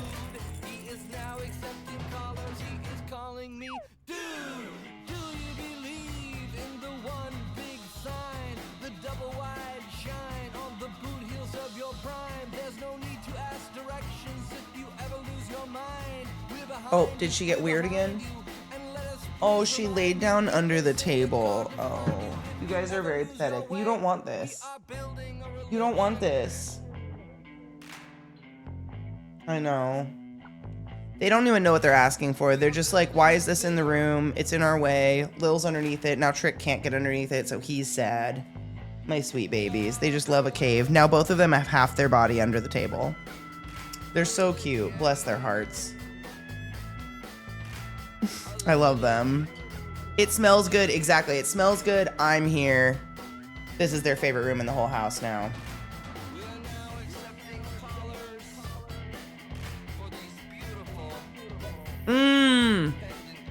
Chocolate and goldfish crackers together sounds actually really good. A weird thing it reminds me of this. I don't know why, but a really weird thing I did when I was a kid. Do you remember Nutri-Grain bars? They were like a soft granola bar that had like a jam filling through the middle. Okay, so I would take a Cheez-It and stuff it in the end of one perfectly, like in the jam slit. If it wasn't open on the end, you had to nibble the end open. Stick it in the jam slit. Take a bite. Repeat. No, it is a jam slit. What else do you call it? The jam hole. You have to jam it in the, you have to shove it in the jam hole delicately so it goes like, not to be weird about it. And then you like, and I think it's that. I think I was like trying to figure that out with health, what my mom thought was healthier food. They were all sugar. I don't think, oh my God, the apple ones, Mishy, I can taste it in my mouth. The apple cinnamon was so good. I loved Nutri-Grain bars and I loved Fig Newtons. Fig Newtons are the shit.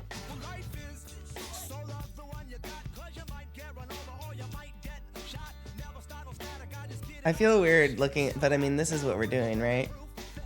We're cooking stuff. I'll hang out maybe if I'm back here.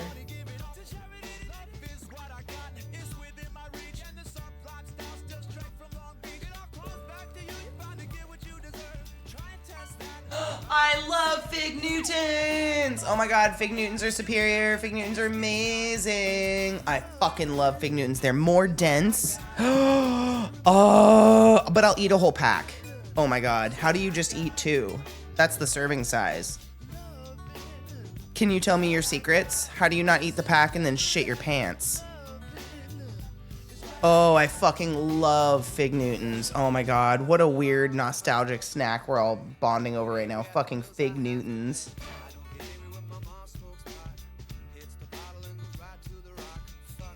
Oh, there she goes again.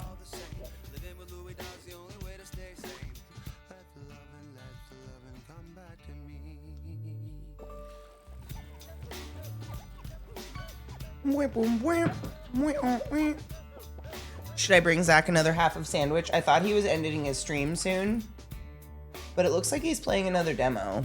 Should I bring him this? Do you think this will satiate? Because I feel bad. He's just had to smell this all day. Or do I make him wait? He'll come get it. Your mom was super strict, but our serving size was 3, and that was perfect.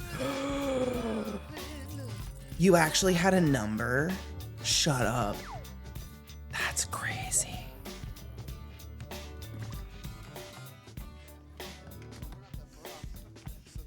Man, it's a miracle we survived. That's all I have to say.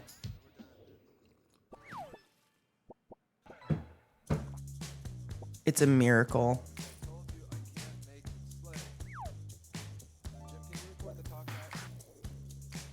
Three is the perfect number of snacks. What do you mean? At a time. Sure. But what's a time? The Father, the Son, the Holy Ghost. March 3rd. The number of dicks I have. The Holy Trinity. I know. No, it kind of makes sense.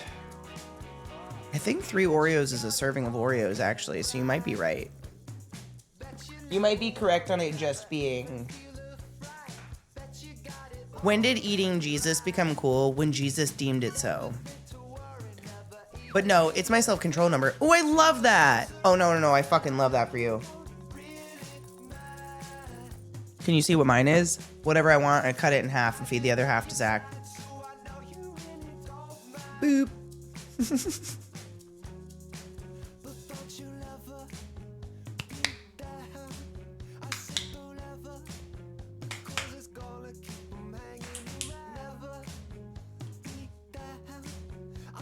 That's what I'm saying. 3, it depends on the thing. 3 gummy bears is insane. 3 cookies, it depends on how good the cookies are. If it's like Biscoff cookies, you can get away with it. Biscoff cookies are pretty good and really strong tasting, I feel like. Like, they're really, really sweet. So 3 of those I feel really good with a cup of tea. But like, Fig Newtons, I want the whole pack. Cereal, I want to eat the entire box. How do people not just eat the entire box?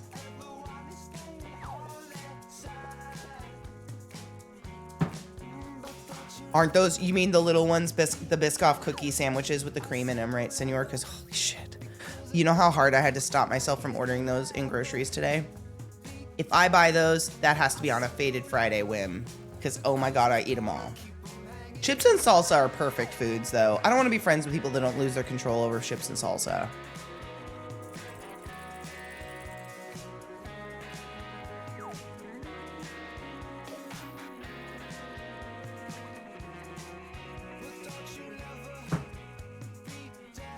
Oh, the ones on flights are great too.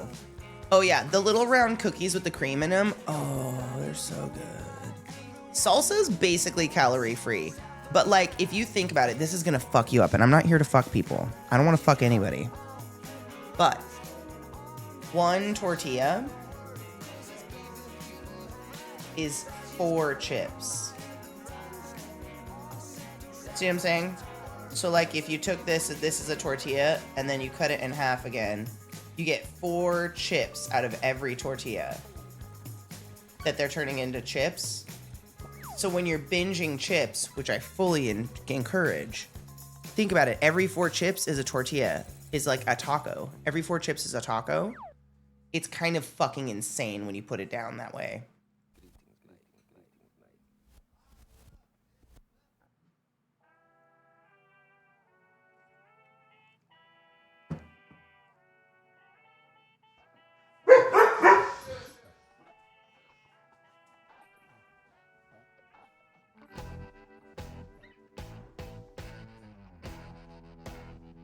I heard a man. Kill him!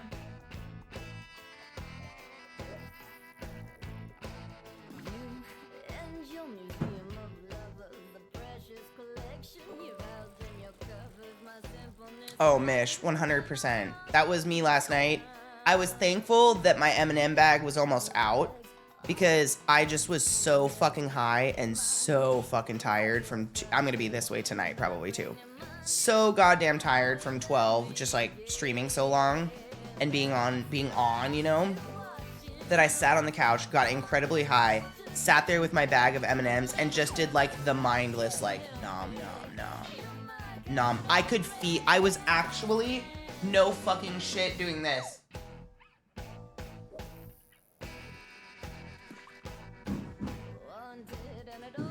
That's you guys flopping down the stairs, you motherfuckers. I was falling asleep while chewing. Alcohol makes us all eat shittier. That's just facts. What are you doing? Oh, is that your ball, Bubba? What is that? Is that your ball you shredded? Are you gonna come show everybody? Gonna come show everybody your ball? I think I've got, every time I think I've got a good simmer, it starts to go just intense. We're at 3.9 now. I just want it to be a good simmer that I can like not look at. That's the beauty of a crock pot, is you don't have to worry about it. But we have to watch her.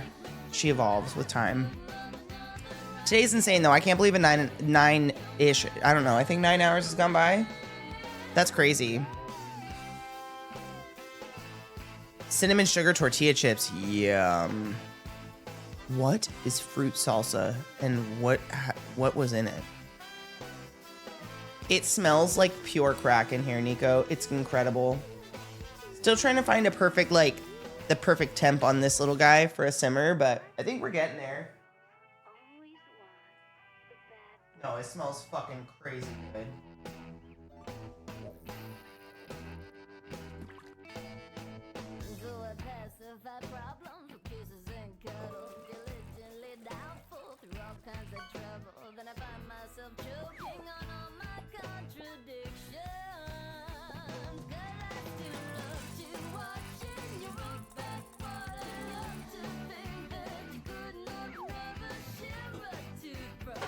It's fucking her again.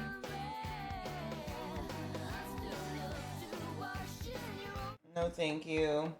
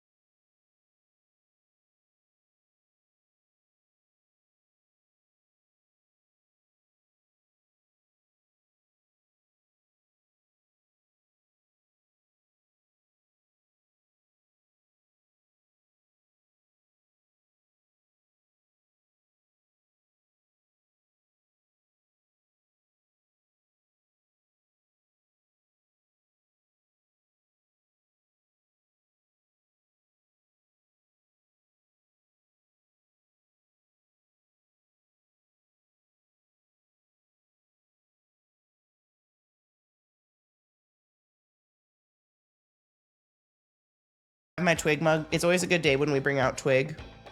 Whom saved whomst? Whom saved whomst? I will literally try to sneak a cinnamon drizzle in a little cinnamon tinkle in anything. Same. It's 100% worth it to order some real cinnamon. Where do you order it? What do you mean? Like, I've read about that as well. How do you order it? Because it's just a bark that's being shaved down, right? No, it's totally cool. I love thinking about stuff like that. Thinking about I think about like the social experiment of pumpkin spice. And I think it's honestly the vast majority of us are really displeased with adulthood and looking for nostalgia. And nostalgia comes in the form of like holidays, family, being young, all of those spices that are in pumpkin spice that give you like that weird feeling of making pie with your grandparents or something like that. Hits so hard. Eggnog, yep. Man.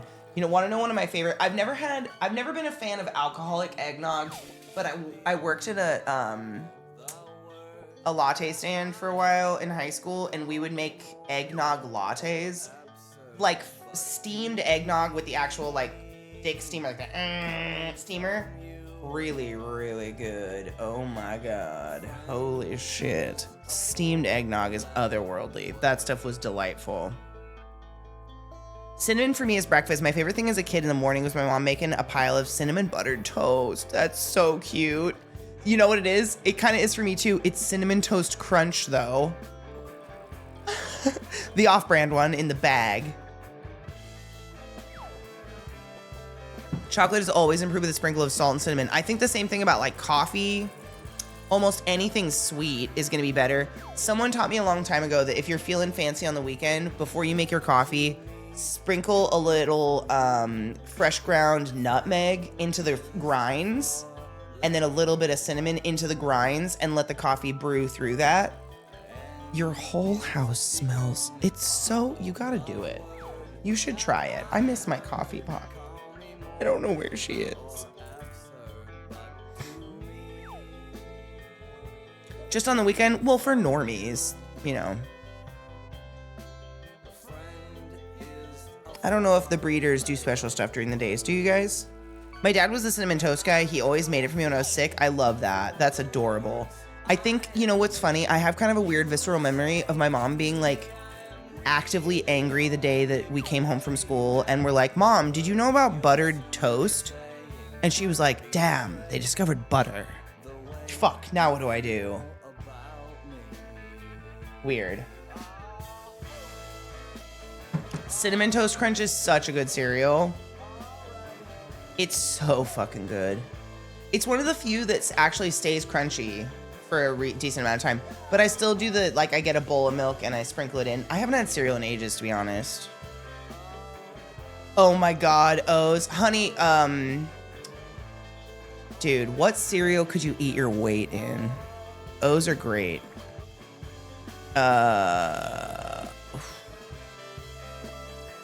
Probably Cinnamon Life.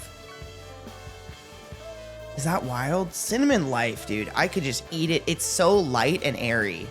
Like I get a cup of the dry cereal and I have a bowl of milk and I just sprinkle enough cereal into the bowl to eat it within a couple bites. Do it again and then it's always crispy. It's like the fresh first bite. I hate soggy cereal. To each their own. Eat your soggy cereal. I don't judge you. A little bit.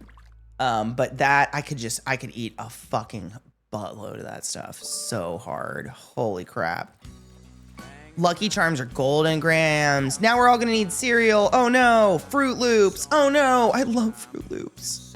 I love Fruit Loops. I never liked Pebbles though. Fruity Pebbles. I always thought they got soggy too fast. Rice Krispies, but I had to do the sprinkle method, but I love them. But the sprinkle method, because otherwise they got soggy. Couldn't do it soggy. But when they're fresh, oof. When they're actually doing the thing. Fruity Pebble milk. See, that's how I feel about like Cocoa Puffs milk. Oh my God. It literally made the best, most incredible leftover milk because it wasn't too chocolatey. It was just enough.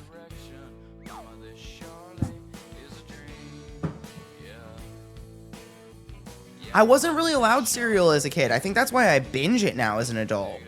Cereal as a kid was for boys. Or like if we went to my stepdad's house to stay at his place, they had the huge bag cereal, and that's where I would actually get to taste cereals. And I remember, tell me if you know the one I'm talking about. There was one cereal I really, really liked. Each piece of cereal was just like a little hollow bowl, like a little gold hollow bowl. And it was just tons of those. And God, it just had this really good crunch. It was like a corn honey, I don't know. Oh my God, corn pops though. Do you guys remember corn pops? Something about a fucking bowl of corn pops really slapped. Why? It wasn't honeycomb. I mean, unless it was the off-brand. Because honeycomb was like combs, wasn't it? This was just literally like if you took an oval piece of dough and like pushed your finger into it too hard. You know what I mean? And it was like... Corn pops were fucking great. This wasn't corn pops though. This was some bag cereal. It was incredible.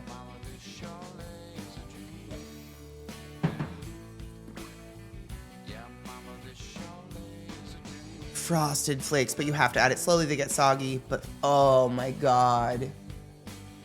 I've been craving Frosted Flakes for a while now. Breakfast cereal. You'd think I'm pregnant, but instead it was just my period coming strong. I feel so crazy bloated. Smacks. What was Smacks? You know what was the cereal your mom tried to feed you? Was it Grape Nuts?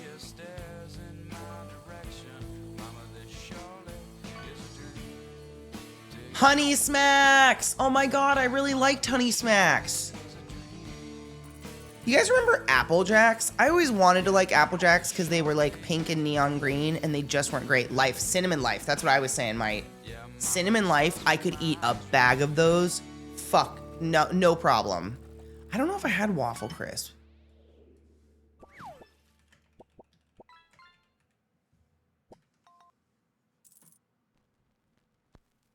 That's the one I was thinking was the, honey. One of you said Honey Grams. Do Honey Grams not look like that?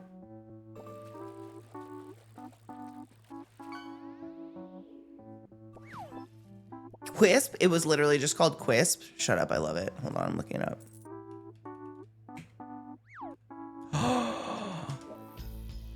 Quisp. It came in a bag, but yeah, that was it. Oh, nasty.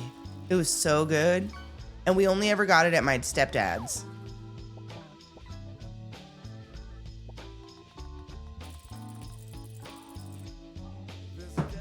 Honey Bunches of Oats were great. Very underrated. Special K. Yeah, Special K with red berries. Why? So not it. That's not it. Nut and honey.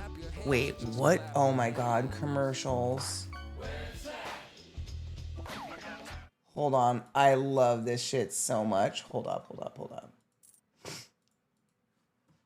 Make it two things, because they are kind of like a sniff. I imagine it's like ska mixed with elevator music, but it's Christian rap too. So it's like... Damn you singing fish. Don't make me do this twice. A sniff. I imagine it's like ska mixed with elevator music, but it's Christian rap too. So it's like, you know how like...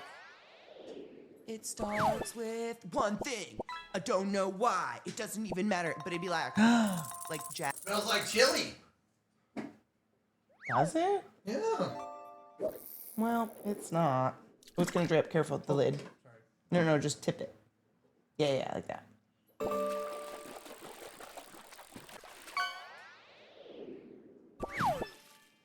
Is it like bone broth something or other? I have no idea what the fuck it is. It's got ribs in it, it looks like. Yeah? What is it? Who is it?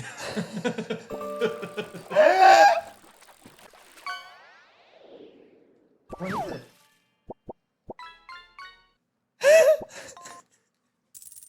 It's boiling hot. It's boiling hot. Did you just put that in your mouth? A little bit. Okay. Yeah. What is it?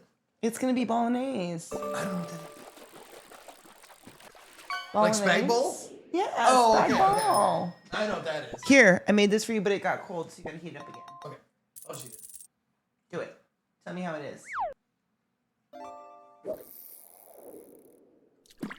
Is this my, like, syrup or something there? the sausage is maple sausage. It was yesterday too. Yeah, it's maple sausage. That's the good stuff. That's Zeke, by the way. That's Ezekiel _II. If you didn't know, he who rated us. He's also my lover. Husband, partner in life. All of those. Huh? No. No. No. No. Don't make it gross. Sometimes I clean his gay butt. Disgusting. I question his credentials if he can't identify a bolognese. It's because Beth taught it to him as spag bowl. It's a spag bowl. And I had to teach him what spag bowl means. And he was like, oh my God, I had no idea. And I was like, that's fine. So now when I say spag bowl, he knows exactly what I mean. But if I say a bolognese, he's like, what do you mean? Bologna mayonnaise? And I'm like, that's fine. Well, that's true. Beth is British, but her British isms are adorable. Everybody's isms are adorable. Lots of people have isms. There's salt on my desk. I am cleaning it. It's getting salty in here. So take off all your clothes. A little biscotti. I love a biscotti, though. Kiss go. Slit your throat and make a jacket out of your skin on stream. Kiss Glue, thank you so much for summing the class. Keeping the class alive and giving a fucking 8 swings. Please go forth and be consensual in all the ways. Because nothing in this world is sexier than pure sober consent. And you know what, camera? Don't fight me. Why are you looking at the sky? Oh, don't do that either. Don't track me. You make everyone scared. Everyone's scared when you track my face. I don't know how to get spag ball in with my face. Ziku, who is she? Ziku, who is she? Ziku, who is she? Ziku, who is she? Ziku, who is she? Ziku, who is... I put my penis in Ezekiel III's butt. Okay. Jazzy I start, but do you know what I'm saying? It'd be like, it starts with one, but jazzy. Like, I don't know how to do that. It da-na-na-da-na-da-na starts with one da-na-na-da-na. Is that fucking annoying ska-y enough for you with some fucking trumpets? Oh, that made me wanna. And then, one thing, I don't know why. It doesn't even matter how hard I try. Jesus I forgot I had chips. Between my thighs and I fucking daylight. It starts with one. I winged that. You're welcome. I imagine it British and I don't know why. Stop.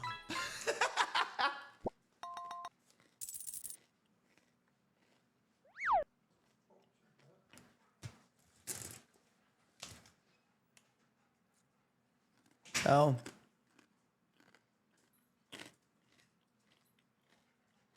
Ezekiel _ III. What do you mean, Ziku?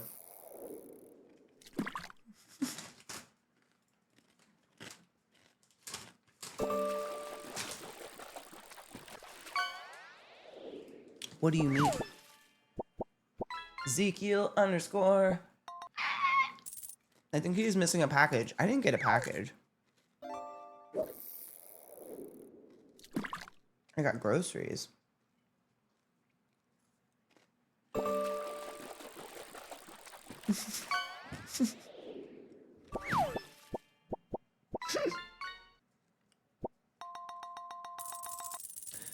It starts with one thing. I don't know why. Probably because starting with more than one thing would make it harder. No, they're Fritos chili cheese. Fritos. Statement.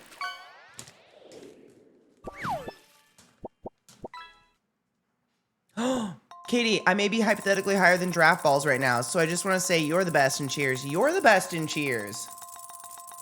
You find it? Your package? No, it's supposed to be delivered today. Oh, okay.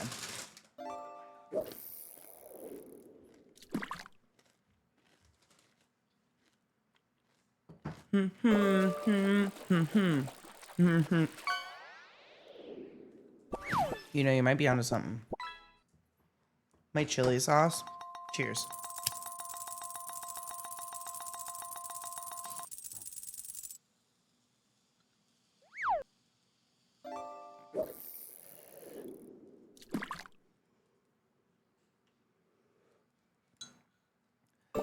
Crab roe flavored. What does crab roe taste like? Is it just like a pleasant fishy flavor?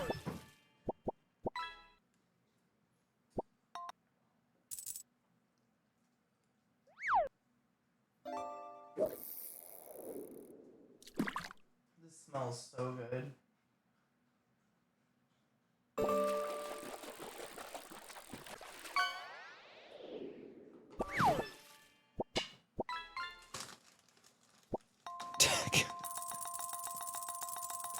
Homemade crunch wraps? How did you find tortillas big enough? I'm doing it.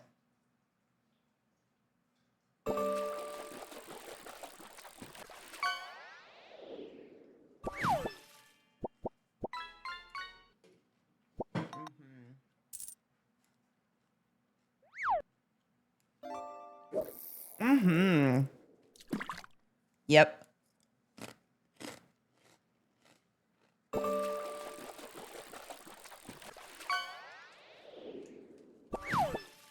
Mm-hmm.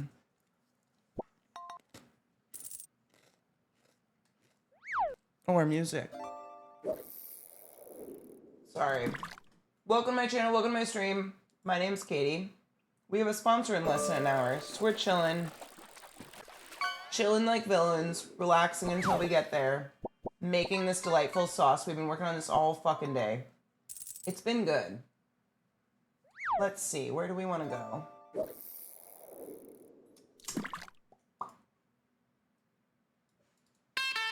Oh.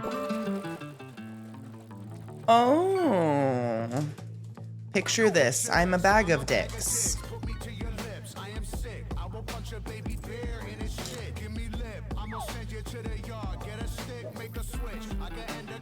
Delightful. We shall try this radio.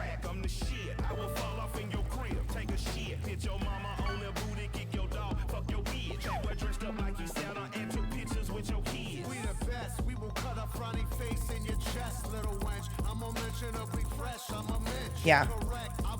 This will be delightful until then.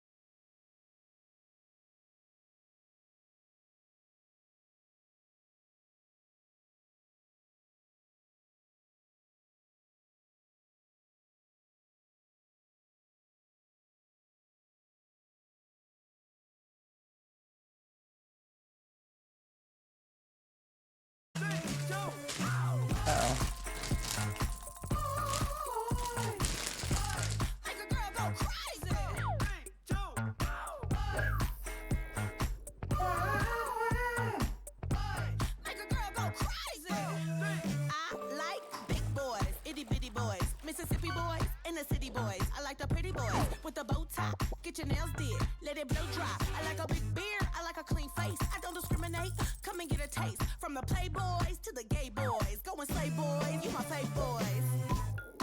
Baby, I don't need you. I don't need. I just wanna freak you. I want it. I heard you a freak too. That's right. What's 2 plus 2? 4, 3, 2.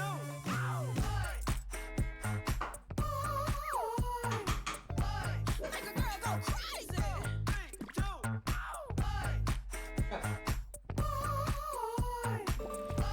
Make a girl go crazy. 3, 2.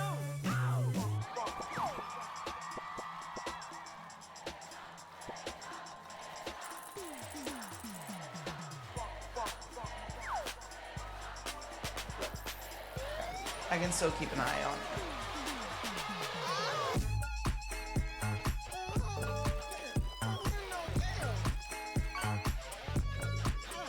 Oh, one of Zach's favorite things is to save a fart, walk over to one of our dogs, and fart in their face just to see what happens. It's one of his favorites. Ugh. I don't know if the dogs hate it or not.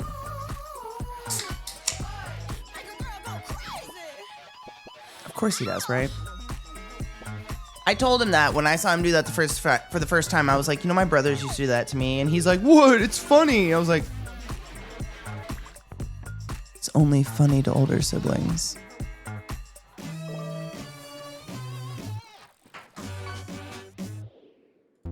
Was yourself. I was trying to start the actual radio station. Is it though? To an older sibling, it is.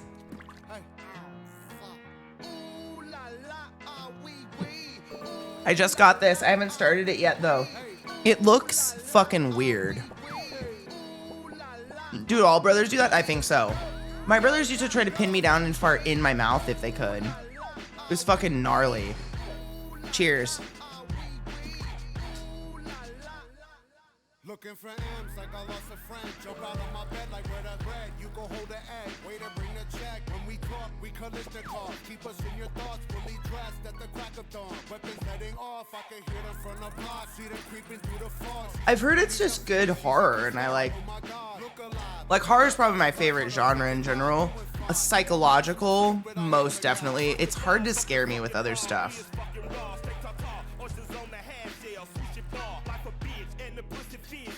It seems like it's gonna be weird. Like, it literally starts with, "This is not for you."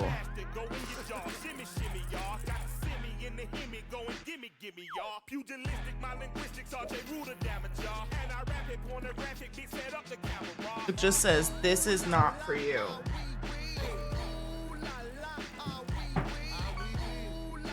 It gave a big kick to SCP. I wouldn't say SCP is derived from it, but it definitely helped.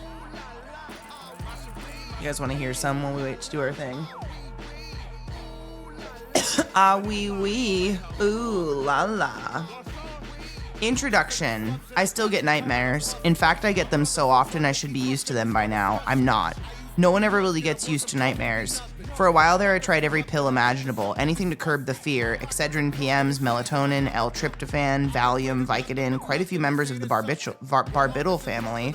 A pretty extensive list, frequently mixed, often matched with shots of bourbon, a few lung-rasping bong hits, sometimes even the vaporous confidence trip of cocaine. None of it helped. I think it's pretty safe to assume there's no lab sophisticated enough yet to synthesize the kind of chemicals I need. A Nobel Prize to one who invents that puppy.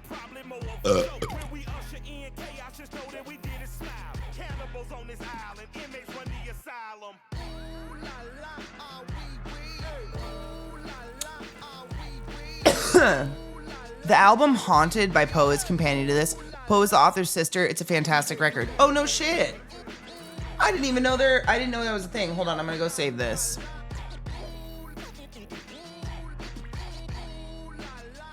Thank you.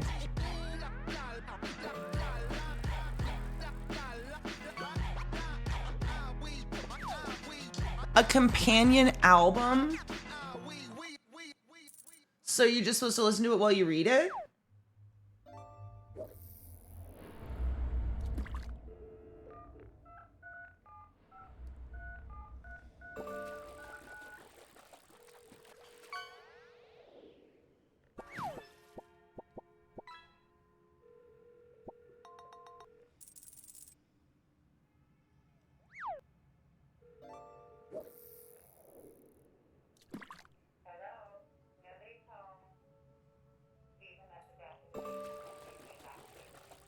It's creepy.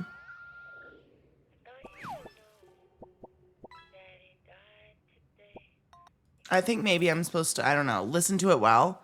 Like 5.5 minute hallway is a direct reference to this book. No shit. Oh, I'm very excited. That's going to be super creepy. Creepy. I think this feels like maybe the intro is part of the book. Is it? Or is it an intro?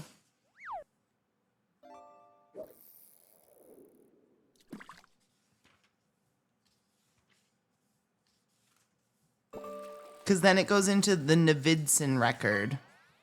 And that's where I stopped reading. But I read the rest. I saw a film today. Oh boy, The Beatles. While enthusiasts and detractors will continue to empty entire dictionaries attempting to describe or deride it, authenticity still remains the word most likely to stir a debate. In fact, this leading obsession to validate or invalidate the reels and tapes invariably brings up a collateral and more general concern whether or not with the advent of digital technology, image for forsaken it once unimpeachable hold on the truth.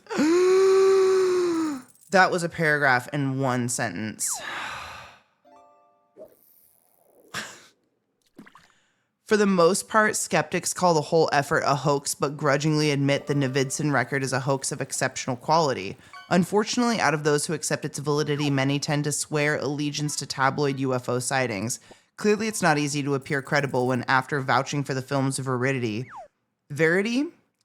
the discourse suddenly switches to why Elvis is still alive and probably wintering in the Florida Keys. One thing remains certain. Any controversy surrounding Billy Mayer's film on the flying saucers has been supplanted by the house on Ash Tree Lane.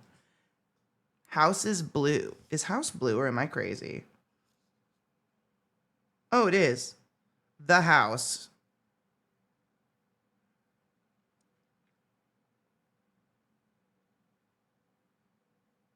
Apparently maybe doesn't exist, according to the undernote. This is going to be really intense to read, I feel.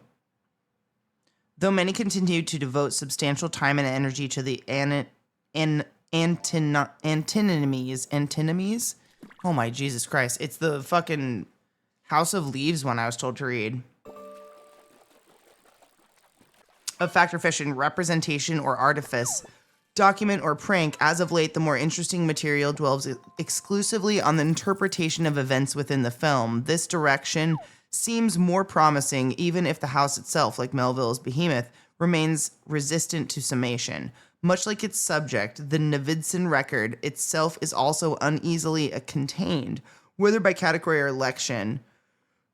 It finally cataloged as a Gothic called it. The documentary will still sooner or later slip the limits of any one of those genres. Too many important things in the Navidson record jut out past the borders.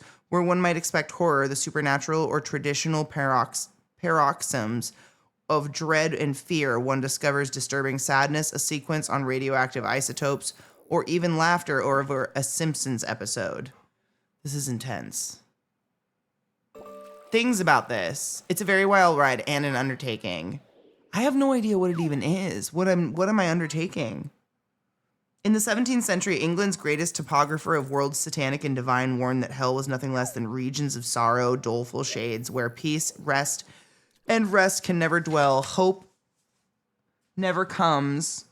That comes to all, thus echoing the words copied down by hell's most famous tourists.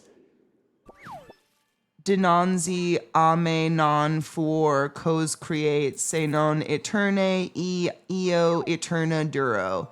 Laciate or ogni speranza voi centerate. Okay. Even today, many people still feel the Navidson record, in spite of its existential refinements and contemporary allusions, continues to reflect those exact sentiments. In fact, a few eager intellectuals have already begun to treat the film as a warning in itself perfectly suited for hanging whole above the gates of such schools as architectonics, Popomo, consequentialism, neoplasticism, phenomenology, information theory, Marxism, biosemiotics, to say nothing of psychology, medicine, New Age spirituality, art, and even neo-minimalism. Will Nevidson? I feel like I'm reading, like, is paperback okay to get it? This is paperback. But I was told you have to read a physical version, Gradier. That's what I was told. That's why I got this. Like, apparently, and you can kind of see why. It's got a lot of undernotes and stuff like that. And as I flip through it, it's got weird, I don't know, stuff. It feels like it's visual. It's kind of a visual. Yeah, physical. Okay, there we go. Physical only is what I've been told by many people. But I don't know what I'm reading.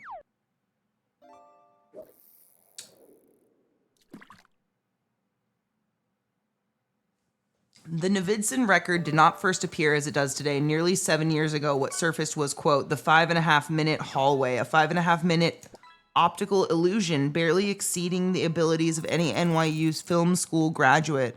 The problem, of course, was the accompanying statement that claimed all of it was true. In one continuous shot, Navidson, whom we never actually see, momentarily focuses on a doorway on the north wall of his living room, where, before climbing outside of the house through a window to the east of that door, where he trips slightly in the flower bed, redirects the camera from the ground to the exterior white clapboard, then moves right, crawling back inside the house through a second window, this time to the west of that door, where we hear him grunt slightly as he knocks his head on the sill, eliciting light laughter from those in the room, presumably Karen, his brother Tom, and his friend Billy Reston, though Navidson, they too never appear on camera, before finally returning us to the starting point, thus completely circling the doorway and so proving beyond a shadow of a doubt the insulation or siding is the only possible thing this doorway could lead to, which is when all laughter stops, as Navidson's hand appears in frame and pulls open the door, revealing a narrow black hallway at least 10 feet long, prompting Navidson to reinvestigate, once again leading us on another circumambulation, Jesus Christ, circumambulation of the strange passageway, climbing in and out of the windows, pointing to the camera where the hallway should extend, but finding nothing more than his own backyard. No 10-foot protuberance, just rose bushes, a muddy dark in the translucent summer air. In essence, an exercise in disbelief, which, despite his best intentions, still takes Navidson back inside to that impossible hallway until, as the camera begins to move closer, threatening this time to actually enter it, Karen snaps, quote, don't you dare go in there again, Navi, to which Tom adds, yeah, not such a hot idea, thus arresting Navidson as at the threshold, though he still puts his hand inside, finally retracting and inspecting it as if by seeing alone there might be something more to feel, Reston wanting to know if in fact this friend does sense something different, but Navidson providing the matter-of-fact answer, which also serves as the conclusion, however abrupt to this bizarre short. Quote, it's freezing in there. I don't remember seeing a period anywhere.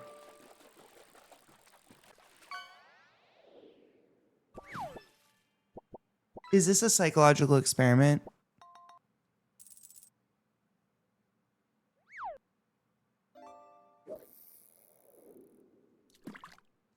Have years gone by? What day is it?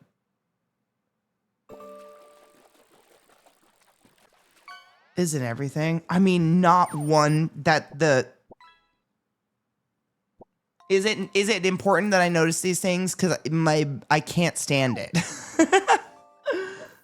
Dissemination of, quote, the 5.5-minute hallway deemed driven by curious alone. Period. The first one we've seen in a bit. No one ever officially distributed it, and so it never appeared in film festivals or commercial film circles. Rather, VHS copies were passed around by hand, a series of progressively degenerating dubs of a home video revealing a truly bizarre house with notably very few details about the owners or, for that matter, the author of the piece. Less than a year later, another short surfaced. It was even more hotly sought after than, quote, the 5.5-minute hallway, end quote, and resulted in some fervent quests for Navidson and the house itself, all of which, for one reason or another, failed. Unlike the first, this short was not a continuous shot, prompting many to speculate that the 8 minutes making up, quote, exploration number 4 were in fact bits of a much larger whole. The structure of exploration number 4 is highly discontinuous, jarring and evidenced by many poor edits, even hurried. The first shot catches Navidson mid-phrase. He is tired, depressed, and pale, quote, daze. I think that and I, I don't know, drink of something unclear what, quote, actually, I'd like to burn it down. Can't think clearly enough to do it, though. Laughs, and now, this. The next shot jumps to Karen and Tom arguing over whether or not to, quote, go in after them. At this point, it remains unclear to whom they are referring. There are several more shots, trees in winter. Oh my god, this sounds like Vile's dreams. It's not a normal book in anyway.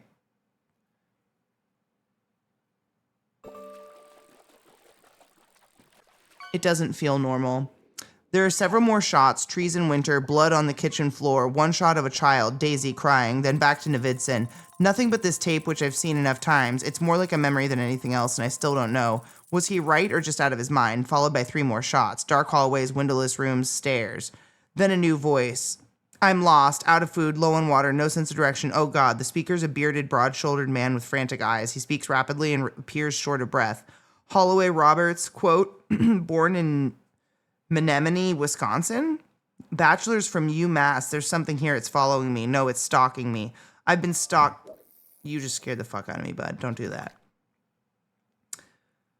I've been stalked by it for days, but for some reason it's not attacking. It's waiting for something. I don't know what. Holloway Roberts, Menominee, Wisconsin. I'm not here alone. I'm not alone. Thus bringing to an end this strange abstract, which, as the release of the Navidson record revealed, was sparingly incomplete. I feel like one of the Beetlejuice characters, like, this reads like stereo instructions. This is going to be intense. This is going to be intense to read. I got lost in it. It never stops. You can see how you get lost in it because the punctuation just leads you to go on in the way it's written. I don't know what I'm reading, though. Who's Navidson? I feel like I've been dropped into a police report that I didn't know about.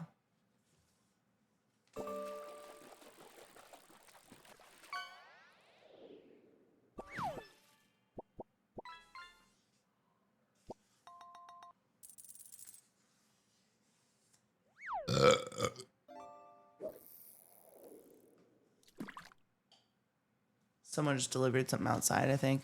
You might not understand until the end, and you just kind of have to go with it, and it's like one of those Russian nesting dolls. I love it. Menominee. Menominee? Menominee. Menominee. Menominee? Did I do it? Menominee. How do you know that? Are you there? Can I help you, sir? I'm trying to read about Menominee. Menominee. Fuck. I'm not doing that on purpose. Menominee. Menominee. Menominee. Menominee. Menominee, you're the one, but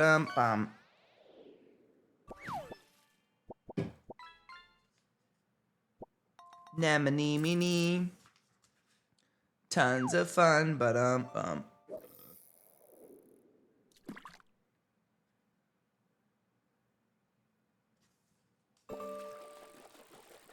Who's Navidson? Whoa. Dude, this book's gonna be crazy. I don't even know. Mana. Why are you doing that to me? What's happening? That's not how you say it. Someone's gonna be screaming mommy in the book, I see. That'll be not disturbing at all. Also Mary Shelley quotes, though.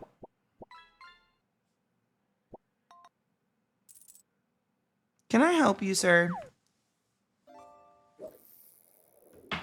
You seem awfully intent in getting my attention. How's our sauce look? Bubbling? Okay, what can I do for you? The physical copy, there's something about it's like, I don't want to say, everybody just says it's part of it, and I'm guessing it's because when you flip through it, it's like, it's the way it's page by page written. I don't want to spoil it, though. I kind of flipped through it, and I was like, oh, I kind of get it now. I don't know. How would you explain that? The introduction listen to the intro. The full intro, I think, is like part of it. Because the intro reads like a story, and then it jumps into this other dude, whatever. I still get, we read that. Well, whatever. We have time, right? We're just blowing time. I still get nightmares. In fact, I get them so often. I should be used to them by now. I'm not. No one ever really gets used to the nightmares. For a while there, I tried every pill imaginable, anything to curb the fear. Excedrin PMs, melatonin, L-tryptophan, Valium, Vicodin, quite a few members of the Barbital family. Pretty extensive list, frequently mixed, often matched with shots of bourbon, a few lung-rasping bong hits, sometimes even the vaporous confidence trip of cocaine. None of it helped. I think it's pretty safe to assume there's no lab sophisticated enough yet to synthesize that kind of chemicals I need. A Nobel Prize to the one who invents that puppy. I'm so tired. Sleep's been stalking me for too long to remember. Inevitable, I suppose. Sadly, though, I'm not looking forward to the prospect. I say sadly because there was a time when I actually enjoyed sleeping. In fact, I slept all the time. That was before my friend Luke woke me up at 3 in the morning and asked me to come over to his place. Who knows, if I hadn't heard the phone ring, would everything be different now? I think a lot about that. Actually, Lude had told me about the old man a month or so before the fateful evening. Is that right? Fate? It sure as hell wasn't full. Or was it exactly that? I'd been in the throes of looking for an apartment after a little difficulty with the landlord, who woke up one morning convinced he was Charles de Gaulle. I was so stunned by this announcement that before I could think twice, I'd already told him how, in my humble estimation, he did not at all resemble an airport. Though the thought of a 757 landing on him was not at all disagreeable, I was promptly evicted. I could have put up a fight, for the place was a nut house anyway, and I was glad to leave. House is blue. The word house is blue. It's little shit like that. I don't know if you would get that if you read it on a Kindle. Like on a paper note or anything that changes how the thing looks. House is always blue. I'm guessing that means something. I don't know. I could have always put up a fight, but the place was a nut house blue. Anyways, and I was glad to leave. As it turned out, Chucky de Gaulle burnt the place to the ground a week later, told the police the 757 had crashed into it. During the following weeks, while I was couching in from Santa Monica to Silver Lake looking for an apartment, Luke told me about this old guy who lived in this building. He had a first-floor apartment.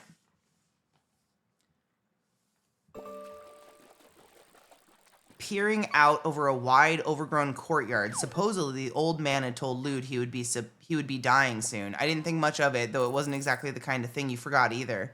At that time, I just figured Lude had been putting me on. He likes to exaggerate. I eventually found a studio in Hollywood and settled back into my mind-numbing routine as an apprentice at a tattoo shop. It was the end of '96. Nights were cold. I was getting over this woman named Clara English who had told me she waited to date someone at the top of the food chain. So I demonstrated my unflagging devotion to her memory by immediately developing a heavy crush on the stripper who had a thumper tattooed right beneath her G-string, barely an inch from her shaved pussy, or, as she liked to call it, the happiest place on earth. Suffice to say, Lude and I spent the last hours of the year alone, scouting for new bars, new faces, driving recklessly through the canyons, doing our best to talk the highest midnight heavens down with whole lot of bullshit. We never did. Talked them down, I mean. Then the old man died. From what I can gather, he was an American, though I would later find out those who worked with him detected an accent even if they could never say for certain where it came from. He called himself Zampano. It was the name he put down on his apartment lease and on several other fragments I found. I never came across any sort of ID, whether a passport, license, or other official document, insinuating that yes, he indeed was an actual and accounted for person. Who knows where his name really came from? Maybe it's authentic, maybe made up, maybe borrowed, or a nom de plume, or my personal favorite, a nom de care? As Lude told it, Zampano had lived in the building. Zampano, I have no idea. Had lived in the building for many years, and though he mostly kept to himself, he never failed to appear every morning and evening to walk himself around the courtyard. A wild place with knee-high weeds and back then populated with over 80 stray cats. Apparently the cats liked the old man a lot, and though he offered no enticements, they would constantly rub up against his legs before darting back into the center of that dusty place. Anyway, Lude had been out very late with some woman he'd met at the salon. It was just after 7 when he finally stumbled back into the courtyard and, despite a severe hangover, immediately saw what was missing. Lude frequently came home early and always found the old guy working his way around the perimeter of all those weeds, occasionally resting on a sun-beaten bench before taking another round. A single mother who got up every morning at 6 also noted Zampano's absence. She went off to work, Lude went off to bed, but when dusk came and their old neighbor had still not appeared, both Lude and the single mother went to alert Flays, the resident building manager. Flays is part Hispanic, part Samoan.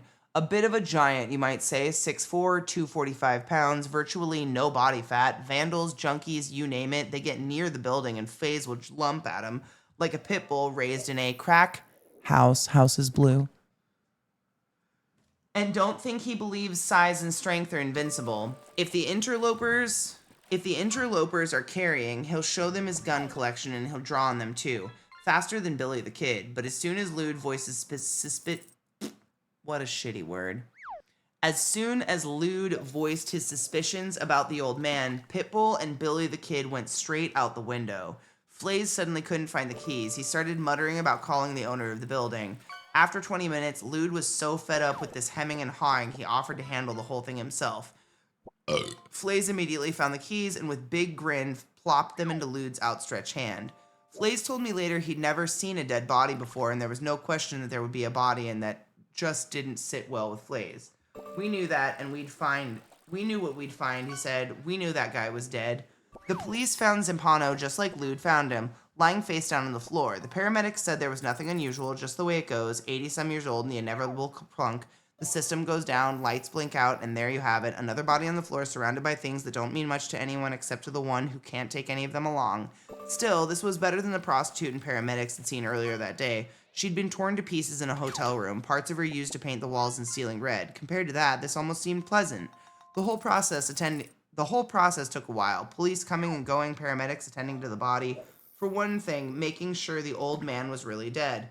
Their neighbors and eventually even Flays poking their heads into gawk, wonder, or just graze at the scene that might someday resemble their own end.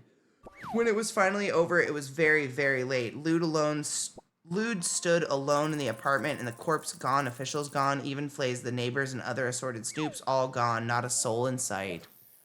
Crazy. He's such a baby. I don't know what he's doing. I love you.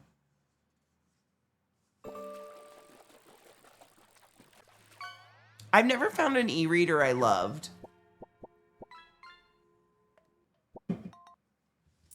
Honestly. Sir, you gotta lay down because you're making it really hard to read. Thank you. 80 fucking years old, alone in that piss hole, Lude had told me later. I don't want to end up like that. No wife, no kids, no nobody at all. Not even one fucking friend. I must have laughed because Lude suddenly turned on me. Hey, Haas, don't you think young and squirting lots of cum? Ew, oh my god. I'm sorry I'm stuttering. I didn't think that's actually what it said. I thought maybe Jesus Christ. Okay, sorry. Hey, Haas, don't think Lude suddenly turned on... Wait. Hey, Haas. Don't think young and squirting lots of cum guarantees you shit.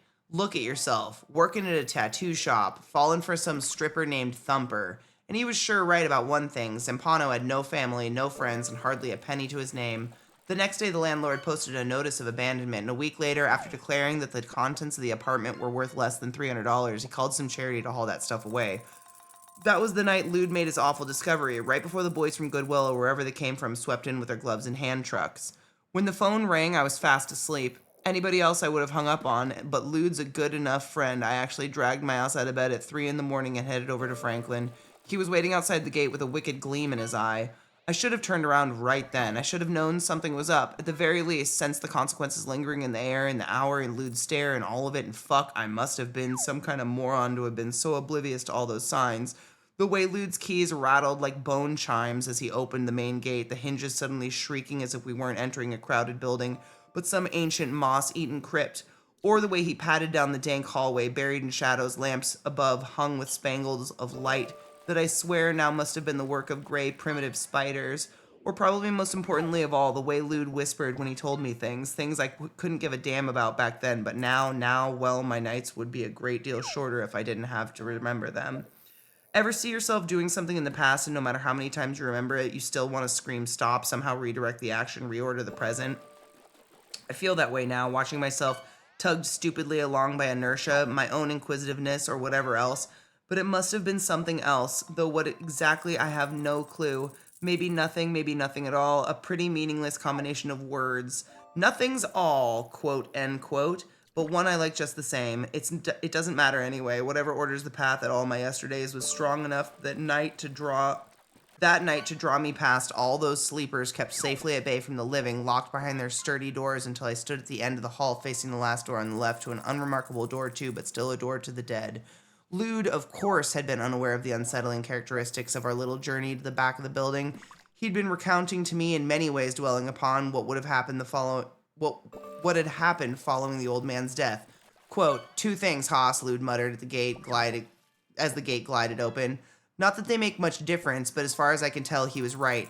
They have very little to do with what follows. I included them only because they're part of the history surrounding Zampano's death. Hopefully you'll be able to make some sense of what I can represent though still fail to understand. The first peculiar thing," Lude told me, leading to the way around a short flight of stairs, "were the cats. Apparently in the months preceding the old man's death, the cats had begun to disappear. By the time he died, they were all gone. Quote, I saw one with its head ripped off and another with its guts strewn all over the sidewalk. Mostly, though, they just vanished. The second peculiar thing you'll see for yourself," Lude said, lowering his voice even more as we slipped past the room of what looked suspiciously like a coven of musicians, all of them listening intently to the headphones passing around a spliff. "Right next to the body," Lude continued, "I found these gouges in the hardwood floor, a good 6 or 7 inches long. Very weird, but since the old man showed no sign of physical trauma, the cops let it go." He stopped. We had reached the door. Now I shudder. Back then, I think I was elsewhere, more than likely daydreaming about Thumper. This will probably really wig you out. I don't care, but one night, I even rented Bambi and got a hard-on. That's how bad I had it for her. Bambi's underlined? Thumper was something else, and she... Oh, I get it. Okay, because he was into Thumper. Thumper was something else, and she sure beat the hell out of Clara English. Perhaps at that moment I was even thinking about what the two would look like in a cat fight. One thing's for sure, though. When I heard Lude turn the bolt and open Zampano's door, I lost sight of those dreams. What hit me first was the smell. It wasn't a bad smell, just incredibly strong. And it wasn't one thing either. It was extremely layered. A patina upon progressive patina of odor, the actual source of which had long since evaporated.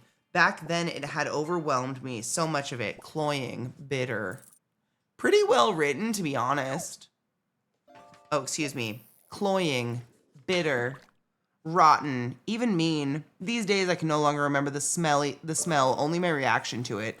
Still, if I had to give it a name, I think I'd call it the scent of human history. A composite of sweat, urine, shit, blood, flesh, and semen, all well as joy, sorrow, jealousy, rage, vengeance, fear, love, hope, and a whole lot more, all of which probably sounds pretty ridiculous, especially since the abilities of my nose are not really relevant here. What's more important is that the smell was complex for a reason. All the windows were nailed shut and sealed with caulking. The front entrance and courtyard doors were storm-proofed. Even the vents were covered with duct tape. That said, this particular effort to eliminate any ventilation to the tiny apartment did not accumulate with bars on the windows or multiple locks on the doors. Zampano was not afraid of the outside world. As I've already pointed out, he walked around his courtyard and supposedly was even fearless enough to brave the LA public transportation system for an occasional trip to the beach, an adventure even I'm afraid to make. My best guess now is that he sealed his apartment in an effort to retain the various emanations of things and himself. Yeah. Sorry. That's gonna be intense. But there's like, I don't know.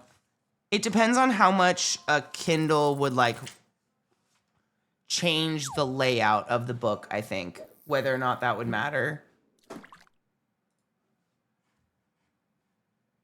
Time did the time thing. Thank you for the follows, my dudes. It is about damn time for our little sponsor of the evening, which starts at 8 and goes for about 30 minutes. And it's a trivia thing that you guys all should help me with because we score better and it makes us look good, but no pressure. You don't have to, but it's fun. You should. Let me see. 1,000,000 to 1 with...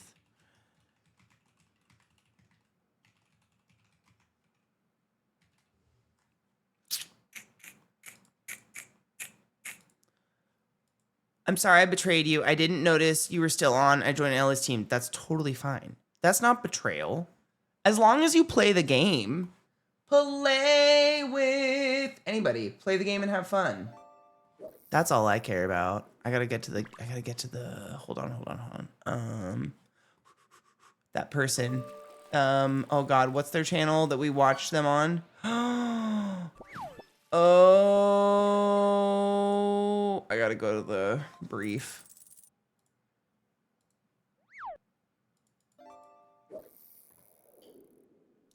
Point Crow. But on that monitor. Not this monitor. Well, at least I know who it is. Wrong. Oh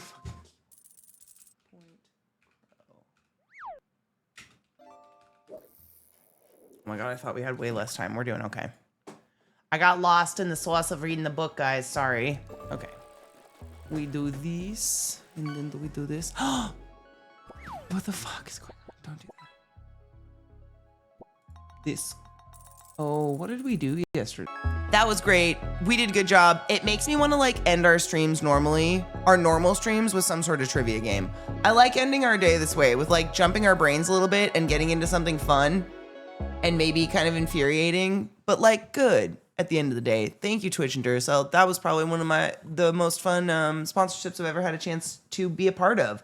So thank you. We got number 5. We took 5th. Dude, we did better every day. First time I think we took 10th. Second day we took 8th. Or yesterday we took 9th or 8th or something like that. And today 5th. That's fantastic. We did it. Happy birthday, Mish. That's a birthday gift. We fucking did it. It's because it was Mish's birthday. It's because Beth was finally able to join us for a match.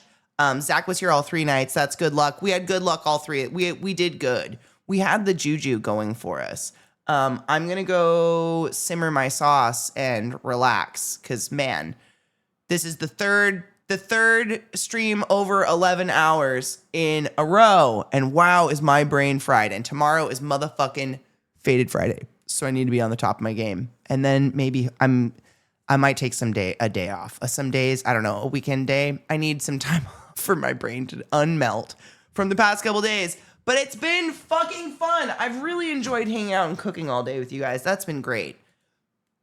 Honestly, I don't mind doing long streams, but it's a lot. It's a lot in a row. And now my brain has to turn into mush. What was I going to say? Nothing else? No, nothing else. Brain's just dead. Take care of yourselves. Drink water. Smoke the perts. Tomorrow's Faded Friday. That's what I was going to talk about. Faded Friday is where I encourage you to bring music videos. I woke up with the Crisco song today, Cooking with Crisco. It's been in my song. It's been in my head all day long. We listen to good music all day and we get high and we watch funnies on YouTube. Bring cooking videos or funny farmers. I don't know. Bring a poodle. They seem to love to be involved, right? I'm going to rest my gargle tube because my gargle tube is so tired. So fucking tired. But then I'm definitely going to take a day or 2 off this weekend or something to make up just my brain and my gargle tube. So I love you and take care of yourselves. Let's see who's live. Jade is probably live again, right? It's been fun to raid Jade because then we can talk about the trivia thing. I just want to be hurt. That's now stuck. Oh my God. I'm just in circles now. Ugh. And my shoulder. I don't know what I did today. I think I stood funny while we were cooking. I swear I just saw Jade live. There she is. Found her. Right? She's still live. It didn't say offline, right? Sick. Perfect. All right. Take care of yourselves, drink water, and always pee after sex. It's important. Clean your bongs and smoke fresh things. That's important too. Eat something delicious tonight. We made this delicious red sauce and it's going to serve us very, very well. Don't stab your poodle in the eye. Pet a poodle. And I love you guys and I'll talk to you later. Bye. Take your joy. Oh my God. Take your medicine. If it's in your pockets, for the love of God, take it. Oh, Jesus. I hope I didn't take your meds. Fuck. Shit on a dick.